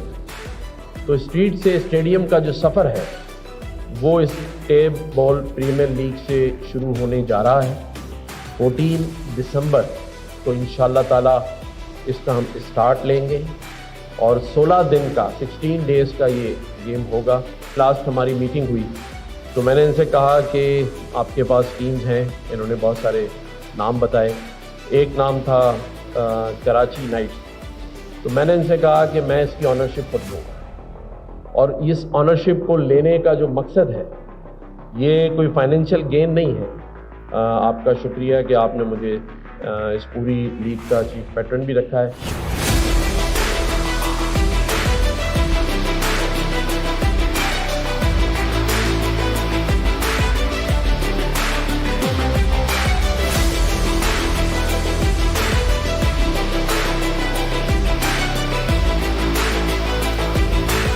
आप सबको मुबारक हो कि हमारी बदर एक्सपो सॉल्यूशंस की Karachi tape ball premier league आज अपने चौथे साल में दाखिल हो गई है। आप तमाम स्टेक होल्डर्स को बहुत बहुत मुबारक।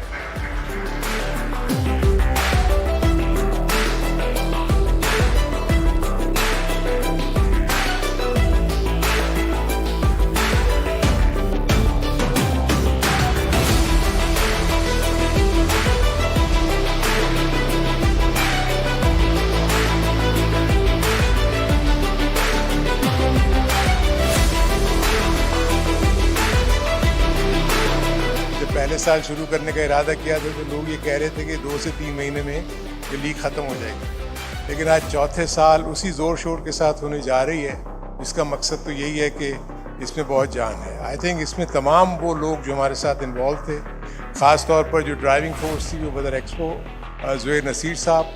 पहले शुरू में तो ये सोच नहीं रहे थे कि ये लीग जो है ये टेप बॉल क्रिकेट क्या होगी, किस तरह होगी, मगर मैं ये बताऊं कि टेप बॉल क्रिकेट से बहुत फ़र्क पड़ गया। सबसे पहले तो मैं अल्हम्दुलिल्लाह अल्लाह का शुक्र अदा करूँगा कि आज हम अपने 4th सीज़न का यहाँ सारा ड्राफ्टिंग का स्टार्ट करने जा रहे हैं। मैं ये भी बताता चलूँ जिस तरीके से इस लीग में हमारे साथ इस दफ़ा गवर्नर साहब जो हैं वो इस लीग का हमारा पार्ट बने और हमने उनको इस लीग के अंदर अल्हम्दुलिल्लाह एक पेटेंट चीफ बनाया।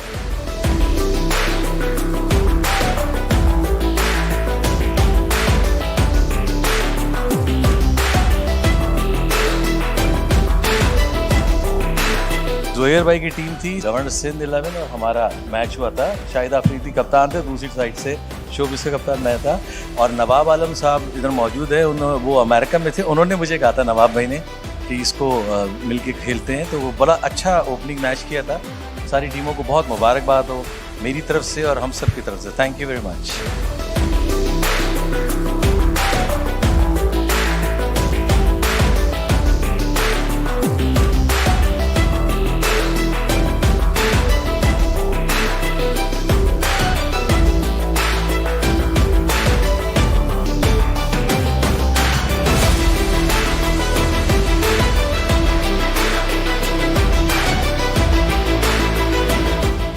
Karachi tape ball premier league का ड्राफ्ट मुकम्मल हुआ। आप सब लोगों की आमद का बहुत बहुत शुक्रिया। 14 दिसंबर को पाकिस्तान के पहले स्पोर्ट्स चैनल पर आप ज्वाइन करेंगे यूपीएल अमीन कराची टेप बॉल सीजन 4। अल्लाह ने के बाद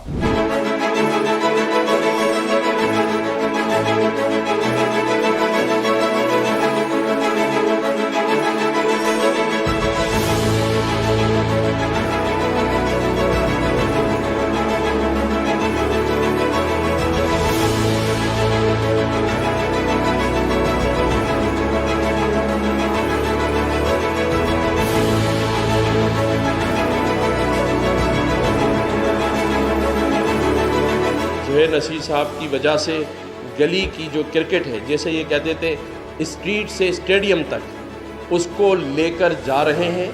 उसे हम गवर्नर इनिशिएटिव के तहत इनके साथ मुकम्मल हमारी सपोर्ट होगी। आज इस तकरीब में पूरे दुनिया के जो हमारे नुमाइंदगान हैं, जिसे हम कौंसल जनरल्स कहते हैं, वो तमाम के तमाम यहाँ आज इसमें शरीक होंगे। इसकी हम यहाँ बल्कि बैटिंग और बॉलिंग करके भी इसका स्टार्ट लेंगे। बाकायदा आगाज़ इसका 14 दिसंबर से मुइन खान एकेडमी में इसका कल ओपनिंग इसकी वहाँ है, जो कि 29 दिसंबर तक जारी और सारी रहेगी।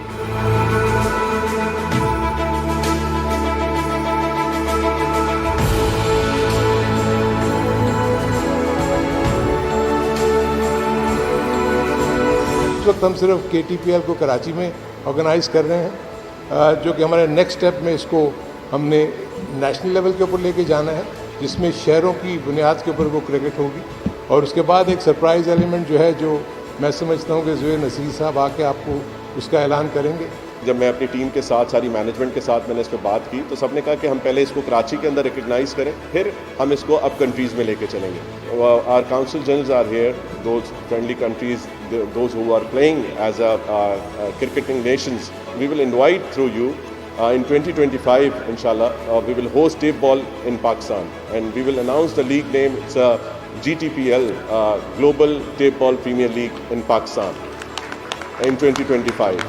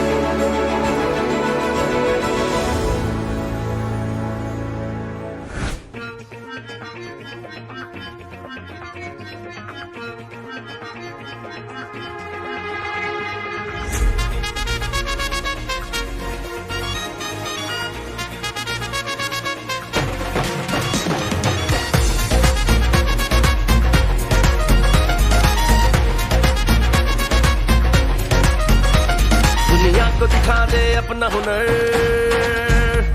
कुछ बांध कमर कोई ना हो डर,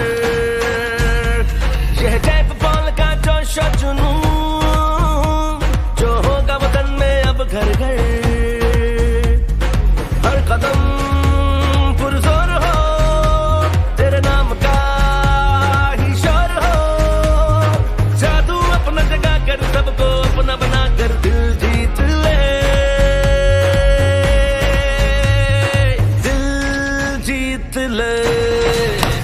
this time he waited for it and hoiked it for a maximum over wideish long on. Oh my word!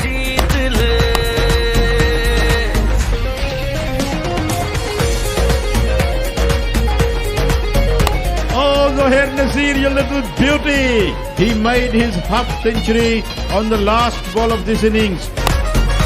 It's going to be Malir Malangs, the first team in the season 4 of KTPL to advance to the final. Shora one, he's hit it in the air. Has it been caught? It is! It's Fahad Mianchan picked up a beauty.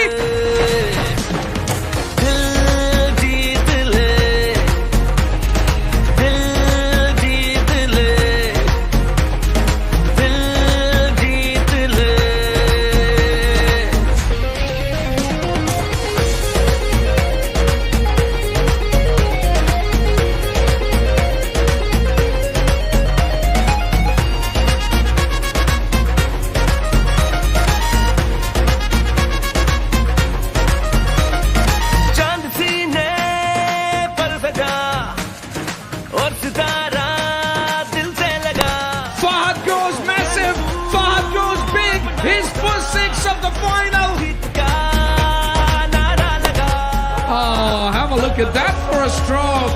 Timing at its.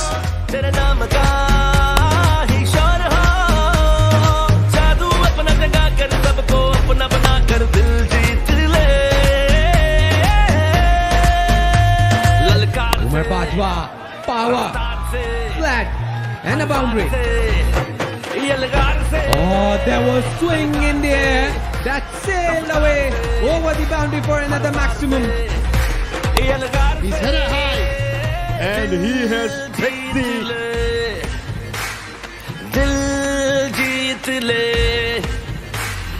the best batsman of the tournament, Asad Shah.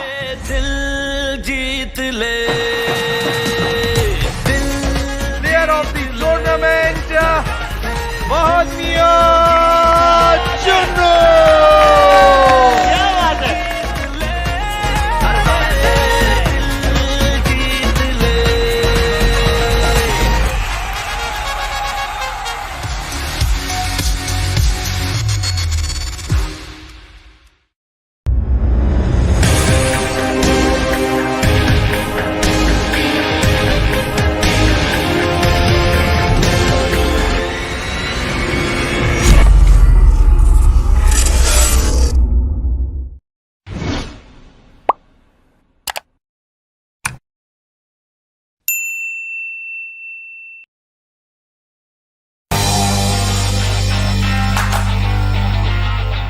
Qasim Sheikh here right now of BTV. PTPL Pakistan tape ball premier league जो खेली जानी है 16 to 31 दिसंबर। बहुत exciting time है। Tape ball cricket तो खेली है ना? कोर्स खेली है बिल्कुल। टेप बॉल का बहुत शौक है पाकिस्तान में और एक बहुत एक्साइटिंग लीग है। सारी फैमिलीज, पप्पू, मामू, आंटियां, अंकल सबको ग्राउंड में पहुंचना है। Very excited for TPTL and we're hoping to be there inshallah. Pakistani tape ball premier league, Geo sports live. PTPL आ रहे हैं देखने के लिए। Of course सारा खानदान लेकर आएंगे। पाकिस्तान जिंदाबाद जिंदाबाद।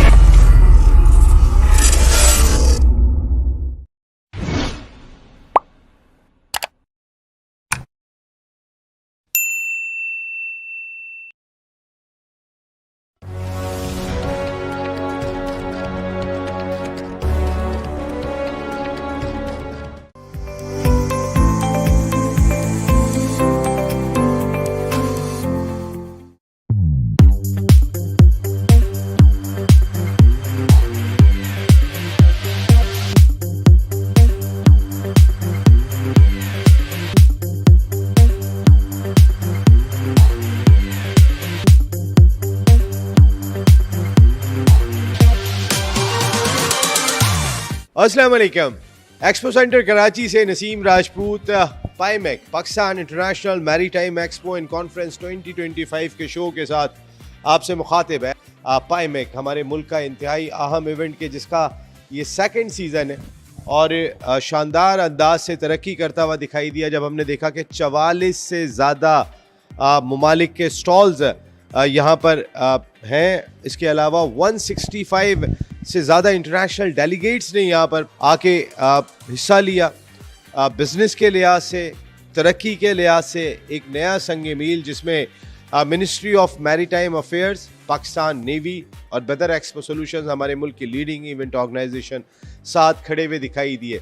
लेकिन जितने शानदार अंदाज से इस इवेंट को मुनक्किद किया गया वो हम आपको ज़रूर दिखाएंगे ताकि हमारी सारी दुनिया से जो लोग आ रहे हैं उनको एक ज़बरदस्त पैगाम जाए, एक ऐसा पैगाम जाए कि उन्होंने किसी एक बड़े इवेंट में आके पार्टिसिपेट किया।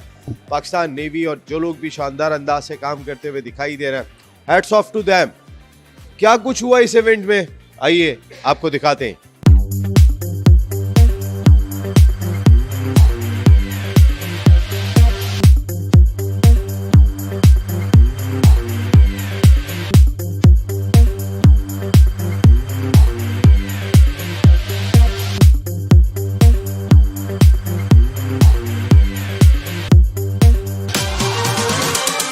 काफ़ी अच्छा एक्सपीरियंस रहा। हम अल्लाह का शुक्र है हम आइडियाज़ में हर साल आते हैं। पाइमेक में हमारा फर्स्ट टाइम था। There are many commodities which can be exported, which can be imported. So this is perhaps the first step which will pave the way for larger cooperation and coordination between both the countries.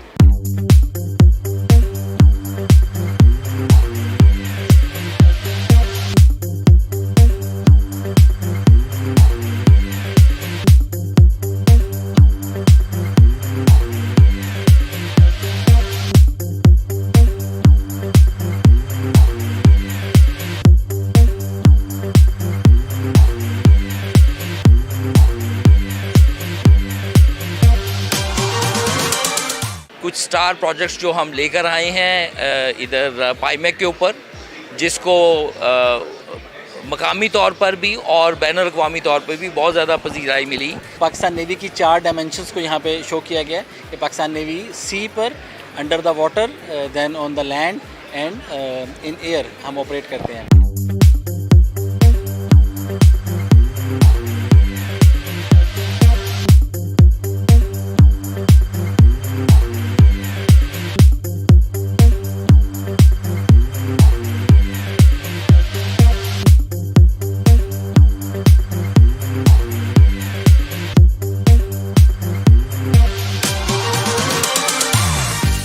Pakistan international maritime expo and conference 2025 business business business, एक ही मकसद इस वक्त सारी दुनिया का दिखाई देता है, एक अच्छा पॉजिटिव पैगाम, मईशत को बेहतर बनाना। और इस सिलसिले में बड़ा इंपॉर्टेंट रोल दिखाई दिया। आपने देखा होगा एक्सपो सेंटर कराची में हर जगह आपको ब्लू दिखाई दे रहा है, क्योंकि असल चीज़ है ब्लू इकॉनमी, जिसको हमने दरियाफ्त करना है। Ministry of maritime affairs, Pakistan navy और उनके साथ बदर एक्सपो सोल्यूशन साथ साथ खड़े हुए दिखाई दिए। सबका एक ही मकसद था, सबका एक ही मोटिव था, पाकिस्तान की तरक्की में अपना किरदार अदा करना है। क्या कुछ बिजनेस हुआ, क्या कुछ हमारे मुल्क को हासिल हुआ, इसकी डिटेल तो आपको आती रहेगी। लेकिन पाइमेक आज ख़त्म हो गया, इसकी तैयारियां जारी थी। 3rd एडिशन में एक मरतबा फिर नसीम राजपूत अपनी पूरी प्रोडक्शन टीम के साथ आपके साथ मौजूद होगा इंशाअल्लाह। और इंशाअल्लाह हम इस तवक्को, इस उम्मीद के साथ अपने इस प्रोग्राम का इख्तिताम कर रहे हैं कि जब दोबारा हम मिलेंगे तो इंशाअल्लाह पाइमेक जो ऑलरेडी 44 मुल्क है, 144 मुल्क यहाँ पे खड़े होंगे और पाकिस्तान जिंदाबाद का नारा हर जानिब लग रहा होगा। अल्लाह ने के बाद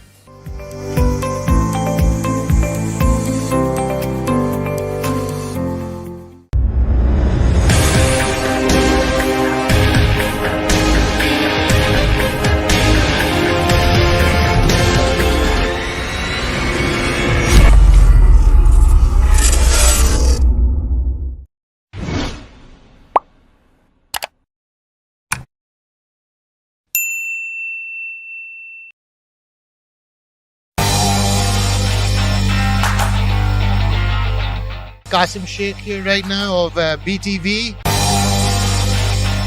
PTPL Pakistan T ball premier league जो खेली जानी है 16 to 31 दिसंबर। बहुत एक्साइटिंग टाइम है। टेप बॉल क्रिकेट तो खेली है ना? कोर्स खेली है बिल्कुल। टेप बॉल का बहुत शौक है पाकिस्तान में और एक बहुत एक्साइटिंग लीग है। सारी फैमिलीज, पप्पू, मामू, आंटियां, अंकल, सबको ग्राउंड में पहुंचना है। Very excited for TPTL and we're hoping to be there inshallah. Pakistani tape ball premier league, Geo sports live. PTPL आ रहे हैं देखने के लिए। Of course सारा खानदान लेकर आएंगे। पाकिस्तान जिंदाबाद जिंदाबाद।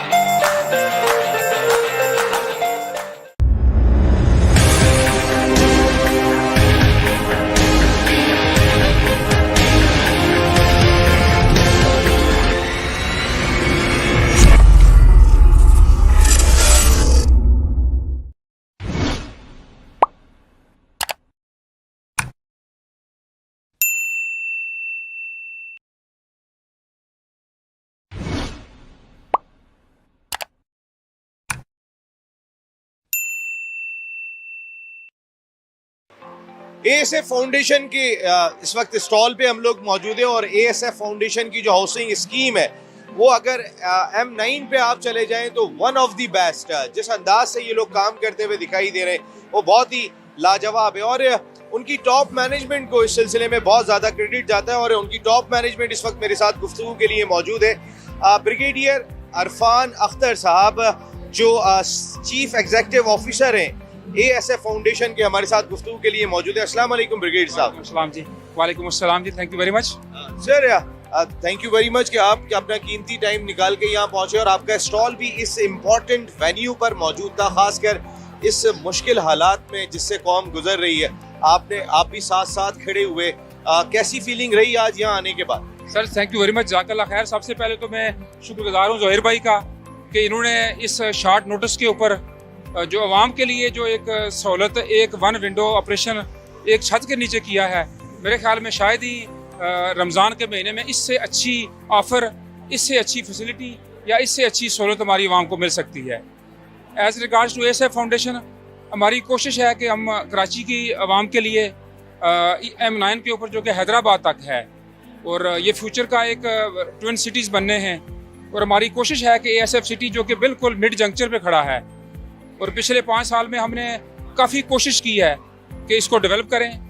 डेवलपमेंट के साथ साथ इसमें हम कोशिश कर रहे हैं कि वो तमाम मॉडर्न फैसिलिटीज़ जो कि एक अच्छी हाउसिंग सोसाइटी को चाहिए होती हैं वो इसके अंदर लेके आएँ और इंशाल्लाह एक ये मॉडर्न सिटी है, एक स्मार्ट सिटी है जिसके अंदर आपको यूनिवर्सिटीज़ भी मिलेंगी, कॉलेजेस भी मिलेंगे, हंटिंग ग्राउंड भी मिलेंगे, पैराग्लाइडिंग भी मिलेगी, शूटिंग रेंज भी मिलेंगे और इसके अलावा अपनी आवाम के लिए वो तमाम सहूलतें होंगी कि जो किसी बच्चे से लेके बूढ़े तक वहाँ पे दस्तयाब होंगी। तो मेरी आप लोगों से ये दरख्वास्त है कि वो हमारे सिटी सिटी में आके इन्वेस्टमेंट भी करें, जो इन्वेस्टर्स हैं, जिन लोगों ने अपने बच्चों के मुस्तकबिल में कोई इन्वेस्टमेंट करनी है वो भी करें। और ईद के बाद हम वैसे भी शटल सर्विस शुरू की हुई है, वो ईद के बाद होगी, वो आके ऑन ग्राउंड देखें हमारी क्वालिटी ऑफ वर्क को, और जो जिसकी अपनी बसात है, इस्तात है, उसके मुताबिक वो इन्वेस्टमेंट कर सकता है। 80 गज से लेके हमारे पास 2 कनाल तक के प्लाट मौजूद हैं, और इंशाल्लाह अगर आप देखेंगे कि ये इंशाल्लाह हम शुरू में जून तक और दिसंबर तक हम लॉन्चिंग भी करने जा रहे हैं, और पोजीशन भी होगी। और इसके अलावा हमारी वहाँ पे एक लिविंग स्टैंडर्ड वो ऐसे हैं जो कि किसी भी मॉडर्न और स्मार्ट सिटी के लिए हो सकते हैं। Thank you very much. Brigade साहब, वैसे भी ऑलरेडी हमने देखा कि रेट्स बहुत अच्छे हैं और जिस तरीके का कंस्ट्रक्शन वर्क चल रहा है ASF स्कीम में, वो भी बहुत लाजवाब है। लेकिन आप बचत एक्सपो में आए तो यहाँ लोगों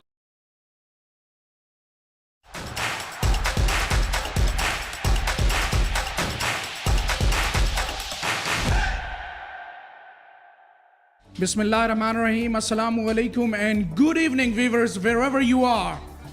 It's time for the first semi-final of the KTPL Season 4. Malir Malangs are taking on North Nawabs. Malir Malangs captain Umar winning the toss and, a little surprisingly, this time around deciding to bat first.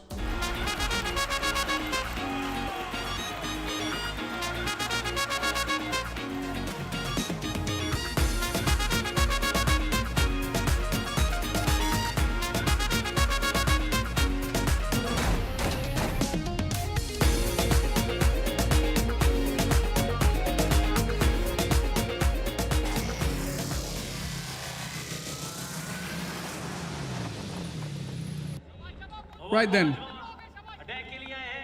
we are almost set here for this first semi-final to get underway. It's Ashraf Malinga to bowl the first ball of the first semi-final, and he will be bowling to Umar Bajwa. Plays the call.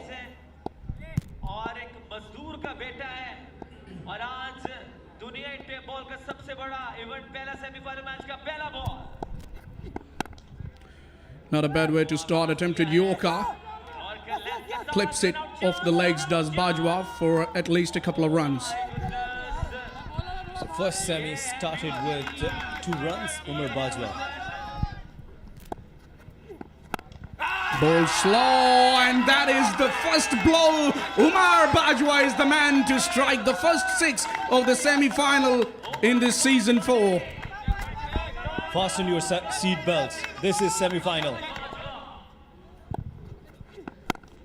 Chipped in the air, and what about the timing? My word, that has to be something very sensational. It's Umar Bajwa at his very best. Are you kidding me? Falak, what a shot that was.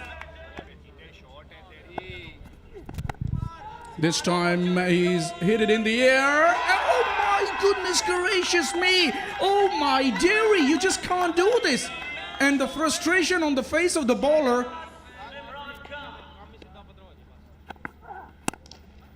He has hit that with some disdain and pierced the field on the offside. This will run across the turf for boundary.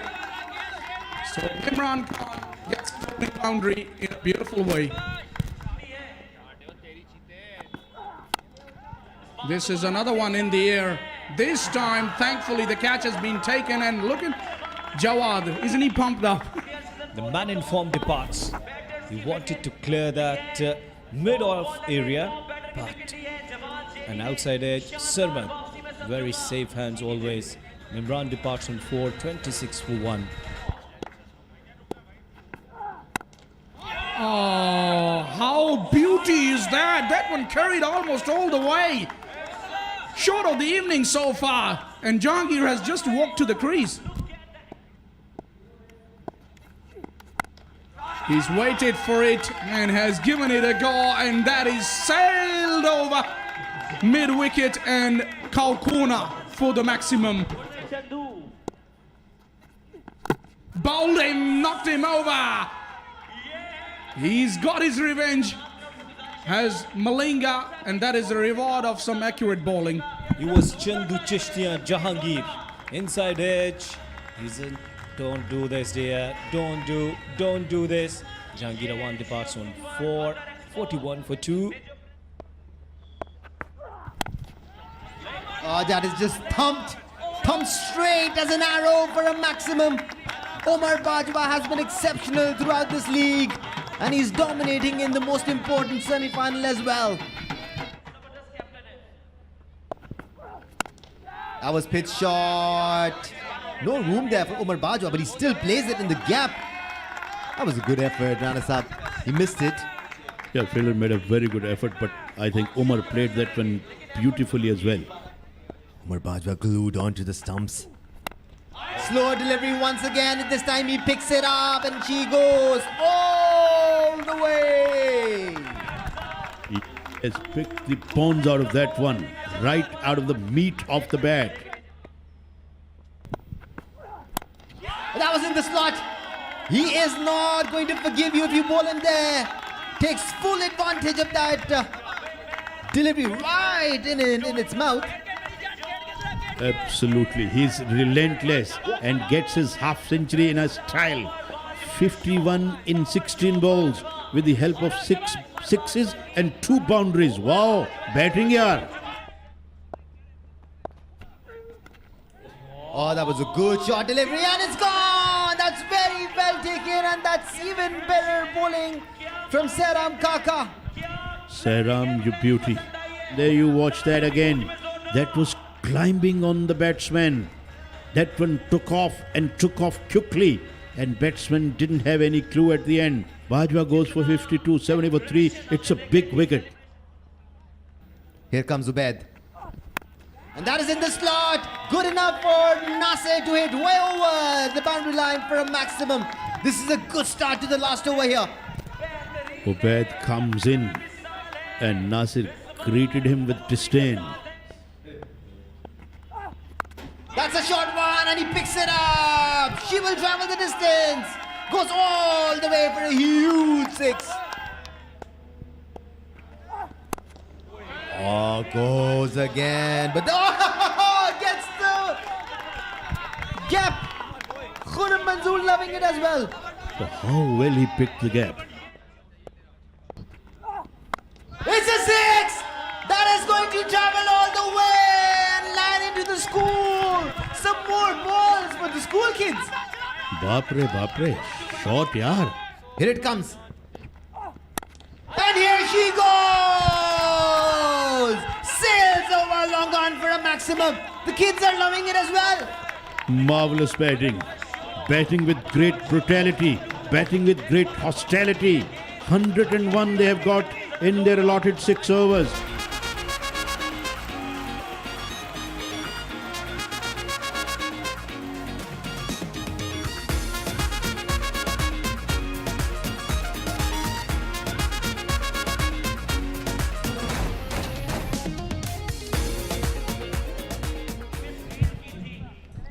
Well, credit goes to the cameo of Bantu Bhai. Amazing batting last over. North Nawab conceded 31 runs, and that will make a big difference. Goes down the ground of the very first ball. 1 bounce boundary. Good start by Sarmad to the run chase. He bowls a toss outside the off stump and batter makes no mistake. That was swung in the air once again. This time bowls short and gets the punishment. Sarmad looks as if he was ready for it. It's a huge 6 over cow corner this time. Well, there's the beauty of the Sarmad's batting. This time he gets under the ball and it's a high ball. It's high in the air. And this time on the second attempt, Bantu Bhai takes the catch and he has enjoyed it, and rightly so. That's a very good catch in the end. Good delivery from Majid Goli. Went for a big shot. It was a top edge. And look at the effort of Bantu Bhai. Bantu Bhai, tusi kamalo. Well done, dear. I'm so happy. He's made only 1, 16 for 1, North Nawabs. Nicely driven, crashed it. And crashed it all the way to the boundary. Would you believe the timing? Exceptional. And he has got a go at that. And he's been caught this time. The catching's good now. And he's enjoyed it big time. Majid Goli. A big man. He wanted to clear the fence, but straight to the fielder. And thank you very much. No mistake from the fielder. Sermat departs after making 19. It's 21 for 2. And he goes down the ground immediately, sending a message to the opposition that I'm here for some fight. This time it's in the air, and it goes all the way. Oh, what a strike that has been. That has surprised me.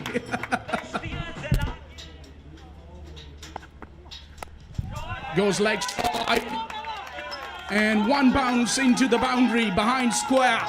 Nicely picked his spot there. He's looking in very good form, Irfan Nazir. This time it's a sky, it's a leading edge. This should be held, and it is. So yet another wicket here for Safiullah. Another very crucial wicket for Malir Malangs, courtesy this slow delivery, and Nazir went with full power. Made 16, 40 for 3.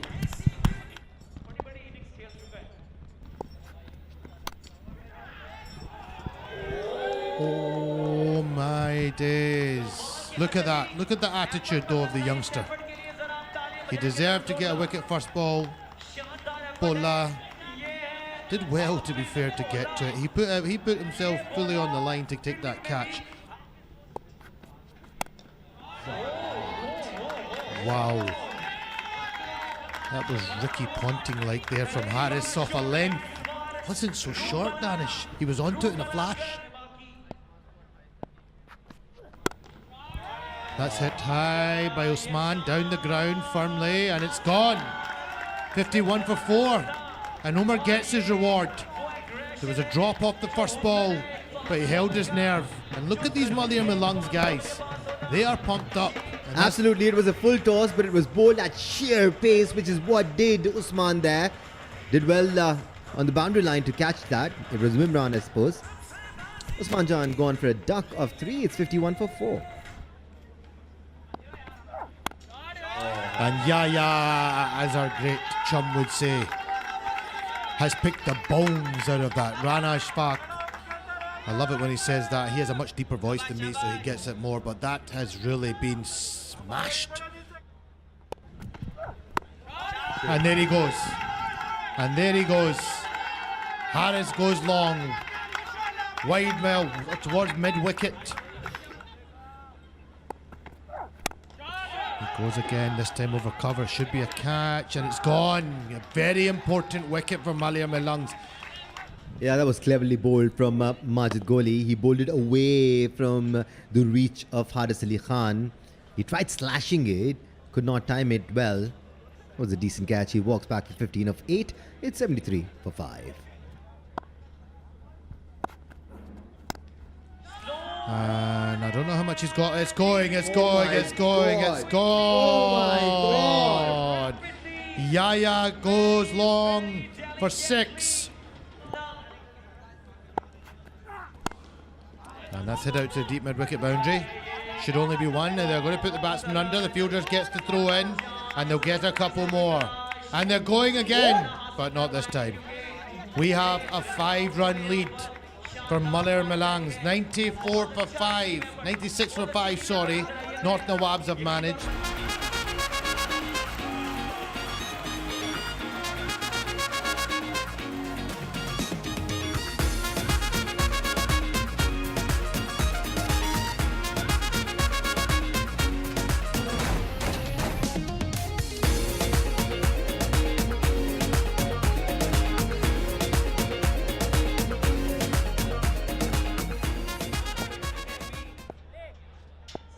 Okay, Asif, lovely, welcome. Here we go. Oh, this one is whipped away and whipped away to the boundary for 4.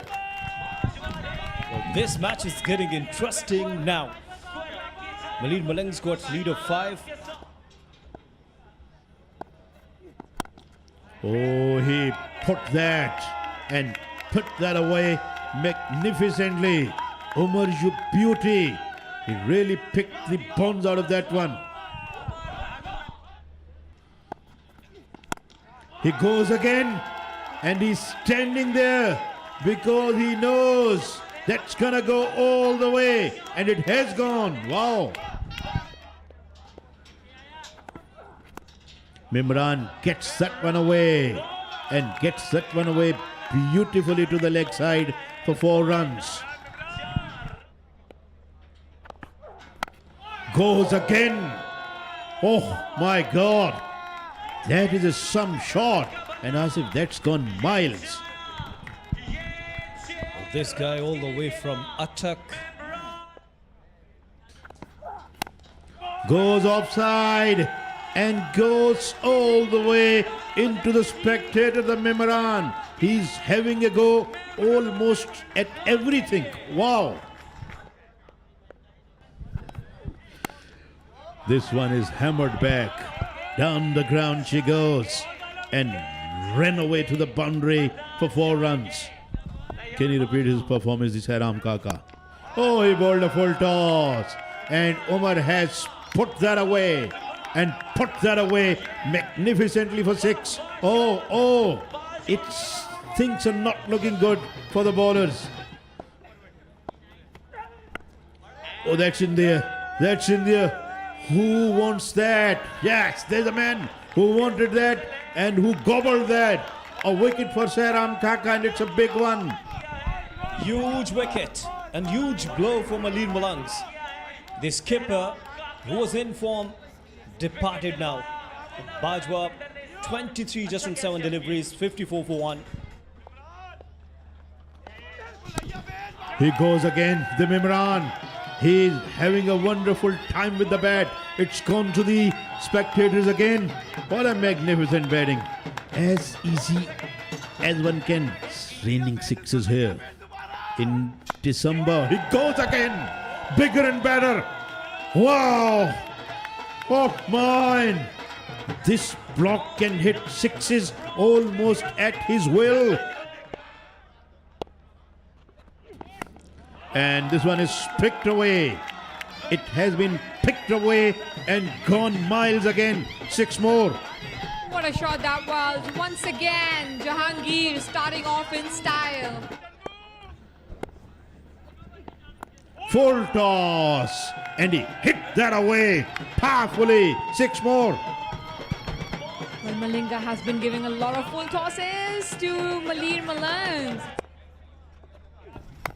Full toss. He got that away and got that away for a big 6 again. Attacking their main bowler. Back-to-back 6s. And he goes again. He goes again. Better and bigger. My God, what's going on? Raining 6s here at Moin Khan Academy. And this time Imran has picked that away and picked that away beautifully for 6. 6 on the last ball, and it will take the score up to 105 for 1, and that is the end of the over number 5. These very, very crucial 6 balls of this match, not only of this innings. First one is the full toss, and it gets struck and it gets punished over the straight boundary for 6. That one went outside the stadium. He goes offside. He goes offside. 1 bounce boundary for Jahangir. Oh my God. I am failing to understand why they're bowling too many full tosses. Oh my God. Another one. It's hit away and hits away colossally over mid-wicket boundary for 6. That's a big one. Massive, gigantic hit. Here is the last ball of this innings. And he got that away and got that away magnificently. And what a grand way to bring his half century up. Jahangir, you beauty. Half century in 14 balls, and he took the score up to 129.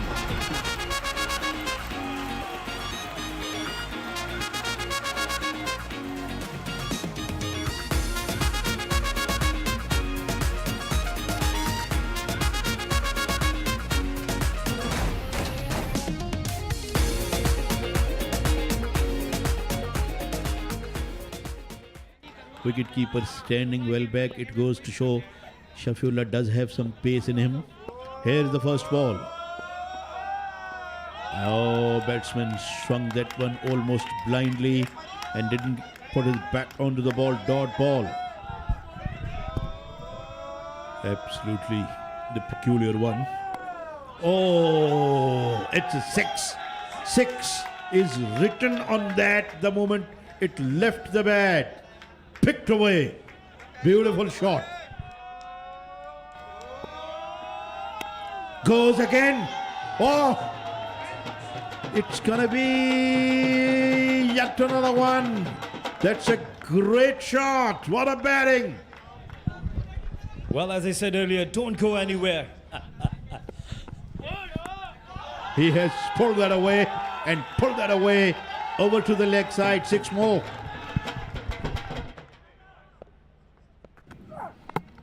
Oh, but every day is not yours. Majid penetrated through his defense. And there you see, Bales dislodged. And Nawabs are tottering now, 26 for 1. Well, that was a huge, huge blow for North Nawab. Zan Lefty departs on Golden Duck. This is going. And where is it gonna go? It's gone all the way.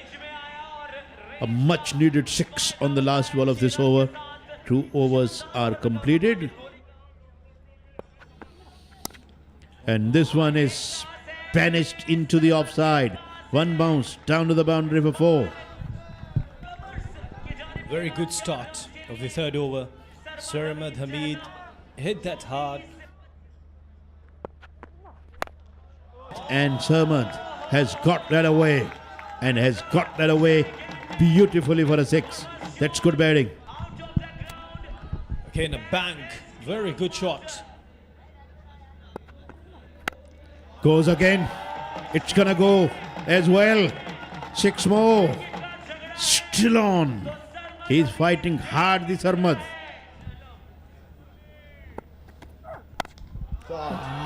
He's picked him away and picked him away handsomely for another maximum. That was a beauty of a stroke, wasn't it? Now that is a proper tape ball shot. Sarmad Hamid gets to his 50 in just 15 deliveries. He goes again, this time through the offside. It's another 6. Forget about that, catching or not, but that was the timing. This is in the air. This should be taken now. It's a very important catch. Oh, we've got a Colombian bat. In the end, he managed to grab a beauty there. It reminds me of a catch which was taken by Shahid Afridi and collided with Shoaib Malik of Marcus Triscotic. And nobody called for it. I was watching it live and I could see both of them running towards the ball like crazy people. Nobody called for it. Oh, that was a bad collision. He was angry at first, then the pain took over. Shot, shot. Karachi tape ball premier league की T-shirt जो है वो यहाँ पर तकसीम की जा रही है.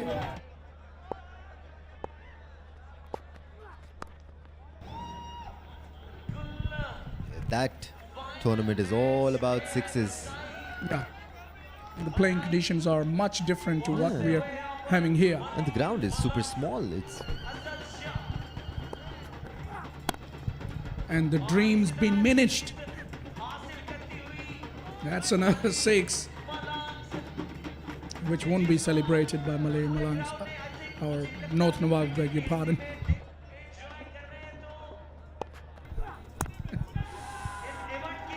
And that's it.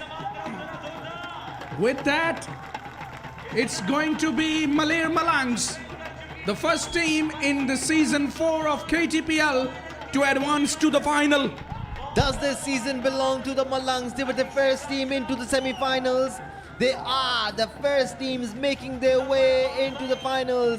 And here they are, the team to beat in Karachi Tape Ball Premier League Season 4.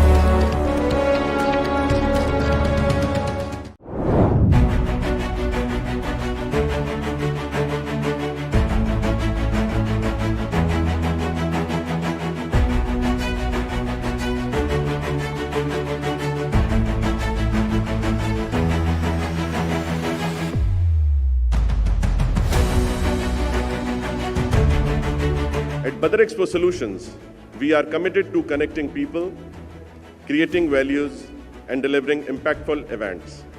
Our mission is to make emerging healthcare trends and innovations accessible globally, while fostering meaningful B2B matchmaking opportunities between local and international stakeholders. Health care expo and conference last year हमने शुरू की, इस साल इसका second edition है. Again इसे एक बहुत बड़ी मैं सक्सेस समझता हूँ कि पहले सेशन के बाद हम दूसरे एडिशन के ऊपर आए. Your vision and dedication in promoting Pakistan healthcare industry through such high-level platform is really commendable. Let me start by congratulating Mr.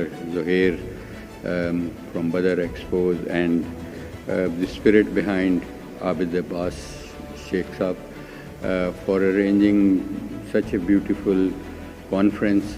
ये सिर्फ एक नुमाइश या एग्जीबिशन नहीं है, ये एक सोच है, ये एक सफ़र है जिसकी बुनियाद डाली जा रही है. तो मैं ज़ुहैर नसीर साहब आपको और आपकी टीम को बदर सॉल्यूशन को खराज तहसीन पेश करता हूँ.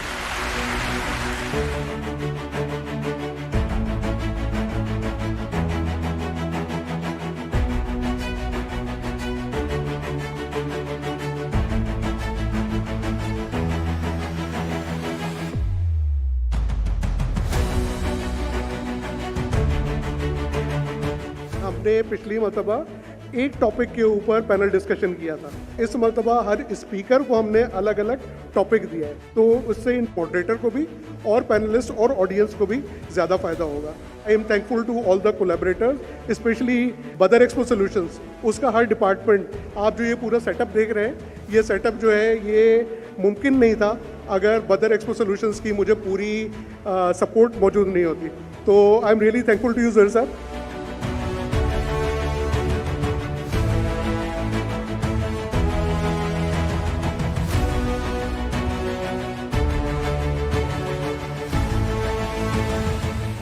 बहुत सारे पैनलिस्ट्स और एक्सपर्ट्स के साथ नेटवर्किंग का मौका मिला.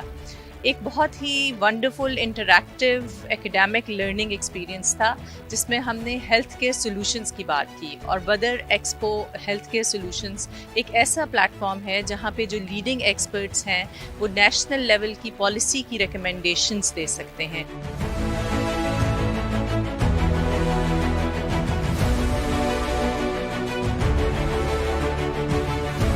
बदर एक्सपो को सबसे पहले मुबारकबाद है ज़ुहैर नसीर साहब को, उनकी टीम को, कि उन्होंने इतना ज़बरदस्त programme which is so much needed for the health care of Pakistan organize किया. टोटल सिंध में 17 डेंटल कॉलेजेस हैं. तो अमेजिंग बात यह है कि 17 के 17 डेंटल कॉलेजेस ने पार्टिसिपेट किया, उनके बच्चों ने पार्टिसिपेट किया, उनकी फैकल्टी ने पार्टिसिपेट किया. In addition lots of senior dentist came to for this event. और ये इवेंट मैं देखता हूँ कि फ्यूचर में एक आइकॉन की हैसियत हासिल कर लेगा डेंटिस्ट्री में इंशाल्लाह. इतने सारे लोगों को एक साथ हैंडल करना और फ्लॉलेसली उसको ऑर्गेनाइज करना, लाइट्स, कैमरा, स्पीकर्स, जजेस, content was very very very nice. Apart from that I think ये इस किस्म के इवेंट्स होने चाहिए. It's not just good for the overall dental community and also for the medical community and the country at large. ये इस तरह के इवेंट स्टूडेंट्स के लिए एक बहुत लैंडमार्क समझे एक इवेंट की हैसियत रखते हैं, बिकॉज ऐसे मौक़ों के ऊपर स्टूडेंट को न सिर्फ ये कि अपनी नॉलेज बल्कि अपना टैलेंट जो कि उनकी तालीम के अलावा भी होता है उसको डिस्प्ले या शोकेस करने का मौका मिलता है. तो मैं एक दफ़ा फिर तमाम ऑर्गेनाइजर्स, तमाम स्पॉन्सर्स को बहुत मुबारकबाद देता हूँ कि एक बेहतरीन इवेंट ऑर्गेनाइज़ किया और इंशाल्लाह अगले साल पर इससे बेहतर इसी तरह के एक इवेंट में हम दोबारा मुलाकात करेंगे. Thank you. अस्सलाम वालेकुम.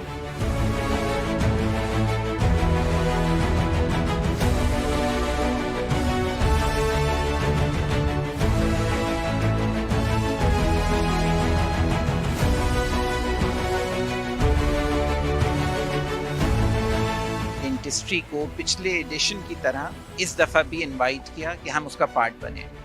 और हमारे कॉलेज से उन्होंने कहा कि हम इसको ऑर्गेनाइज़ करें. तो हमने डेंटिस्ट्री का प्रोग्राम ऑर्गेनाइज़ किया उनके लिए. 3 दिन का प्रोग्राम था डेंटिस्ट्री का.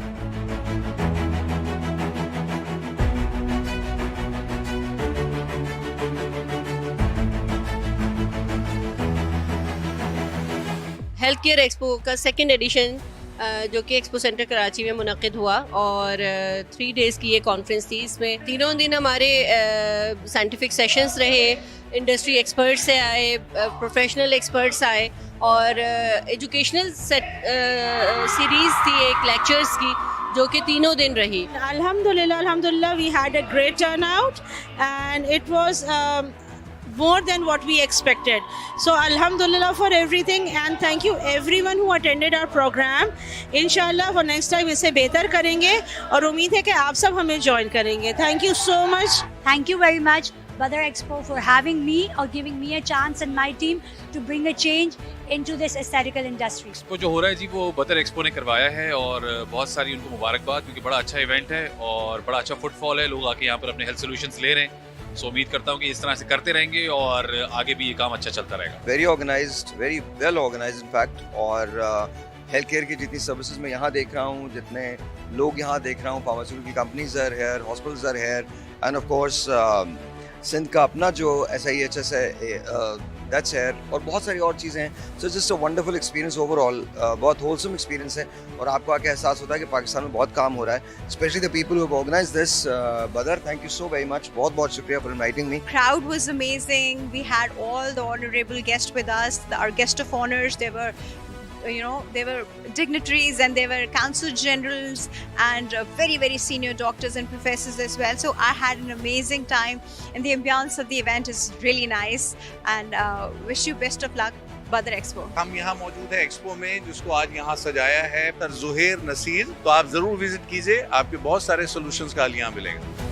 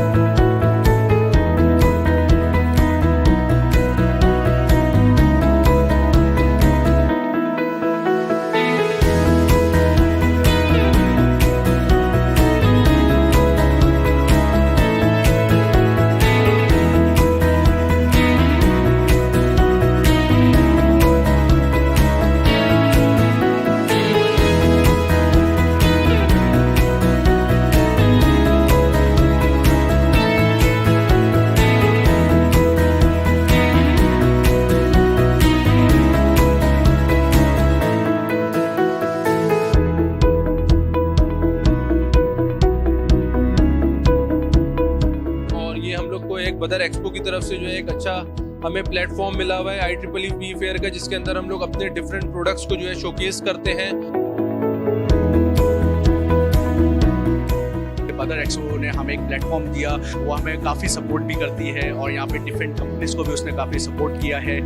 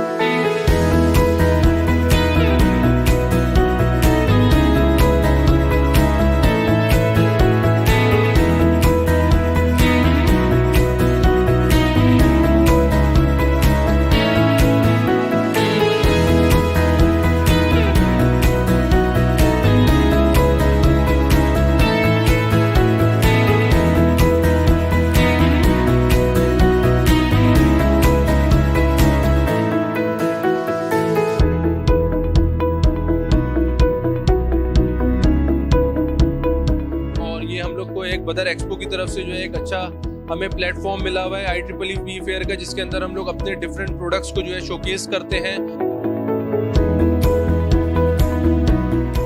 बदर एक्सपो ने हमें एक प्लेटफॉर्म दिया, वो हमें काफ़ी सपोर्ट भी करती है और यहाँ पे डिफरेंट कंपनीज को भी उसने काफ़ी सपोर्ट किया है।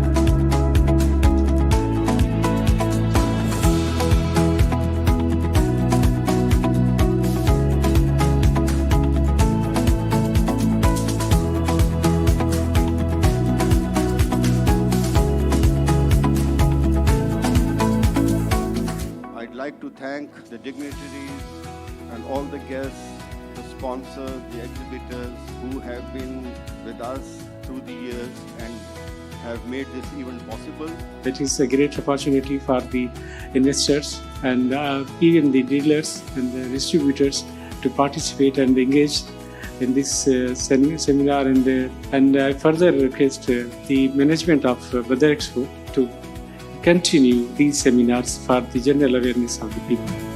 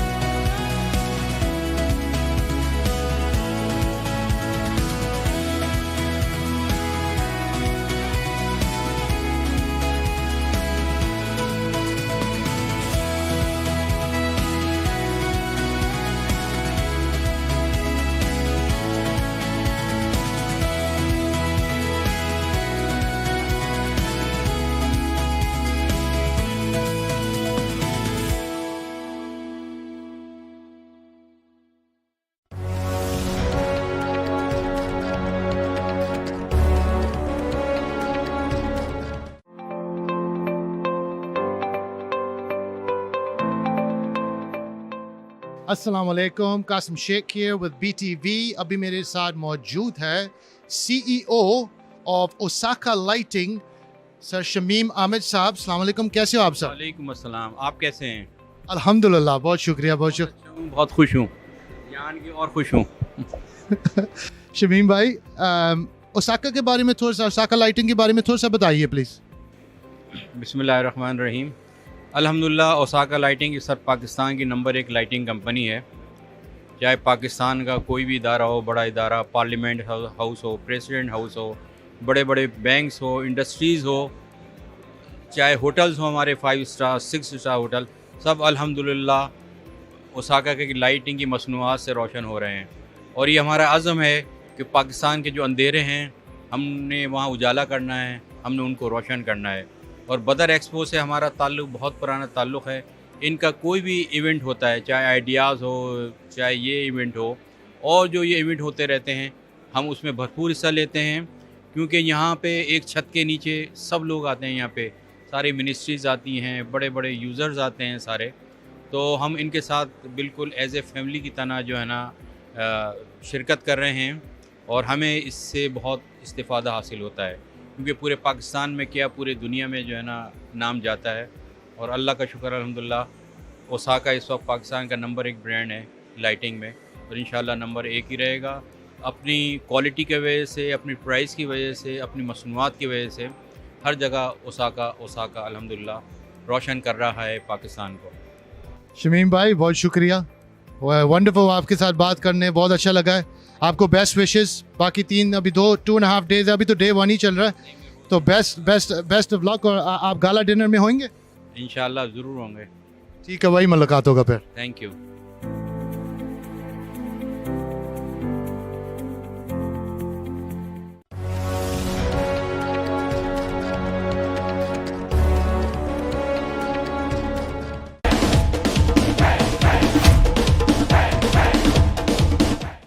Watching this video,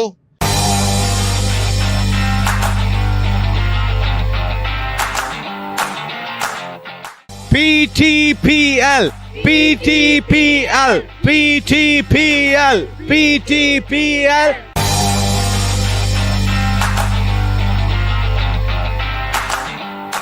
Assalamu alaikum, good morning, good afternoon, and good evening, wherever you might be watching this video.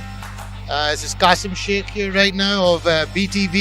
Been kindly invited to attend the Foundation Public School, which has a prize giving ceremony taking place today, and I will be attending there as a special guest.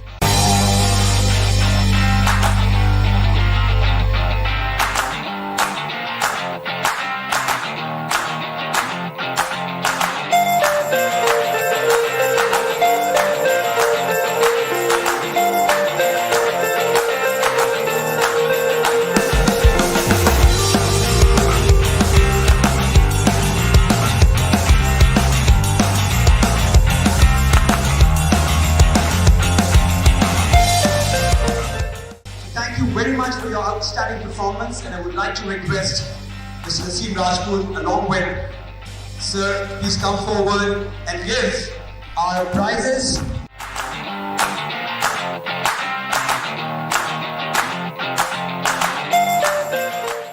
Assalamualaikum.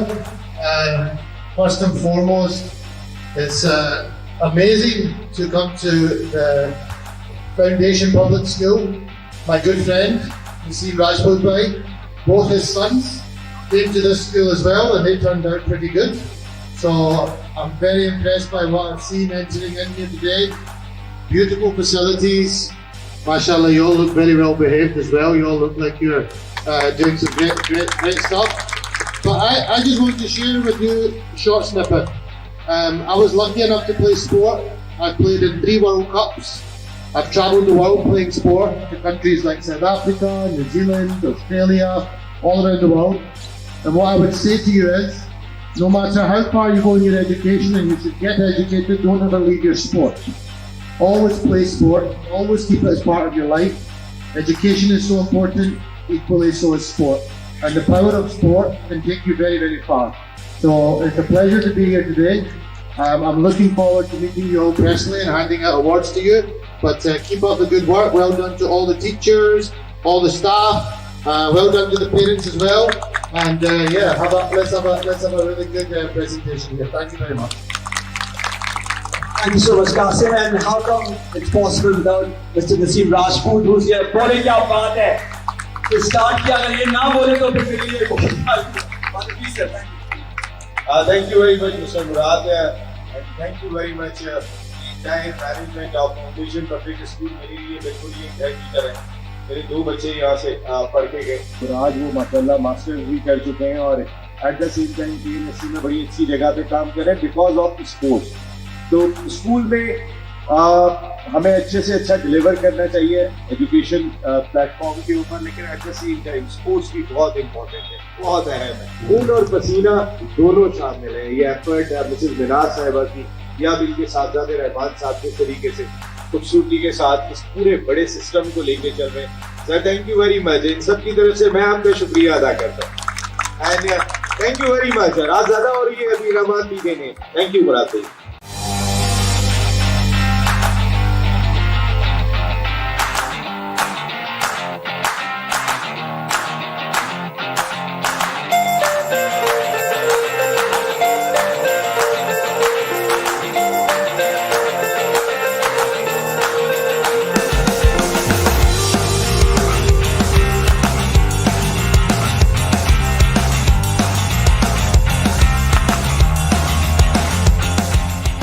Pakistan table premier league जो खेली जानी है 16 to 31 दिसंबर, सबको उसका इंतजार है। Table cricket तो इन बच्चियों ने भी बहुत ज्यादा खेली हुई है। जब मैंने इनसे पूछा, वैसे मैं और पूछ लेता हूँ। अस्सलाम वालेकुम बेटा, टेबल क्रिकेट तो खेली है ना? कोर्स खेली है बिल्कुल। और अभी भी खेलती हैं? जी बिल्कुल, हर स्पोर्ट्स फील्ड में खेलती हूँ। तो पाकिस्तान टेबल प्रीमियर लीग आ रही है, तैयार हैं देखने के लिए? आ रही हैं इंशाल्लाह जरूर। हाँ बेटा, कैसा टेबल क्रिकेट तो खेली होगी? जी जी, सबने खेली है। we're very excited for TPTL and we're hoping to be there इंशाल्लाह। इंशाल्लाह। और जो खास तौर पे दिल चाहता है कि आपकी भी कोई लीग होनी चाहिए ना, जो जियो पे टेलीवाइज हो, बच्चियों की टेप बॉल की। बिल्कुल बिल्कुल होनी चाहिए, इंशाल्लाह होगी भी एक दिन। और PTPL आ रहे हैं देखने के लिए? ऑफ कोर्स, सारा खानदान लेकर आएंगे हम। ये सब लोग यहाँ पे तैयार हुए। जनाब, आप PTPL देखने को तैयार हो? जी बिल्कुल, पाकिस्तान टेप बॉल, मतलब टेप बॉल का बहुत शौक है पाकिस्तान में और एक बहुत एक्साइटिंग लीग है। बहुत एक्साइटेड है, इंशाल्लाह देखेंगे। सब देखने के लिए आ रहे हैं यहाँ पर। कासिम शेख इधर आइए ना, ये हमारे brand ambassador, international brand ambassador. ये बच्चियाँ सब तैयार हैं आने के लिए और खेलने के लिए। डेफिनेटली नसीम भाई, बहुत एक्साइटिंग टाइम है। और मैंने सबको कहा था कि आपने अपनी सारी फैमिलीज, पप्पू, मामू, आंटियाँ, अंकल, सबको ग्राउंड में पहुँचना है। सोशल मीडिया, इंस्टाग्राम में आपको मिलेगा Pakistani tape ball premier league from December 14 till the 31st of December। Pakistani tape ball premier league 18 दिन सीधा जाएगा Geo live, Geo sports live. PTPL, PTPL, PTPL, PTPL, Pakistan जिंदाबाद, जिंदाबाद। थैंक यू वेरी मच बेटा।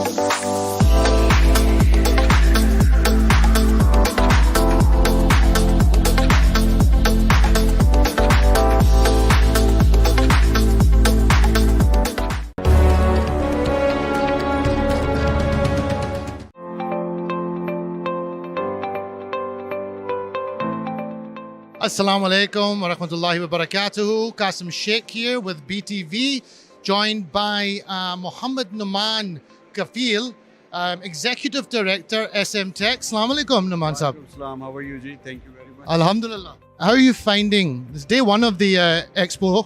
How are you finding it so far? Alhamdulillah, the response is good and a much more good response from the government agencies and much more to come, inshallah, and hope for the best. Numan bhai, what impact do you hope to have off the back of this exhibition? You're obviously in international markets as well. Are you hoping to build some new partnerships and collaborations?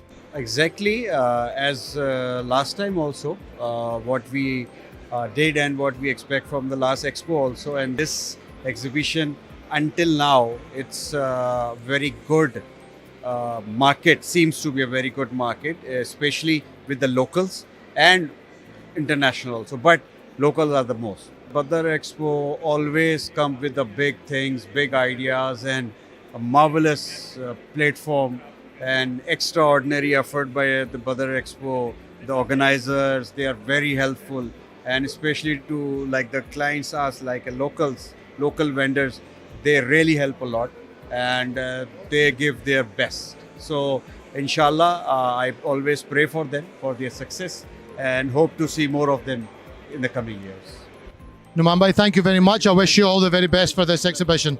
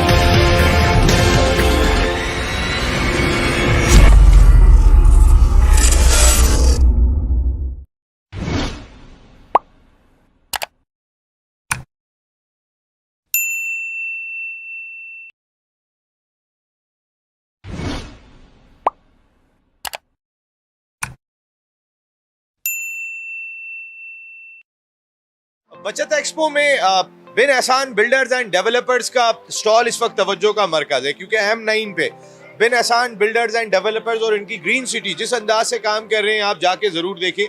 आप शानदार काम और जिस नर्ख में और बचत expo में जिस बचत के साथ अगर यहाँ पर आप आ रहे होंगे, आपको अंदाज़ा हो गया होगा कि इतने कम पैसों के अंदर आपको अपना प्लॉट मिलना इतना आसान काम दिखाई नहीं देता। लेकिन ये बिन एहसान बिल्डर्स एंड डेवलपर्स का बहुत बड़ा काम है। इनके चीफ ऑपरेटिंग ऑफिसर फाद एहसान भाई इस वक्त उम्रे की अदायगी के लिए गए हुए। फैसल एहसान भाई जो है वो इस वक्त नहीं है, लेकिन इस वक्त फाद भाई के साहबजादे और डायरेक्टर होते हैं बिन एहसान बिल्डर्स एंड डेवलपर्स के। रैयान बिन एहसान मेरे साथ इस वक्त गुफ्तगू के लिए मौजूद है। रैयान फाहद हमारे साथ मौजूद है। अस्सलाम वालेकुम रैयान। वालेकुम अस्सलाम, कैसे नसीम भाई? खैरियत से? मैं बिल्कुल ठीक हूँ रैयान। जबरदस्त किस्म का काम आपका, लेकिन इस बचत एक्सपो में कैसा फीडबैक रहा बिन एहसान बिल्डर्स एंड डेवलपर्स के लिए? मेरे ख्याल से एक तो पहले ये इनिशिएटिव बहुत अच्छा था। मैं क्रेडिट्स देना चाहूँगा JDC ज़फ़र अब्बास साहब को और हमारे गवर्नर साहब को। एक तो इनिशिएटिव बहुत अच्छा था, उसके बाद जिस तरह का यहाँ की आवाम ने हमें रिस्पांस दिया है, इकोनॉमिकल कंडीशन और पॉलिटिकल कंडीशन इस वक्त कंट्री की ऐसी थी कि इस तरह की एक इवेंट, इस तरह की एक एक्सपो बहुत ज़रूरी हो गई थी। इस वजह से हमें बहुत अच्छा रिस्पॉन्स आ रहा है। हमने अपनी प्राइस जो है हमारी प्लॉट्स की वो आधे पे कर दी है। जो हम 10,50,000 का प्लॉट दे रहे थे, तो इस वक्त हम 595 का दे रहे हैं, 120 गज का। तो मेरे ख्याल से लोगों के लिए एक बहुत अच्छी ऑफर है और लोग बहुत अच्छे तरीके से फ़ायदा उठा सकते हैं। रमज़ान के हवाले से जो ख़ास तौर पे आपका पैकेज रहा, तो कहीं ना कहीं आपने रमज़ान में लोगों का दिल जीतने की भी कोशिश की और कहीं ना कहीं इस वक्त लोगों की जो ज़रूरतें दिखाई देती हैं, तो ये कितने खुश हो के लोग यहाँ से गए रैयान? सर एक तो पहले भी आपको याद होगा कि जब हमने ये प्रोजेक्ट लॉन्च किया था तो हम 2,40,000 से स्टार्ट हुए थे और आज उसकी कीमत तकरीबन 20 लाख स्टार्ट है। तो इसी तरह हमने रमज़ान में एक और अच्छा पैकेज लोगों के लिए दोबारा फ़ायदा उठाने के लिए किया है और अल्हम्दुलिल्लाह हमें इतना अच्छा फीडबैक आया। जितने हमारे क्लाइंट्स हैं पुराने, उन्होंने हमारे साथ री इन्वेस्ट किया, बहुत दुआएं, और उसके उन्हीं दुआओं की वजह से बिन एहसान आगे जा रहा है माशाल्लाह सर। माशाल्लाह।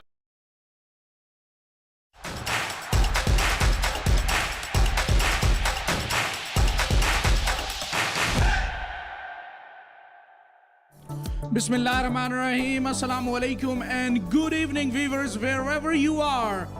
Lo and behold, finally the wait is over and we are ready for the grand finale. There you are, Karachi Table Premier League, and it's the final. Malir Malangs taking on Clifton Populars. And the news from the center is that Clifton Populars have won the toss and opted to bat first.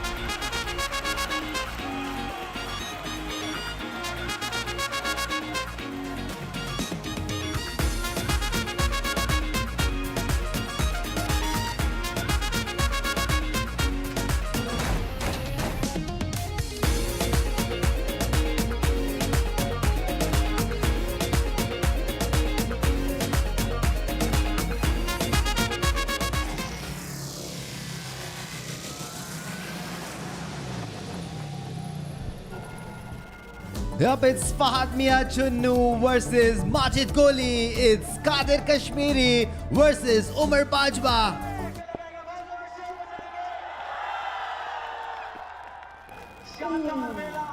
Starting off with the wide there.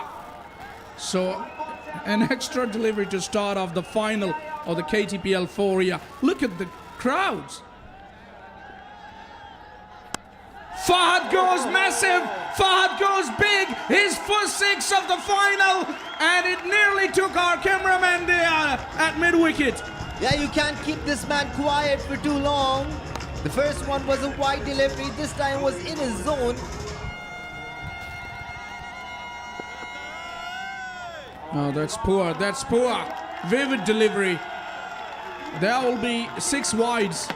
Yeah, error on Nasser's part there. He should have gone with both hands.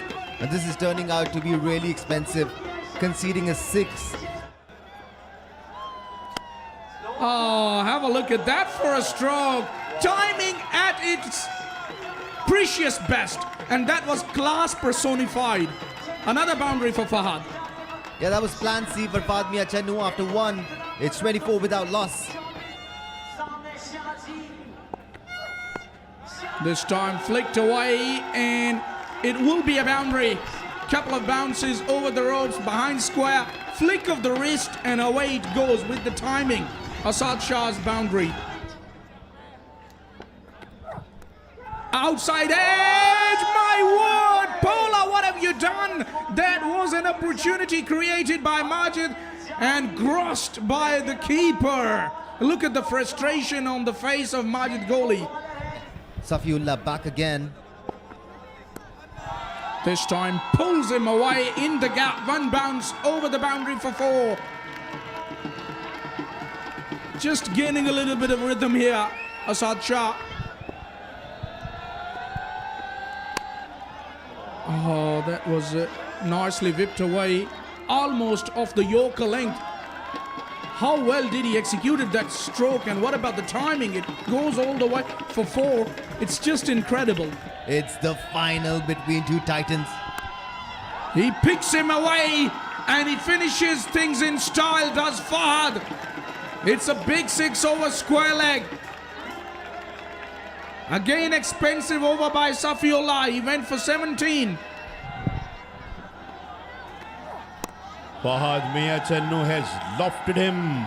It is going and gone outside the boundary for a maximum, I reckon. And there you see their owner clapping away. Look at the crowd. They are absolutely jubilant as well. There we go. Fahad Mia Channu chonked that away with authority and disdain. It's traveled all the way. Well, that is one other aspect why Asad Shah is a little quiet at the other end, because Fahad is absolutely going berserk. And here, Fahad is going for his strokes and Asad is playing the second fiddle role. And that one has been put away like a rocket to the offside. Umar again, and Fahad Mia Channu has hit that one up in the air, but straight to the fielder, who didn't make any mistake, and it is Majid Gholi. Yeah, credit to the youngster Umar there for persistent with that line, getting his man in the end. It was a miscued one by Fahad, and Majid Gholi, making no mistake, takes a very good catch. Made 39 of 15 deliveries, Fahad. Asad Shah has got that away. Outside the off stump, it was asking for the punishment, and it got what it deserved. What a 6 to start the over with. Well, short of the final so far for me. Off the back foot, over back foot at point. Not an easy shot to execute, but this is why he's known as Mr. 360. Asad goes again into the offside. It is going. One bounce over the boundary, 4 more. That's what I'm saying. You can't hold him back. Only way to keep him quiet is to get him out. Bowling the final over in the final is a no joke. Although it's the first innings, and Asad Shah is hit it in the air. It got to be caught. It is caught. Fielder was there. He kept his cools, kept his calms, and finally he hung on to that one, and Asad Shah is out, and Awais gets a big wicket. Well, it was almost a repeat of that dismissal of Fahad. 29 for Asad of 17, 86 for 2. Oh, he played that one a bit too early, and now he wants the run out chance. I think batsman is in trouble. Umpire has referred it to the third umpire. I think they've done a very good job by getting Asad and Fahad out at a very important time, and it is out as well. It is out as well at a very, very crucial time. Tahir Nazir come and gone, 86 for 3. He has hit that one in the air. Where is this going? Oh, it hasn't gone outside the boundary though. They're running for 2 or the... what is going on? What is going on? I think they have run a couple of runs at least. And then a batsman gets run out as well. So 90 for 3 they have scored in their allotted 6 over. And the first innings of the grand finale has been done and dusted.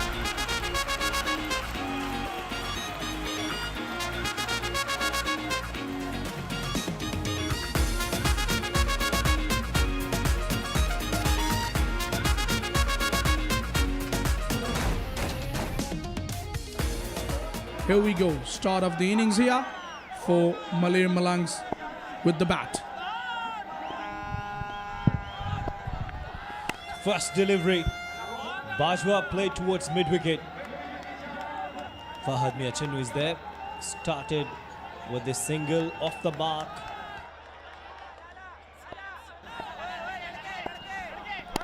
Umar Bajwa, power, flat, and a boundary. It's a very good shot. This is Umar Bajwa. When you're pitching up, he doesn't spare you. That was a very good shot. Oh, there was swing in the air. But look at that shot. That sailed away over the boundary for another maximum. This is Umar Bajwa. And look at his wrist work. Absolutely brilliant. This guy all the way from Gujarat. This time on the offside, driven with sheer power. What a contest it is turning out to be in this first over for Umar Bajwa. अल्हम्दुलिल्लाह अल्हम्दुलिल्लाह जो हमारा street का ये जो popular sport था वो आज आप ग्राउंड के अंदर ये खुद अपनी आंखों से इन सब ने विटनेस किया और ये बड़ी एक्साइटिंग चीज़ है इंशाल्लाह आप आने वाले टाइम के अंदर देखोगे जब मेरी भी आपसे भी बात हो रही थी तो मैं यही कह रहा था कि ये एक ऐसा स्पोर्ट्स है जो पाकिस्तान की हर गली गली में खेला जाता है तो आज अल्हम्दुलिल्लाह सब लोगों ने इसको ऐसा विटनेस किया है In the air, Umar Bajwa goes big. Down the ground. And a straight catch. Asif Pathan takes a big fish here. A big wicket. Umar Bajwa wanted to clear that long on boundary. It remained in the air for a very long time and Asif Pathan underneath it making no mistake. So first breakthrough for Clifton Popular. Umar Bajwa walks off after scoring 20. 24 for 1. Straight away, Chandu Cheshtia, a flat wide. Oh! Tahir Pindi was the fielder. He tried in the second attempt, but the ball just popped out of his end. He is hit it in the air, and Wasim this time makes no mistake. The wicketkeeper. Chandu Chishtiya is gone. Malir Malangs are tumbling. That wasn't really come off the middle of the bat. It was in there for a long time. Awan goes for 731 for 2.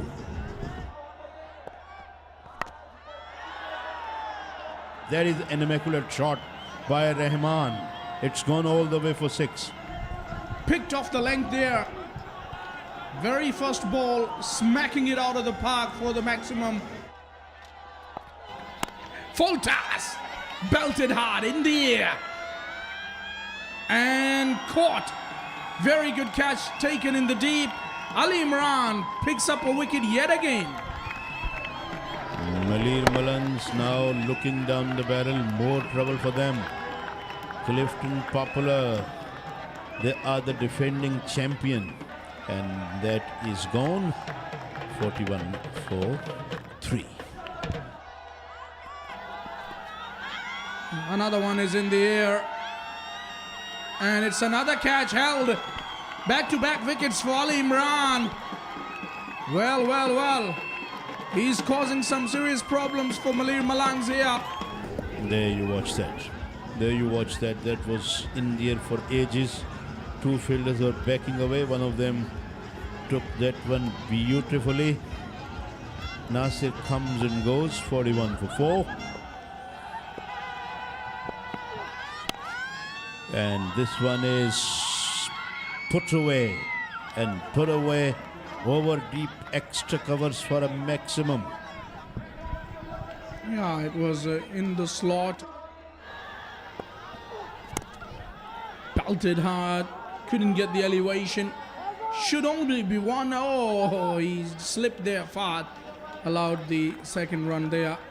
But it's a very good bowling effort by Clifton Populars. Only managing 55 runs. So they will trail by 36 runs.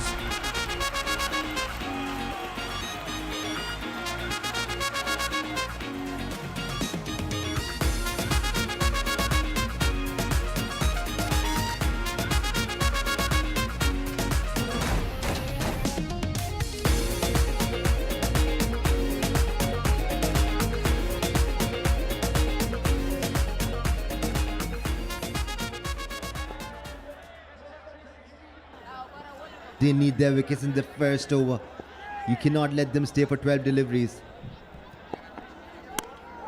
Catch it. And this one, can that be taken? It went high up in the sky and it's taken!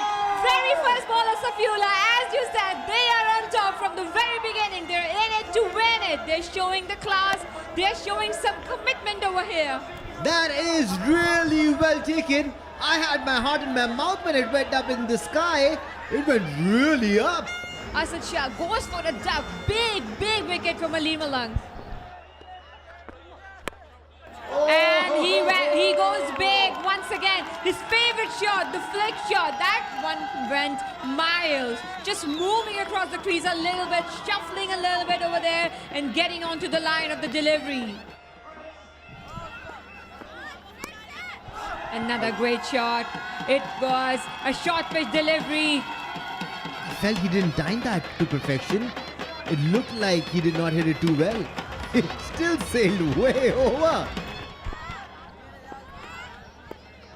Another full toss delivery. Easily picked towards the leg side. Tahir didn't have to make any effort over there. Majid gave it away. This was a better looking shot by him. Rightly picked from the right area. Can that be taken? And two men clashed over there. That's unbelievable. What are they even doing? I mean, why would you add pressure on someone who's getting under the ball? It was Bantu Bhai's catch all day long. He's fast. Well, as we said, he can pick it up the deliveries from outside off stumps. Absolutely brilliant. Once again, just guiding the ball towards the long off.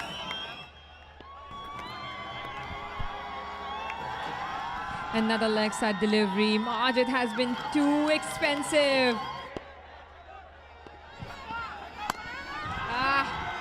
He didn't repeat the ball anyways. It was shorter ball once again to the tall guy, Fahad. And he once again pulled it away. Usually batters like it when it's pitched up to them. Fahad Mia Channu loves it anywhere. A slower Yorker might work over here.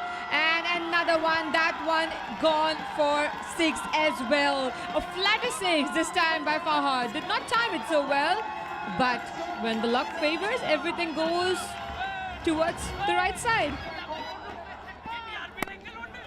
They all are crazy about cricket. And do we see another boundary over here? Yes, we do. Well, that was a better delivery, but that will go towards the boundary too. A flatter 6. I mean, he didn't put any effort in that shot. None whatsoever. He does not used to go at it. Will he score the 50?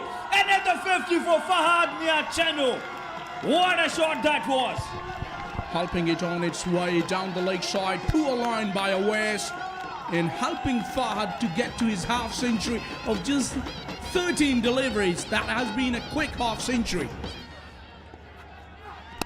Here we go. Good shot. Whipped, but straight to the hands. Thank you very much, Mimran. Tahiri Pindi, not the City Pindi. Yeah, this was Mimran. He was quite active there. And taking a wicket, but don't go anywhere.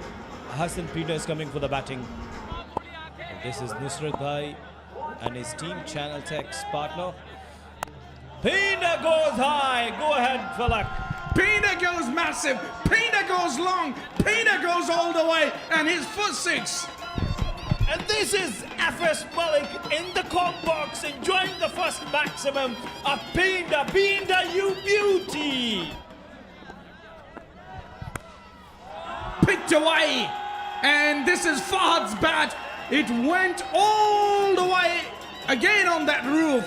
How well he's striking. It's just unbelievable. He goes again. Boom shakalaka. That's another one. Wow. FMC, you beauty. FMC is on 64. I beg your pardon, he's on 70. Safiullah the bowler. Waited and hoiked And yet another maximum. He's not going to spare them one bit. Actually, he has targeted that roof. Pena has pulled him away for a 6, but that has gone all the way. Well, Majid is not happy. Count them. It's first. If he hits all of them, he has a chance to get his 100 here. Number 2. It's very high. And all the way. Keep counting them. Well, the good thing is that now the supporters of Clifton Poplars, they're enjoying. Goal is not good with the Yorkers. Is it gonna be the 3rd? No, he's in. Isn't, because it's been caught. Mimran takes a very good catch, but it's one great innings by Fahad. He played till the last delivery and he made sure that my presence will be useful for my teams. Fahad Miachennu making 88 of 23, 124 for 3. He picks him away, and that will be a 6. Oh, what a way to finish the innings. Arbaz has finished things off in style here for Clifton Poplars, and they have set a target of 167 runs. Oh my word.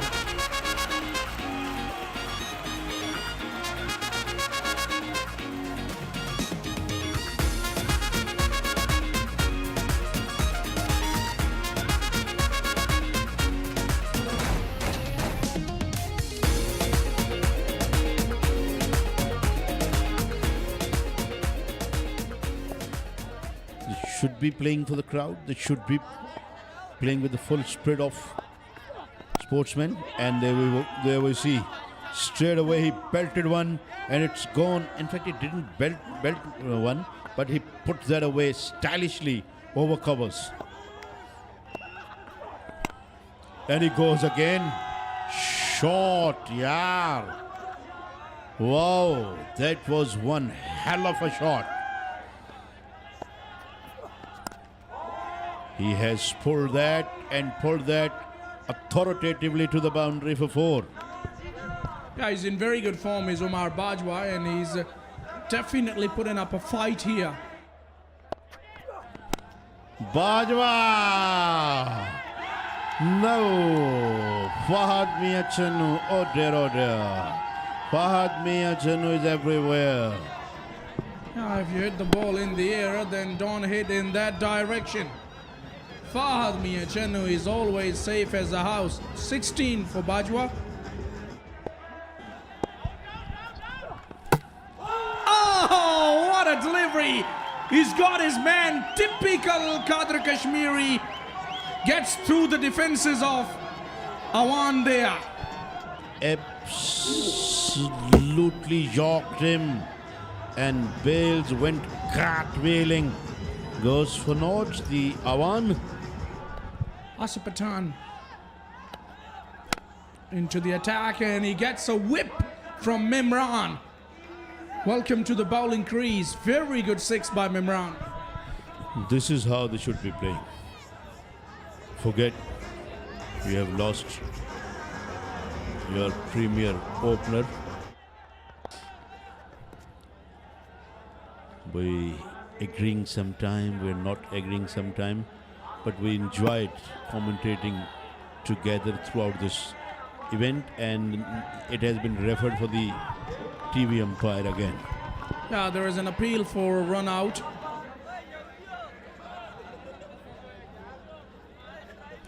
What was he doing? What was he doing? What a lethargic approach. Well, you were not in the Anarkali Bazaar. You were in the pitch playing a cricket match. Whipped away. That is a 6 into those stands which are just becoming vacant now. Mimran special. Timing was executed one, and that is going away into the offside. And now it's gone all the way for 4 after a few bounces.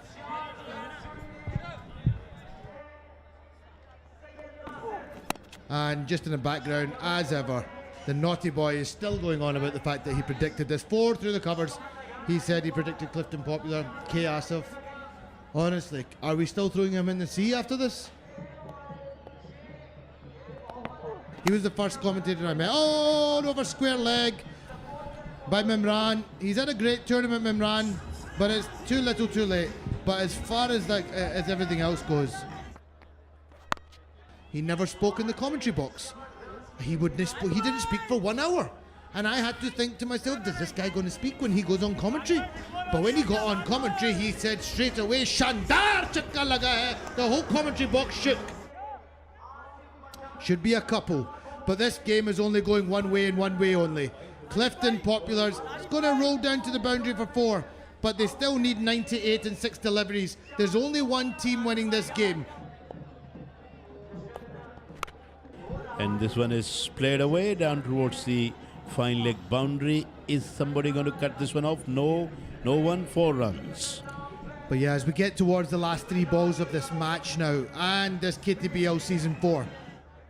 There he is on screen, the defending champions captain, Asad Shah 360. He's hit it high. And he has picked the bounds out of that one. One more time, there it goes. We had one more. He's picked the bounds that it was meant to be. What an honor. What a pleasure. Thank you for having me, Karachi, Pakistan, Badar Expo Solutions, Zohair Nasir, Zindabad, and the commentary team. I love you all. Thank you very much. We love you. We love you, Mr. Qasim Sheikh. Thank you very much. 84 for 3 they've got. Champion performance from a champion player, champion team, and these are the scenes. There you see selfie time for the great Fahad Miachanu, the tall fellow. He's visible amongst the sea of the people. That's just amazing.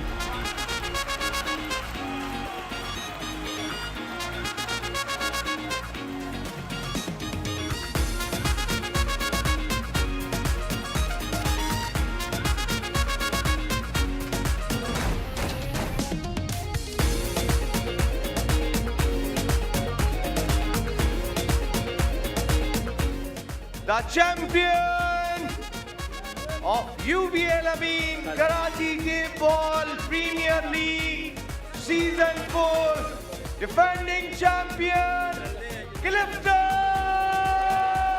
Popular.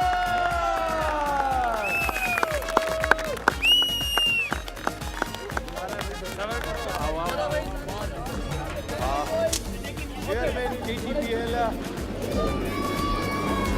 Zohair Nasir, Mr. Harun Rashid, Naseeb Ahmad, Sadiq Mohammad, idhar aaye na Qasim bhai.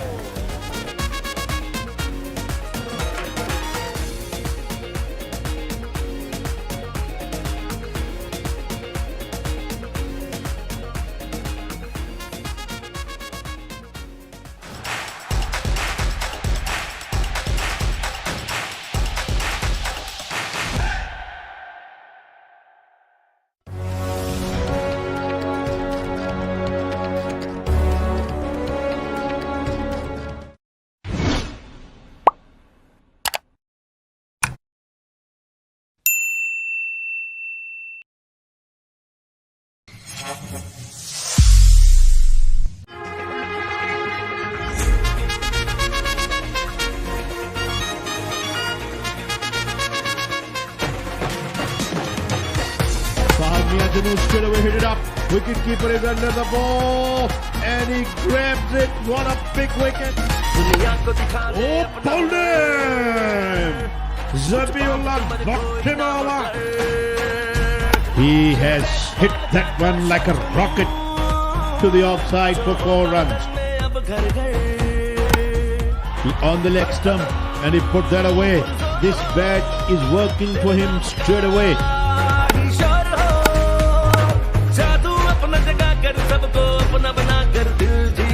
That's in the air and over the boundary. That's a huge one. Hassan Chitta, his first 6. All toss over extra cover for the maximum. Chitta is looking very dangerous. His second 6. And he slices him again, but this time fails it. Oh my word, at the third attempt, he manages to grab the catch. Shorter one, he's hit it in the air. He's hit it in the air. And has it been caught? It is. It's Fahmi Achan picked up a beauty. 60 on 21 balls with 3 4s and 7 6s. और उसके बाद match winning catch लिया फातमिया Chunnu.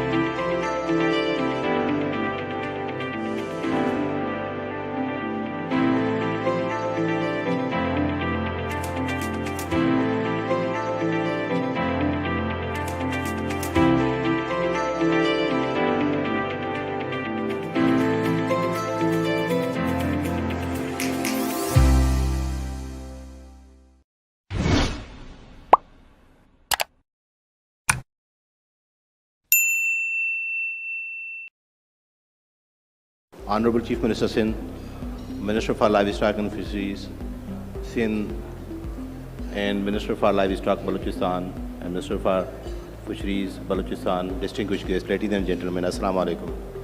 So this is a short presentation of the departmental activities कि department ने major क्या achieve किया है अभी 2-4 सालों के अंदर जो आपका माशाल्लाह ये दौर रहा है पाकिस्तान पीपल्स पार्टी का उसमें.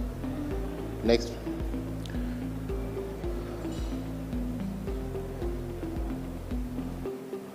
Sir, if you see the livestock is the first largest segment of rural economy. क्योंकि एग्रीकल्चर से ज़्यादा लाइवस्टॉक का रूरल इकोनॉमी कंट्रीब्यूशन है, 60% लाइवस्टॉक है, 61%. It's a second largest sector of whole economy. अगर इकोनॉमी एज अ होल देखा जाए पाकिस्तान की तो सेकंड लार्जेस्ट सेक्टर. और हमारे पास जो लाइवस्टॉक अवेलेबल है वो है 225 मिलियन हेड्स इन पाकिस्तान. तो we become the world's third largest herd of having a livestock. और फिर व्हाट वी प्रोड्यूस, मिल्क जो है वो हमारा दुनिया के अंदर 4 मरतबा यानी we are on the 4th number producer of milk. And we are having the whatever we export that's the 5th largest export in out of Pakistan. Next. चलाते जाए.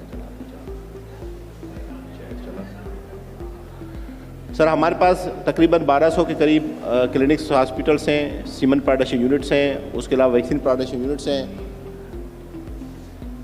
उस पर क्यों नहीं. Next. Next. The vision of the department is the transformation of livestock and fisheries sector from conventional towards market-oriented, attainment of food security and export over surpluses and poverty alleviation. तो ये department का आजकल जो नई government के साथ जो हमारा 5 साला प्रोग्राम है उसके अंदर पूरे सेक्टर को हम ट्रांसफॉर्म करने जा रहे हैं और this is our vision. Next.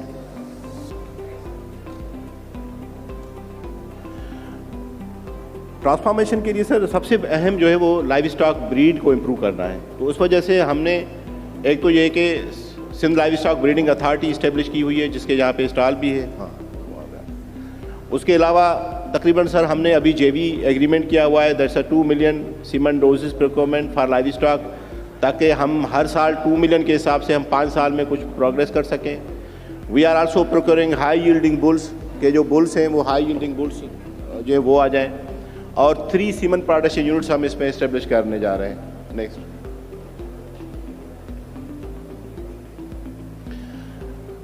Sir Sindh live stock breeding service authority जो 2017 में सिंध गवर्नमेंट ने इस्टेब्लिश की थी उसके तहत तकरीबन 1250 फार्मर्स जो हैं ब्रीडर्स वो रजिस्टर हो चुके हैं और उसके बुल्स वगैरह वो रजिस्टर्ड हैं और वो ऑफ़र हम करते हैं कि जो सर्विसेज के लिए हैं. Next.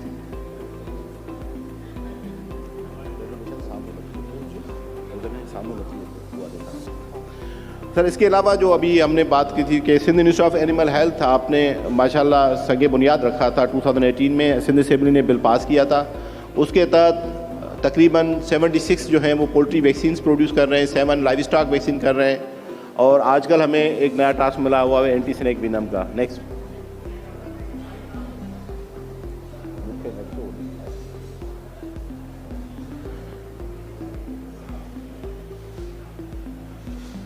Sir lumpy skin disease आई थी, बहुत ज़्यादा प्रॉब्लम था, वो भी माशाल्लाह लाइव स्टॉक डिपार्टमेंट ने खुद वैक्सीन इसकी डेवलप की और अभी लंपी स्किन डिजीज़ हमारी कंट्रोल में है. नेक्स्ट.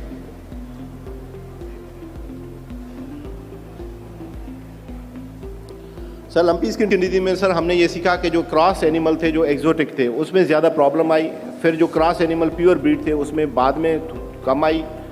जो हमारे क्रॉसेस से लोकल उसमें कम आई. जो इंडिजिनस हमारी ब्रीड थी काऊ की और इसमें बिल्कुल बहुत कम आई. और जो हमारी बफेलो है that was much control against lumpy skin disease कि बफेलो के अंदर कोई इन्फेक्शन नहीं आया. एंड दिस इज़ द मायरेकल क्योंकि दुनिया में जहाँ जहाँ लंपी थी वहाँ पे बफेलो में भी आई, लेकिन हमारे यहाँ जो बफेलो है उसमें ये लंपी स्किन डिजीज़ का क्लिनिकल साइंस नज़र नहीं आए. नेक्स्ट. इसके अलावा सर जो नया हमें जो टास्क मिला हुआ है वो एंटी स्नेक विनम का, माशाल्लाह उसके ऊपर लैब्स हमारी बन गई हैं, रिसर्च काफ़ी कंप्लीट है और जल्द इंशाल्लाह लाइव स्टॉक डिपार्टमेंट के जो पब्लिक हेल्थ डिवीज़न है उसके अंडर हम जो है एंटी स्नेक विनम की जो सीरम है पहले वो बनाने जा रहे हैं, फिर उसके बाद एंटी रेबीज़ का करेंगे. सर इसमें हम ये कहते हैं कि what we have got snakes snake की हम वेनम लेते हैं, फिर हम हॉर्स में उसको डालते हैं, एंड वी हैव इनरिच सीरा, फिर वो हॉर्स की सीरम हम लेके अपने पास रखते हैं, then we going to produce anti snake venom serum please.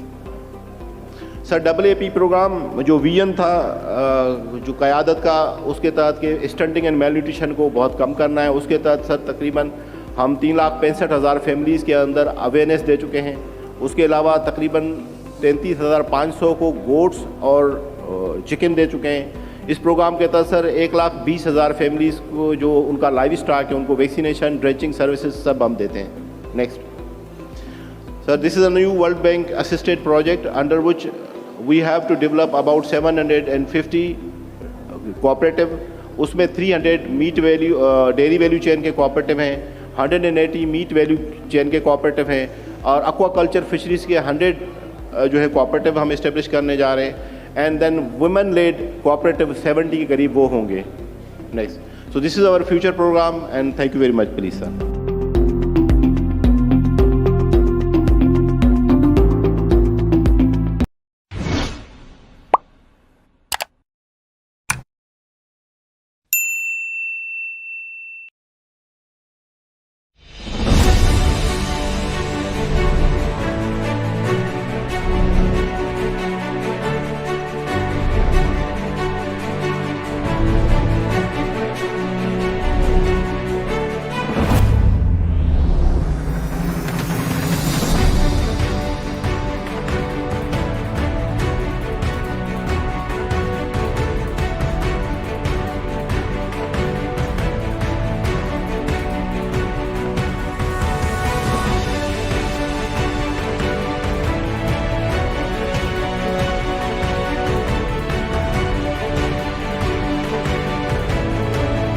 Welcome to WexNet 2025, Pakistan's largest women-exclusive exhibition. Over the course of 3 days, this remarkable event brought together 200 talented women entrepreneurs from across the nation, offering a unique platform to promote their businesses, foster collaborations, and explore export opportunities. Organized by the Trade Development Authority of Pakistan, WexNet 2025 was more than just an exhibition. It was a movement to elevate women's entrepreneurship. The event focused on unlocking the export potential of women-led businesses while fostering regional and global partnerships.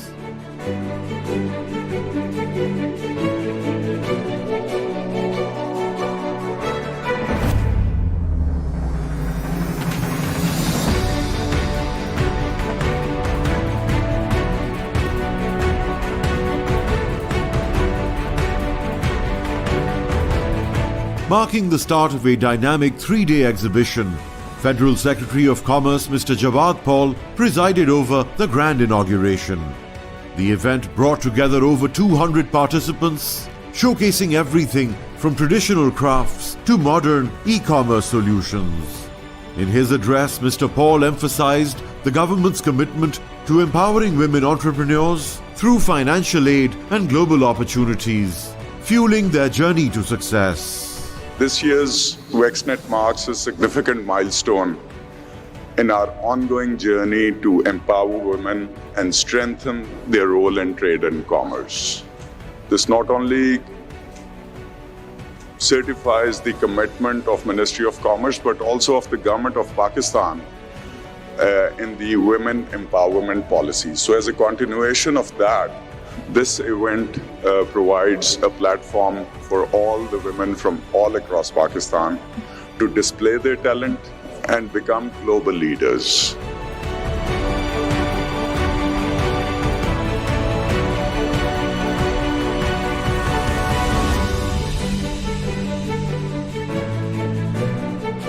The event also featured a vibrant cultural show celebrating Pakistan's diverse heritage with performances from each province, including Sindh's melodies, Punjab's dances, Balochistan's rhythms, and Khyber Pakhtunkhwa's artistry.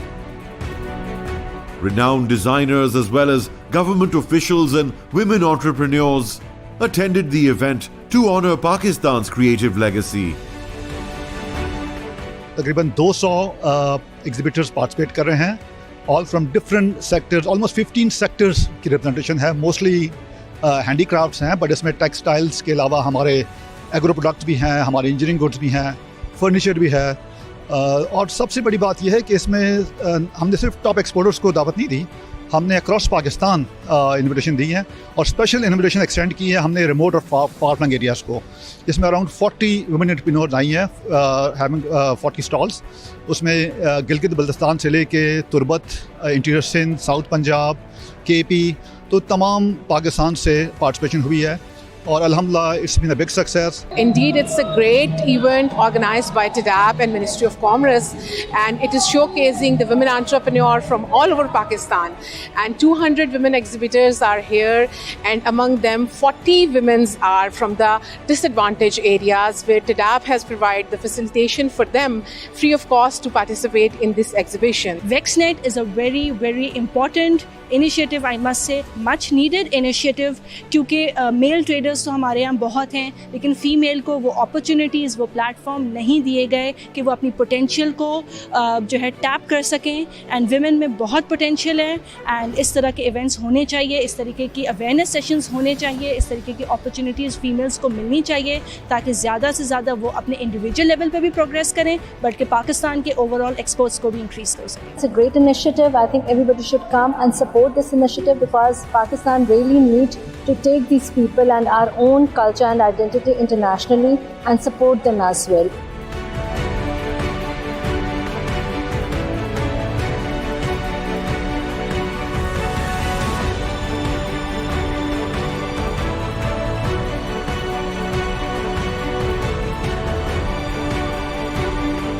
Beside the vibrant stalls, strategic dialogues were held between government officials, business leaders and stakeholders.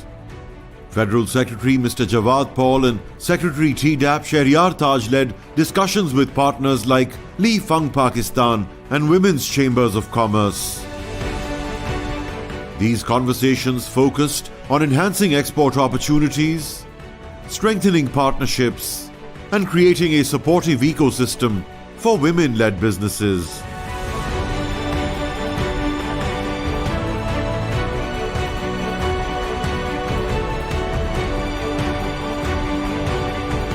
A significant highlight of Wexnet 2025 was the National Exporters Training Program. Over 60 women entrepreneurs gained essential skills in export research, documentation, financing and marketing. Experts introduced TDAP's e-commerce platforms designed to turn export inquiries into actionable opportunities, empowering participants to expand their reach.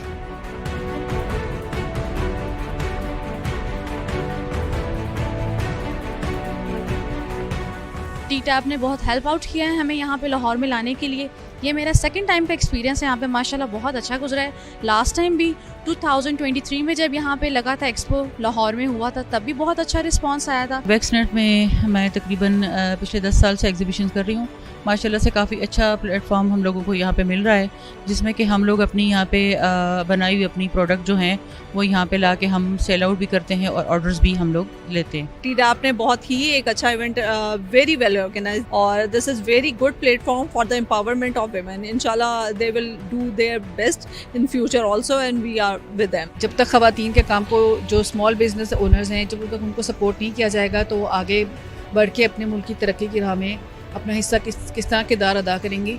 इसलिए ये बहुत ज़रूरी है कि खवातीन को promote किया जाए और उनको सपोर्ट किया जाए इस तरह के इवेंट्स के ज़रिए। बहुत अच्छा इनिशिएटिव है ये वुमेन एंटरप्रेन्योर्स के लिए, और बदर एक्सपो वालों ने बहुत अच्छे से इसको ऑर्गेनाइज़ किया हुआ है, बहुत अच्छे से मैनेज है, बहुत नीट एंड फुटफॉल भी बहुत अच्छा है आज के दिन। मैं अप्रिशिएट करना चाहूँगी TDAP की टीम को और ऑर्गेनाइजर्स को, वेक्सनेट की टीम को, जिन्होंने हमें ये अपॉर्चुनिटी, ये प्लेटफॉर्म प्रोवाइड किया for female entrepreneurs. This is the best platform if you want to start your business, if you want to grow your business, और if you want to export. यहाँ पे expo वालों ने बहुत अच्छा arrange किया हुआ है माशाल्लाह। It's very spacious and footfall भी अच्छा है, अच्छा क्राउड भी है, people are really interested in our stuff, and I think we are the only one of this kind over here. So it's a great opportunity to display, to exhibit what we have, what our craft is. वैक्सनेट ने हमें मौका दिया है कि women entrepreneur के लिए काम कर रही हैं, बहुत शुक्रिया इनका।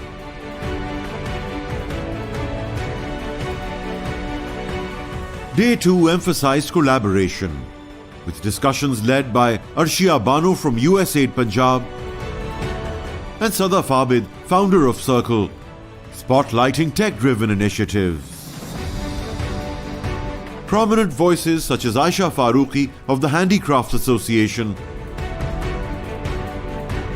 and Salamullah from United Motors explored untapped markets across Africa, Sri Lanka and Bangladesh.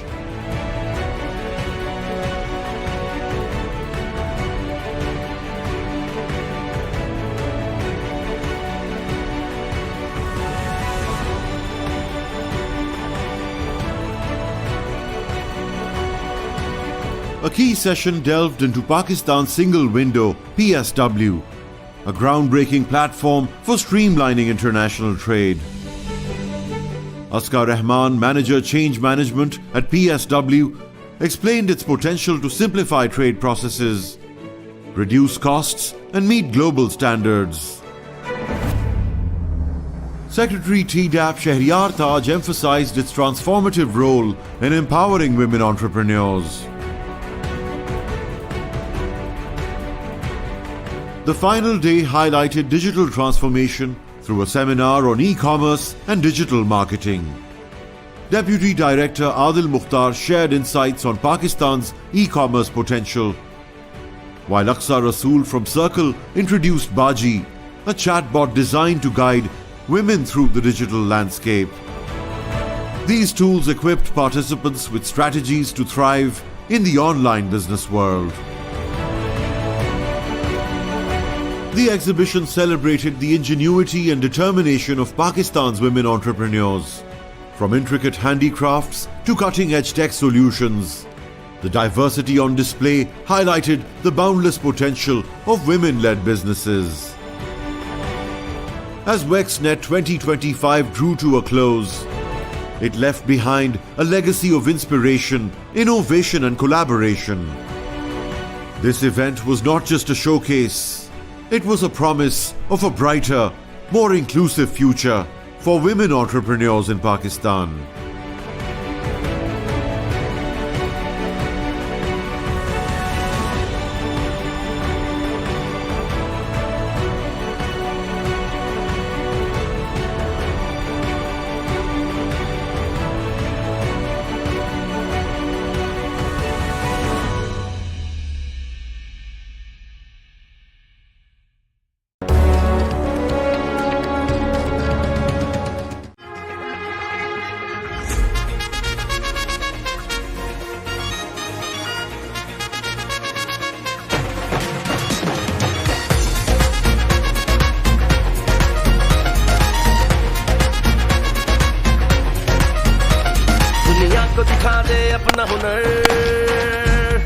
That's more like it. Gets the outside edge and it's a blinder by the keeper.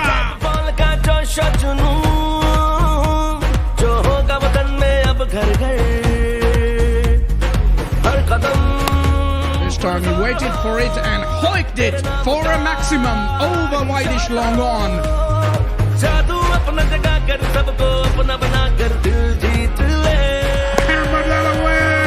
And here comes the first 100. Here he is doing the sajda to Allah.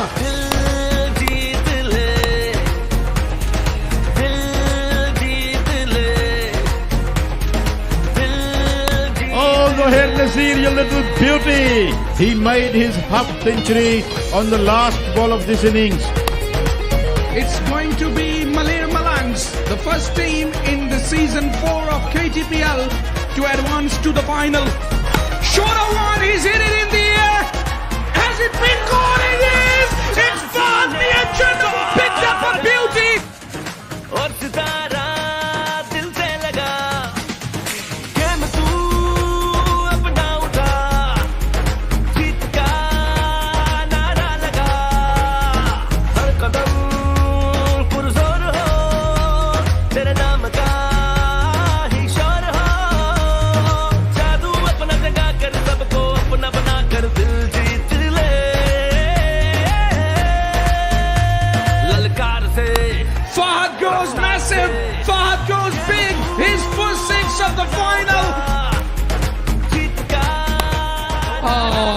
Look at that for a stroke.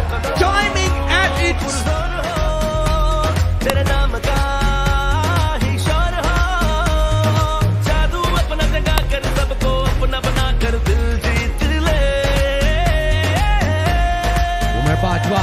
power, flat, and a boundary. Oh, there was swing in the air. That sailed away over the boundary for another maximum. He's hit it high. And he has picked the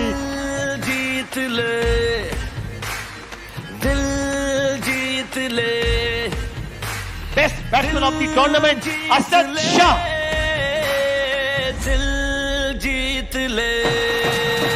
Player of the tournament, Mahania Junno. क्या बात है?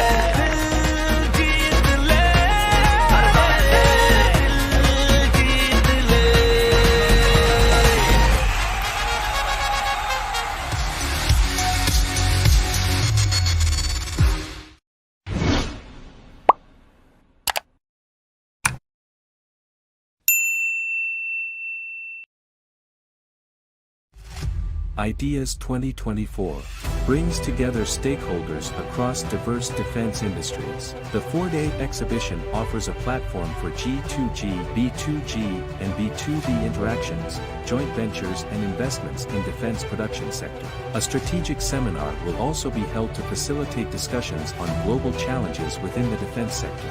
The 12th edition of Ideas will be held from 19 to 22 November 2024 at Karachi Expo Center.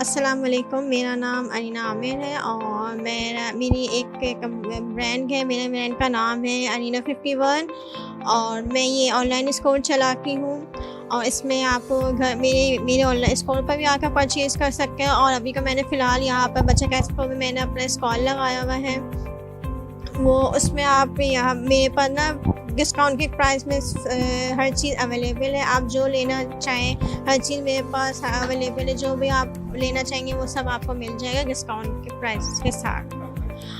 और दूसरा ये है कि कैसे आम लिपस्टिक जो है वो 50 300 की मिल रही है, जो मैं यहाँ 150 200 की दे रही हूँ। बाकी ज्वेलरी पे भी डिस्काउंट है, कपड़ों में भी डिस्काउंट है। 3000 का सूट आपको 4000 में मिल रहा है, 4000 का सूट आपको 1500 में मिल रहा है। तो इस तरह से मैंने डिस्काउंट लगाए हुए। बैग्स भी मैंने 3000 की ओरिजिनल प्राइस है और मैंने उसके डिस्काउंट के बाद 4000 का लगाया है। तो अगर कोई इंटरेस्टेड हो तो मैं आपसे रिक्वेस्ट करूँगा आप आएँ मेरे स्टॉल पर और विज़िट करें। जज़ाकल्लाह।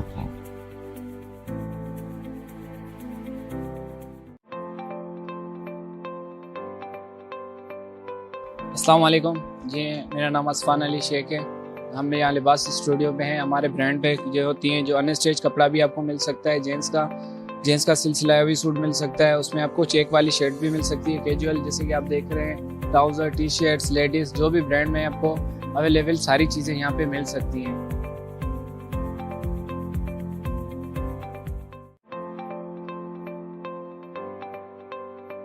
अस्सलाम वालेकुम जी, ये हमारा डी मार्ट ईरानी कॉन्फेक्शनरी ग्रोसरी स्टोर है, बेसिकली लोकेटेड सोल्जर बाज़ार से है।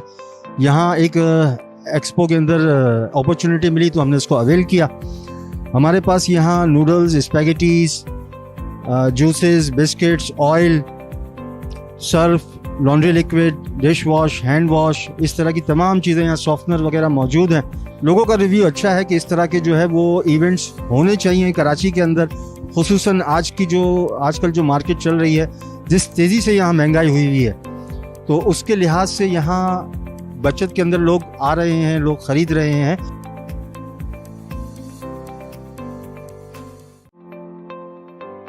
बचत एक्सपो, जो कि आपने गुज़िश्ता दिनों नाम सुना कि एक्सपो सेंटर में पहली दफ़ा पाकिस्तान की तारीख में एक बचत एक्सपो रमज़ान में लगाई गई, जिसका भरपूर फ़ायदा आवाम को हुआ। बहुत सारे पार्टिसिपेंट्स रह गए, इसका सेकंड फेज़ भी होना चाहिए, जो कि इंशाअल्लाह ताला 23 से 25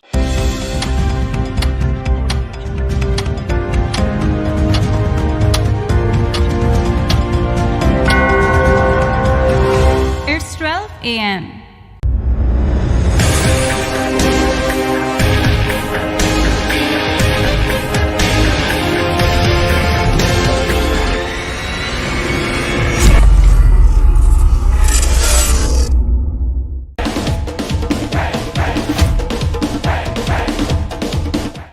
Watching this video,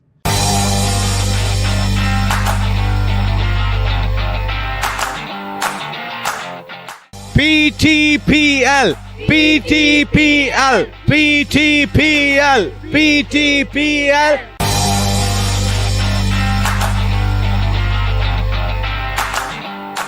Assalamu alaikum, good morning, good afternoon, and good evening, wherever you might be watching this video. This is Qasim Sheikh here right now of BTV. Been kindly invited to attend the Foundation Public School, which has a prize giving ceremony taking place today, and I will be attending there as a special guest.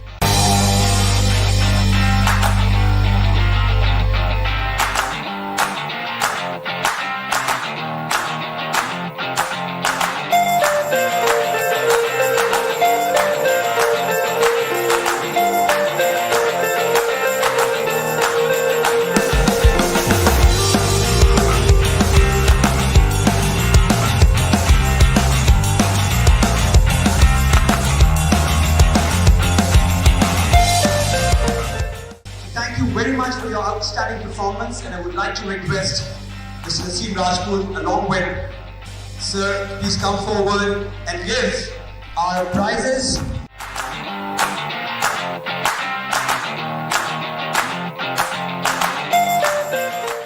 Assalamualaikum.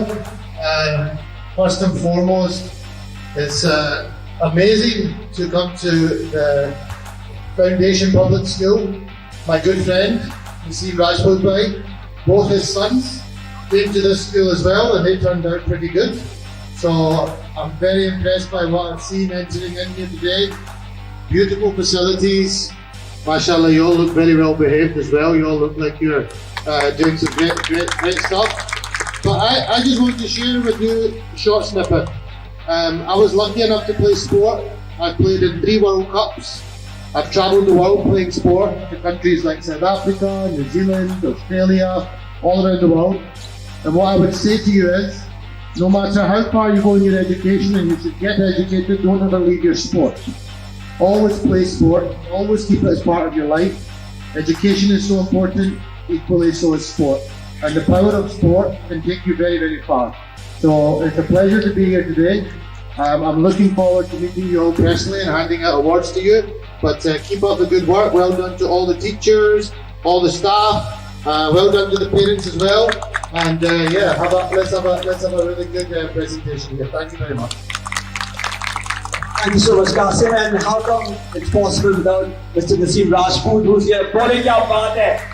तो start किया, अगर ये ना बोले तो फिर मेरे लिए बहुत please sir, thank you. Thank you very much, Mr. Murad, and thank you very much. entire management of Foundation Public School मेरे लिए बिल्कुल ये घर की तरह है। मेरे 2 बच्चे यहाँ से पढ़ के गए और आज वो माशाल्लाह मास्टर्स भी कर चुके हैं और at the same time PNSC में बड़ी अच्छी जगह पे काम कर रहे हैं बिकॉज ऑफ स्पोर्ट्स। तो स्कूल में हमें अच्छे से अच्छा डिलीवर करना चाहिए एजुकेशन प्लेटफॉर्म के ऊपर, लेकिन at the same time sports भी बहुत इंपॉर्टेंट है, बहुत अहम है। खून और पसीना दोनों शामिल है। ये एफर्ट मिसेस मिनाज साहिबा की या भी इनके साथजादे रहमान साहब के तरीके से खूबसूरती के साथ इस पूरे बड़े सिस्टम को लेके चल रहे हैं। Sir thank you very much. इन सब की तरफ से मैं आपका शुक्रिया अदा करता हूँ। And thank you very much. रात ज्यादा हो रही है, अभी रहमान भी देने। थैंक यू मुराद भाई।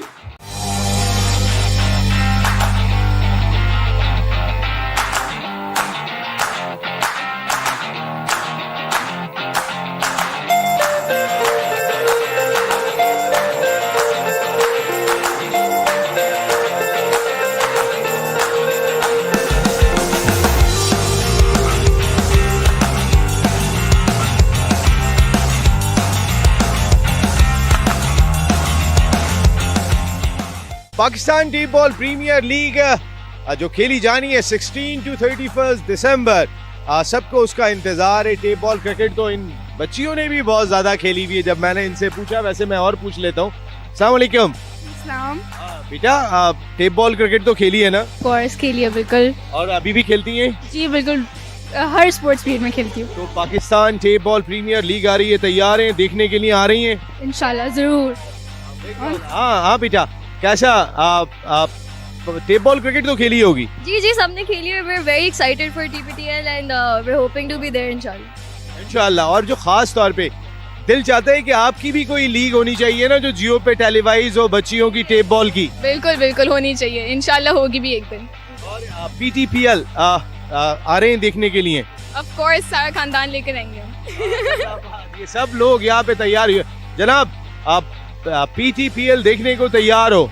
जी बिल्कुल। पाकिस्तान टेप बॉल, मतलब टेप बॉल का बहुत शौक है पाकिस्तान में, और एक बहुत एक्साइटिंग लीग है। बहुत एक्साइटेड है, इंशाल्लाह देखेंगे। सब देखने के लिए आ रहे हैं यहाँ पर। कासिम शेख इधर आइए ना, ये हमारे brand ambassador, international brand ambassador. ये बच्चियाँ सब तैयार हैं आने के लिए और खेलने के लिए। डेफिनेटली नसीम भाई, बहुत एक्साइटिंग टाइम है। और मैंने सबको कहा था कि आपने अपनी सारी फैमिलीज, पप्पू, मामू, आंटियाँ, अंकल, सबको ग्राउंड में पहुँचना है। सोशल मीडिया, इंस्टाग्राम में आपको मिलेगा Pakistani tape ball premier league from December 14 till the 31st of December। Pakistani tape ball premier league 18 दिन सीधा जाएगा Geo live, Geo sports live. PTPL, PTPL, PTPL, PTPL, Pakistan जिंदाबाद, जिंदाबाद। थैंक यू वेरी मच बेटा।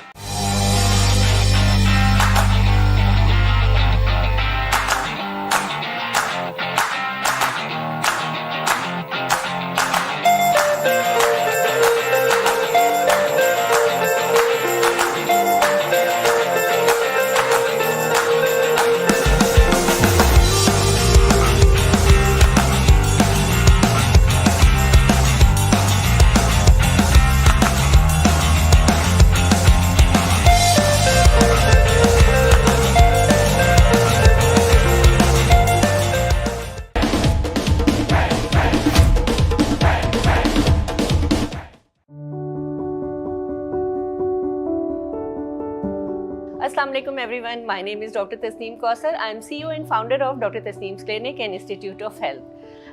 I would like to invite all of you in upcoming healthcare segment, which is Healthcare Expo 2025, organized by Badar Expo Solution and supported by Dr. Tasneem's Institute of Health.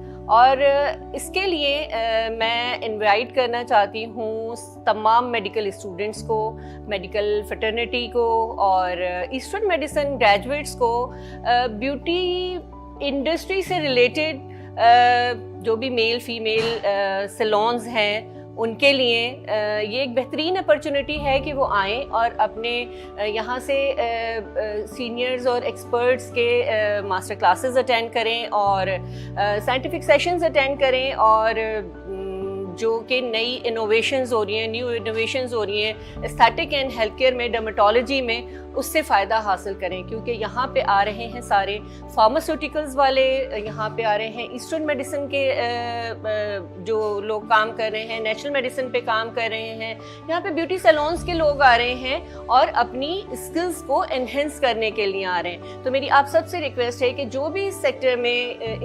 इस segment को हमने नाम दिया है integrated dermatology and aesthetics, आप सब लोगों को मैं इन्वाइट करना चाहती हूँ और मैं चाहती हूँ कि आप लोग आएँ और ज्वाइन करें हमें और अपनी नॉलेज को अपग्रेड करें, अपनी स्किल को एनहेंस करें। एक्सपो सेंटर कराची में 20 मई से लेके 22 मई तक जो कि हमारी अपकमिंग इवेंट है, अपकमिंग हमारी कॉन्फ्रेंस है, 2nd edition of health care expo and conference organised by Badar expo solution. Thank you.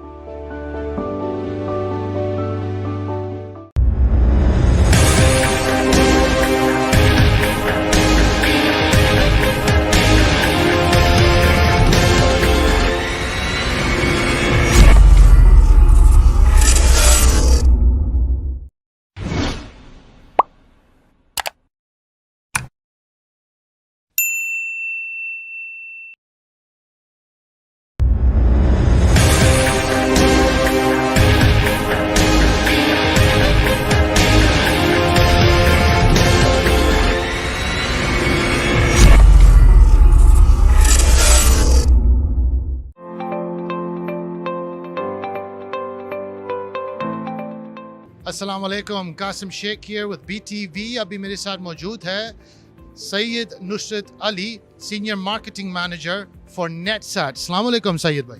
वालेकुम अस्सलाम। कासिम साहब कैसे हैं आप? अल्हम्दुलिल्लाह सैयद भाई, वेरी वेल थैंक यू।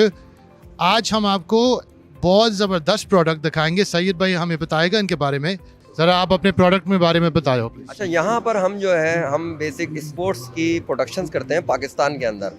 अच्छा, जैसा कि आपको पता है कासिम साहब के स्पोर्ट्स की प्रोडक्शन कुछ इंटरनेशनल रूल्स होते हैं, उनके मुताबिक होती है, और पाकिस्तान में कोई ऐसा प्लेटफॉर्म मौजूद नहीं था कि जो हमारे पीसीबी के या इंटरनेशनल इवेंट्स हैं उसकी प्रोडक्शन कर सके। हमारे सीईओ हैं फैसल रफ़ीउद्दीन साहब, उनका ये विज़न था और वो ट्रैवल करते हैं बाहर, यूरोप में काफ़ी उन्होंने देखा और प्रोडक्शन देखी हैं, तो उनकी बदौलत हम ये करने में यहाँ कामयाब हुए हैं। और एक हमने ओबी ट्रक यहाँ पर इंपोर्ट किया है और कुछ उसको मॉडिफाई किया है अपने एनवायरनमेंट के हिसाब से।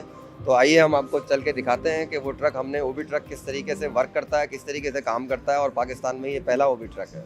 आ जाओ हमारे साथ, हम आपको दिखाते हैं। सबसे पहले मैं आपको बताऊं, ये एक वीडियो स्विचर है हमारा 84 इनपुट्स का, यानी कि 84 इसमें हम सोर्सेज डाल सकते हैं, वो चाहे कैमरे की शक्ल में हों, प्लेआउट सर्वर्स हों, मुख्तलिफ़ किस्म की चीज़ें हों। ये फीचर है हमारा जिससे हम तमाम कैमरे कंट्रोल करते हैं। यहाँ पर एक VMD और एक डायरेक्टर बैठता है जो तमाम चीज़ों को कंट्रोल करता है। ये मुख्तलिफ़ प्रीव्यू आपको नज़र आ रहे होंगे, हर कैमरे का प्रीव्यू है ये सारे, और जो फाइनल हमारा आउटपुट होता है वो डायरेक्टर के थ्रू जो है वो फाइनल स्क्रीन पे चला जाता है। आगे आप आते हैं तो ये हमारा कम्युनिकेशन पैनल है जहाँ डायरेक्टर बैठता है और वो सारा कम्युनिकेट करता है कैमरामैन्स के साथ कि किसका कौन सा फ्रेम बनेगा, क्या होगा, तो वो सारा यहाँ से ऑपरेट होता है। उसके आगे हम आते हैं तो ये आपको लगे हुए नज़र आ रहे हैं, EVS कहलाते हैं ये 1 2 3 4 5। इसका इस्तेमाल इस तरीके से होता है कि जब कोई प्लेयर आउट हो जाता है या कोई बॉल नो बॉल हो या वाइड बॉल हो और उसका डिसीजन अंपायर ना ले सके, ग्राउंड अंपायर की बात कर रहा हूँ मैं, तो वो थर्ड अंपायर को रेफ़र करता है। तो उस वक्त क्या होता है कि डायरेक्टर जो है वो रिप्ले मांगता है कि मुझे रिप्ले दिया जाए कि मैं इसका डिसीजन लूँ कि ये आउट है या नहीं है। तो यहाँ से रिप्ले जो EVS ऑपरेटर है वो डायरेक्टर को प्रोवाइड करता है। ये जॉक सिस्टम लगा हुआ है, इसमें एक फ्रेम पीछे एक फ्रेम आगे हम करने की सहूलत है हमारे पास। ये जब इसको इस्तेमाल करते हैं तो डायरेक्टर को फाइनल व्यू नज़र आता है और वो अंपायर को कहता है कि ये स्क्रीन है, अब इस पर आप अपना फैसला दे दीजिए। तो ये सारे EVS हैं जो रिप्ले दिखाते हैं। इसी तरीके से आप ये राइट साइड पे देखेंगे हमारे, तो ये हमारी जो डेस्क है ग्राफिक्स CG की है। अक्सर आपने मैचेस में या क्रिकेट के स्पोर्ट्स में देखा होगा कि उसमें नेम बैंड, स्कोर, तमाम चीज़ें चलती हैं, तो वो यहाँ से ऑपरेट होती हैं। अब आगे चलते हैं तो मैं आपको ऑडियो सिस्टम और जो हमारे कैमरा है कि रिमोट्स हैं वो उसके बारे में मैं बताता हूँ आपको। ये तमाम चीज़ें हमारे रिमोट हैं कैमरों के। एक मैच हमारा डे में स्टार्ट होता है सुबह 9 बजे, तो लाइट डिफरेंट होती है सन की, सूरज की लाइट जो है, और वो 12 बजे डिफरेंट हो जाती है, 3 बजे डिफरेंट हो जाती है। तो इसके थ्रू जो है वो तमाम कैमरे के अपर्चर और लाइट, वो सारी चीज़ें यहाँ से कंट्रोल की जाती हैं।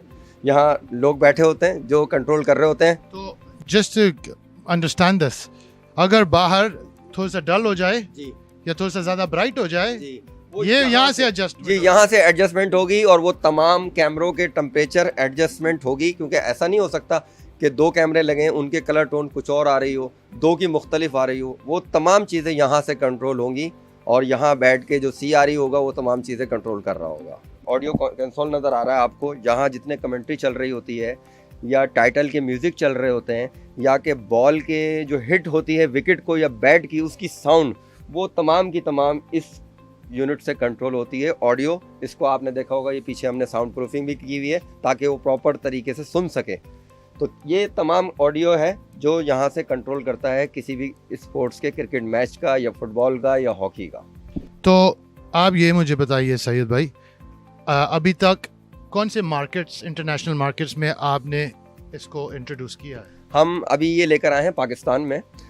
इससे अलावा ये है कि दुबई में हमारे जो स्पोर्ट्स के इवेंट होते हैं, दुबई में हमारी कंपनी काम कर रही है, वहाँ भी हमारे ऑफिस हैं, दुबई में हम इस्तेमाल कर रहे हैं इसको। लेकिन अब हम चाहते हैं कि इसको पाकिस्तान में इस्तेमाल करें। उसकी वजह ये है कि जो इंटरनेशनल ब्रॉडकास्टिंग रूल्स हैं वो यहाँ कोई भी फॉलो नहीं कर सकता। और हमारे जो CEO फैसल रफ़ीउद्दीन साहब, हमने उनसे कहा कि आप पाकिस्तान में ऐसी चीज़ लेकर आइए ताकि हम पाकिस्तानी अपनी ब्रॉडकास्टिंग करें, हम किसी और मुल्क से या किसी और ऐसी कंट्री से जिससे हमारे मामलात अच्छे ना हो, हम वहाँ से क्यों ये चीज़ें मंगवाएं। हम खुद पाकिस्तान में अपने स्पोर्ट्स के जितने भी इवेंट हैं वो हम कवर करेंगे। और सबसे बड़ा इसका बेनिफिट ये है कि हमारे जो यूनिवर्सिटी और कॉलेज में जो मीडिया से रिलेटेड जो स्टूडेंट्स हैं उनके लिए एक बड़ा अच्छा मौका है इस पे ट्रेनिंग करने का। तो वो हम आगे चल के आगाज़ करेंगे, तो हम यहाँ पर ट्रेनिंग भी इसकी देंगे यहाँ पर, कि जो बाहर मुल्कों में जाके लोग ट्रेनिंग लेते हैं वो हम पाकिस्तान में प्रोवाइड करेगा Netsat. Very good. Syed भाई, you have been second day PIMEC exhibition का international exhibition Pakistan navy and partnership with Badar expo solutions. Response कैसे अभी रिसीव किया आपने? रिस्पांस हमारे पास बहुत अच्छा है, क्योंकि ये जो हमारा ओवी ट्रैक है ये थोड़ा यूनिक है, तो उसकी वजह से लोग आते हैं, लोग घर पे बैठ के मैच देखते हैं। काफ़ी सारे स्टूडेंट्स भी हैं, प्रोफेशनल लोग भी हैं, वो यहाँ आए। हमारे पास पाकिस्तान टेलीविज़न से टीवी की टीम आई थी और जियो सुपर से भी टीम हमारे पास आई थी। वो उन्होंने देखा है और बड़ा अप्रिशिएट किया है इसको, और उन्होंने कहा कि अब हम ये कह सकते हैं कि पाकिस्तान भी स्पोर्ट्स की ब्रॉडकास्टिंग में सर फहरिस्त है, उसको बाहर जाने के लिए या किसी कंपनी को हायर करने की ज़रूरत नहीं है। तो बहुत अच्छा फीडबैक है हमारा।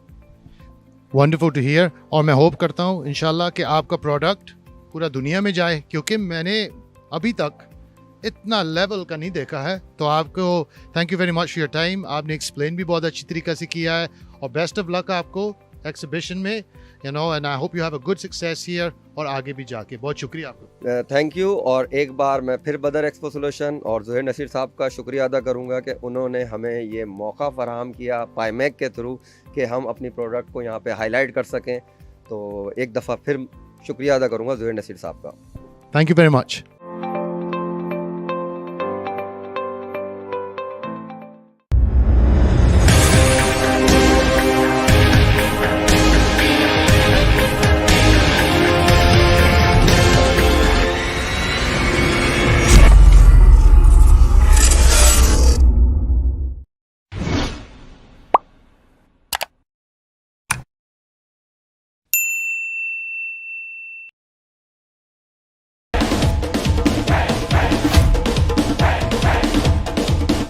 चक्कों की बरसात करनी होगी। खेल की क्या दिल का विश्व नासिर बगान का यंग टैलेंट है, उनके लिए आज बड़ी फख्र की बात है, क्योंकि ऐसी शख्सियत यहाँ पर आई है जिसने टेनिस बॉल क्रिकेट को बहुत बड़ा फरोग दिया है।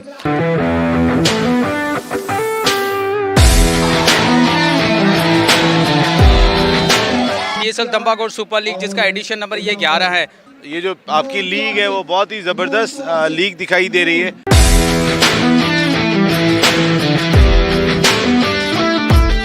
अगर डॉट बॉल होती है तो सुपर ओवर होने के चांस है, और अगर रन बन जाता है तो आमिर स्पोर्ट्स चैंपियन बन जाएगी। बॉलर आए, फुल टॉस बॉल और चैंपियन बनी है, चैंपियन बन गई है।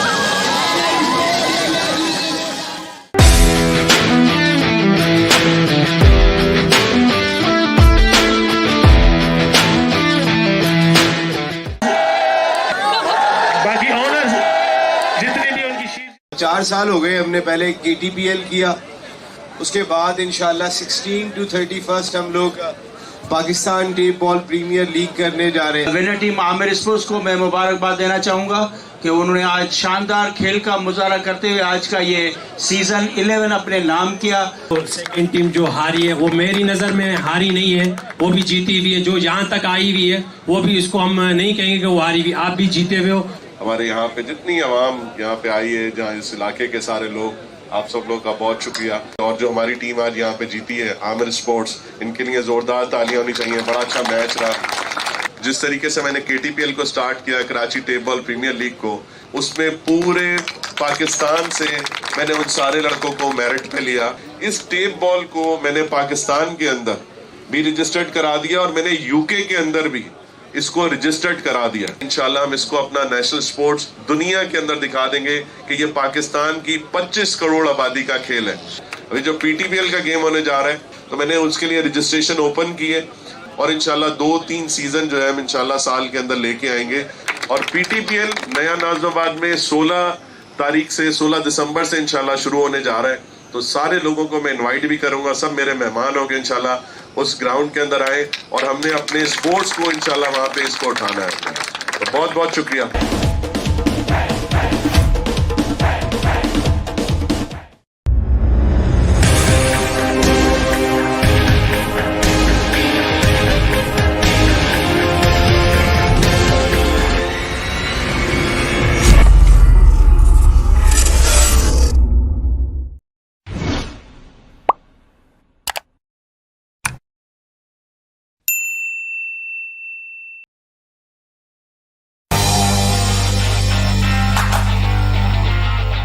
Qasim Sheikh here right now of BTV. PTPL Pakistan table premier league जो खेली जानी है 16 to 31 दिसंबर। बहुत एक्साइटिंग टाइम है। टेबल क्रिकेट तो खेली है ना? कोर्स खेली है बिल्कुल। टेबल का बहुत शौक है पाकिस्तान में और एक बहुत एक्साइटिंग लीग है। सारी फैमिलीज, पप्पू, मामू, आंटियां, अंकल सबको ग्राउंड में पहुंचना है। Very excited for TPTL and we're hoping to be there inshallah. Pakistani table premier league, Geo sports live. PTPL आ रहे हैं देखने के लिए। Of course सारा खानदान लेकर आएंगे। पाकिस्तान जिंदाबाद जिंदाबाद।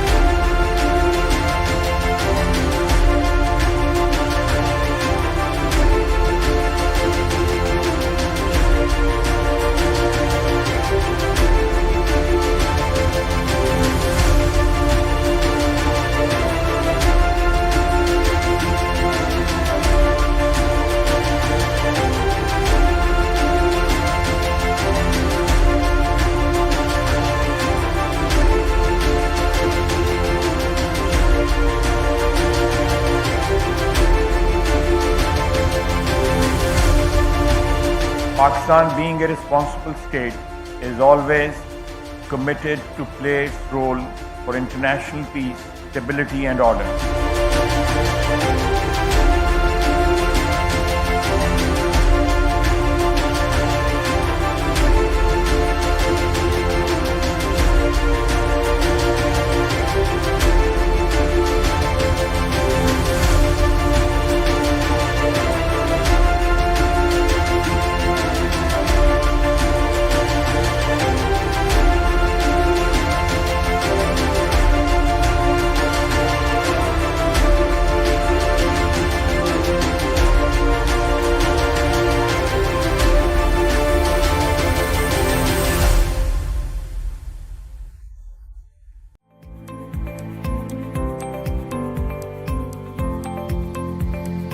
Distinguished guests, ladies and gentlemen, welcome back.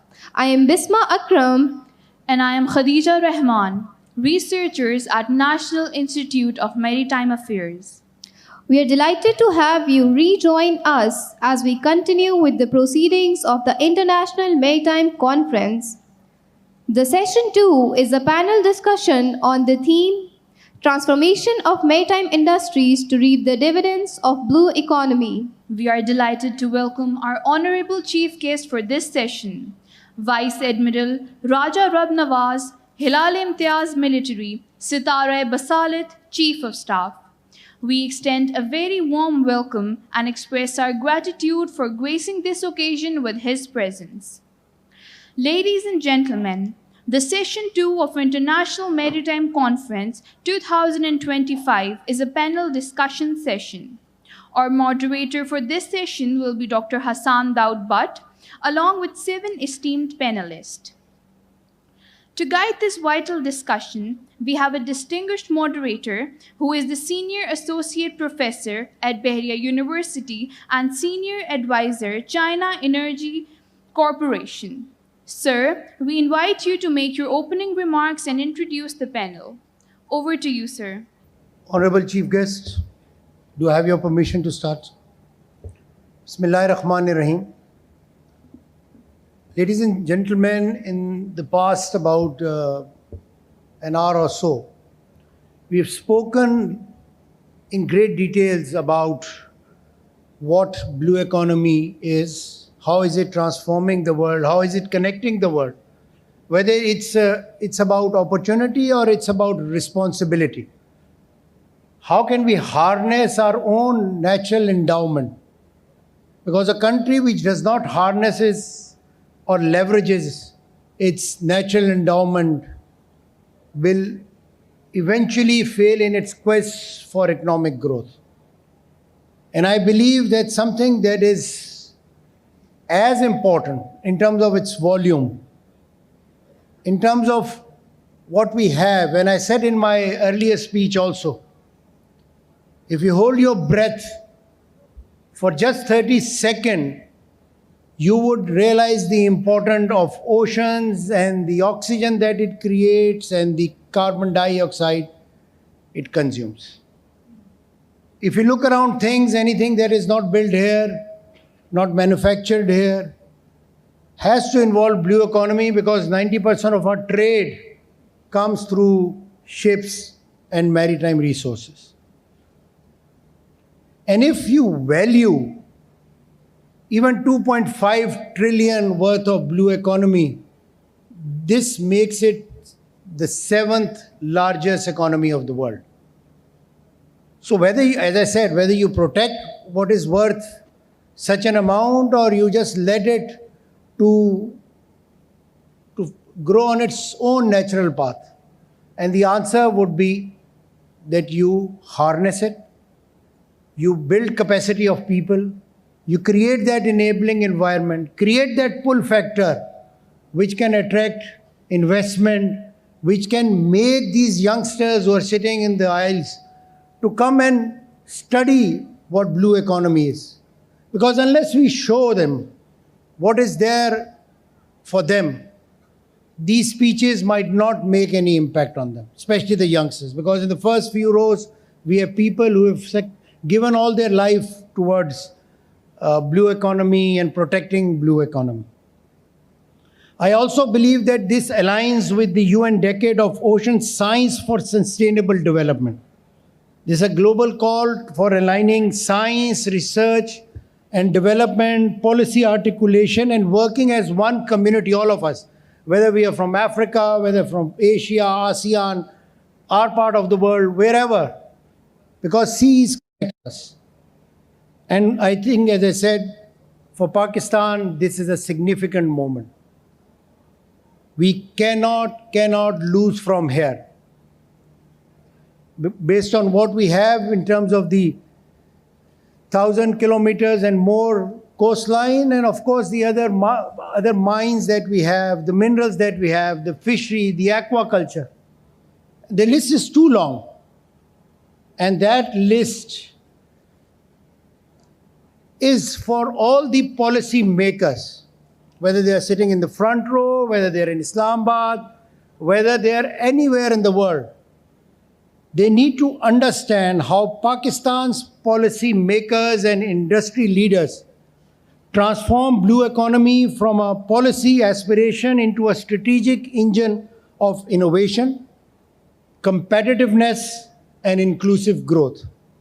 And no growth is worth discussion unless it is inclusive. Therefore, I will, during this session, moderate and put it in 4 parts with my esteemed participants here who will be speaking of their own respective industry, and we will have an important conversation around the areas that we will so importantly have to protect. So I have with me Dr. Amir Bazil Khan, who is the founder and director, Maritime Research, Maritime Archaeology and Heritage. I also have a champion and an old friend of mine. He's an former additional director, FIA, Mr. Ammar Jafri. But I think most of his life he has dedicated it to technology and now on AI and robotics. I also have an old friend, a former colleague, Dr. Shahid Mirza, who is the Managing Director, Korangi Fisheries and Harbour Authorities. And when I say right man for the right job, I think we have the right man for the right job. And then Mr. Asif Ali Khan, who's the Honorary Secretary General, Pakistan Ship Breakers and Recyclers Association. And he's also the CEO of Crest Marine and Trading Corporation. And I think what is happening in terms of sustainability, the shipbuilding, the ship construction, ship breakers, I think there are challenging times in front of us. And I think if we leverage the discussion here, the science and technology that is emerging, I think that would be a way to go. Then I have Khurram Aziz Khan, who's the Chief Executive Officer, Karachi Gateway Terminal and Karachi Gateway Terminal Multi-Purpose. When you enter Karachi from seaward side, the first thing that amazes you, and every time I enter from that side, it really makes me proud, is, of course, the Karachi Gateway Terminal. It's amazing. And then, of course, representing Rear Admiral Salman Ilyas would be Commodore Waqas, who's coming from Karachi Shipyard, and we will talk about the overall domains. And I have one question that I would really ask him at the end, that when is the Gwadar Shipyard coming? And what is our contribution in that? Because this question, I think everyone from this community asks, but not the least. You know, when I moderate sessions, I always ask them to put our female, if she's one, put her in the center. But each time I see that we have, and the gender balance goes in one way. So Dr. Sahaba, please don't mind that. And she has done and contributed great all her life on oceanography. And she's the founder of Blue Net. She has a stall here, and she's just asked me to come and visit her. So with this brief introduction, I shall be moving to my seat. And Assalamu alaikum. Am I audible to all? Yeah, thank you very much. And as I said, you know, we have the right group of people to tell us where the blue economy is moving toward. Is it moving in the right path? Is the pace of work correct? And I would request each one of you to be as candid as possible. Tell us where the challenges are. Tell us where the opportunities are. Because unless we know both the strength, the weaknesses, the opportunity and the threat, perhaps we will not be able to navigate the challenging path that we have. So with this, I would start with Mr. Asif sir. We know each other for long, and my first question to you, sir, is that what is blue economy for you personally and for the shipbreaking industry? How do you see it perhaps from here to 2047 when we grow 100 years? Thank you, Dr. Daud Saab. Assalamu alaikum, everyone. Am I audible to everyone? Sir, blue economy is definitely, you know, what we are going to in Kashmir. We have a very long coastal line, as you said, and we have a big potential benefiting out of that.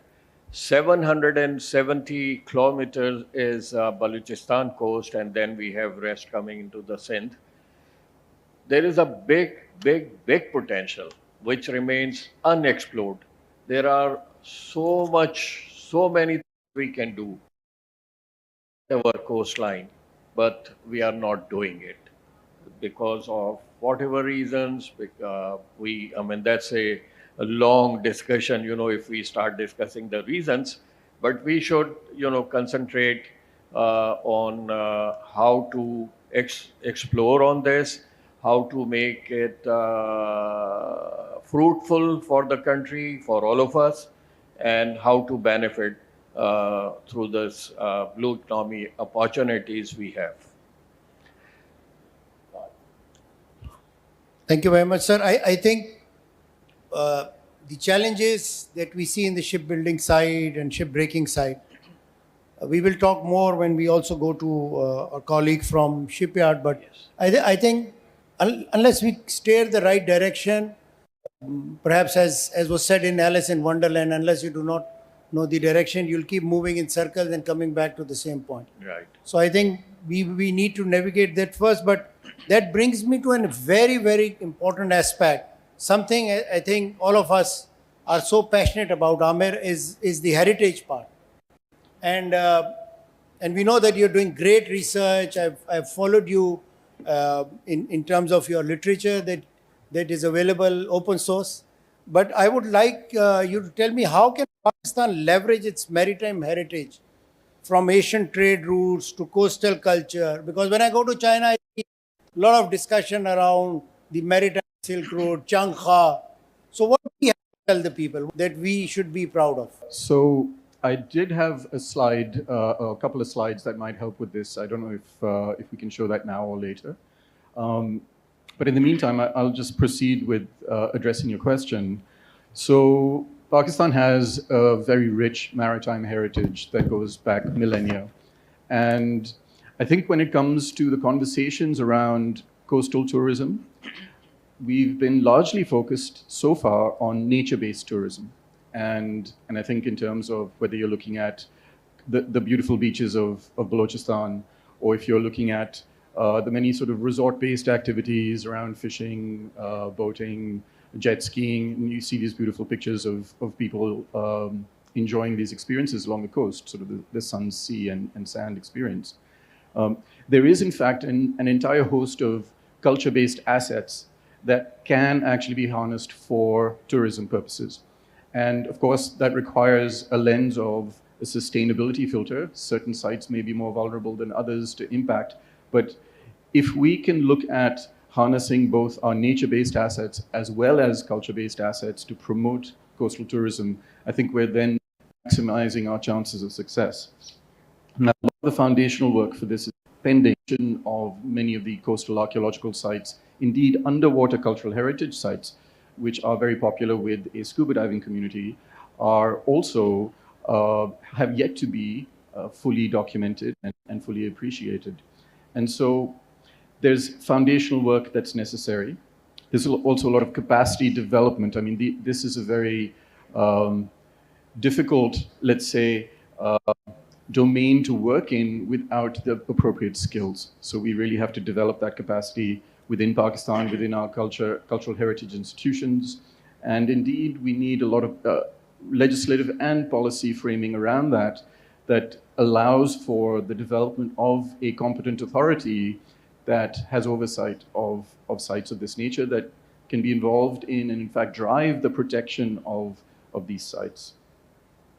So I'd say there are a couple of quick go-tos. You can think about destination museums as one way to drive coastal tourism on a culture agenda.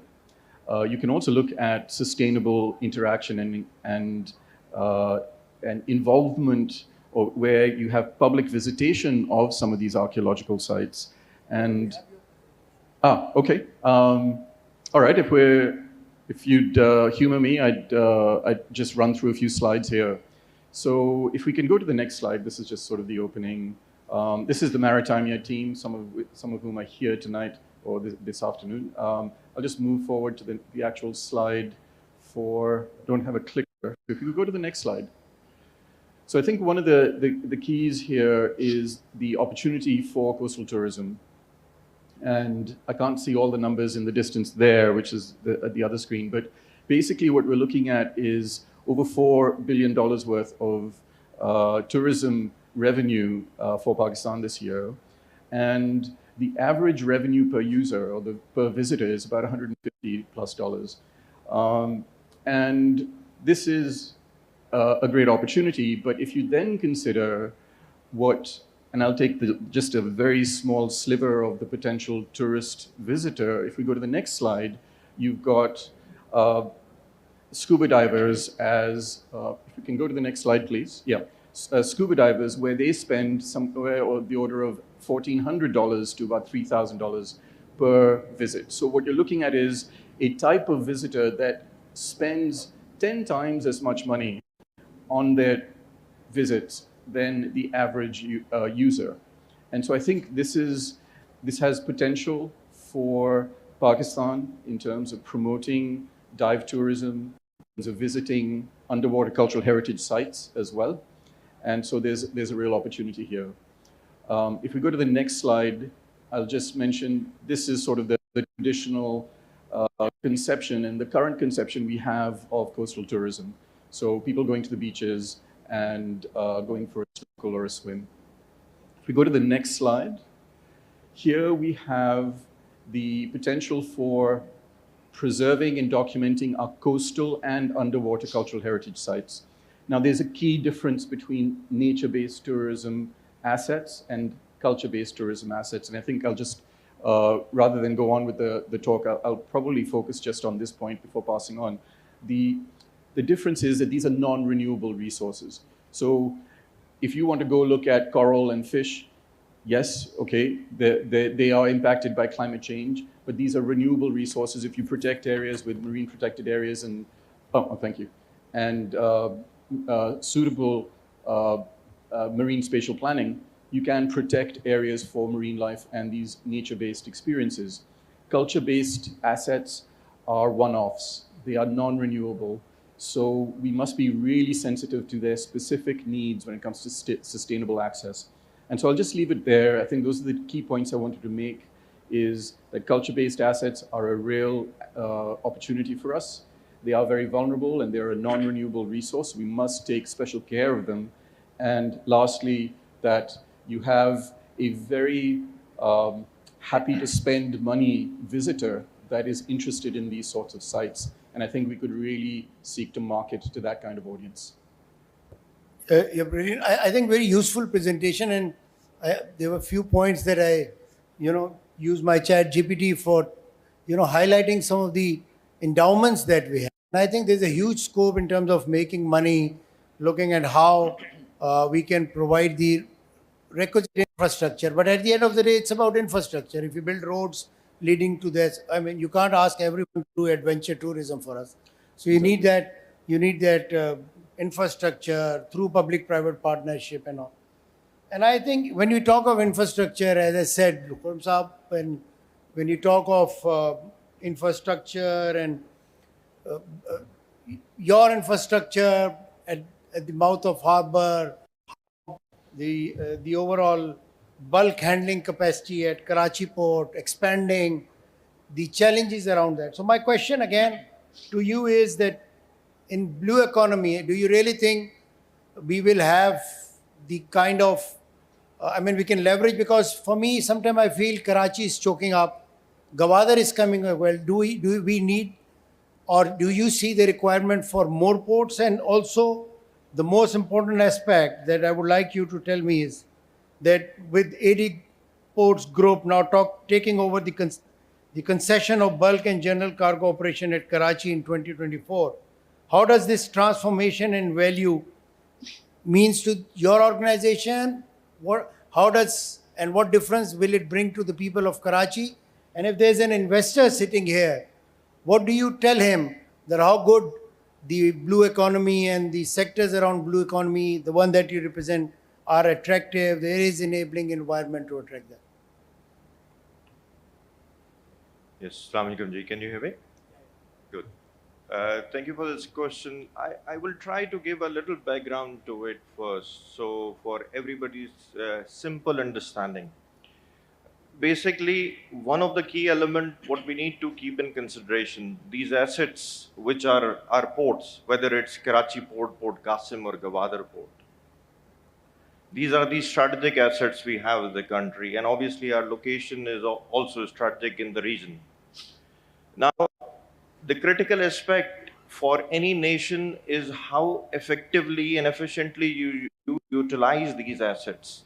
That's basically, in technical terms, is called sweating the assets effectively.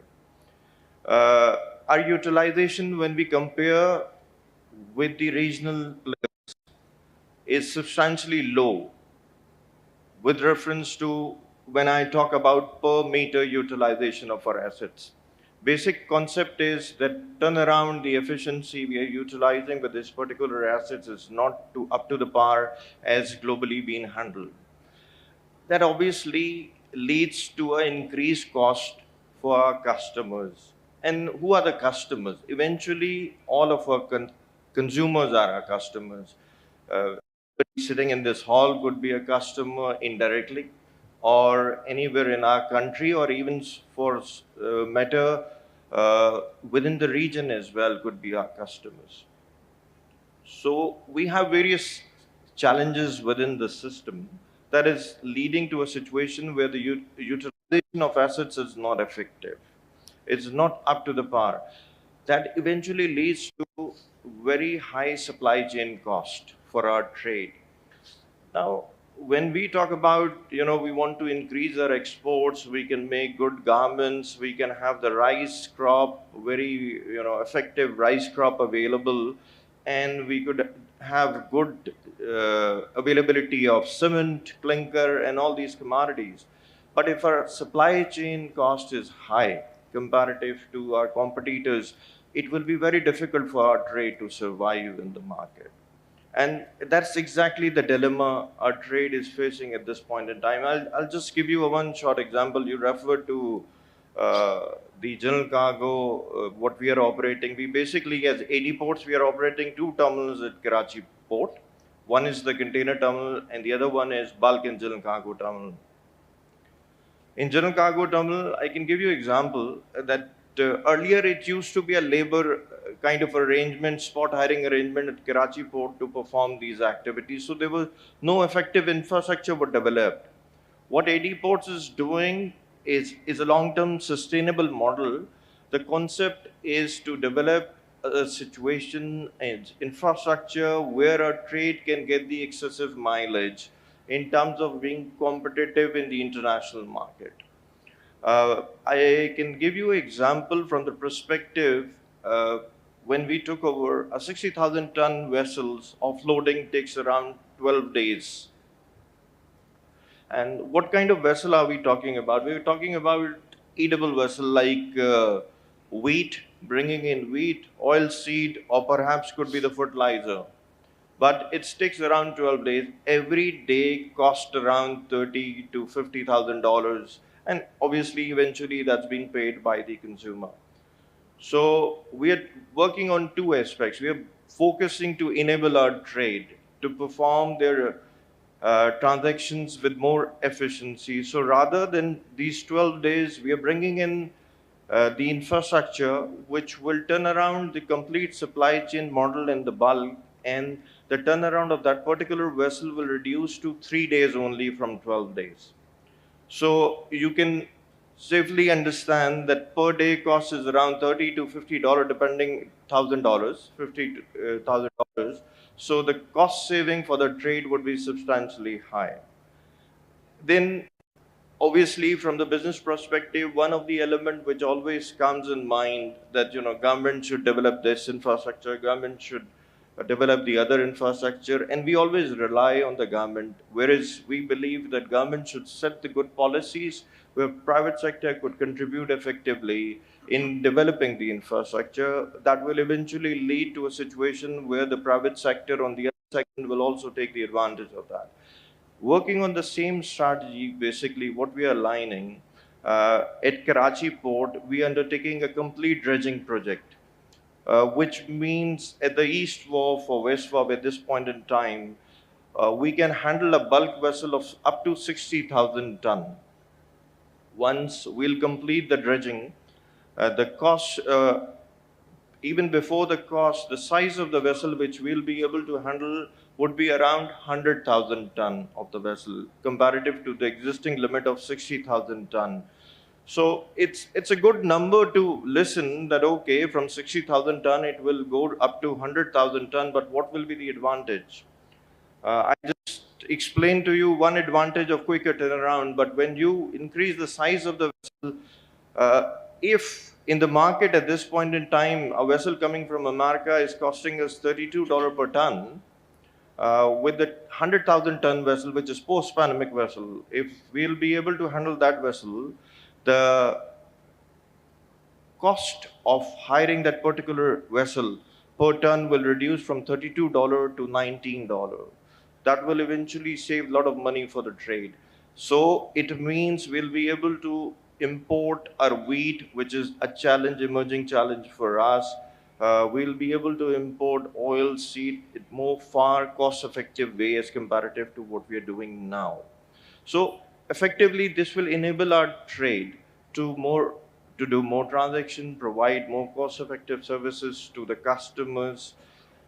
Having said that, one of the other element which we are working when we talk about the regional stability and regional arrangement of Karachi port and the other ports in Pakistan, we're also providing a service of stock and sale in Pakistan. That's a new arrangement we are working with government of Pakistan at the moment. Ministry of Defense, Ministry of Finance is working with us, where we are enabling the shippers, leading shippers across the world to bring in their cargo, the large-scale cargo, to Pakistani ports, and from here they can provide the service directly to their customers. This will eventually reduce a lot of cash flow requirement of our trade and minimize the time turnaround for them. Effectively, basically, as I said initially, what we are targeting is the efficiency and to reduce the supply chain costs. The impact is going to be for the trade. So basically, we are emerging to be enabler here for our trade. I can give you one more example. When we started in 2014 is there from Pakistan, that used to be 2 million, 2.5 million ton. This year it is crossing 4 million ton. And why? Because we enable them with the efficiency, we reduce their turnaround time, optimize their cost. They've been able to compete even better. Now they are even got the new market share within the Africa market as well. Earlier they were only targeted to the certain subcontinent market. So it is basically now emerging to be a 4 million ton commodity. So this is just the beginning. Once our complete construction process, which will be completed in 2 years' time, you'll see a complete turnaround there. Brilliant. And I think for any sector, we are looking for efficiency. And now that we will be speaking later with Pasab on the technology side, I leave you two questions for my next round of discussion with you. And the first is that while we talk of turnaround, efficiency, productivity, and we expect our customers to have, the entire process done in much faster and more efficient way. Do we have the human resource and do you have the government support? And is there a enabling environment? And my second question to you will be in my second round. Is AD Port and your company largely is looking for expansion in Pakistan, and are you open to more joint ventures? If there is an investor here and he wants to talk to you in a session over tea. So these are two questions. But now I go to Shahid. Shahid, I'm so happy to see you in where you are as the managing director. And I also believe living in Karachi, close to seas, the governance structure, the overall management was a challenge earlier. So therefore, I would like to heads-on ask you one question, and you can be very candid about this, is that what governance and infrastructure reforms are you bringing? What Shahid is doing in terms of his duties as the MD of the Harbour Authority, and when you leave, in whatever time you leave, what legacy you would like to leave here? Bismillahirrahmanirrahim. So thank you very much for having me here. And I'm really happy to be here representing the arm of blue economy, which people rarely talk about. You'll have people talking about ports, shipping, heritage, coastal tourism, but it's very rare to find opportunities to talk to people about the fishery sector. Just for the understanding of the audience, I represent a department of the Ministry of Maritime Affairs that looks after the deep sea fishing of Pakistan. And this has been a widely neglected sector for a very long time, for a number of reasons. You could blame it on our continental mindset, primarily because we've been an agrarian GDP for a very long time. Blame it on the people for not consuming enough fish. Per capita intake of fish around the world is about 22 kilograms. For Pakistan, it's less than 5 kilograms for one individuals every year. You can blame it on the government for not having a look at the right kind of reforms at the right time, not having the right policies. But we can basically all blame ourselves because we're the politicians, we're the administrators, we're the business people. What I can tell you as the light at the end of the tunnel, there is a massive move within the ministry of reforming this sector of Pakistan. Because there is a visible understanding that the potential is huge. This fisheries as a business represents about 500 billion US dollars in the world. And we are not even 0.1% of that world. The fisheries business is restricted to specific communities within Pakistan. You don't have the Al-Karams of fisheries, or you don't have the Khadis of fishery. Primarily because we don't see that as a mode of business. A lot of business is Karachi-based. You don't find big players in the fisheries industry. So your question, what am I going to do when I am sitting here? A is create awareness. Let people understand the immense potential of this sector. When you talk to business communities, when you talk to people who've got money, when you talk to capitalists, I think their first question is, what is my IRR? What is my ROI? How much money am I going to make out of this?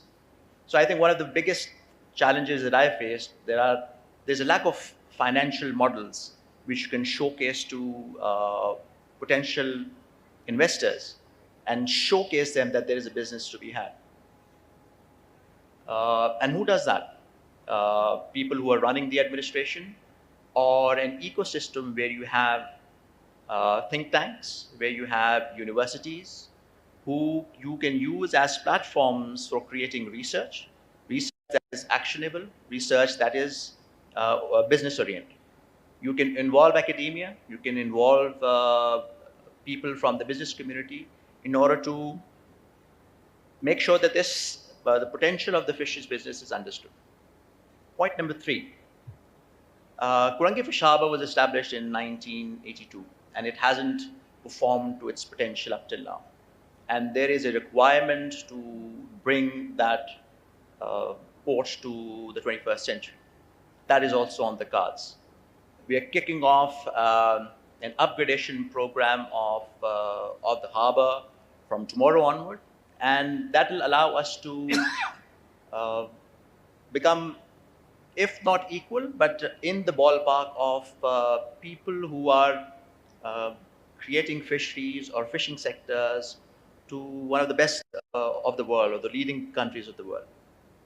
By doing that, we'll be attracting communities from Europe, communities from the Americas, where the actual money processing lies. Lastly, our business people are very happy with exports of raw fish because they've been doing it for generations. They see a lot of dividends in it. We need to make them understand that the real money is in value addition. If you do not upgrade yourself into the value addition models, then perhaps we are not reaping the true dividends. Interestingly, China is the biggest importer and the biggest exporter of fish. They intake a lot of raw material and process it and send it across. This is something we can do right here. We have perhaps one of the best waters that are on offer. We have land that is available in abundance. It's about introducing this hidden sector to the investors, to the people, so that they can come forward and reap the benefits. I think brilliant. This is music, actually. And I guess we need to advocate this perhaps.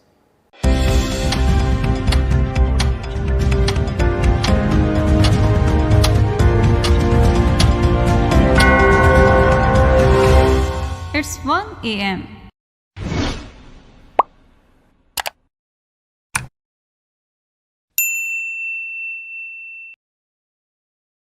Let's have one or two questions from Dr. Hena from the panelists, and then we can move on to the next. Any comment, any question? जो demographics हैं usually जो हमारे anterior Sindh है या बलूचिस्तान है, वैसे आपने क्या ऑब्जर्व किया है वहाँ पे किस किस्म के ज़्यादातर आपको केसेस रिपोर्ट होते हैं और कितने ट्रीटेबल हैं और जो है कितने वो ट्रीट नहीं हो पाते because of logistic issues? Sir basically most common cause जो है ये जो प्रेजेंटेशन के भी हिसाब से है और हमारे अपने पर्सनल जो एक्सपीरियंसेस है with I was talking about 17-18 secondary hospitals, cataract is the leading cause. Cataract is the leading cause of the blindness, and it's a preventable cause of blindness. And ये जितने भी demographics है, ये सब के सब हमारे अपने demographics से भी मैच कर रहे हैं. अच्छा सर, प्रॉब्लम ये नहीं है. प्रॉब्लम ये होता है कि we are developing a system जहाँ पे even then we are providing the conveyance also. लेकिन जो काउंसलिंग जो लेवल है ना, जो अवेयरनेस लेवल है वो बहुत लो है. अगर आपका लैंग्वेज बैरियर है ना, तो जो पेशेंट के समझने की जो वो है ना वो बड़ी डिफिकल्ट है. This is our main challenge, specially in cases of glaucoma, in cases of diabetes.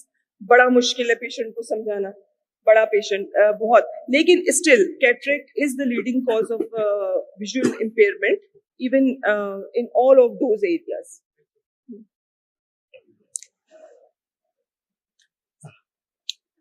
Dr. Hena, being an orthopedic surgeon, I do acknowledge my ignorance about the visual disabilities, but I'm thankful to you for giving an interesting and a very wholesome presentation. But I would surely like to divulge my thoughts about visual disabilities. Unfortunately, what I reckon that in Pakistan, even our primary healthcare system is rather not developed well. And what to talk about the visual disabilities. So, what I think is that maybe in the urban areas of the Pakistan, the bigger cities, we do have the facilities to manage these visual disabilities. But unfortunately, in the rural areas, I think we still need to do a lot to bring these patients who have visual disabilities into the ambit of the care for these visual disabilities. So, secondly, what I think is that those patients who have visual disabilities, it is not just the eye specialist or ophthalmologist who is responsible for taking care of these patients. Because we need a very wholesome and a comprehensive care which will involve the occupational therapist and things like that in order for a better management of these patients. So that is just my thoughts on that. Here I would like to comment that going back to when I did graduation, हमारी class में 400 doctor साहब ऐसे ही होते होंगे, 400, 400, 425 who graduated. मेरी अपनी class में I can remember only 4 who opted for ophthalmology. Doctor साहब आप बताएं, आपका बैच 1988 का था. That's very true. आपकी क्लास से कितने लोग ऑप्थेल्मोलॉजी पे गए? मेरी बात कर रहे हैं? हाँ, बहुत कम होंगे. और मैं अपना एक्सपीरियंस बताता हूँ कि जब हमने आई में पोस्टिंग की, पहली पोस्टिंग की, जैसे ईएनटी में मैंने पोस्टिंग की 3rd ईयर में, तो मैंने उसी वक्त डिसाइड कर लिया कि मुझे ईएनटी करना है. अच्छा, that was because of somehow I like this subject of ENT and the teacher हमारे जो थे वो उन्होंने एक तो उनकी पर्सनैलिटी बहुत अच्छी थी और उन्होंने इतनी मेहनत से इतनी अच्छी तरह से हमें पढ़ाया कि हमें वो सब्जेक्ट लगा कि यार ये तो बहुत अच्छा है. अच्छा, आई में इसका बिल्कुल उलट हुआ. आई में जब हमने पोस्टिंग की तो अनफॉर्चुनेटली क्या वजह थी कि जो हमारे टीचर थे, वहाँ फैकल्टी थी, उन्होंने बिल्कुल इंटरेस्ट नहीं लिया पढ़ाने में. अच्छा, फिर उस जमाने में सिर्फ एक टॉर्च जिसमें बीच में एक काला सुराख होता था, काला डब्बा होता था और आधी छोटी सी हल्की सी रोशनी होती थी, उससे सबकी आंखें देखते थे और सब एक जैसी लगती थी. लेकिन हमें कोई एक्सेस नहीं थी कि हम कोई अच्छी चीज से आई एग्जामिन कर सकें। तो मुझे उनसे एहसास हुआ, मैं कहा यार ये तो कैसी अजीब सी फील्ड है कि इसके अंदर तो ना कुछ नजर आ रहा है, ना कुछ समझ में आ रहा है, ना कोई पढ़ा रहा है, ना कोई इंटरेस्ट ले रहा है। एग्जाम में भी फाइनल ईयर के एग्जाम में, फाइनल ईयर में हुआ था, हाँ, उन्होंने सिर्फ एक सवाल पूछा और उन्होंने कहा कि जाओ। तो मेरा ख्याल है ये भी एक बड़ा फैक्टर था कि हमारी क्लास से हार्डली 2-3 लोग हैं जिन्होंने ऑप्थेल्मोलॉजी में इंटरेस्ट लिया, ऑप्थेल्मोलॉजी में आए। अब जाहिर बात है अब चीजें बहुत चेंज हो गई हैं, तो अब शायद लोगों का ट्रेंड ज्यादा हो गया है। और मुझे मालूम है कि यूएस में भी it was almost impossible to get into the ophthalmology residency और ऑप्थेल्मोलॉजी प्रोग्राम। इवन उस वक्त भी और अभी भी जो है ना वो बहुत ही हाईली डिमांडिंग है वहाँ पे। तो लेकिन अब जिस तरह से LRBT है और बहुत सारे इंस्टीट्यूट हैं और हमारे अपने जो आजकल के स्टूडेंट हैं उनमें से कई लोगों ने ऑप्थेल्मोलॉजी ली है, तो मेरे ख्याल में अब तो ऑप्थेल्मोलॉजी की काफी डिमांड है। लेकिन हमारे जमाने में तो लोग इतना उस तरफ जाते नहीं थे। जी, मेरा भी यही नजरिया है कि हमारी जो पॉलिसी मेकर्स हैं उन्हें कुछ ऐसे इंसेंटिव्स रखने चाहिए कि more and more people are come into ophthalmology.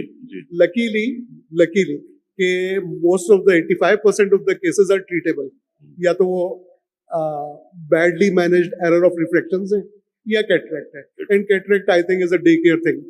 तो ये कुछ किस्मती है कि ब्लाइंडनेस की जो बुनियादी वजूहात का 85% जो है वो बड़े आराम से ट्रीटेबल है, बस हमें अपने सिस्टम को दुरुस्त करने की जरूरत है। तो thank you doctor Hina. Now will come to doctor Hasan Abbas.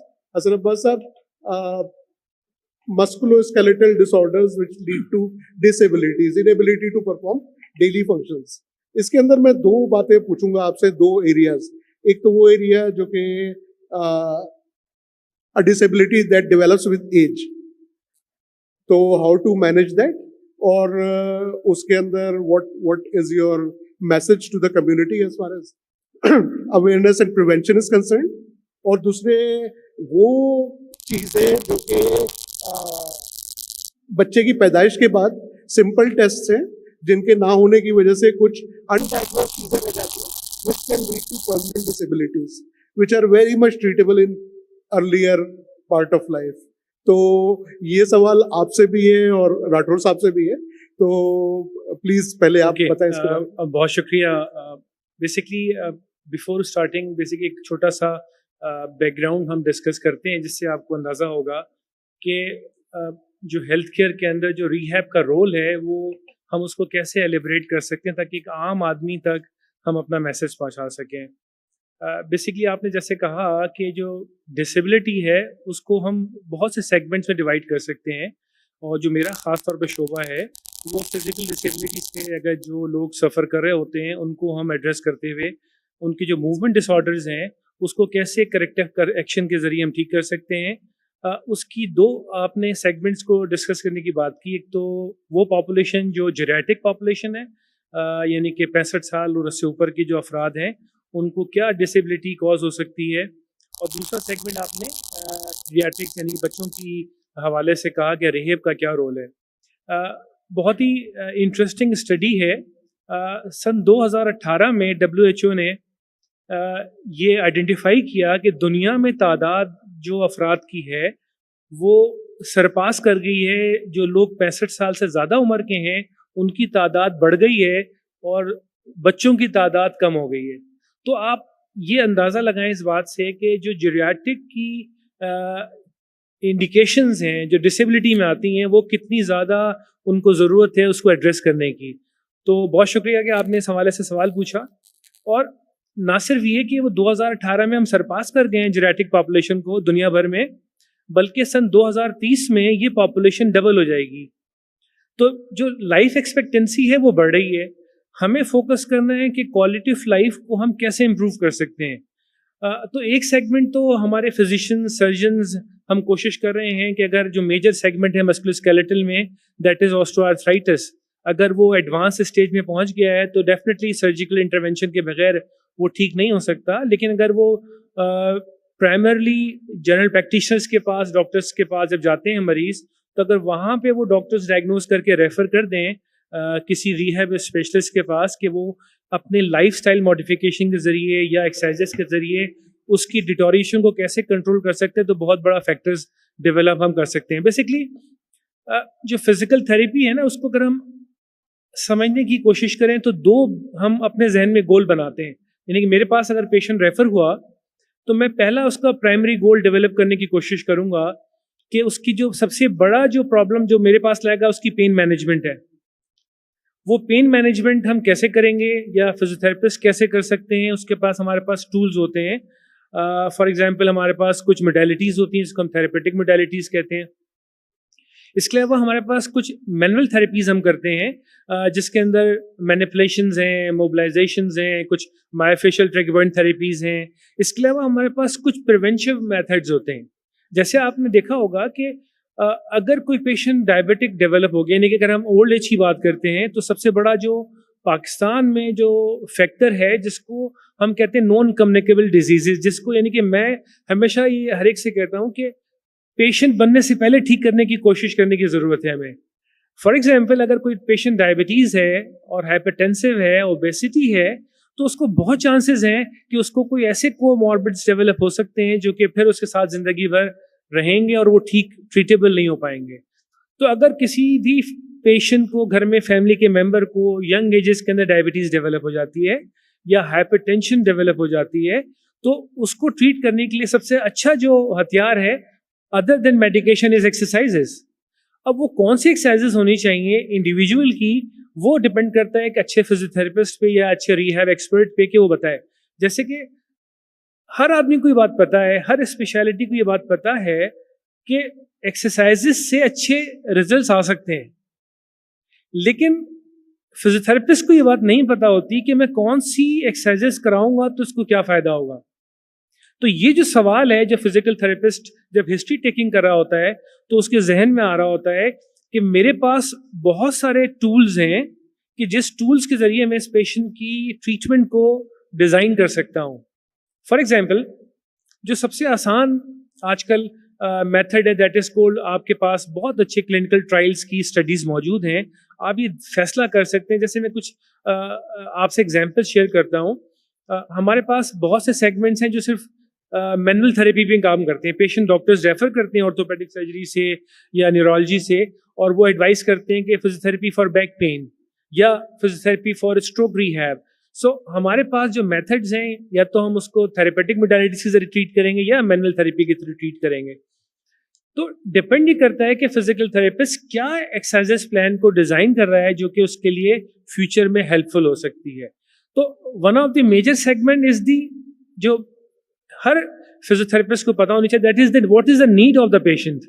मेरे पास एक मरीज आया है, चाहे वो पढ़ा लिखा है या नहीं है, चाहे वो उसका ताल्लुक लेबर क्लास से है या वो बहुत बड़ा एकेडमिशियंस है, लेकिन मैं उससे पूछूंगा कि आपकी रिक्वायरमेंट बेसिक है क्या।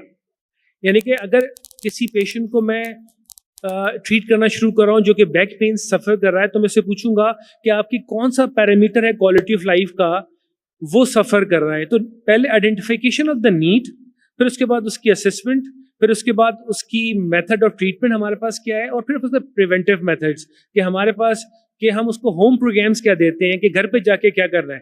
क्योंकि सबसे बड़ा जो ड्रॉबैक है, यानी कि हमारे पास जब पेशेंट रेफर होके आता है और जब वो हम डॉक्टर के पास वो वापस जाता है, तो ये जो सेगमेंट है between integration between the physicians and the physiotherapist, इसको ब्रिज को कम होने की ज़रूरत है। वो कैसे हो सकता है? जब फिजियोथेरेपिस्ट फीडबैक देगा कि 5 दिन के बाद मेरे सेशन के बाद पेशेंट में क्या इंप्रूवमेंट आ रही है, तो वो फिर डॉक्टर तक बात पहुंचेगी और पता चलेगा कि क्या हम सही डायरेक्शन में जा रहे हैं या नहीं जा रहे हैं। सो बेसिकली कुछ फैक्टर्स हैं जिसको हमें डेवलप करने की जरूरत है। That is basically genetic population के हवाले से हम जो इम्प्रूवमेंट ला सकते हैं, अगर हम कंक्लूड करें इस गुफ्तगू को, तो सबसे ज़्यादा प्रॉब्लम हमें क्या होता है, बैलेंस के जो फैक्टर्स हैं ओल्ड एज के अंदर, वीकनेस ऑफ द मसल्स है, फ्रेलिटी है, मसल लॉस हम डेवलप हो जाता है पेशेंट्स के अंदर। तो फिजियोथेरेपिस्ट डेफिनेटली इसमें काम करता है। यानी जब भी किसी पेशेंट को कोई मूवमेंट डिसऑर्डर्स होते हैं ड्यू टू एनी इंडिकेशन, कोई इंजरी है, कोई उसको डिफॉर्मिटीज डेवलप हो गई हैं, तो फिजियोथेरेपिस्ट का रोल वहाँ डेवलप होता है। और फिजियोथेरेपिस्ट को डेफिनेटली उसकी स्ट्रेंथिंग पे काम करना चाहिए, उसकी पेन मैनेजमेंट पे काम करना चाहिए, उसकी बैलेंस पे काम करना चाहिए। उसके बहुत से मेथड्स हैं, वो इंडिविजुअली हम डिज़ाइन कर लेते हैं और उसको ट्रीट कर लेते हैं। Thank you. जी बहुत thank you very much, you have explained it very well.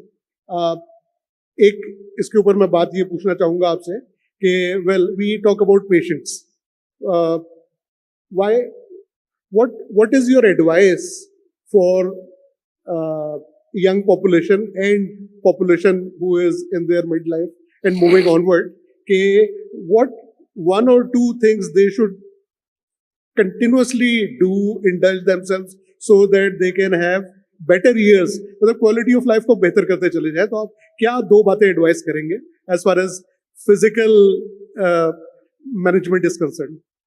So basically, one of the basic advice that is called walking. So if anybody who is regarding their age, but it is a myth कि अगर मेरी उम्र 60 साल हो गई है तो मैं वेट ट्रेनिंग नहीं कर सकता या मेरे मसल्स डेवलप नहीं हो सकते। सो ये जो मसल डेवलपमेंट है यंग एजेस का काम नहीं है, बल्कि हर एज ग्रुप में होता है। तो यंग पॉपुलेशन में, खासतौर पे वो पॉपुलेशन जो 30 प्लस हो रही है, वो उसको डेफिनेटली सबसे पहला काम तो ये करना चाहिए कि उसको अपने जो लाइफस्टाइल की मॉडिफिकेशंस हैं, यानी कि अपने पोस्चर को देखना चाहिए कि उसका जो वो काम कर रहा है वो क्या करता है। उसमें उसकी जो बॉडी के स्ट्रेन्स हैं, फॉर एग्जांपल अगर लॉन्ग सिटिंग करेगा तो डेफिनेटली उसके स्पाइन के बैक पेन्स डेवलप हो सकते हैं, उसके मसल स्पैज़म हो सकता है, मसल्स वीक हो सकते हैं। अगर उसका नेचर ऑफ वर्क नीचे बैठ के काम करने का तो नी आर्थराइटिस डेवलप हो सकता है। अगर उसकी मूवमेंट के अंदर उसके फुटवेयर्स अच्छे नहीं है तो उसके फुट बायोमैकेनिक्स पे काम हम कर सकते हैं। अगर उसकी ऐसी एक्टिविटी है जिसके अंदर बिलो द शोल्डर एक्टिविटीज कर रहा है तो हो सकता है स्टिफ शोल्डर डेवलप हो सकता है। सो पहली चीज तो ये, जिसमें कोई रॉकेट साइंस नहीं है, आपको कोई बहुत ज्यादा मशीनरी खरीदने की जरूरत नहीं है। अगर आप 45 मिनट्स ब्रिस्क वॉक करते हैं डेली तो ये आपको एविडेंस बेस कहती है कि आप 30% लाइफ में आप कैंसर्स को अवॉइड कर सकते हैं, मेटाबॉलिक डिसऑर्डर्स को अवॉइड कर सकते हैं, सिर्फ just walking for just 40 minutes in a day. और अगर आप 150 मिनट्स से लेके 250 मिनट्स पर वीक कर सकते हैं, अगर आप चाहते हैं रेस्ट भी करना, तो आप उसके जरिए आप एक बहुत बड़ी चीज़ अचीव कर सकते हैं। डेफिनेटली आप अगर अपने मसल्स को डेवलप करना चाहते हैं तो फिर आपको वेट ट्रेनिंग की तरफ जाना पड़ेगा। अगर आपको कार्डियक एंड्योरेंस की तरफ जाना पड़ता है तो आपको स्विमिंग है, रोइंग मशीन्स हैं। So you can develop and consult with any good physical therapist और स्पोर्ट ट्रेनर्स, जो आपको एक खास टेलर करके एक्सरसाइज प्रोग्राम बता देगा, ताकि आपको ये आसानी होगी कि आप उनको परफॉर्म करें। लेकिन एक सबसे अहम चीज़ ये है कि यूजुअली क्या होता है, हमने देखा है कि हम यूजुअली घर में बैठे होते हैं, लेकिन हमें एकदम से जोश चढ़ता है कि हम एक्सरसाइज की तरफ आना शुरू हो जाते हैं।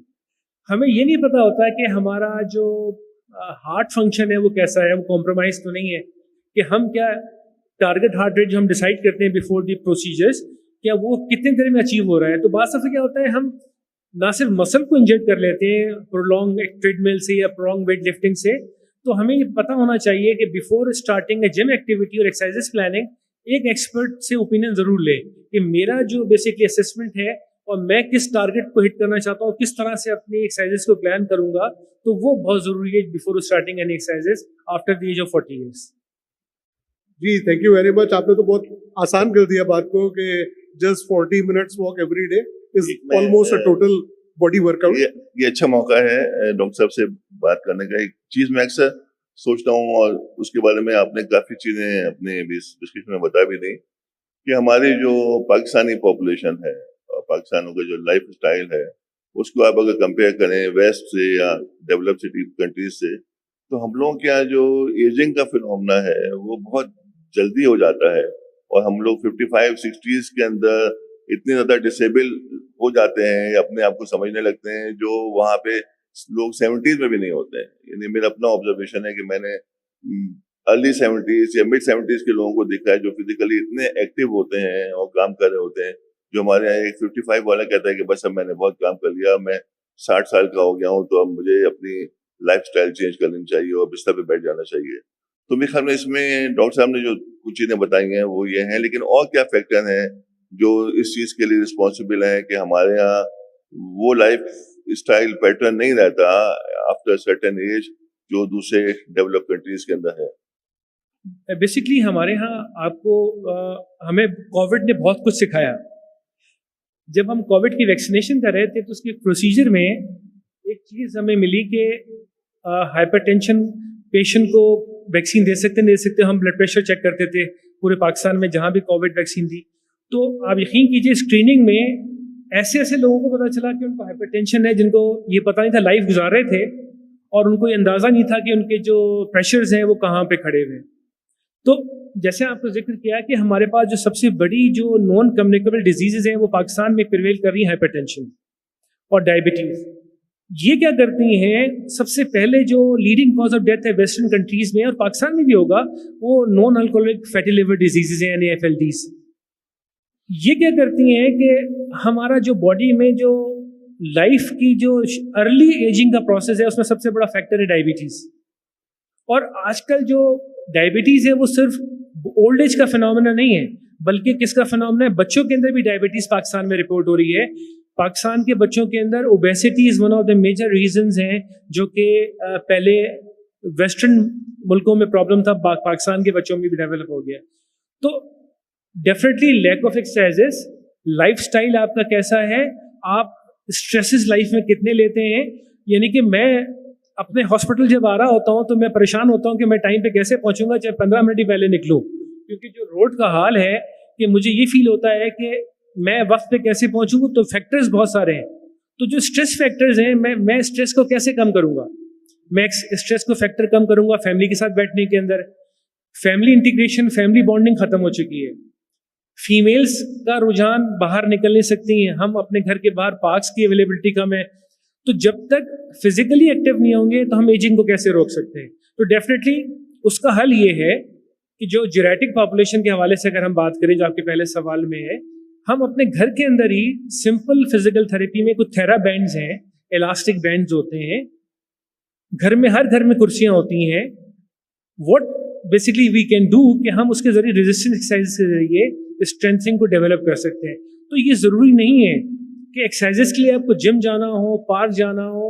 एक अच्छा फिजियोथेरेपिस्ट आपको घर के अंदर ही, चाहे आपका एनवायरनमेंट 2 कमरे का भी है, आपको एक ऐसा एक्सरसाइज प्लान दे सकता है जो आपको आपके लाइफ की भी इम्प्रूव करेगा, एक्सपेक्टेंसी को, बल्कि आपकी जो वो प्रॉब्लम क्रिएट हो रही है, स्पेसिफिक प्रॉब्लम, अगर फॉर एग्जांपल ओए नी है, बैक प्रॉब्लम है, नेक इश्यूज हैं, तो उसकी स्पेसिफिक एक्सरसाइजेस के लिए आपको किसी बहुत ज़्यादा बड़ी जगह जाने की जरूरत नहीं है, बल्कि आप घर में भी होम प्रोग्राम्स को डेवलप कर सकते हैं। जैसे कि आजकल आपने देखा होगा टेली हेल्थ बहुत कॉमनली, डॉक्टर्स आपको नेट के ऊपर जाएं तो आपको वो ऑनलाइन भी मशवरे दे सकते हैं।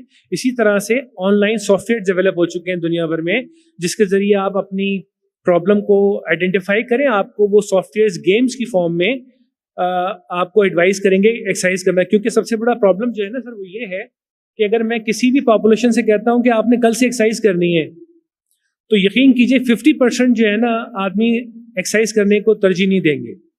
क्यों? इसलिए कि एक तो ये कि वो बोरिंग होती है, यानी कि मैं आपसे कहूँ कि आप बैठ के बातें करें तो वो बहुत आसान है, लेकिन मैं आपसे कहूँ कि वॉकिंग के दौरान आप डिस्कशन करें तो बहुत कम लोग करेंगे। So basically because exercise is boring, so लोग उससे अवॉइड करते हैं। इसीलिए बच्चों को हम ये एडवाइस करते हैं कि उनको माँ बाप अगर वो सफ़र कर रहे हैं, जैसे ऑटिज्म है या हाइपर एक्टिविटी है, तो उनको आप ज़बरदस्ती एक्सरसाइज में न लेके आए, बल्कि उनको इन्वॉल्व करें गेम्स की फॉर्म में, टॉयज़ की फॉर्म में, ताकि वो जिस चीज़ से अट्रैक्ट होंगे वो उस चीज़ को अडॉप्ट करेंगे। तो जो साइकोलॉजिकल बैरियर्स है ना, वो भी काम है रिहैब स्पेशलिस्ट का, कि वो ना सिर्फ नीड को आइडेंटिफाई करे और उन फैक्टर्स को जो उसके दिल में है, खौफ, फॉर एग्जाम्पल मैं ये काम करूँगा तो मेरा पेन बढ़ जाएगा, उसको वो आइडेंटिफाई करके उसको ट्रीट करे और उसको समझाए कि ये आपको लॉन्ग टर्म में फ़ायदा देगा, ताकि वो इस बात को समझे और उसको इनकॉर्पोरेट करे। तो क्योंकि पेशेंट की कॉपरेशन नहीं होगी तो आप यकीन कीजिए रिहैब का जो रोल है वो 50% कम हो जाता है। Thank you very much. Just 1440 minute होते हैं एक दिन में, 40 मिनट का मतलब 3% ऑफ द टाइम। तो it's very easy, just use 3% of your time in walking and you will avoid a lot of medical bills in 10 years time. Doctor Asaf, आपका शोबा है ऑडियो, कान से रिलेटेड, हियरिंग से रिलेटेड, तो specially मैं आपसे ये पूछना चाहूँगा कि हियरिंग की मद में 3 बातें। एक तो ये कि बच्चे पैदाइश के वक्त वो क्या टेस्ट हैं जो कि ज़रूरी हैं, जो कि न्यूनेटोलॉजिस्ट को करने चाहिए ताकि अर्ली डिटेक्शन हो जाए।